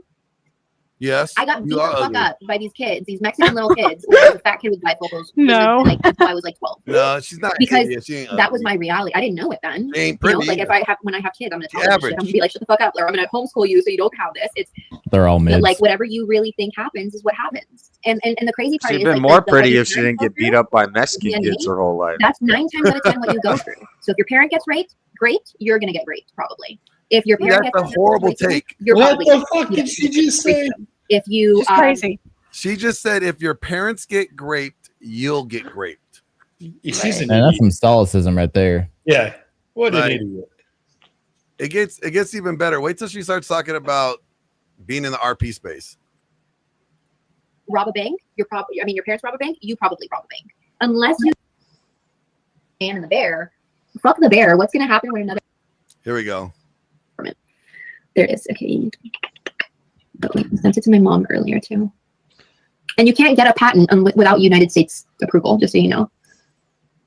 There we go. U.S. patent application copy. And you guys heard Mystical when he says, "If they send the bear, I'm gonna fight the bear." Share it with your chat so that everyone can look at it too, because that's like my primary purpose is to show people. My primary purpose is I grew up with a little bout of racism within the Mexican and Hispanic and American community in Los Angeles, and everything that I was taught was completely ass backwards, and it was a lot of pain. And so if I can give people the actual way that this shit works, which is like the reality of the situation, which is what Jesus taught all these religious whatever people fanatics, we will have a shot at a happier life. And what's happening with men, especially white men too, is think about it this way. I'm not condemning white or black or any men in general, because the reality is men have bigger bone density, they have more muscle mass, they have more logical thinking. You guys are you crazy? I'm thinking the same thing. What is up with her lips? Man's basic function, just as it is women's. Somebody need to help her lip. Illusion and imagination and love and nurturing, right? The mystical rhyme I was talking about. He says, "You get caught in the woods with a bear. Help the bear." Country, if you will, that is completely susceptible for anyone coming in, and we've had it.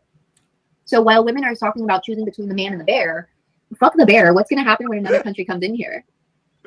Well, I mean, the truth is, I believe right now, the powers that be believe that human beings cannot even decipher what is good or bad information. I mean, on YouTube, there's things that we cannot say right now because it goes against the terms and services. Right, but that's part of the indoctrination and the brainwashing that they're doing. Because if we can't even say the trauma that we've actually endured, that makes us more inhuman. If I can't say someone raped me, I'm hurt. And only one talking. I don't hear a conversation. I'm just trying to figure out where do you get these people, man? Like, why don't you just have a back and forth with her? Craigslist, duh. Okay. And how miserable they are when really they're miserable themselves. You can't even donate to the channel, and you're talking shit. You don't have your own channel. You're not doing anything with your own life. You want to tell everyone else what's wrong with their own life. Go get a life, baby. Like, there's only so much God on you. I think Bob wishes he was white. Okay. So Anna, you did well. That was good. You told me off. Now, CT. Thanks, Daddy. Where were we? Where were we, man? Facial readings. Is that what we're doing here? We're looking at the contents of somebody's face and determining whether or not they'd be someone you want to. You know, that's. Well, I mean, to a degree, but wait a minute. There might be some science to that. To be honest, there's literally a science to it, and I make more money than Bob in his little lonely trailer because of this. Yeah, I tell you what, I got some ancestral bones. Let me go ahead and go on the ground and see whether or not. So all of it, and they all want to put me in my place, and they all want to tell me how I'm 40 years old. Please, baby, I would love. Yeah, Bob. Why don't you get on camera, Bob? Here we go. Because I'm in a sleep room and I have to take a flight here pretty soon. And this is going to be good. That's the reason why. I have excuses. So, Anna, did you ever appear on any of the Manosphere shows? Anna, do that again. Would you ask? I said, did you ever appear on any of the Manosphere shows? Which ones? Well, I know that there's Fresh and Fit. There's another one with a bearded dude. But a lot of God, I can't even remember like which ones. I mean, there's Kevin Smith, and there's one in particular which has kind of a bearded dude. He's a bearded guy, and he talks to a lot of what do you call it? Now I can't. My mind's kind of going. Who's OnlyFans models are on there, and he kind of tells them basically that about high value men and stuff like that. That sounds like. Who is he thinking of? I'm Ben Rich. No, I don't think it's Rich. Doesn't do OnlyFans models, does he? I think he's talking about. Is he talking about Cooley? I think he's talking about Cooley or whatever. Or Bitter Bachelor. Bachelor doesn't talk to OnlyFans models. I thought he was talking about. He sells robots. Sorry. Yeah, he said the whatever, but I don't know these. I think it was whatever. It has to be whatever, like Brian from whatever. Anytime a man is talking about high value men, or a woman is talking about high value men or high value women, they're probably hookers, or they've engaged in some sort of hookerism, or they paid for SA, or they've like no one talks about that. They talk about class. They talk about matching. Do you believe in hypergamy? Yeah, I don't know the.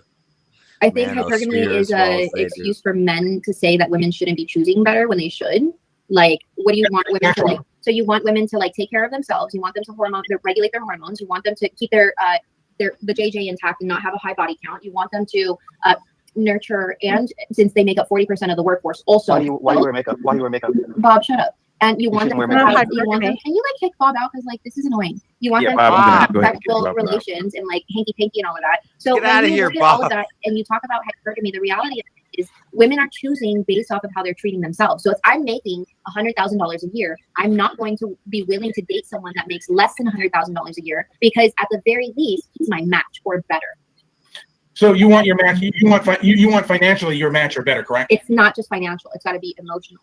Like it's got there. You have emotional, financial, sexual, and So remember how I said it's always the money first when we were first going over the 6 6s? Yep.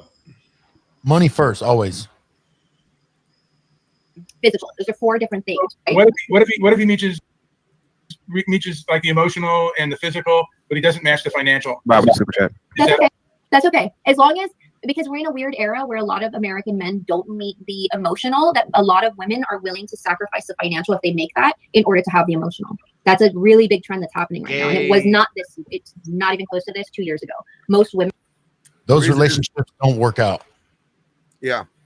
Typically, if the woman is making more than the guy, the relationship will end. Yeah. Correct. Her lips take up most of her face. Huh? Her lips take up most of her face. It's amazing.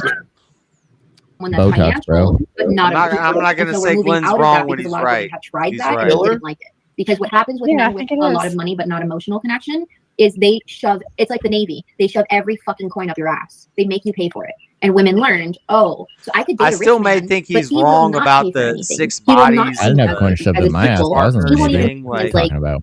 his partner. We And so gotta women be have willing to started to wake up forgive to the that and same be like, way we oh, expect them so to it's not forgive. just about money. Does that make sense? Not really. Well, I mean, I'm asking anyone except for Bob. Bob, you don't even want to be a part of the conversation, let alone why would I acknowledge your answers? have you heard of Tim Pool? No, but I can Google him. Okay. Well, I mean, he talks a lot of political stuff too, but he said, and I haven't been on any dating sites since Lava Life, so I'm kind of showing my age. I think but, might have you know what? Can I just say this on Lava Life? I went on there looking for a one-night stand, and every woman on that Lava Life who was looking for a one-night stand is in command. I don't know. Was a prostitute. Yeah, a lot of them. I'm not in the little panel down at the bottom, so maybe he kicked me. I don't know. But then, what do they look like? But then he also he's a multimillionaire, made his money in tech, and he's 64 years old, but he looks like he's in his 50s. I'm muted right now. And his dating category is primarily women in their 30s. But I'm not on the bottom of the you keep screen, dating so these kind of maybe women, and maybe the he's majority, yeah. like, That's fine. So one thing that women do is they are hookers, but then they pretend. This to be isn't artists, my and then they wheelhouse. sell all of their art to men that they're actually sleeping with. And so he went on a date with a girl that was doing that, and I'm like, he's trying to sell you the fucking painting, you dumbass. I've got some great artwork. Let me tell you. What kind of women? What kind of women did you go for, Stoke? No, she was a hooker. And that's oh, sorry, go ahead. Oh, black, white. What did you look for, man? I went for the United Nations of all broads, and you know, I mean, when I was young and I wanted affection, I went for any port, and then I had someone who happened to be bipolar. I got a serious relationship, and now I'm happy being a solitary man because here in a minute. She drained my wallet and she drained my emotions, and her manic behavior was just too much, and I decided I'm better off being alone. Bob, are you in the service? So you went to the black ones? Oh, Bob, are you in the service? No, I'm an airline pilot. No, I'm 49. I'm actually very happy, actually. Look at her playing with her hair. I really love her very much. Life is good. So, Anna, I wish you the best. All right. Have a lady. Look at a guy with a suit and a tie comes on, and she's playing with her hair, and she's all excited. I mean that genuinely. Thank you so much, Bob. And it was the guy she was just complaining about. Yep, she was just sitting on him. I like happy people. I like seeing people that are not alone. Now I tried to ask her some questions and give her a little bit of pushback. Solitary life. Watch how. You never thought about living the solitary life? I did for several years. I didn't date, and I didn't. When I was doing red carpet events and I was working in Hollywood, like I always went home alone. So I had the wildest nights. I was like as crazy. I danced my ass off. But I always went home alone, and I was very much in my masculine. So if you look at my YouTube channel, when I first started, I was very much like gung ho, like fuck yeah. And through the years, I've become a lot more. I don't know. So you were a party girl. Yeah, without the drinking. That's smart. Yeah, that's the only way that you can actually do it without doing stupid things. and you're no longer in that lifestyle of the red carpets and shit like that. No, but it's where I learned a lot. So now I do the growing the business aspect, and I help people on the dating aspect for fun as a hobby. Hey, let's get Glenn in real quick. Glenn, what's up? What's going on, man? That's a whole lot of Prado going on. So when you said you worked in Hollywood, what, that's a whole lot of what Prado industry did you work in? Services or what projects, studios or productions? Neither. I worked in marketing and PR. So I would do the only actual PR that I did were some. So you don't know what the fuck you're talking about. Hollywood parties that sometimes have A-list celebrities, but very rarely. Oh, okay. So something like from like Good job, Glenn. Glenn. Something like that. Like She did not like you challenging her. they host like the pre-Grammy show parties or the pre-Oscar parties. Exactly. They're not the Oscar parties. They're not official Oscar parties. They're the pre-parties that you still got to be on the list to get on. Exactly. So I'm always straight up and clear with exactly what I did on my resume. Like this was not A-list celebrity red carpet actual Oscars. It was pre and post. Yeah, it was the week of. Well, no, it was pre and post, like the actual legit pre and post. So like in the studio sometimes at like at Monty, No, it would be in the studios. Like at Disney, you'd have the actual party within a studio. That was part of the pre-Oscars. And then after, you have something at any club or social scene. But pre was always private. Did you ever meet someone like you were a fan of as a child, or maybe a childhood hero that you met and then you had a different perspective on? Yeah. The only one that I probably Googled Gaga after was when I was still 16 and I was working at this pizza place called North End Pizzeria in Burbank. And the guy was the boyfriend of Gilmore Girls, like the Rory Gilmore boyfriend. It was like this like prim and proper guy would come in and get pizza. That was like literally the whole time that I was like, oh my God, it's him. But other than that, everyone else is gay. Earlier, did I hear you correctly? You thought like you said men and women are equal? No. Okay. No. Let me read the super chat real quick. Yeah. Bring her back during daylight hours, and any competition on YouTube will be crushed, and your looks are going to carry you very far, but your brain is a turn off. Just be quiet and smile, and you will be happy. Oh my God, you're so sweet. I love you. Bob, come on. Let's go. Go ahead. Well, here's the thing, right? So I said it earlier. I'm like, I've already been in this realm for long enough, and the worst of it, where it's like, Bob's literally, Bob's just, he says he's with someone, but I'm like, bro, like, then why are you on here? I'm on here because the guy I'm dating was a butthole, and I'm like mad at him, and it's a weekend night, and I'm doing other shit, right? But Bob is saying that he's So she's on here. He's on a flight, and he's got this full life. It's like, why are you an avid person on here? Me? It helps me. I'm like, technically, So she just said she's on here because her boyfriend is being an asshole, and she is doing what? She's looking for simps. Yeah. She wants the attention, man. I concur. Hilarious. I agree, What was Glenn. that? I agree. I concur. Yeah. Yeah, she's just looking for simps. Meal tickets. Women hate me. I'm like, pick me. But men love it. They're like, oh, I can trust you. I can confide in you. I got you. So like, you see what I mean? Like, that there's not an equal, when people try and like shit on me, it's like not an equal exchange. And you've seen, and I've also done debates with like, what was his name? The guy with Lyme disease? Who? The guy with Lyme disease. Oh, I'm not familiar. The dating coach, the white guy. I'm not familiar at all. Alex Playing with Fire. There you go. God, that was a long time ago. Anyways. When did you do a stream with Alex? Fucking forever ago. And I still had filler in my face, so I looked different. But we did honestly, I had more filler. She's trying to name drop and like talk shit about some guys. You know, the funny thing is, I just had a call with Alex today. You know, like AJ, we were in that meeting. Yeah, you had to bounce because you had the thing with Alex. Yeah. So like Alex hit me up. He asked me some questions about some things. So and yeah, like, so I'm like, oh, well, I could call Alex up right now to verify. Like, I'm like, we could do this, right? You know, because she's not saying anything that is true. Wait, I said like as soon as you came on the stream, she seemed threatened when you started asking her about Hollywood. Yeah. But yeah, because she didn't know anything about it. I called his ass on buying followers, and everyone his little stream was shitting on me. And I'm like, my background in marketing sees this motherfucker bought followers. Sure as shit, throughout the last year, it's been coming out to buying followers, right? But the number one thing that I harp on is if you look at that debate, he's calling me a sub 5, and he has like dimples everywhere in his face because So she got mad because Alex called her a sub 5. He's not wrong. No, he's not I wrong. disagree with Alex on a lot of shit, but yeah, he's not wrong there. has Lyme disease and he's a dating coach. At not a single point am I calling him out on this. Not a single point am I calling him ugly. Not a single point am I calling him sub 5. Not a single point am I doing those things because that would shit on my own class. If I engage if I behave like Bob, the kind of men that I'm going to end up dating are the kind of men that are going to shit on me. If that makes sense. Does that make sense? Yeah. Like, or if I even better, if we're meant to understand fully, if I act like a Shira 7 or any of these bitches that are saying use men for money, the kind of men that are only going to be attracted to me are the kind of men that use women for sex only. You attract whatever you are. So Bob being in that negative state of whatever it is that he is, I guarantee you this bitch is ugly. Like, you can make $200,000 a year as a pilot, which is true, which is average, I believe. But like with that attitude, average. No one wants it. So why do you say it's average? Why do you say it's average? 200,000. What the fuck? 200,000 is average. Now wait till I say the watch. For a pilot? Yeah, I mean, is it because you're around millionaires in Miami? 200,000 is a lot of money. It's way past the national average per salary for a man. I don't know about that national average percentage because Our national average is $50,000 a year. No, I know that. I'm fully aware of what the statistics are. Like I said, I've mitigated in these in this sphere for a while. I've been here for a minute. I've argued these points, but oh yeah, no, I'm not a 10.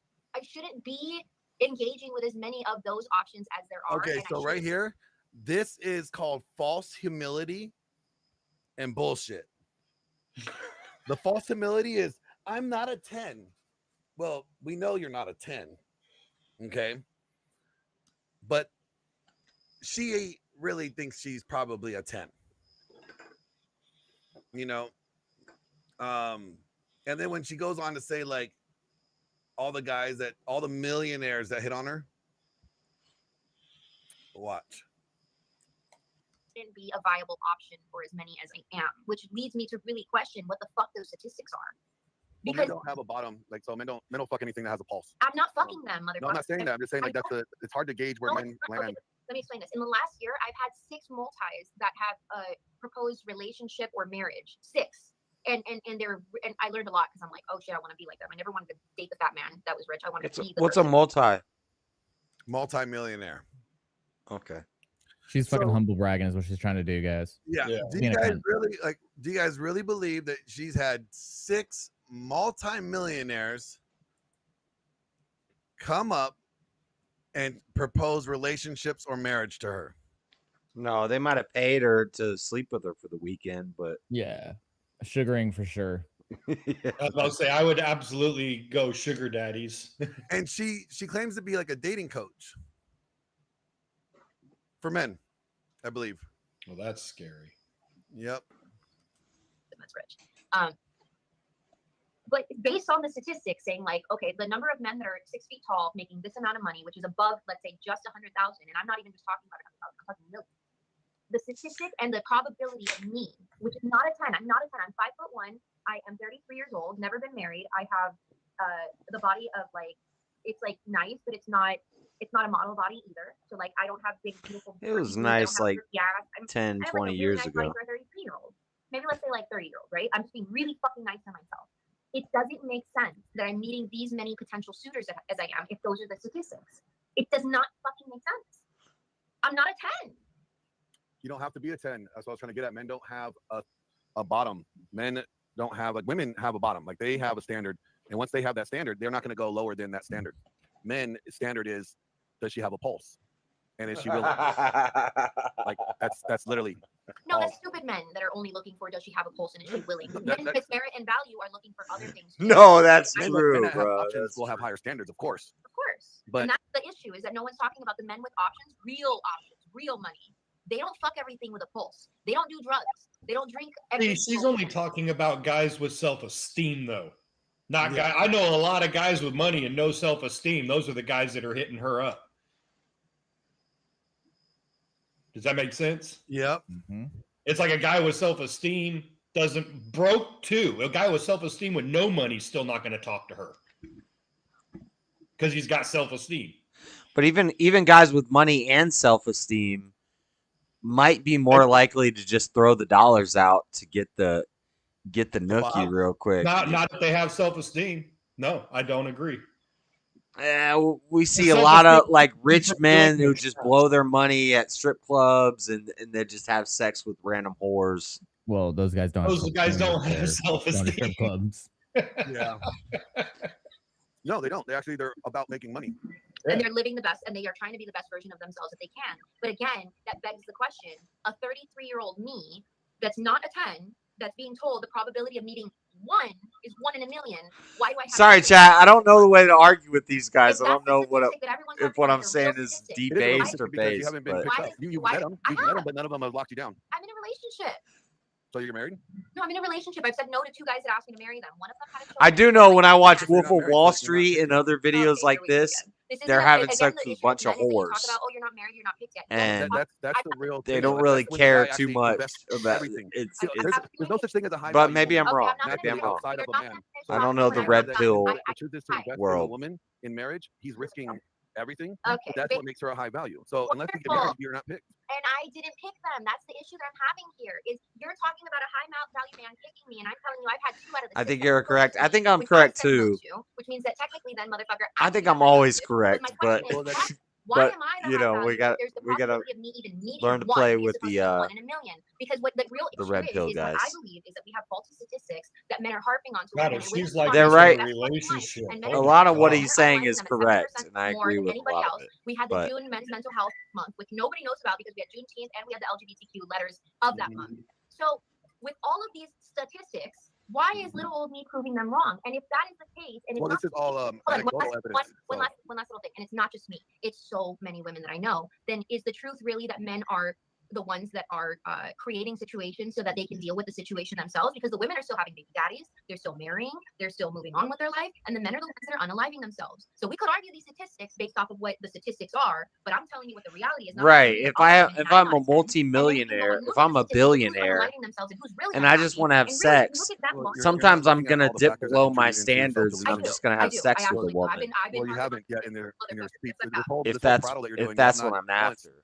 Acknowledge any other factors that contribute into self-deletion. I actually have, and I talked about the research that I did. And it's not about a lack of self-esteem. It's just they don't care. It's just sex to them. Not my issue. That has nothing to do with that. That's not always the you're contributing to. I'm not here for dating. Yes. I'm here because my father. Sorry. My father was not in my home, and I didn't understand why. Sorry. Yes. My dad tried to unalive himself, and I tried to figure out what the fuck.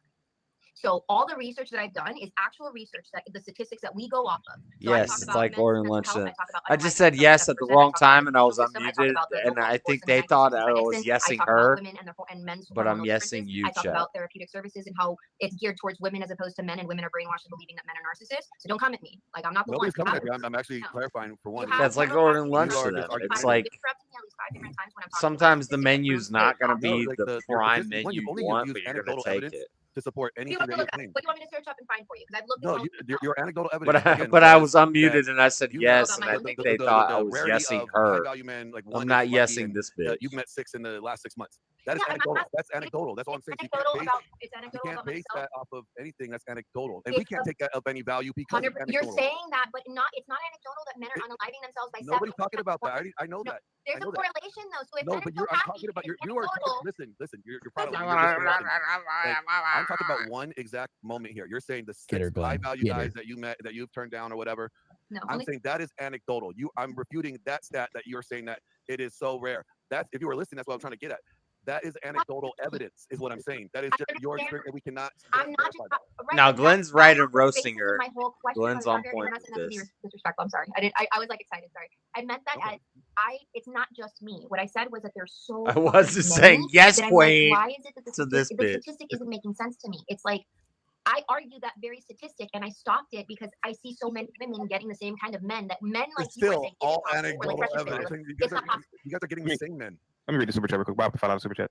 Anna, I like his hat. You are good looking, so guys like having you around and talking to you. Thanks. Beyond that, no one gives a shit about what you think. Thank you, Bob. I really appreciate how what you say somehow comes into reality. And real quick before Glenn gets in. Someone asked me the other day why I wasn't vulnerable in like the manosphere shit, and it's like this is why, because there's men that are like hiding behind sunglasses that are here at 1 o'clock. I'm here on the fucking off chance, right? I'm never here. You guys like, is this like a regular occurrence? And then when a woman does come in the sphere or like try and help in any capacity, you can't fucking help but put her in her place. Actually, you just don't know who I am, and that's why you're saying the dumb things you're saying.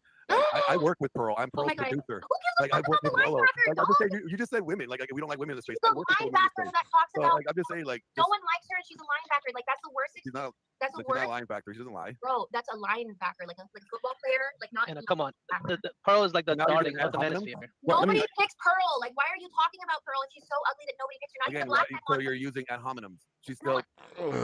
Are you really going to argue ad hominems when I'm talking? I haven't used that one ad hominem towards you at all. When I'm talking about how it's not an ad hominem if you are at the bottom of ad hominem. Ad hominem. Like women in this space. As if like we're hiding behind sunglasses and we have issues with women. The only woman I just proved that I actually work with women in this space. I work with all you only allow the ugliest linebacker here. Any other woman around, you guys want to put her in her place. And I'm not talking about. Or maybe just the one that ain't Portia has her tits out all the time. Are you fucking kidding me? Again, you are. This is such a red pill lesson for you. Whoa! I really want want to talk about men's No, mental see, health. what you're trying to do right now. Whoa! You're She better. you're obfuscating the point. If you don't like She the better fact that flash I the can say that, camera. you assume that we don't like to work with women. Oh. Yeah. You don't got a point like there, the fact though. I tried to say that we don't work with women, and I pointed out very clearly that yeah, we do. I do per se. Like I've worked with them several times. God.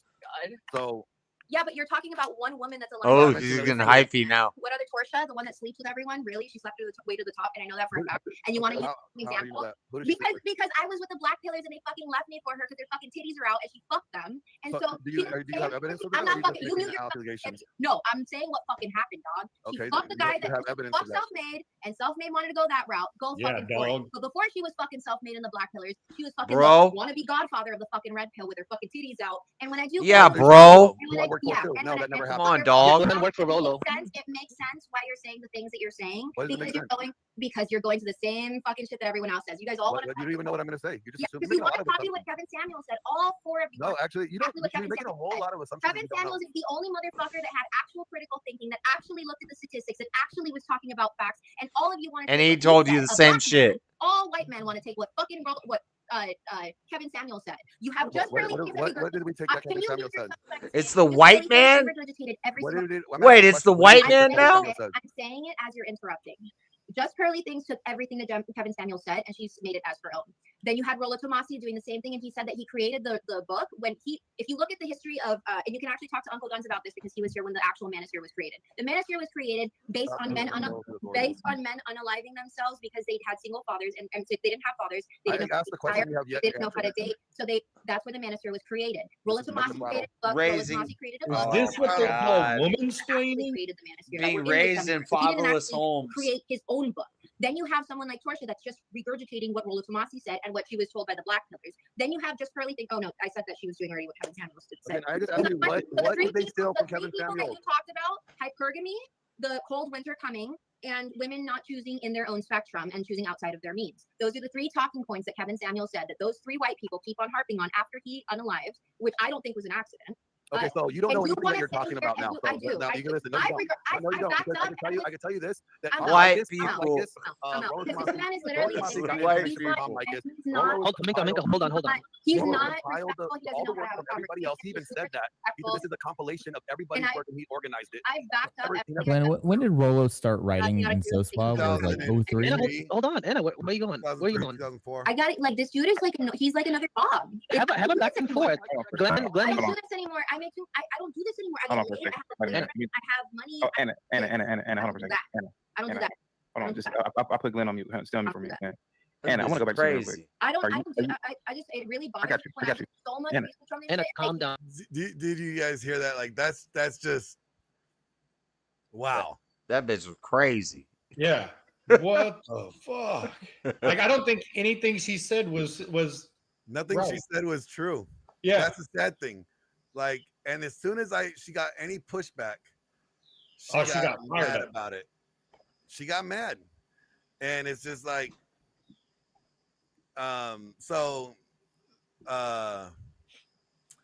what's his name? Shadow Buddha asked me this earlier.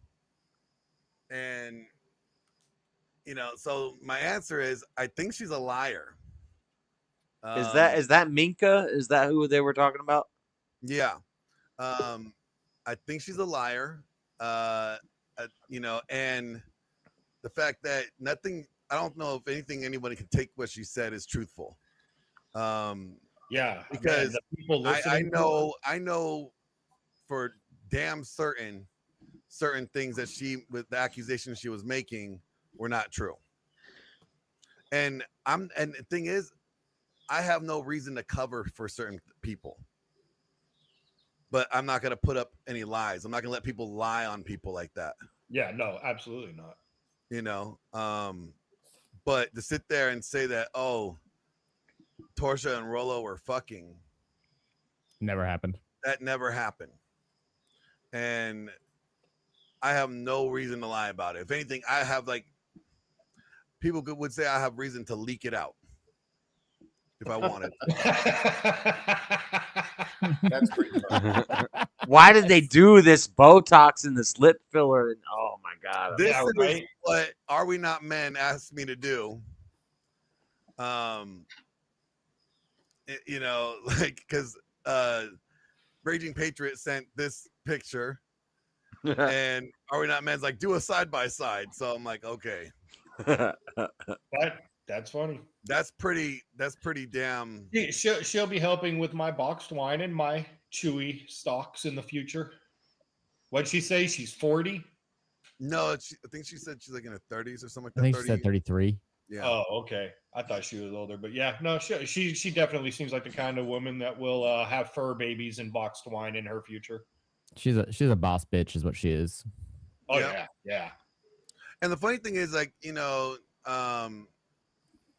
she's like, Rolo and Torsha fucked Rolo. I'm like, really? Like, you obviously don't know what you're talking about. Like, and as soon as she said that everybody stole things from Kevin Samuels, I go into that. I was like, Kevin Samuels didn't get into the manosphere until after selling cologne didn't work out for him. Yeah. And I got my questions about Kevin. Rest his soul. He did live in Atlanta. I mean, it was just a good grift. He was tied in with Fresh and Fit. He was good at what he did. Yeah. Yeah. There's nothing wrong with it. You No. know? But to attack like Pearl and Torch like that, like I was just like, what are you talking about? Like you obviously don't know anything. So Like, I'm not even a Torsha fan, and I know that she didn't fuck Rolo. yeah, I know. Like I just don't like when people are gonna sit here and just bald-faced lie like that. I just couldn't figure out why you had such an old woman on this morning. An old woman on this morning? Yeah. What old woman? Are we talking about One with Janelle? Massive lips and the 10 tons of plastic surgery. I wanted to ask Glenn about. Are you talking about Janelle? What's her name that you were on with last night? Today. It wasn't on last night. It was like 2 days ago. Whatever. No, I I'm can't. talking about the girl that was just talking, the one that you guys think is 30. She's got to be at least 50. Oh, I'm talking about she said she was Janelle. like 33, I think. Yeah. She's I think 33 is what she said she was, but boy, she looks rough for 33. Oh, I She agree. looks older than I do. What's up with that? Well, Grid, you have a She baby looks face. my age. I look older than you do. You All got right, that that's baby fair. face. I have a theory behind this, and I've talked about it with with Thor and one of the Dragons Monthly. I think the lack of testosterone is aging younger millennials and Gen Z fast, especially in the women. You know what? I would agree with that. Yeah, I would not disagree. I would totally agree with that. Because I see these chicks that are like in their 20s, like on the dating apps and stuff, and they look like they're closer to 40, and it scares the shit. I mean, like there's a video I saw on X the other day with one of those tattoo competitions, and this chick's giving this guy shit because he's actually tattooing what the person wants, not what the judges want. They get in this huge argument. The guy's like, "Bitch, you're 24. You look like you're 50." It's because they don't lock them up anymore for crimes. They let them out. You used to get locked up, and that would keep you looking younger. Is that what it was? It's a meme because, well, that's what they tend to do. They tend to just invest in pets. What the heck is that? Somebody got a washer machine going? Yes, women Is need grind up the rave too. Just so you guys know, women need testosterone. Yeah. It's not as important when it comes to sex hormones for men, but it's equally important for women to have their testosterone level. Yeah, but I believe it's 17 times lower than men's. Yes, men less. have a 17 times more testosterone, but women need testosterone in their body just as much as men do. Yes, and they should get their levels checked, which most of them don't. Even- And a even lot of Donovan them end Sharp's up got going Devin like on test. a lot of them end up having depression. Depression can be cured by testosterone. Yeah. Even Donovan Sharp's got Devin on testosterone to keep her looking young in her 40s. Oh yeah. I was gonna say that sounds like a psyop, but maybe you guys are right. What, testosterone? Yeah, women they're and not walking testosterone. around like at fucking 900 to 2,000 like we want to get They to. just need to have I think there's 150 or 75 to 150. Yeah, like 60s into like 120 is something I've heard. Yeah, not a lot. It's really low. Yeah. But that little bit of mount into them makes them react so much better too. Like I think Rolo's got a good anecdotal story back when he was doing a bikini model shit back in the day. One of the chicks there started taking tea and she's like, "This is what you guys feel like all the time? I'm fucking horny." Yep. Oh yeah, I gave Coco some testosterone one time. Give her a shot. And she was like, "Oh my gosh, this is how you feel all the damn time." I'm like, "Yeah." Then that's just a little bit. I gave her like 0.05 cc's. It was like the smallest little drop. I'm like, it's just a Monday. That's how I feel when I wake up. Exactly. So no comment. Yeah, the funnest part is when you get the girls in the gym that are actually doing the testosterone or everything else, and they're like, "I can't even control my sex drive anymore." And it's like, yeah, that's just a Monday. That's nothing new for us. So, yeah, I'm not a huge fan of that crazy chick at all by any means. I would love to debate her though. Just I for think shits that and would be giggles. a big headache.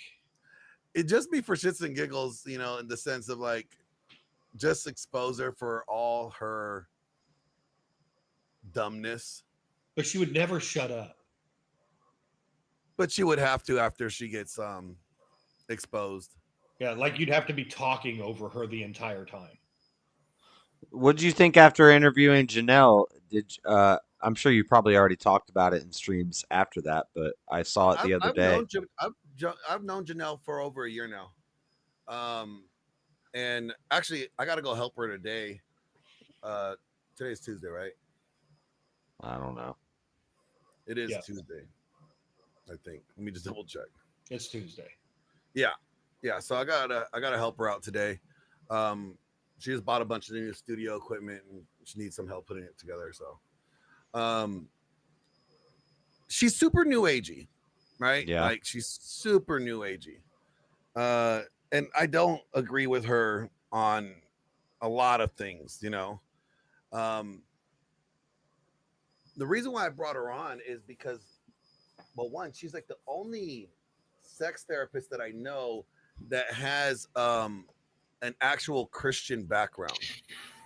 Like her dad was I believe a pastor, a Baptist minister. She grew up in a very strong, old Baptist, church. You know that, or she told you that? Well, I know that because she told me that. We've talked many times about religion before, so she knows a lot of basic Christian fundamentals. But she practices a lot of like new agey stuff because she's into all that stuff. But she did write a book about, and part of her book is about why certain religions struggle with sex.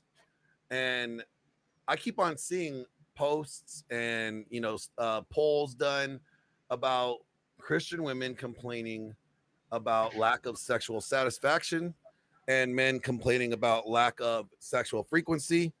And with the Christian divorce rate at 55% for Protestant or evangelicals, right?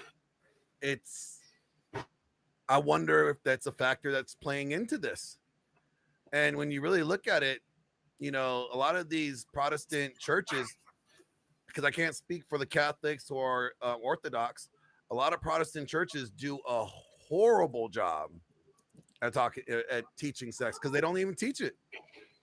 They skip all of Songs of Solomon. I have never heard a Protestant pastor once preach about anything from Songs of Solomon. No, they skip over all of it. But yeah. So okay. I don't interpret Songs of Solomon as the same way you do, but you don't even know how I interpret it. I was in a stream one time and you were talking about it, but about what? What did I say about Songs of Solomon? Oh shit! Oh man, it wasn't what I thought.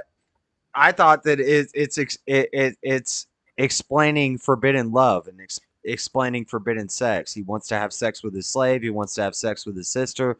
but he can't do that because he's not supposed to do that. The only So thing I read about Song of Solomon was him talking to his wife. his wife, it talks about his Mhm. sister, and it talks about his daughter, and it talks about I know what it slave talks girl. about, but the only scripture that I read was about his wife. Yeah, so usually the Protestant cope that I'll hear is that it's comparing Christ to the church. He's the bridegroom of the I church. I didn't even I'm say not that. saying you're doing that, but I haven't heard this he's just talking about his wife. Which one? And no, the passage that I was reading, it was just he was referring to his wife, his new bride, the woman that he Yeah. just married. I think Song of Solomon is about sex, but it's about it's about forbidden love. It's about the love that we're not supposed to, this yearning that we feel and we seek after. You're not supposed to do. When he talks about the slave in the field in the first 2 chapters, and then and then it talks about, and then eventually it gets to is it his daughter or his sister? I think it's his. Well, in one verse it talks about daughter, but in one verse it talks about sister, and that's why Protestant pastors don't like to go to that book, because it talks about, it's in the Bible for a reason, and there's I agree. And that's the problem is their lack of education on it, and they stay away from it for they just don't want to touch it.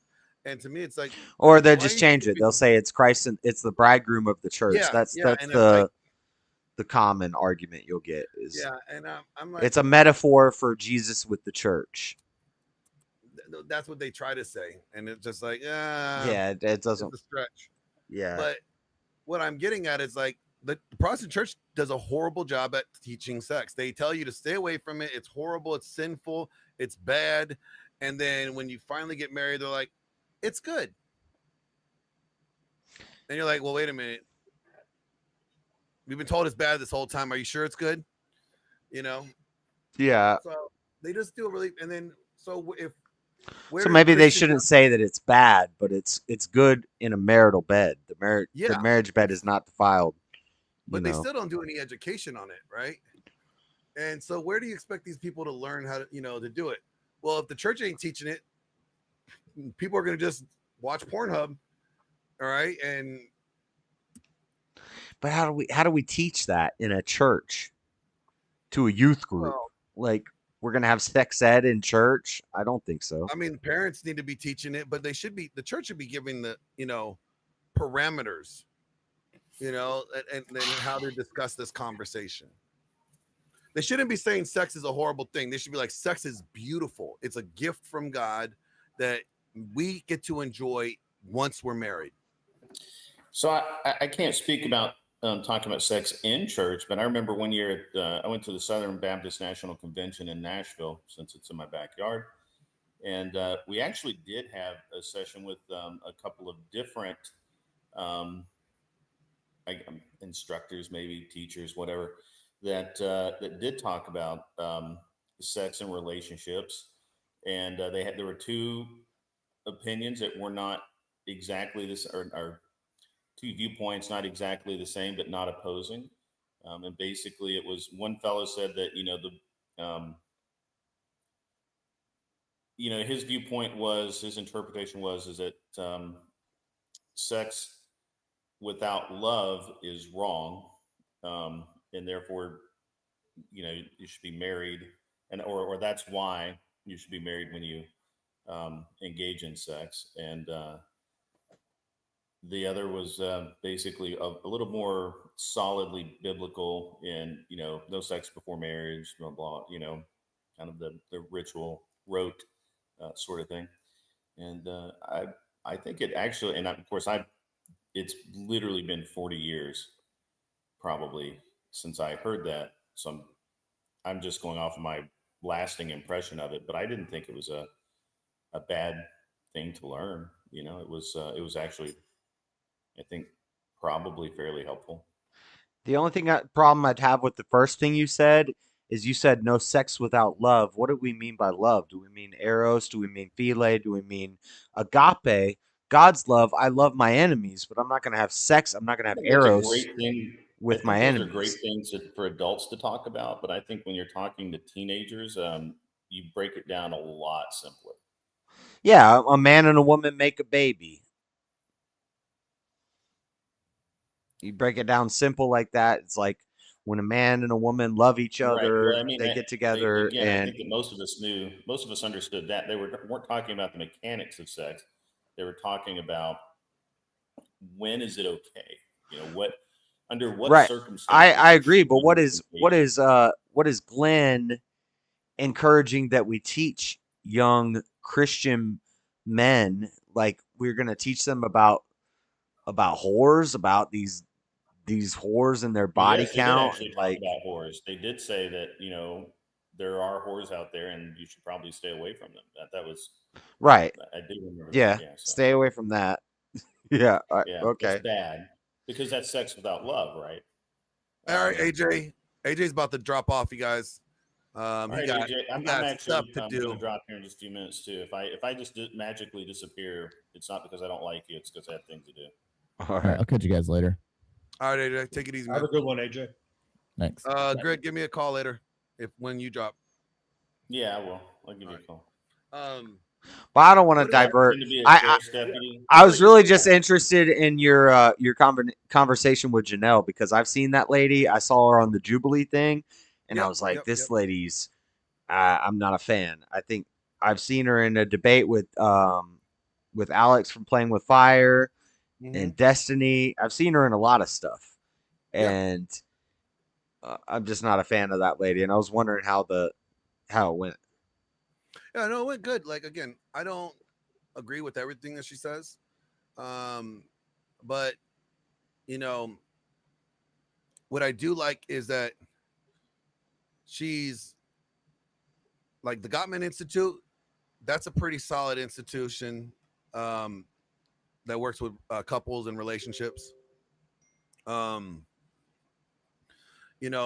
so she knows a lot of like the very mutual people that I know. And, although we don't agree with certain things, she's willing to, when I talked to her before about it, I said, look, I'm talking about this issue in this context and keeping it in this context, and I asked her, do you have experience with this? Can you help me with this? Like in discussing this? She's like, yeah. And she did that. She kept it pretty much very simply in the context of marriage. Every once in a while there was a little side tangent of partners or whatever, but she kept it pretty much in the confines of marriage in the discussion, and that was perfect. You think it's good for like a young man to go seek help from a marriage counselor like this, like a young man? Say I'm a young married man. I have a wife. Do you think that it's a good idea to me to go to Janelle and her program or whatever she does, and go on a retreat with her? I mean, I would say that as long as if your world views do not align, then I wouldn't encourage you to take that program.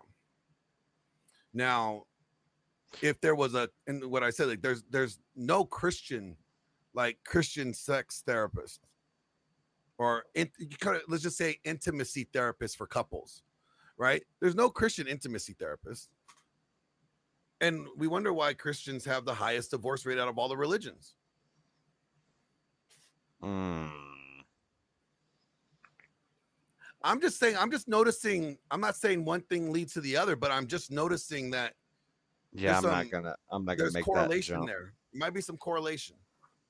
Not yeah, that's what I was saying. Correlation doesn't equal causation. What was that?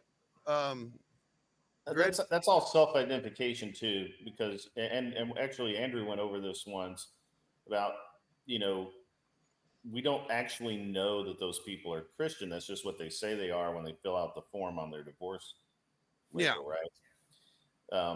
which is one of the problems with having marriage and divorce entered into in this state is there's no religious official who can say, yes, that's a member of my congregation in good standing. But I mean, like I said, I have sat in through enough of these like men counseling sessions with, pastors before. When I was on, staff, like, and hearing all the guys that were porn addicts allegedly, and knowing that, like, from what I heard, it was lack of his wife's making herself available that, made the temptation of looking at porn more, it was the lesser of the two evils. It was either looking at porn or go banging some chick, So that's an interesting thing. Do you, and I've kind of wondered about this because I hear it repeatedly brought up, and it's not something I ever personally like encountered, but it seems to be a subject that is like rife. Nobody wants to talk about it. It's something that people tend to like want to shy away from. Is like, what does a dude, I mean, the idea of sexual satisfaction in a marriage, especially if you have been let's say you've been a reasonably good Christian and maybe you only have one partner and then your actual wife, right? Like, and your other partner you thought you were going to get married to, and it just didn't work out. And then you find your wife and you get married, and neither of you really had, the mechanics, okay, you can watch a video, okay, but you really then that's don't. porn now. You watch a video, you're watching porn. Yeah, you don't actually have any former teaching, like if you don't have reference of what's better, though, why is that going to be bad to you?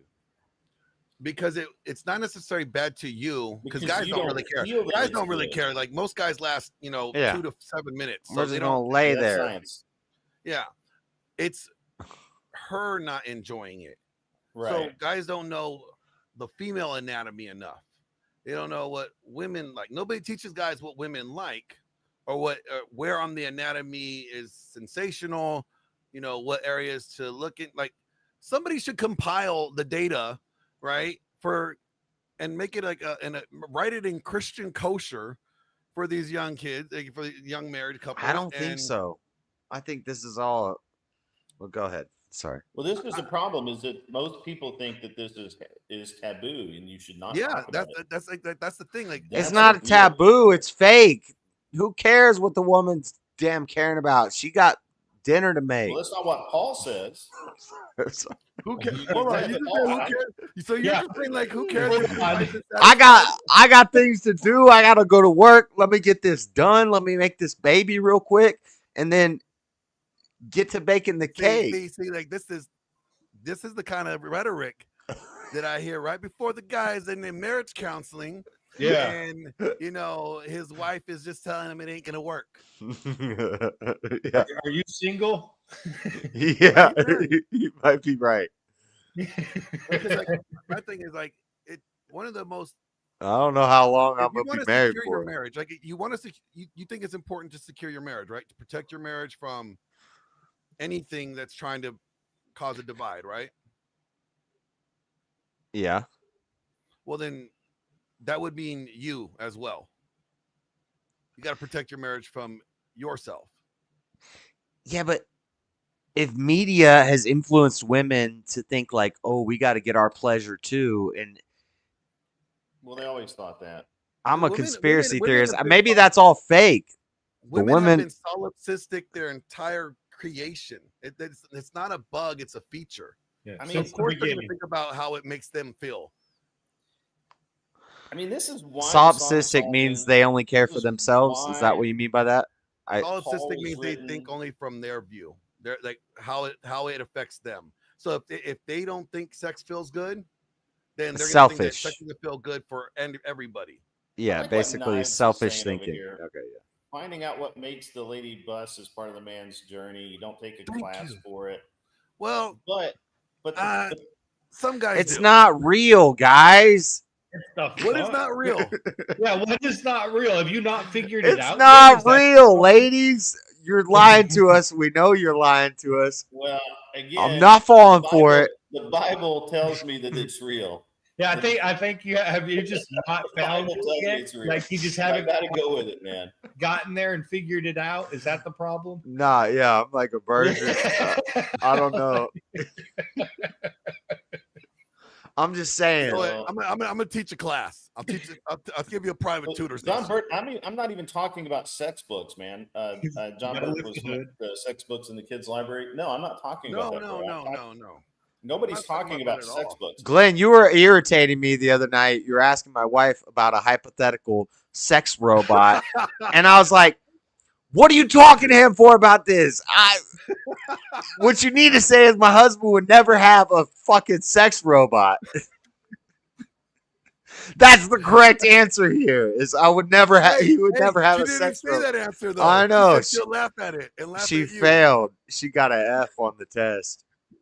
That was hilarious. How is she doing, anyways? I think she's going to some pyramids or something right now. She's out exploring the jungle. Nice. And she comes home like next week, right? Comes home. Didn't she come out to the States next week or something like that? Her home is in Guatemala. I know where her home is, but I'm saying, isn't she coming out here to see you next week? Hopefully. I told her, I said, I ain't supposed to hear from your ass. I better not see you coming on no panels for like the whole week that you're here. Yeah. I said, y'all got babies to make? Then I don't want to hear it. I better not see neither one of you on my panels. The Youngle. Yeah, she's in the Youngle right now. Yep. No, like I just think like nobody teaches guys how to handle business. And Thor's like, you sex-starved savages. Like, yeah, like it's a problem. It could be a problem. If guys don't know what they're doing, and if it's not pleasing to their wife, why would the wife be wanting to or be enthusiastic about doing it? And Chrono with the $10 super chat goes, JS in the hot seat with Floor, twin sex bot under his Wow. No. I'm gonna give you one of. You know what? I'm just gonna. Honestly, I think she's probably. Lawrence has been doing God's commercial. work.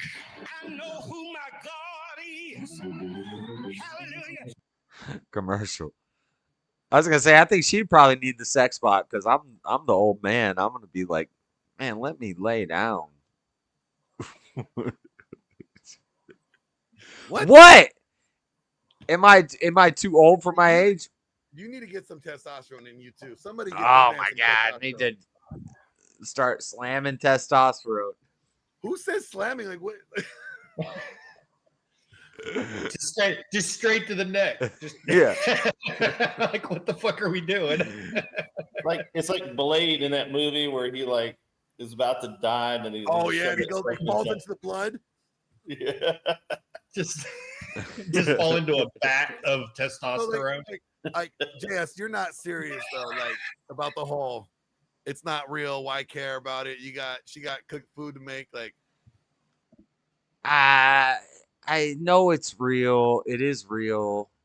Yeah, but I just is it not that high of a priority? You think guys shouldn't make it a priority? Yeah, I don't care that much. Like maybe when you're getting into it, it's like, ooh, yeah, let's make her hot, But then by the time I'm done, I'm just trying to go to bed.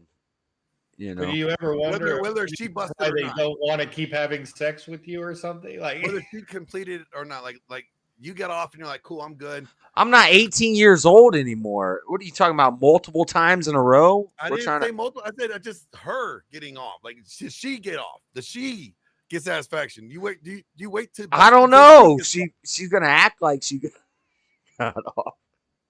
She's gonna express it. Well, if she's acting like it, then it's her fucking problem. Right, and they're all acting. Is the point? Oh no, they're not. No, they're not. I know. Well, sometimes, yeah, you might get,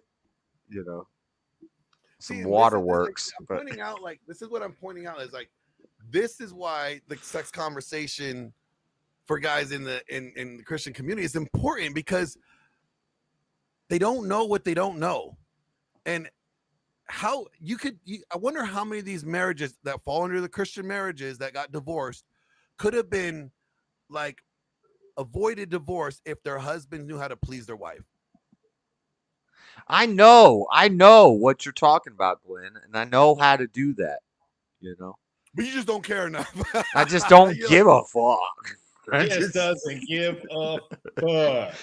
Yeah, no. I But used then, to, you're those like guys I want to that- look like a porn star and like I'm doing all the stuff the right way and being fancy and stuff when I was like 19 years old. Like Nobody's talking about that. Like I'm only 36. I grew out of that 10 years ago. enjoying the Dude, youth I'm of your wife. 53, bro. Yeah, Hey, I you're still still- do monkey backflips. I don't give a I'm fuck. 53. My wife still comes by. If I'm like just like hanging out at my desk, my wife will come by and grab my junk and say, "It's time, bro. Let's get it done." She's like, get off What's get wrong off with the you? internet. Right, Been but then married you 19 years. handle it like Napoleon. You're not doing like crazy techniques and funky stuff. You know, how do you know what Grid is doing up in his bedroom? You just lay it down like Napoleon. We've had a lot of talk about park benches. Let me just say that. Kitchen Grid counter. has a thing for park benches.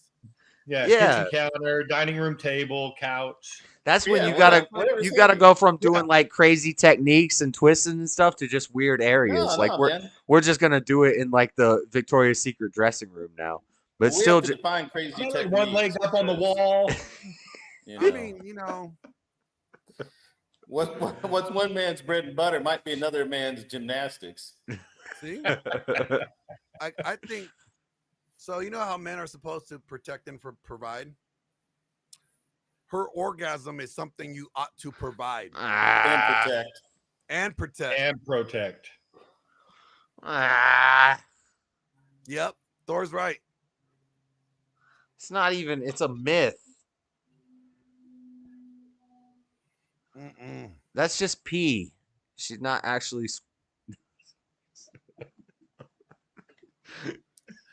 Oh man, yes. There's a little bit. Nobody was talking about squirting. We're talking about orgasms. Like, you know, a girl could orgasm without squirting, right? Like, right?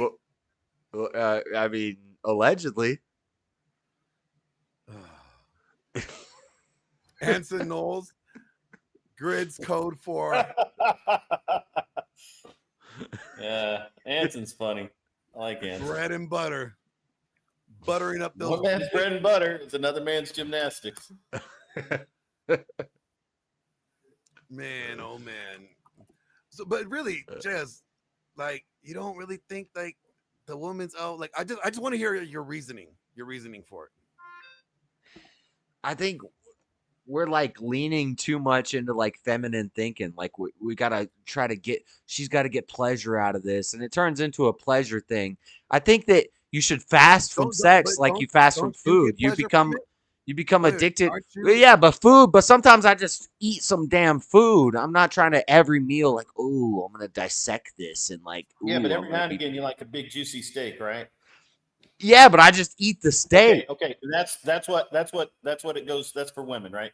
Like they don't. Honestly, most women, in my experience, they don't need it every time. They get it. You're just gonna do your job. Yeah. They're gonna do their job. End of day. But every once in a while, and that's You it's gotta like give 'em the McDonald's, right? steak. It's in and out. It's quick. It's filling. But there's no substance there.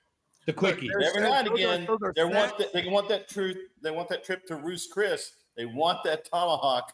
They want, Right. They want Right. They want you to Look, put they in the want work. you to fuck their soul so good. That's how bad they want it. That's right. Right. Right. If Yeah. you ain't soul fucking, Rack them like a fucking Viking. But that's right. But if I can tap on their emotions in the quickie, then I can just play with their mind and just do the same thing that they get out of that long tomahawk steak session. You could do it in a quickie. You just got to know how to play with their mind a little bit because it's really just a mind f. But that's a little more feminine, to be honest with you. Yeah. A dude will put That's in the the most work. feminine thing you could think about, right? If you're talking about what's more feminine, that right there is the most feminine thing you said. I'd rather make her body do things. I think this fellow's confused, Glenn. I think time is money. Look, and your wife's an investment. Put the money in. Exactly. Damn. Yeah, ain't that a bitch? That's the investment that will cost you if you ain't doing it right. It's the one that you made for the rest of your life. I don't know how to debate you red pill guys. I'm gonna lose every time. I'm not red pill at all. Yeah, I'm not even red pill, bro. No. Okay. I do not claim that. Yeah. Just a slightly lighter, like a pink pill.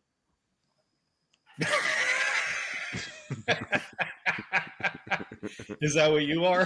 The pink pill? I guess. He's taking the pink pill. I don't know. Damn.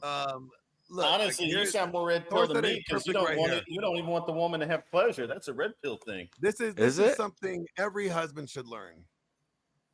Learn the female arousal escalation threshold and how she hits theirs. You'll learn 80% of communication needed. Men misread a lot of this a lot. Yeah. Yeah. I think it's supposed to say how she gets there. Yeah, how she gets there. Yeah, absolutely. That's where you got to learn body language. Yes. Women communicate more than just words. Yes. I think I agree. Especially when they slam the door in your face. That's a lot of communication. That's a lot of communication in one action. Pig pill? No, I think he said pink pill, Thor. Yeah, I said pink pill. It's like halfway between the white pill and the red pill. Shit, what's the white pill? What's that one? I don't know. Pill I heard was like those are sugar pill, pills, right? Wasn't that God pill? There's so many. Yeah, that's God pill. There's the Christ pill. Yeah. I mean, Well, I heard of the Christ pill. I'd never heard of the white pill. Like that's. There's more pills than I don't know. Oh shit, Ghost 1978, man. Wow, he's going in hard.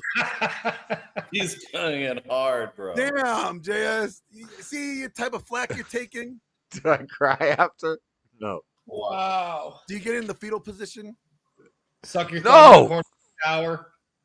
No, I handle it. While you guys are trying to figure out how to make a certain sound, I'm just done and I'm going to bed. I make the body do certain things.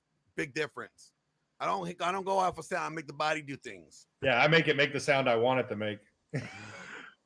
Oh god. Like, Lord have mercy. Well, I would never have a sex robot, Glenn. Well, I mean, you might the way you're going. I'm just saying, I might need one. For now, you don't. Heed my words, my friend. Care about it. Yeah. Because, okay, so this is why it's important. And me and Farney, we got into it before about this, but we agree now. Like, sex is the glue that holds the relationship together. If you have a poor sex life, you're not going to have much that's holding that relationship together in the physical sense, right? And then you add the stress of life, right? If you're not satisfying her, she's thinking that you don't care, that you don't care enough about her satisfaction or her pleasure in this. So now she's going to have built up resentment over you in this area that could always spill into other areas. So the next time you get into an argument, it could be a big argument about, let's say, moving to a different state or whatever, just whatever the case is. And that'll be brought up in out of anger. And that you just don't want it to cause problems. Yeah. Like a wife your wife, you should be your wife's best sexual experience. Period. Yeah, that's true. Yeah. Shanta TV, the most OF subscribers married men, according to this. Yes. I don't think that means it's a sexless marriage. It may be a marriage that they're not particularly happy in, or they could be porn addicts. It's lack of. It's more likely than anything is lack of frequency. Yeah, lack of frequency. Yeah. And there's like no connection, so like the wife could just be like starfishing it. Yeah. You know, and to there's your point, no though, Glenn, the guys like women to have the connection too. So again, I'm not going to speak for all women here, but I mean, I know my wife knows when I'm working hard and I got a lot to do. So she takes that into account. She knows I'm not ignoring her. But if I'm sitting on the couch playing video, which I don't do, but if I were one of those dudes that sat around on the couch playing video games for 5 hours on a Sunday, instead of, making her scream, that's a problem, right? She will see, your woman's going to see that as a problem, and there's nothing you can do about it. Right. And I understand, for a lot of dudes who are like, oh, this is my downtime. I worked hard all week. I gotta decompress, what the fuck ever. But handle your business first and then go decompress. You know what I'm saying? I mean, it just seems normal to me. More normal to me than sitting on the couch playing video games all day. Yeah. Pretty much. You're muted, Glenn. It's not even a chore. It's like the best bragging rights you could have. Right. Yeah. Like, that's the funny part. Yeah. Like, yo, I'm the best. Like, you know what? No one could do it like I do it. And the best part is she brags about you. Exactly. Puts a little swagger in your step. And it always reminds her, like, look, I ain't gonna find somebody that lays the D down like that. And I'm sticking with this guy. Like, sure, he may piss me off sometimes, he may say some dumb shit, but that D game, like, yeah, it's just what it is. Like, it is what it is. Like, if go out and be that Christian Grey on steroids. Being a provider is providing all things, all the things a husband's supposed to provide, and orgasms are one of them. Yeah, I think one of the best things a man can say is my wife married me because I fucked her so well. Exactly. Just saying. Definitely it has to be on the list, yes. Yeah. I mean, it's one of the things that, like, if you look at, here's the thing. You look at the marriages that have a good sex life, and look at the marriages that don't. The ones that are either one of the partners are just not satisfied, I gotta roll out, guys. I'll be back. End up getting divorced in both Christian and non-Christian marriages. It is a contributing factor. It's not the only factor, but it is a contributing factor. And you already have, like, the deck stacked against you, right? When it comes to marriage.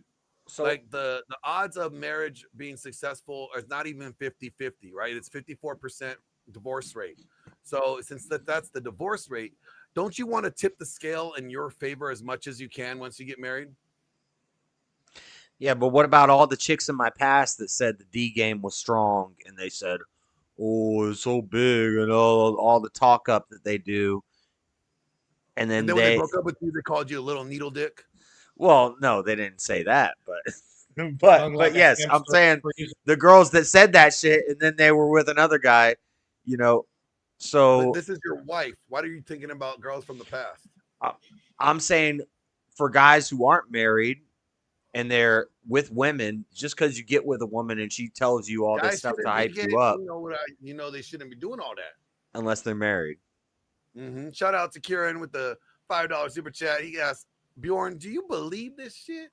Which part? Nope, none of it. I'm making rain on them hoes. Thor says all women lie. Yes, exactly. That's my point. So your wife ain't gonna lie to you that it's the best D she ever got, and she's staying happy. She sticks around long enough, and she don't go nowhere. That probably is the best D she ever got, because if she got it better elsewhere. But you think that's why she's sticking around, is because it's the best D she ever got? Or she told you it's the best D she ever got? I think that if you're not her best sexual experience, the odds of her staying in the marriage are much less. I think there's all sorts of other incentives that she has to stay in the marriage. I think they've given women more incentives to leave the marriage than stay in the marriage. Yeah, you're right. But if she's staying in it, I doubt it's just for the sex. For the most part, it comes down a lot. Like in modern marriages, it comes down to the sex, because they don't need you for anything. They could get everything that they have. They could get it on their own. They could make their own money, right? They could buy their own houses. A lot of women are almost out earning men today. So they don't need a man. They want a man, right? But they need, okay, so sex is part of family building, but I'm going to say that building the family and having the kids, that's going to keep a marriage together, a family, more than we have the greatest sex I've ever had in my life for the past 40 years. How many families end up in divorce? 56%. Too many. Okay, so but you think it's because of bad sex? I think it's a contributing factor. Yeah, it might be. I think it's a big one. You know, if he's not getting it enough, right, he's gonna end up trying to supplement his desire for sex, and that will typically either be through porn and eventually cheating, right? Yeah, I mean, it always ends up happening one of those two ways, right? And if she is not being satisfied with it, she's going to withhold it from him, right? And either go to toys or Kevin in sales. The mailman. Jody gonna come and pay a visit. Oh God, not Jody. Jody's out there. He knocks on their doors. For people to think that Christian women are immune to the same things that non-Christian women do is ridiculous. They're not immune to it. They get tempted the same way. Right. And guess what? They fall the same way too. They cave into temptation the same way that non-Christian women do. The only thing with Christian women you have a little hope for is that you hope that their faith, is not an egalitarian theology, because the nuclear family doesn't last on an egalitarian, family. But if they're building their marriage off of the best sex I ever had in my life, and you start to get a little old, and you start to slack off a little bit, you're building the marriage off the best sex. That's what you said. No, I never said that. Nope. No. I never said build the marriage off the best sex of your head. You said it's one of the the most important. You should be your wife's best. You should want to be her best, because if you're not her best, what makes you think that she's not going to be thinking about her best? Right. Or when I get old and I'm a little tired, that she's just gonna. Men will do the same thing. Men will go find a young thing on the side. That's not. Men tend to only do that when they are not getting it. Yeah, guys have wife goggles. So because we're both getting old, and she wants a young thing, and I want a young thing, like we're gonna get. We're cheating on each other because. Who said you guys wanted a young thing? Yeah, like where'd these standards come in all of a sudden? You're talking about the best sex that you've ever had. Eventually, my wife is going to be old, and you would still be the best sex she's ever had. Yeah, but why would I not run out and go get the best sex I ever had with a? Because your wife should still be the best sex you've ever had.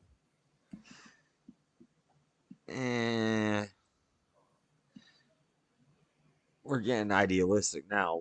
We're both old now. We're trying to calm down in our lives, but I still want. Well, then why are you worried about going out and getting something different if now? I wouldn't be, but I'm saying if I thought the way that, if I'm internally critiquing this, if I'm going from what you're saying. So all I'm saying is that as a provider, providing her sexual satisfaction is part of being a provider. Now, are you going to hit that mark every single time? No. That's what quickies are for. But you should want to. Yeah. You know what I mean? Like your thoughts is like, she doesn't get it. She doesn't get it. That's whatever. And my thought is like, if she didn't get it, I need to figure out what I'm doing wrong. And so I could be a better for her to please her and provide her in this area, as I'm trying to provide her and please her better in all these other areas, as in like leading her in the word, you know, providing financially, providing that that quality time, providing that correction, providing that love. Like, as I want to perfect providing in all those areas, why would I not want to perfect providing in the area that's the glue? Well, why can't y'all like hug up and give each other some kisses and some flowers? There's that too, but I don't want flowers. Why are you gonna give me? You give her some flowers. Give her some flowers. Cuddle. Yes, you could do that too. But again, you just like you want the raw answer because your dick doesn't suck itself. I'm trying to say. I find this blatant way you can put it, man. I mean, like, come on. Listen, I've been celibate for a long time. When there's a woman around me, there's not going to be a problem here. I'm just trying to flesh out the arguments. Fair. But I mean, it's a fun conversation. Don't get me wrong. Yeah, I just think like, to me, it's really logical. If Christian women are complaining that they're not being sexually satisfied, right, by their husbands, it would, to me, be like, oh, a priority as a husband. If I don't want to have issues in my marriage, especially my marriage bed, right, I should probably take this as a, you know, something serious, and maybe inquire with her what I'm doing that doesn't feel good. Maybe like read some books about something. I don't know, but at least inquire how to, you know, improve in this area so that this is not going to be an issue for us. That's all I'm saying. Like, you have enough outside issues in the world that are trying to destroy marriages, right? You don't want to be the one on the inside. Yeah, the one thing that you have 100% control of. Exactly. That's kind of like dumb. It just doesn't make sense to me. Like, why wouldn't you? Yeah. I see where you're coming from. It just, to me, it's just a logical answer to it. Yeah. And if it's in wedlock, then yeah, get freaky. We're only talking about marriage, sex in marriage. I ain't talking about like dating and, you know, none of that. I'm just talking about in marriage. I'm always talking about in marriage. Yeah. You know, like, your neighbors should know your name. Be like, oh gosh, she's yelling at him again. You know what that means. But for all you dirty-minded folks, this has been brought to you by Klondike Soap. Wash your dirty mind and wash your balls, so your lady may want to wash and touch your balls and do other things with them. Tactical soap. Tactical soap. Play a commercial. I got to go to the bathroom. Real quick, we got Kieran with a $5 super chat. He says, "Get on top of her and do what you got to do. She'll be cool, ladies." In the chat, tell me I'm wrong. Kieran, you're.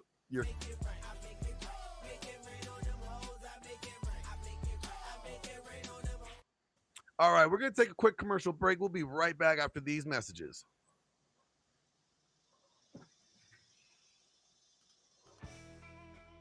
If you haven't been to the Glenn Lawrence Presents Production of Men page on Streamlabs, go check it out now.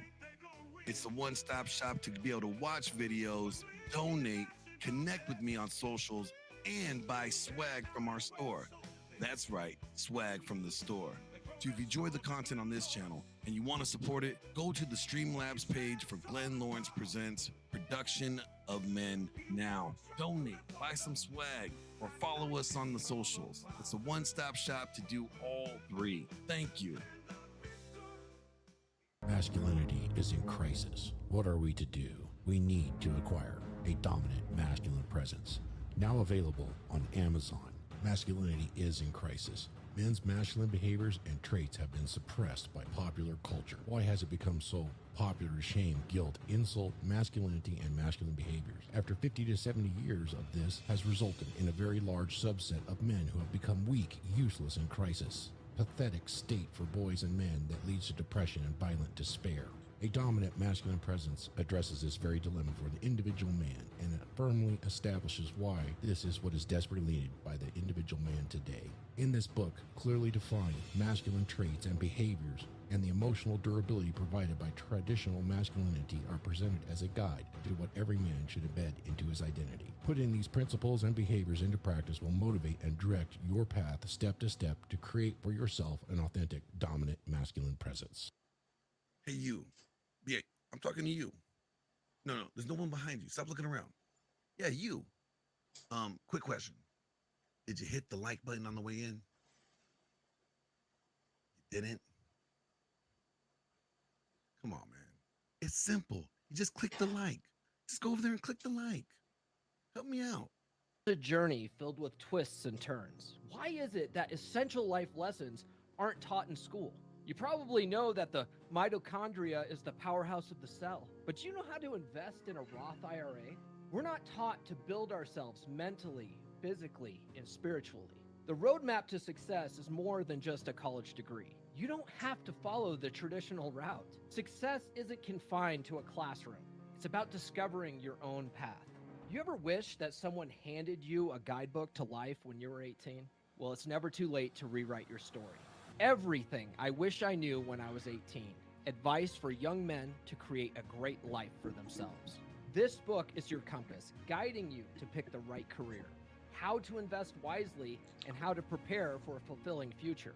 To take control of your health and your fitness, You don't want to talk learn about how to voice date in chat. efficiently and find genuine desire, Yeah. and master the art of leading healthy relationships. Your path is defined by the choices you make, not by others' expectations. Don't wait until you're 35 to unlock your potential. Order your copy now on Amazon. Rewrite your story. Yeah. Build the life. I agree with a lot of what he's saying, but some things not so much. Hey, if you're enjoying all the content that we provide here in these late night after hour streams and all the wild topics, then I need your support. See, YouTube takes a huge percentage out of the super chats that you send. And if you want this channel to be supported, see, I got this dono bar here. In this dono bar, we have weekly goals. And if we want to be able to continue What about doing that? these late Well, night man, there's a long story streams about that you enjoy, then I a need your lady support who by married going to a the rich Stream Time vegetable, links below. and she It's on had the sex with banner his here. best friend, And donate there. and it was Your a support helps thing. this show continue to grow. Yeah, I think This episode was brought to you by I think all of Tactical this Soap from Grondike this Soap way of Company, a looking game at things changer in is men's not. grooming. Crafted with natural pheromones. I It's don't think it's designed to good, elevate your but alpha status, masculinity, whatever. attractiveness, and charisma. Each bar is meticulously formulated to invigorate It's your not about the scent and leave sex. you feeling confident and irresistible. Sex is an act that comes from Satan, And command and attention wherever you go. shocker. Order now by using the link in the Here's a hot take from a Christian. Sex was a punishment for childbearing. Adam and Eve wouldn't have had sex if they hadn't have ate from the tree, if they hadn't been deceived by the serpent. Shocker.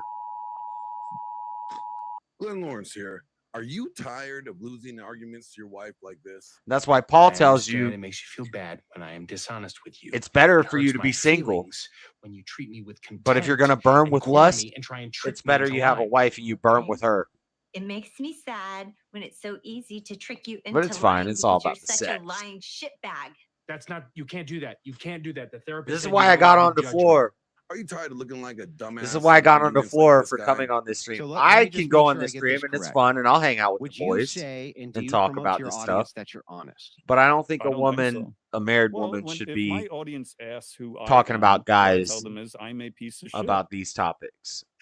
Oh, it's so fun to It do doesn't mean this. I'm mad at So Glenn. I just want to I make sure think I it's got this funny right. and I think it's You're a fun and it is dishonest piece of interesting the shit. way, Nobody should believe you.Got it. you know, and how to learn Yes, how to that was talk horrible. to people. So if who you're think tired that of way. losing arguments to your wife and you're tired of looking like But BO in a debate, then I suggest you go to debateuniversity.com. yeah, I told Floor, That's right, come on. debateuniversity.com, and learn from the Streams man like himself, this, it's not a place Andrew for a Wilson, married woman. and Like, he will teach you how you can become a master debater. No, not a masturbator, you sick fucks. Put your hands down, okay? We're not talking about that. But a master debater, and how you could learn dirty debate tactics. maybe I and said all it a the little fallacies, harshly. the logical fallacies. and Maybe all I that said, other get the good fuck jazz. off that So if stream. you are What are ready you to doing become on there a right now? master debater, then what are you waiting But for? Go to debateuniversity.com, and you could look like this guy. It is nebulous. I understand it's nebulous. is the chase for sex? Damn it! You're still whining. Yeah. Thank you for prostituting yourself so I have air conditioning.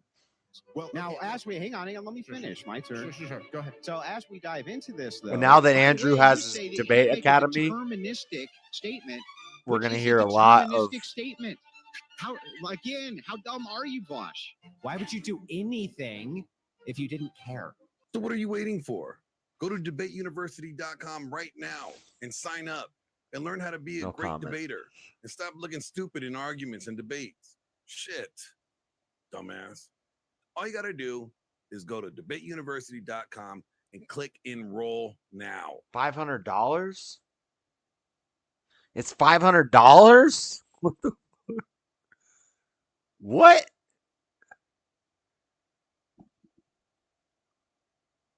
Is it really $500? Right. I'm not going to go into that. Okay.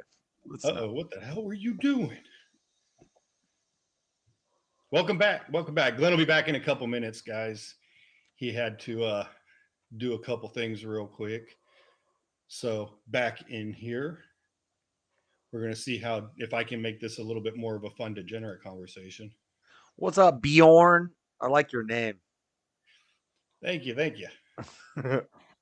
I did a freestyle rap one day, and I was trying to rhyme porn and scorn, and I ended up rhyming Bjorn. I was like, Now, do you know what Bjorn means? No, but I was like, my name is Bjorn. I'm some guy from England or something like that. Well, absolutely not. It's Scandinavian. It means bear. Damn. So see, my rap was bad too. Scandinavian bear. Okay. Yeah, it's just a Bjorn it's a name, but it's also a word that just translates to bear. Sounds like bear. Yeah. That's cool. Uh-oh, who we got? What's going on? What's the conversation about now? Like we're still playing around with these ideas of making sure you're doing your duties and what you're supposed to be doing in your relationships. I thought that was kind of a fun, interesting conversation, and the different takes and perspectives for me are always fun, especially with you and Glenn, or especially with Glenn. We have different views of things, so they get quite interesting. Is my perspective from like a Christian biblical perspective? Well, you tell me, what is your view? It's not my job to pleasure the woman. I don't even think that's a real thing. I think that's a made-up thing. It's not my job to pleasure the woman. It's her job to handle what I got to handle when I need to handle it, and we get it done. And then she's gonna pleasure me through taking care of the family, raising the kids, taking care of the household, and I'm going to come home and I'm not going to have to worry about all these things. That's a lot of extra stress off my mind. I'm like, woman, get in here, and I'm going to bend it over and I'm going to take it. And then we're going to move on with our lives. We got work to do, you know? And we're just going to get it. And, you're not getting pleasure. You get a nut and I don't get the nut. Shut up. You don't nut. Sorry. I'm trying to wrap my head around your perspective. Tell you how I really feel about it. Yeah, it doesn't work for me very well. Like, because all I'm hearing is like, I'm expecting this out of her, and then fuck her. Like, yeah. Yeah. How long have you been single? Long time. A long time. Yeah. Do you wonder why? Well, I wouldn't tell this stuff to a woman on a first date. I mean, well, I mean, do you? If it's the way you look at it, though, do you have to tell them it? They kind of no, figure it out. no, after I'm a just while, don't not you think? looking for. I'm just not looking for anything extra. And you know, getting a little older, 36, and I'm like, these young girls, you know, so I'm married, but it's a long story, and Okay, now I'm confused. yeah, it's confusing, and it's a long Okay. story. But you know, for the last 6 years of my life, I've been basically single. The last 2 years of my life, I've been talking to my ex-wife, and you know, we're gonna try to make it work out and get back together. I'm just saying, if I was a single guy, which mentally I was, you know, other than legally, I'm tied to a piece of paper, but mentally, I've been single for the past 10 years, and um, I there was a long period where I wasn't dating or anything, and you're right. It's like I'm not a I don't believe in I'm an incel. I'm an incel, not because I could go out and find some girl at the bar to have sex with. I could do it. I know I could do it. But I don't do that because it's what I see in these young girls and stuff. It's not attractive to me, and it's not something I'm going to build a family with, and it's not a girl that I'm going to argue about in 20 years about I'm not pleasing her sexually. Like, woman, you knew what it was when you signed the papers. I'm trying to make babies, and and we're trying to make a family here. You know, it's not about cuddling. Well, So yeah, but it does need to be sometimes, right? Like there has to be some care. I guess You just come home every day like, "Where's my sandwich, bitch? Sit down, shut up." I guess in the modern My dinner. world, that's how it has to Like, be. We got to cuddle every now and then. like every bit of that sounds ludicrous. I think what you're proposing sounds ludicrous. I think this Which part? That we have to be caring, and we have to be the sensitive husband, and we got to cuddle. We got to make sure she's getting her emotions met and her feelings No, met. that's She's see, but you're she's taking reaching her everything climax. We got to to a make sure she's reaching her climax too. Like, this all sounds like some new age, like, I don't know, maybe Yeah, I'm an you take old soul. you take it to a retardation, right? Like it's like, yeah, you do want to make sure if she never has an orgasm, why the fuck does she want to fuck you? So I mean, full stop. What you ain't doing jack and shit. What good are you? Like, she ain't getting nothing out of it. So why should she keep doing it? Just because you Right. say so? Holy shit, man. Go wobble your fucking head. Yeah, it sounds like some feminist stuff. Like, she's got to reach her orgasm. That's not even a real thing, dude. Just because you have never found it for somebody doesn't No, make I it. found it, and I know the games they play, and the leg shaking and the squirting, and I know all the games. I know the But games. none of that's real. It's all Yeah. CG. Well, it's a game they play, and they know how to do it. They know how to work it. Yeah. Like, none of this makes sense in my head. Yeah, women will tell you the same thing if they're being honest. What, that they don't want to have orgasms, or that they don't No, have that they're bullshitting 95% of the time. Like, it's just an act that they're doing, and the reason they're bullshitting is because you can't do it.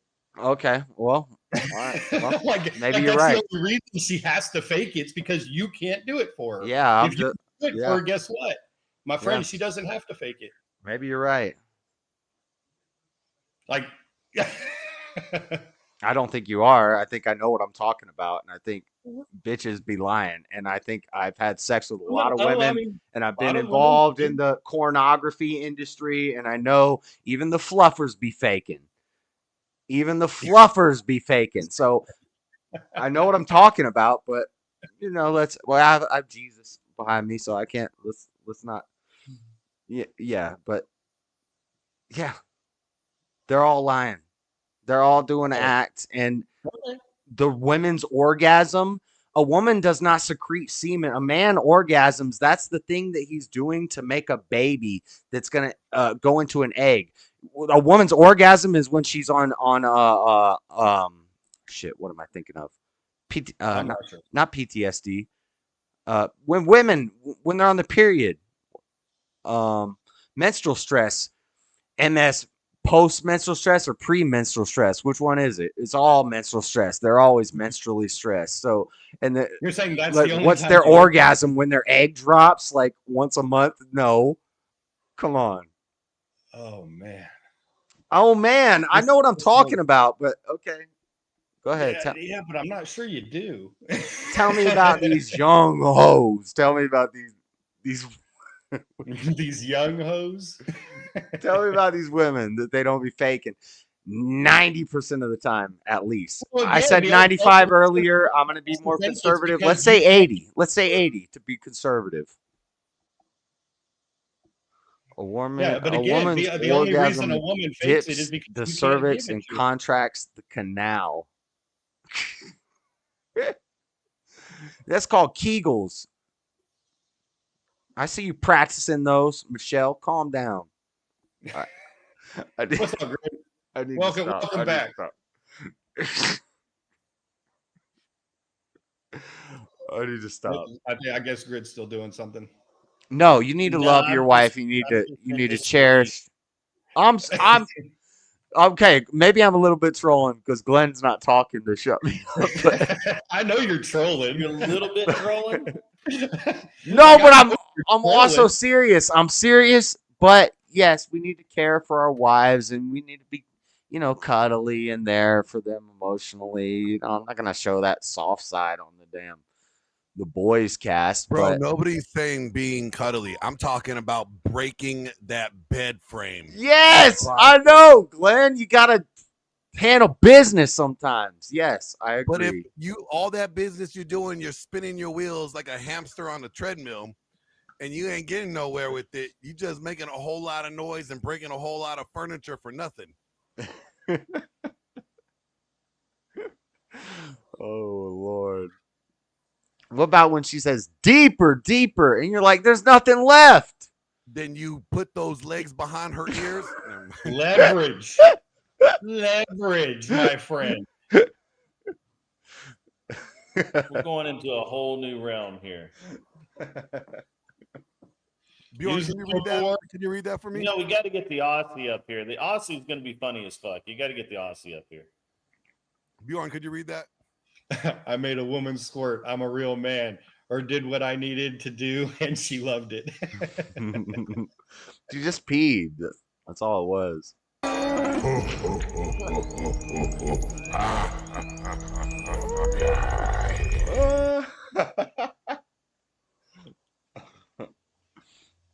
Okay, calm down. So, what is this cuddly shit that you're talking about earlier? You guys The are only thing talking we're about. No, only thing we're talking about is giving her. Okay, well, part of that sexual sexual, emotional connection that you're going to No, have what with the were you woman is talking going to be about? the We were cuddling talking about afterwards, right? Sexual satisfaction, providing your wife orgasms. That's part of your Right, parental- and afterwards she's going to want to talk. No, not usually.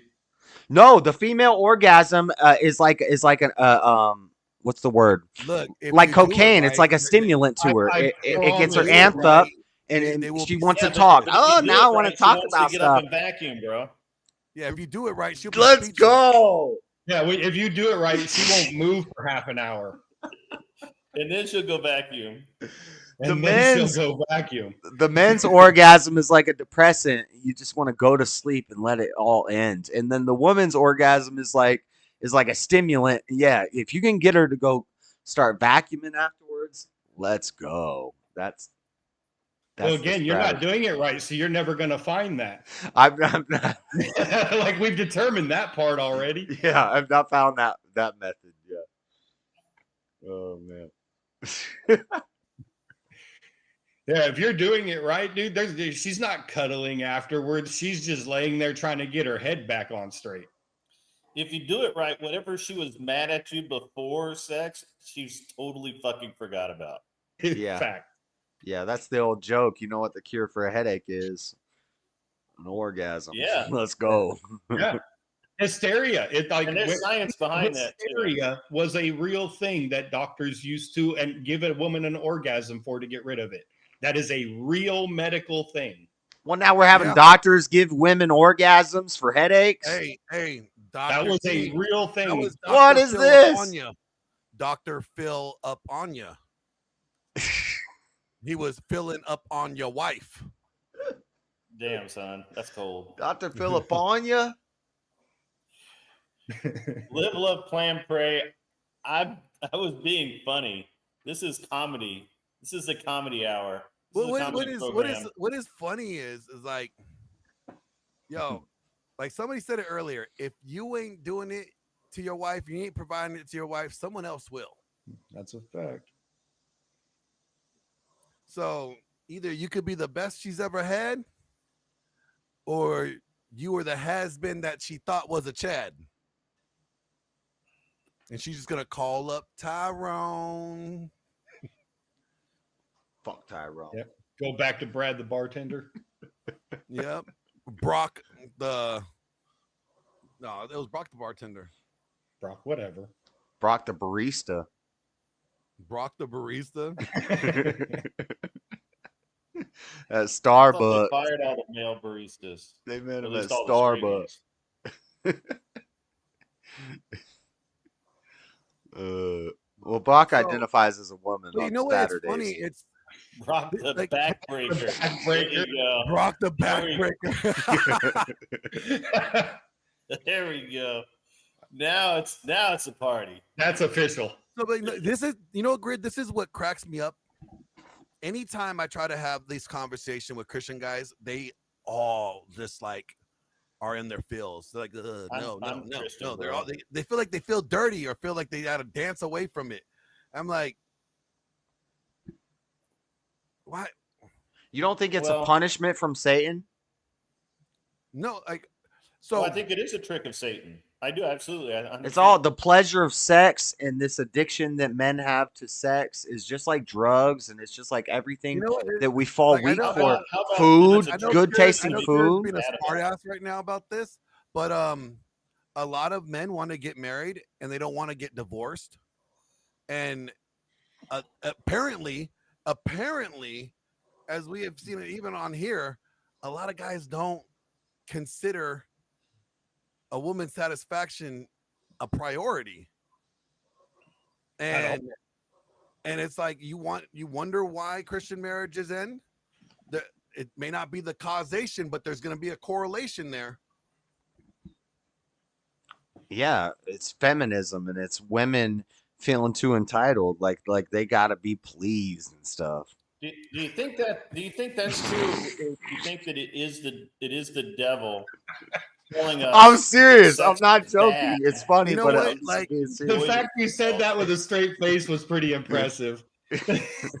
The sad You thing know, is, he like, said- I like this GS troll. or JS may be trolling keep right this now. I'm not trolling. I'm kind of halfway trolling, but I'm not. You're the No, this is- no, this dude, is come great on. trolling. Great trolling. Like That was the perfect troll. he's That was trolling right good. now. But here's the sad thing: there are guys that actually think like this, that literally think that the female orgasm is like the devil's like playground, Yeah, I've read that. and these women need to get They're exercised wrong, but and have the priest come over and. I'm just saying. I'm That's just, why I you know can't what? Like, catch as long it, as, and So here's just something I was just kind of thinking about. But like, hold on, his I really want to point this out real quick, you guys. Like, because I find it hilarious that Kieran is saying this. This is amazing. Production of Men panel. What about that female orgasm? As like, I mean, he's taking it like he's doing a little dig. Like, it's supposed to be about men, but you're talking about women. Well, a lot of men want good women, and they want to keep their women. And keeping their women, part of it's going to have to deal with her being satisfied. satisfying their woman. She may stick around with you, but she might end up turning into that, nagging wife, or the woman that is going to be tearing your shit up, or the woman that you think is being faithful to you, but that is meeting up with Bjorn and you're raising Bjorn's kids. Wait, what? You can never call her mommy, but she could always call you daddy. I mean, that's right. Yeah. Nothing wrong with that. Yep. I can live with that one. Because you're right. I'm.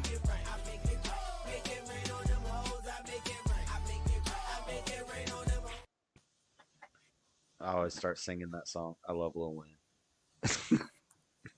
So, I don't know.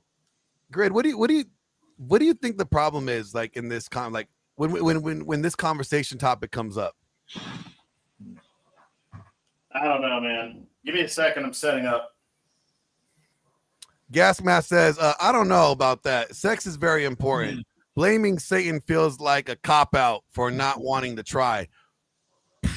Facts. Man, I tried for a long time when Satan was at my goat and he was just there pulling at me and I was trying all that sex stuff. It wasn't very fulfilling, but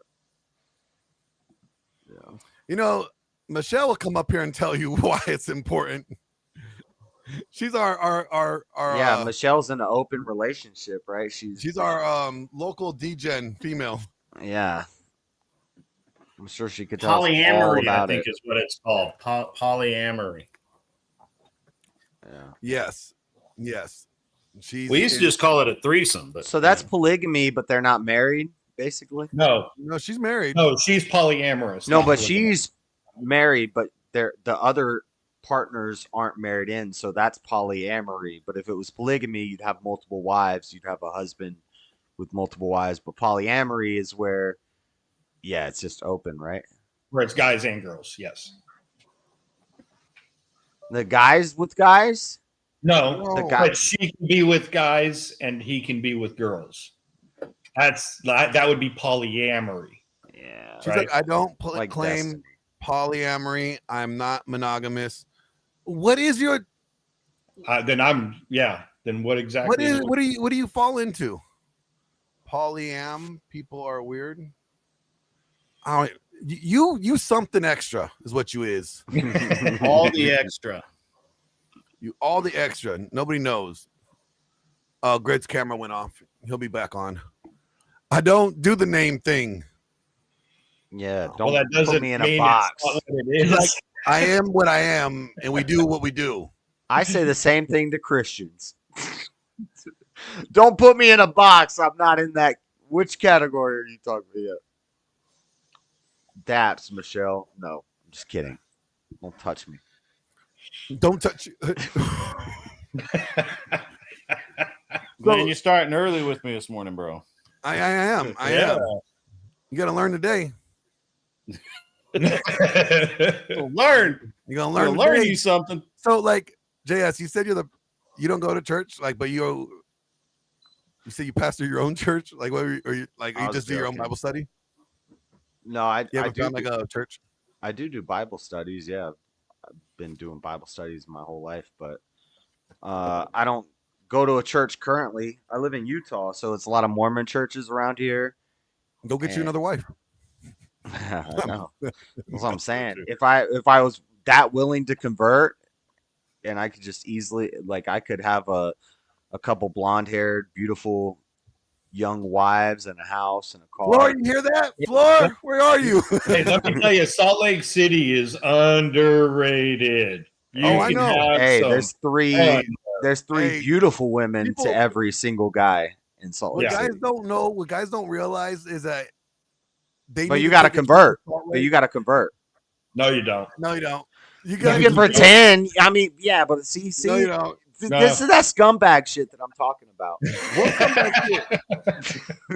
You This is brought what I'm it talking up. about. I wouldn't do it though. I would not go. I would not do that. Okay. Yeah. All right. Because you've already done it. I could. No, I know I could do it, but I wouldn't do it. But I've you've never, already done it. That's why. No, I've never converted to Mormonism to I get didn't a say you Mormon converted wife. to Mormonism. I'm talking about messing around with the Mormon girls. Jack Mormons. I've never been with like a Mormon.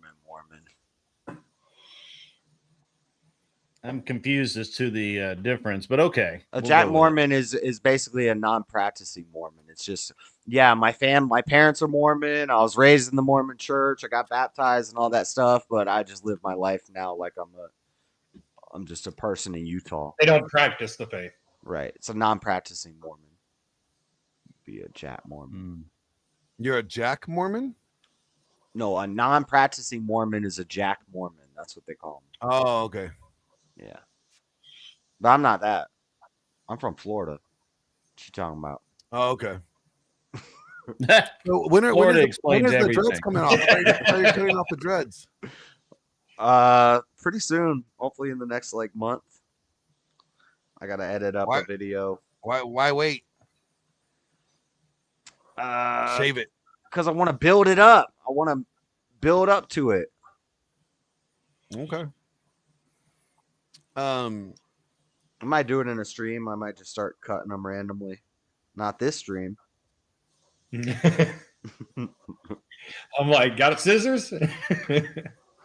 Yeah, I'll cut them soon. I've been looking at Orthodox Church, but the only Orthodox Church here is a really old one, and there's no chairs. There's no chairs in the whole place. So what do you do at a Orthodox thing when you go there?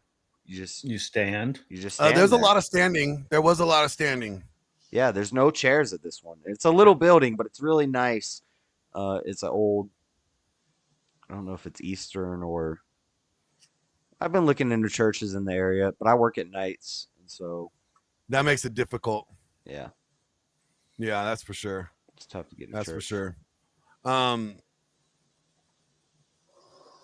Okay, I'm Christian. I was raised Baptist. There's things I disagree with in all denominations and things I agree with in all denominations, and so I'm like a homeless. Fulfilling your Christian. wife, is one of them you disagree with. Yeah, he just doesn't agree with that one. No, I mean I'm gonna make sure my wife is fulfilled. Apparently not. Not with orgasms though. You're gonna fulfill her with dishes. I don't believe in. I'm not a. You guys are conspiracy theorists. I don't believe in this stuff. But I keep saying I need to make a tinfoil. I'll try to get there with her. And maybe she'll pretend enough. But no. Yeah, you should pleasure your wife. Yes, that's good. You should fulfill your wife's. Yes. Yes, I agree. No, you don't. I do agree, but I'm also not 60 years old. If I'm 60 years old with my wife and I've been with her for 30 years, I do all that. Look, when I'm 60 years old, I better know some new tricks and I better got some new skills because I've been playing this game for a long time. I should be a master at that level. I'm learning something new all the time and perfecting old all the We've time. got to get to a point of diminished returns at some point, guys. Yeah, when it don't work no more, and she ain't walking right. She's if you're 70 and she's 60. Then I'm gonna have to make sure I get her to the hospital. And if it's all based around the sex at that point, and it's all just about me getting my rocks off, then I'm gonna call up a young prostitute. Do you know how often old folks fuck? The old folks home is like a fucking cesspool of STDs. We be fucking that for sure. Oh my god! That shit don't slow down. We be fucking. This is just the parts that nobody wants to talk about because it gives them the ick. Yeah, for some reason you think of old balls and saggy titties, and you're just like, ugh. I know. Yet they still in there slapping them. Yep. This is why it can't be based around sex. The marriage has to be based around something more important than that. Like what? Like God's love, like the husband leading the wife, and the wife being like the bride to the husband, like Jesus is the bride to the church. It's not feelings, it's theology and epistemology, and it's And if you ain't beating them cheeks, you're gonna feelings is the you're sex. gonna be a divorce cheeks, you're gonna be pissed off. Feelings is nutting. That's what feelings. You're gonna be a pissed offology. My argument is epistemology. Your argument is feelings. So my argument has nothing to do with feelings. I'm about to say, it sounds like your argument has to do with feelings. when I'm old and I can't feel anything anymore, but You keep saying old, and I'm feeling personally attacked. I'm I know, at least it's not me now. Grid, are you the only one with the AARP card? no, because you guys are I don't have old an and you're telling me AARP the same card yet, thing he's goddammit. saying. So you have That's one more me. year until you get your AARP card, right, Grid? That's me. I don't even qualify for Social Security at this point. But I thought you get AARP at like 55. I'm not calling you guys old. I'm 36 and I feel the same way. I feel the same way. A 36-year-old acting like sex is like you. I'm 53, bro. You sound like I've a been old married prude. 19 years. Like JS, you sound like an old prude. It's like in many looking at states, sex that's like a it's life the- sentence. Okay. I'm an old soul. I have an old No, soul. you ain't. 'Cause old people fuck a lot. Okay. We even established that already. You're an incel soul. An insole. You got an insole. He said you're an insole. I am. Where's Bouncing Checks at? He needs in on this shit too. He's in Florida. These two guys can pal around together. I'm a pro incel. Oh, this is great. No, Based JS is in Utah, Yeah, but he's from Florida. I'm from Oh, you're Florida, from Florida. but I've lived in Utah. So basically, the two most base states ever. And then maybe you could throw Texas in there. The cocaine capital of the world is the Bay State. Are you fucking Florida? kidding me? Yeah. Some people believe that Florida is the Garden of Eden. Clovertech knows what's happening. Before Clovertech just handled some business. Look at that. before Pangea and before the continental drift, Florida was actually Mesopotamia. Some people might say that's the Garden Some of Eden. high people on cocaine. Perhaps you're right.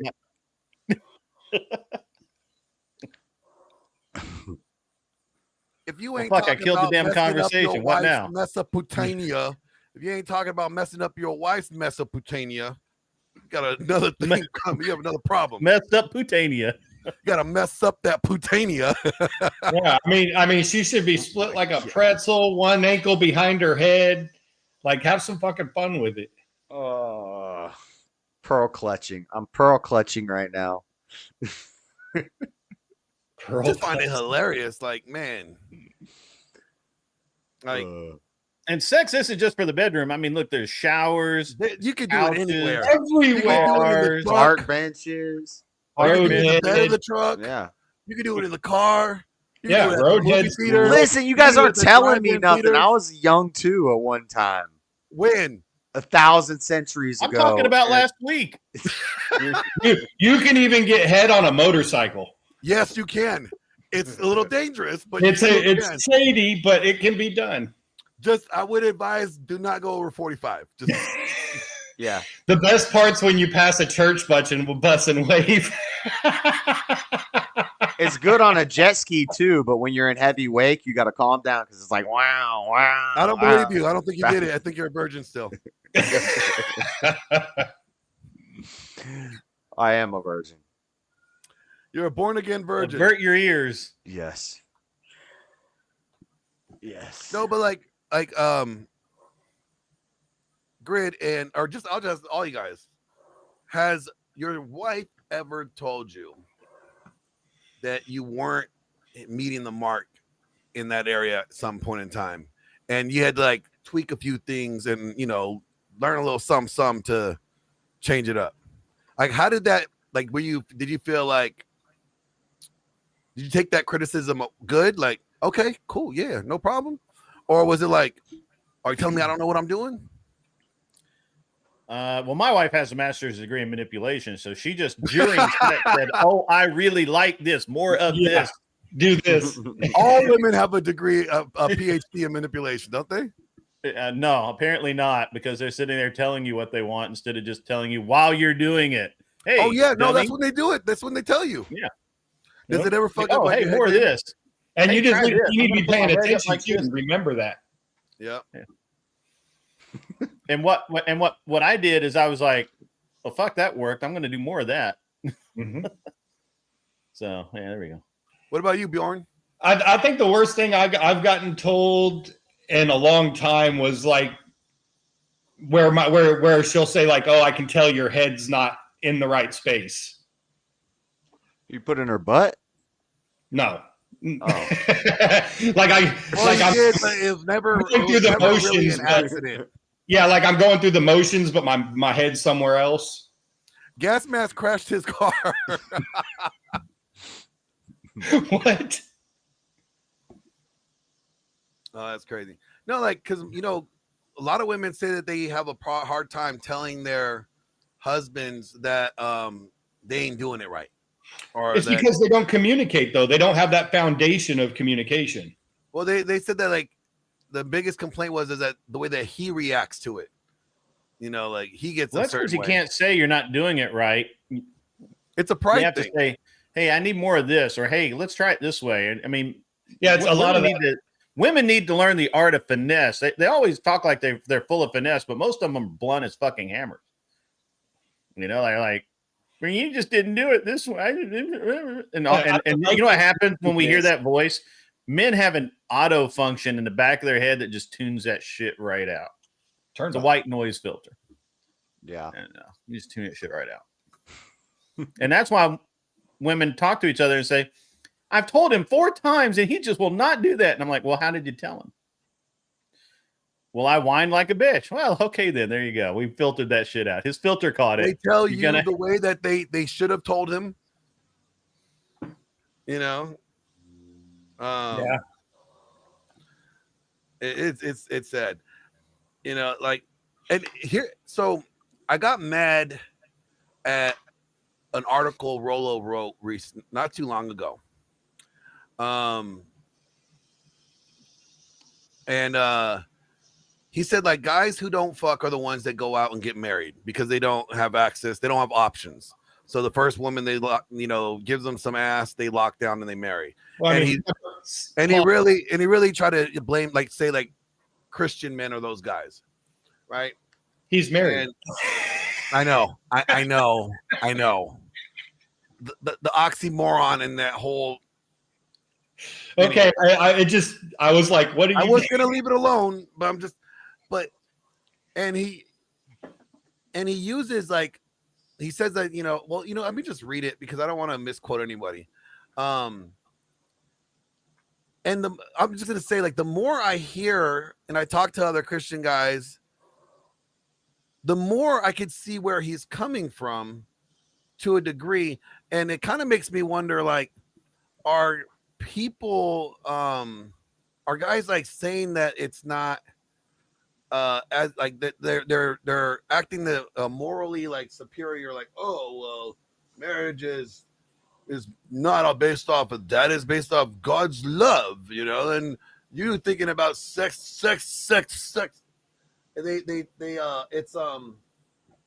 it's building a bad straw man, right? They're trying to make it seem like it's something that we're not talking about. Nobody's saying that sex is the most important thing at all. We're saying that it's important enough to where if you're not doing it right, it could lead to your divorce. So hold on, let me find it here. Greg, tell him a story about way back in the day.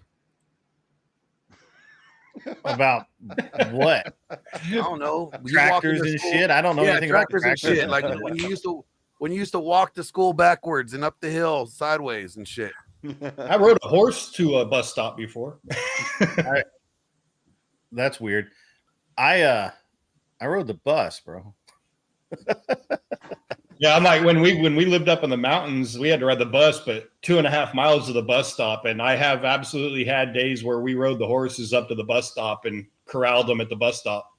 And the bus ride was 2.5 hours to get to school. What? Homie was getting up at dark 30 to go to school. Oh yeah, you're up at 4 o'clock in the morning, taking care of animals, getting things around, getting to the bus stop. Oh yeah. No, I get that, but you said, like, Yeah, 2 hour, about a little over 2 hours for the bus ride to school. How long was school? A regular school day, but you're on the bus at 6 o'clock in the morning. Yeah. That's So what you had happened. like a regular 6-7 hour school day. Yeah. 2 hours there, 2 hours back. Yep. Oh, fuck that. You would never get me going. You had no time to get into trouble. Oh, I would find. Oh, time. you did though. You did. I promise. Yeah, there was plenty of time to get into trouble. What was up with that fish face girl you had on earlier, or the video you had earlier when you went on her panel? I hopped on this panel last night because this broad was like talking about all kinds of shit that she was just making up. And then when I thought you were going on Sarah's panel last night. No, I was going to, but then Pearl called me. So then me and Pearl were talking for a while. We talked like for about an hour or so, because she's coming out here this weekend, and awesome. we got some work to do. Is she going to do whatever this weekend? No. No, not that I know of. I mean, we could. It's up to her. So what I'm going to get at is right here.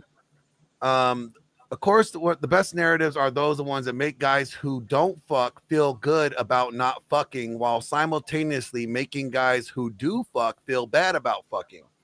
This disqualification tactic is one of the many forms of bloodless intrasexual competition tactics that the 80%ers, that's 80% of men that don't have women, have consulted themselves with since the Middle Ages. If you can make your intrasexual rival feel guilty about fucking because God hates fucking for any reason besides making babies, which pissed me off when he wrote that, then you have a tactical advantage in the sexual economy. It works even better if you can gaslight a superior sexual rival to believe he or she is going to hell if he pursues his biological imperative to his fullest potential. Now, who wrote this? Rollo. The Rollo Tomasi. Shocker. Author of The Rational Male. What pisses me off, because it's like there's some truth in there. And I'll explain it after I read this next part. He goes, this is why body count only matters to guys who don't fuck. Their moral crisis isn't about their inability to find a virgin bride. Guys who don't fuck couldn't give two shits whether a woman's ability to pair bond with him is impaired by her body count. All they really want is the kind of sex women give the guys who do fuck but never need the value added benefit he had to qualify for to get her to fuck him. You see, the gaslighting goes both ways, outwardly towards the sexual rival and inwardly to convince himself that his purpose is righteousness. Moralizing over body count is as much about a guy wagging his finger at women as it is about their indiscriminate fucking. There's actually nothing indiscriminate about it, but sour grapes and making your necessity of virtue are necessary to make strategic pluralism of unfalsifiable sexual strategy. All right. So what I don't like about this, one, I don't like all of it. he's poking. He does a lot of poking there with Christianity, saying that like, oh, it's only because they can't fuck. That's why they're trying to play the moral high ground. That's not true, But I will say this. I have had conversation with Christian guys that have said similar things to JS is like, why you care? Like, it's not all about sex. Why you care about sex? And it's like, nobody's making it all about sex. I'm saying that it's this important. It is very important. Why are you only thinking about sex? Sex. It's like, you're making it all about sex. I'm making it about the importance of being good at it for your wife, you know? Yeah, and it's funny that how people just don't think that it is that important. But when they they always point to something else, because this is what, you know, me and Farney were going back and forth on, right? And we end up agreeing, you know, at the end. But it was like he always would point to something else other than the sex as important. And I'm not saying this is Farney, but after reading that, you can see like the moralist will always point to something more. They would say something more of value, like and to be like play the righteous road, you know, like this is more righteous. I'm pursuing this righteousness over here. You're worried about this fleshly satisfaction, but my marriage is based on the love of, you know, it's like, is it though? Are you just saying that because you lack like confidence in that area? Mm-hmm. What do you think, guys? I don't. Can you pull? I'm trying to. Because like the body, well, I'll get to the body count thing too in a minute. But so it's like this, guy. Like if a guy's like, you know, oh, sex is not that important for us. You know, like why? No, me and my wife don't have sex all the time. It's not important. My marriage is based on something much deeper than that. You know, is it, or is it because you suck at it and you're trying to make yourself look better by saying you're more morally or more right on a righteous, you know, path? Yeah, and is your marriage actually better not having sex? Like, yeah, really? Because I don't know any marriages really that are that way. I mean, there's the few, yes, always exceptions to the rule, but in general, I don't know any marriages that are sexless and happy. Is this Jack? What up, Jack? So all the wisdom from the Chris Angel looking 70-year-old with the ponytail. I'm bringing it up to more of a thought, you know, experiment here. You know, but I'm making rain on them hoes. I'm making. Do you remember, like, if the kid that wasn't good at basketball, you know, like, you're dumb because you just play with the ball all day. I'm building rockets. Like, he always tried to, like, one-up you because he sucked at basketball, right? Yeah. You suck at sex, you know, and you're like, oh, we don't care about that. Our love is much deeper than that. Our marriage is so much more than just sex. Yeah, tell me all about it. Like, they'll throw something else up. Like, Grid, you know what I'm talking about? Yeah, I mean, what's the expression? Those that can't do teach, and if they can't teach, they fume in anger. Yeah. But it's like a reference to Rolo? No, what I'm saying is like they try. I wasn't referencing anybody. Just they try to shame you for being good. Are you enjoying this thing, or you're being good at this thing? And they try to minimize that importance and point to what they're doing is more superior than what you're doing. Yeah, Clover Tech is hitting it on the head. Like, there's a lot of work that goes into marriage that sucks. Sex is the fun part of the work. So why aren't you perfecting it and being good at it? Yeah. And do more of the not work thing. Yeah. Yeah. Yeah, what I've learned is based on those paragraphs that you read, I definitely need to write a book because anybody can write a book. And like, yeah, anybody can. Anybody can write a book. I'm serious. Like, I need to start writing my book. Working on one myself. So yeah, Desiree wrote a book. Come on now. So he's encouraging me Desiree to wrote a book. I mean, come on. Start writing.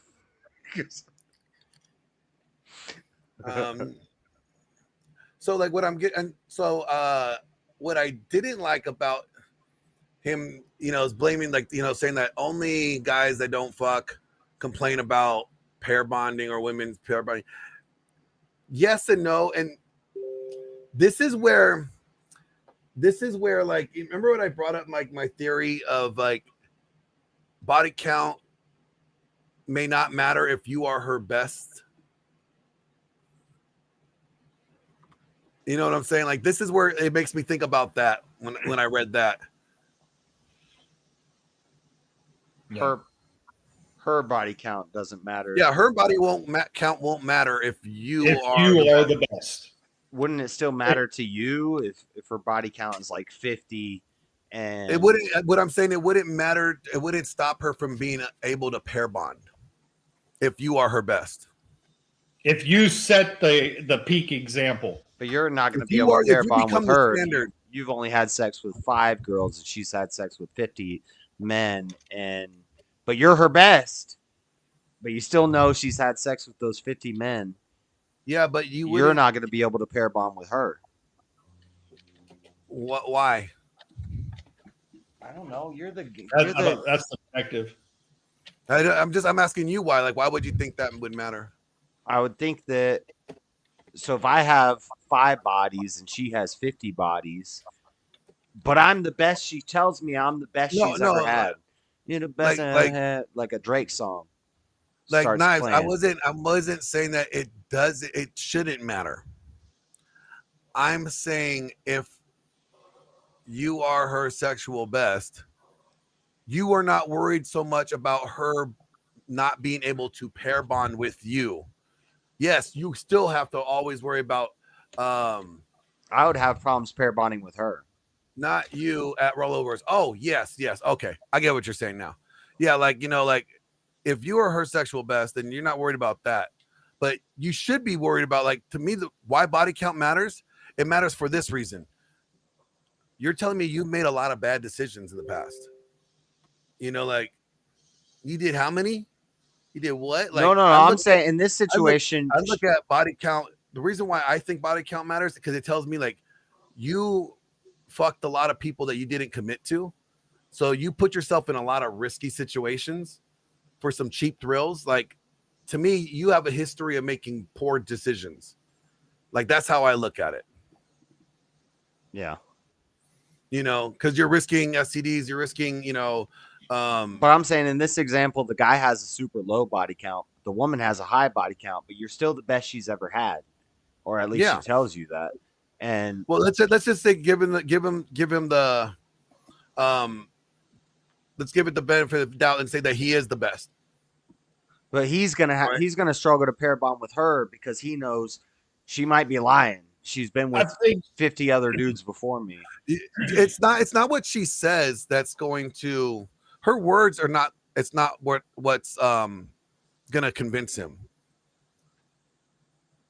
It's gonna be that he's not a knocking and asking for it. She's going after him for it. Like when she's like in heat, like when you're the best she's ever had, the woman turns like she's in heat. In any given moment of the day where she could get you away,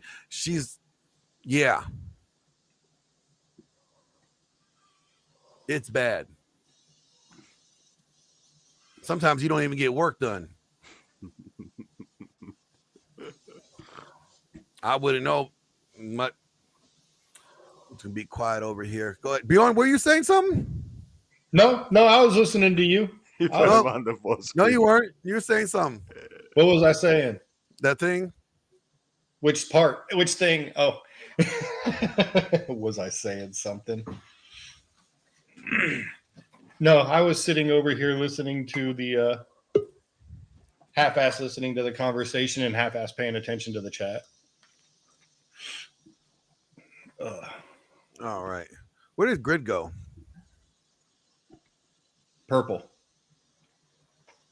Lost in Asia. He's back. Where'd you go last time? Again.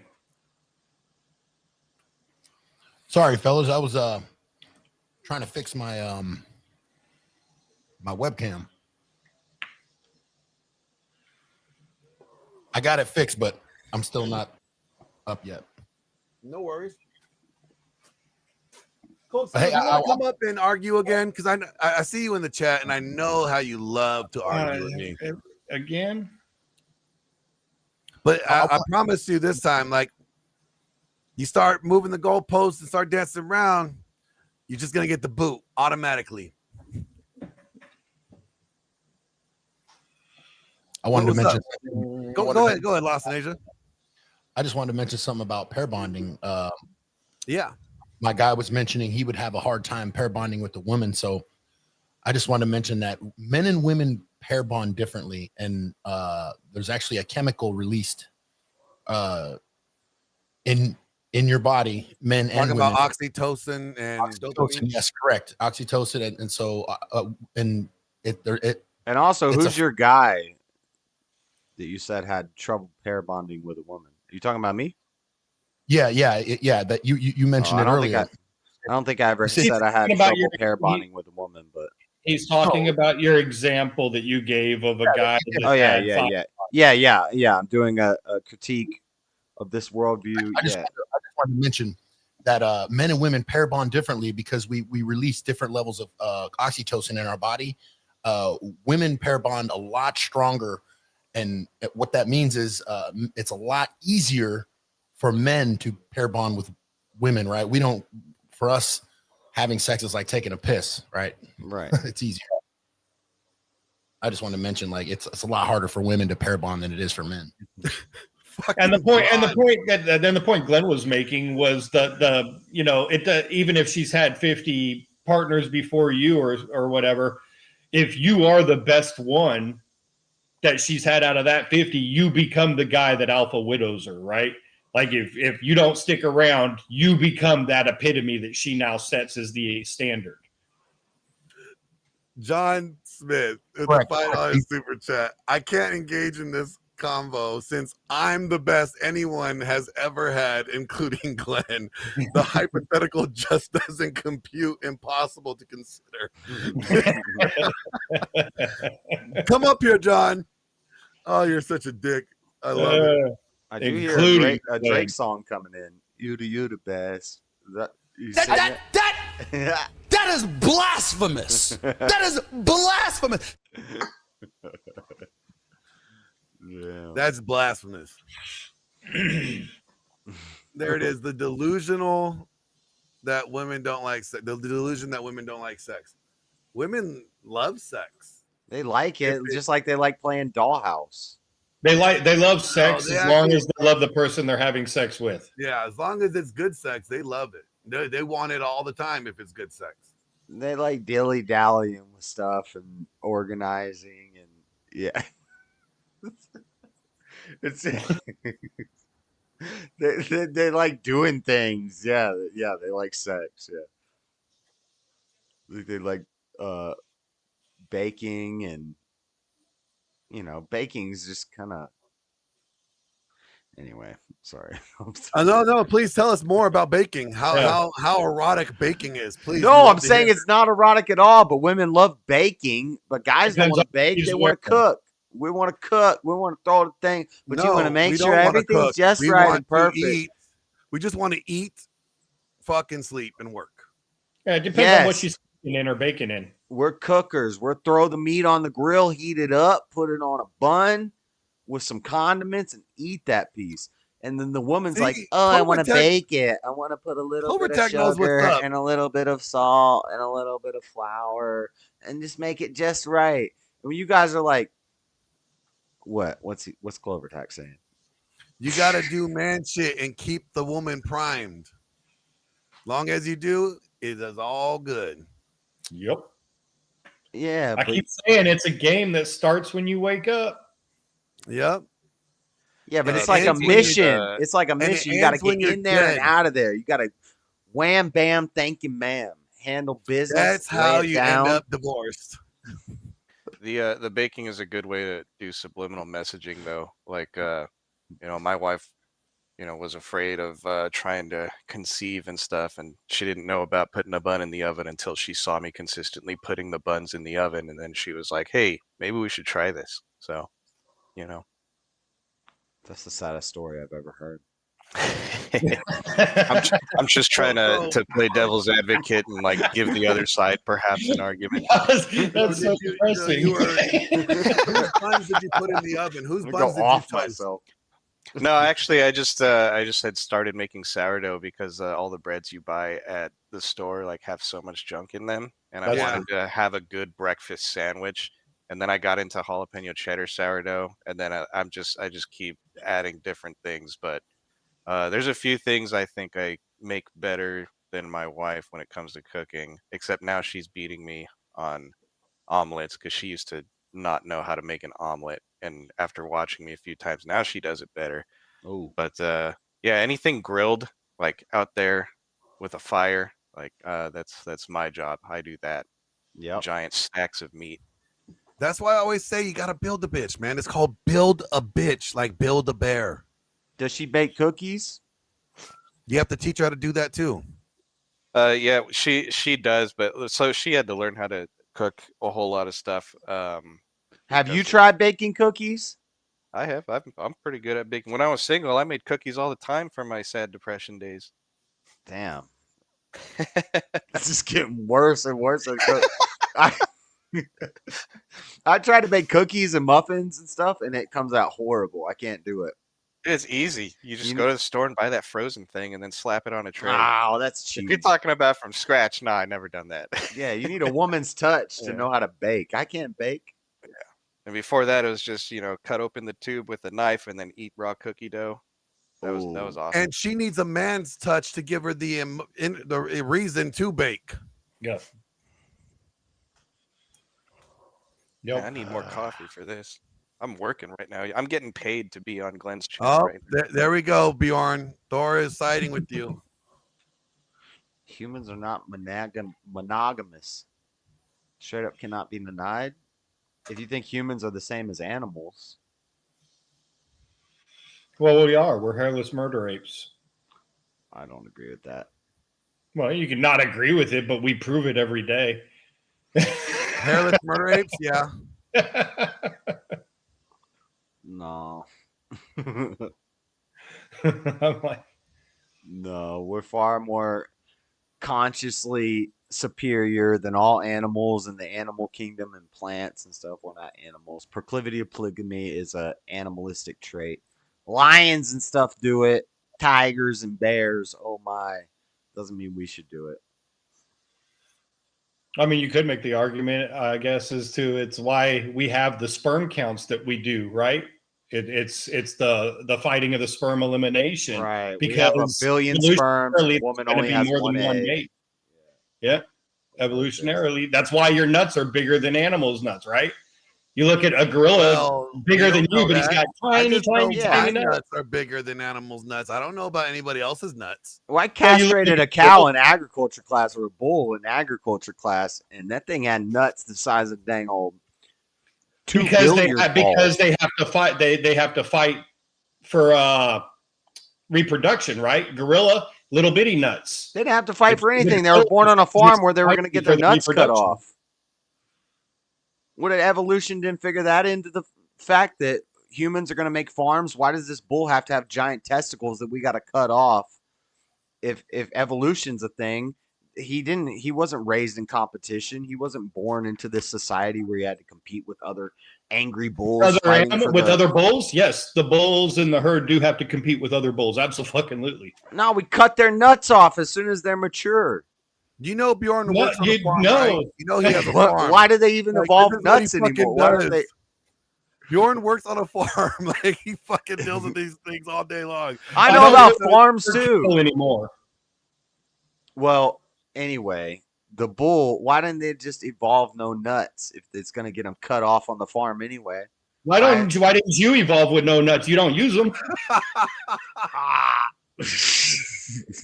Damn. I have no comeback for that.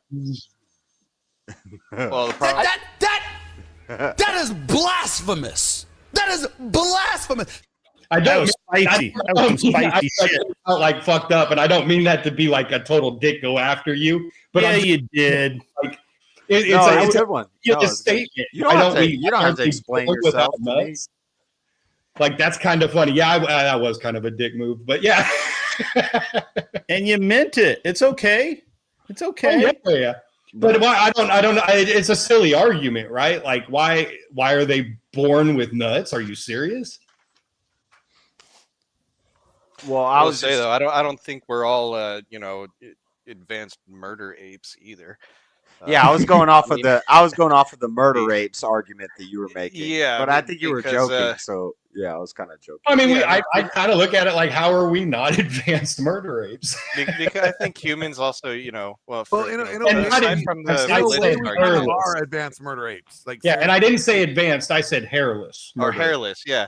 But I would say, aside from the have religious argument, like just thinking about it, it's like, well, humans also aspire to virtues that I don't think apes do. It's to them, it's just kind of about survival. Well, when That's every advanced murder apes- species worries about survival. Yeah, but humans, aspire to You know different what? virtues as well. Hold which on. would make Why did you? Okay. Hold on, real quick. Can you turn your camera on real quick? Now that I have you're still private. Nobody can see you. Only I will be on up seeing you. Yeah. Okay. for Cool. Thank you. All right, Yo. just no dicks, please. No. Dude, I'm not gonna porn bomb, dude. I just came up here because like I wanted to be like I kind of want to be like a man, I have a lot of like oh boy, a lot of what's the word, like a lot of like incel kind of like esque like thoughts. Oh, okay. And Okay. I kind of want to get rid of those because I feel like if I do, I'll get women.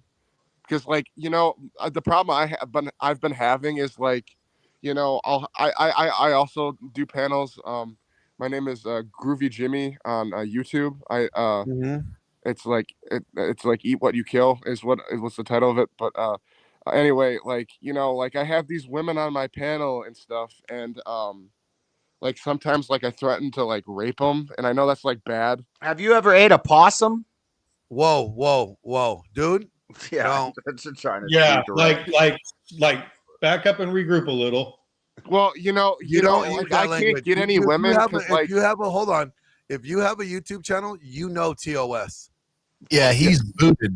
He's gone right now. That's 37-19. 37-19. Oh, lame.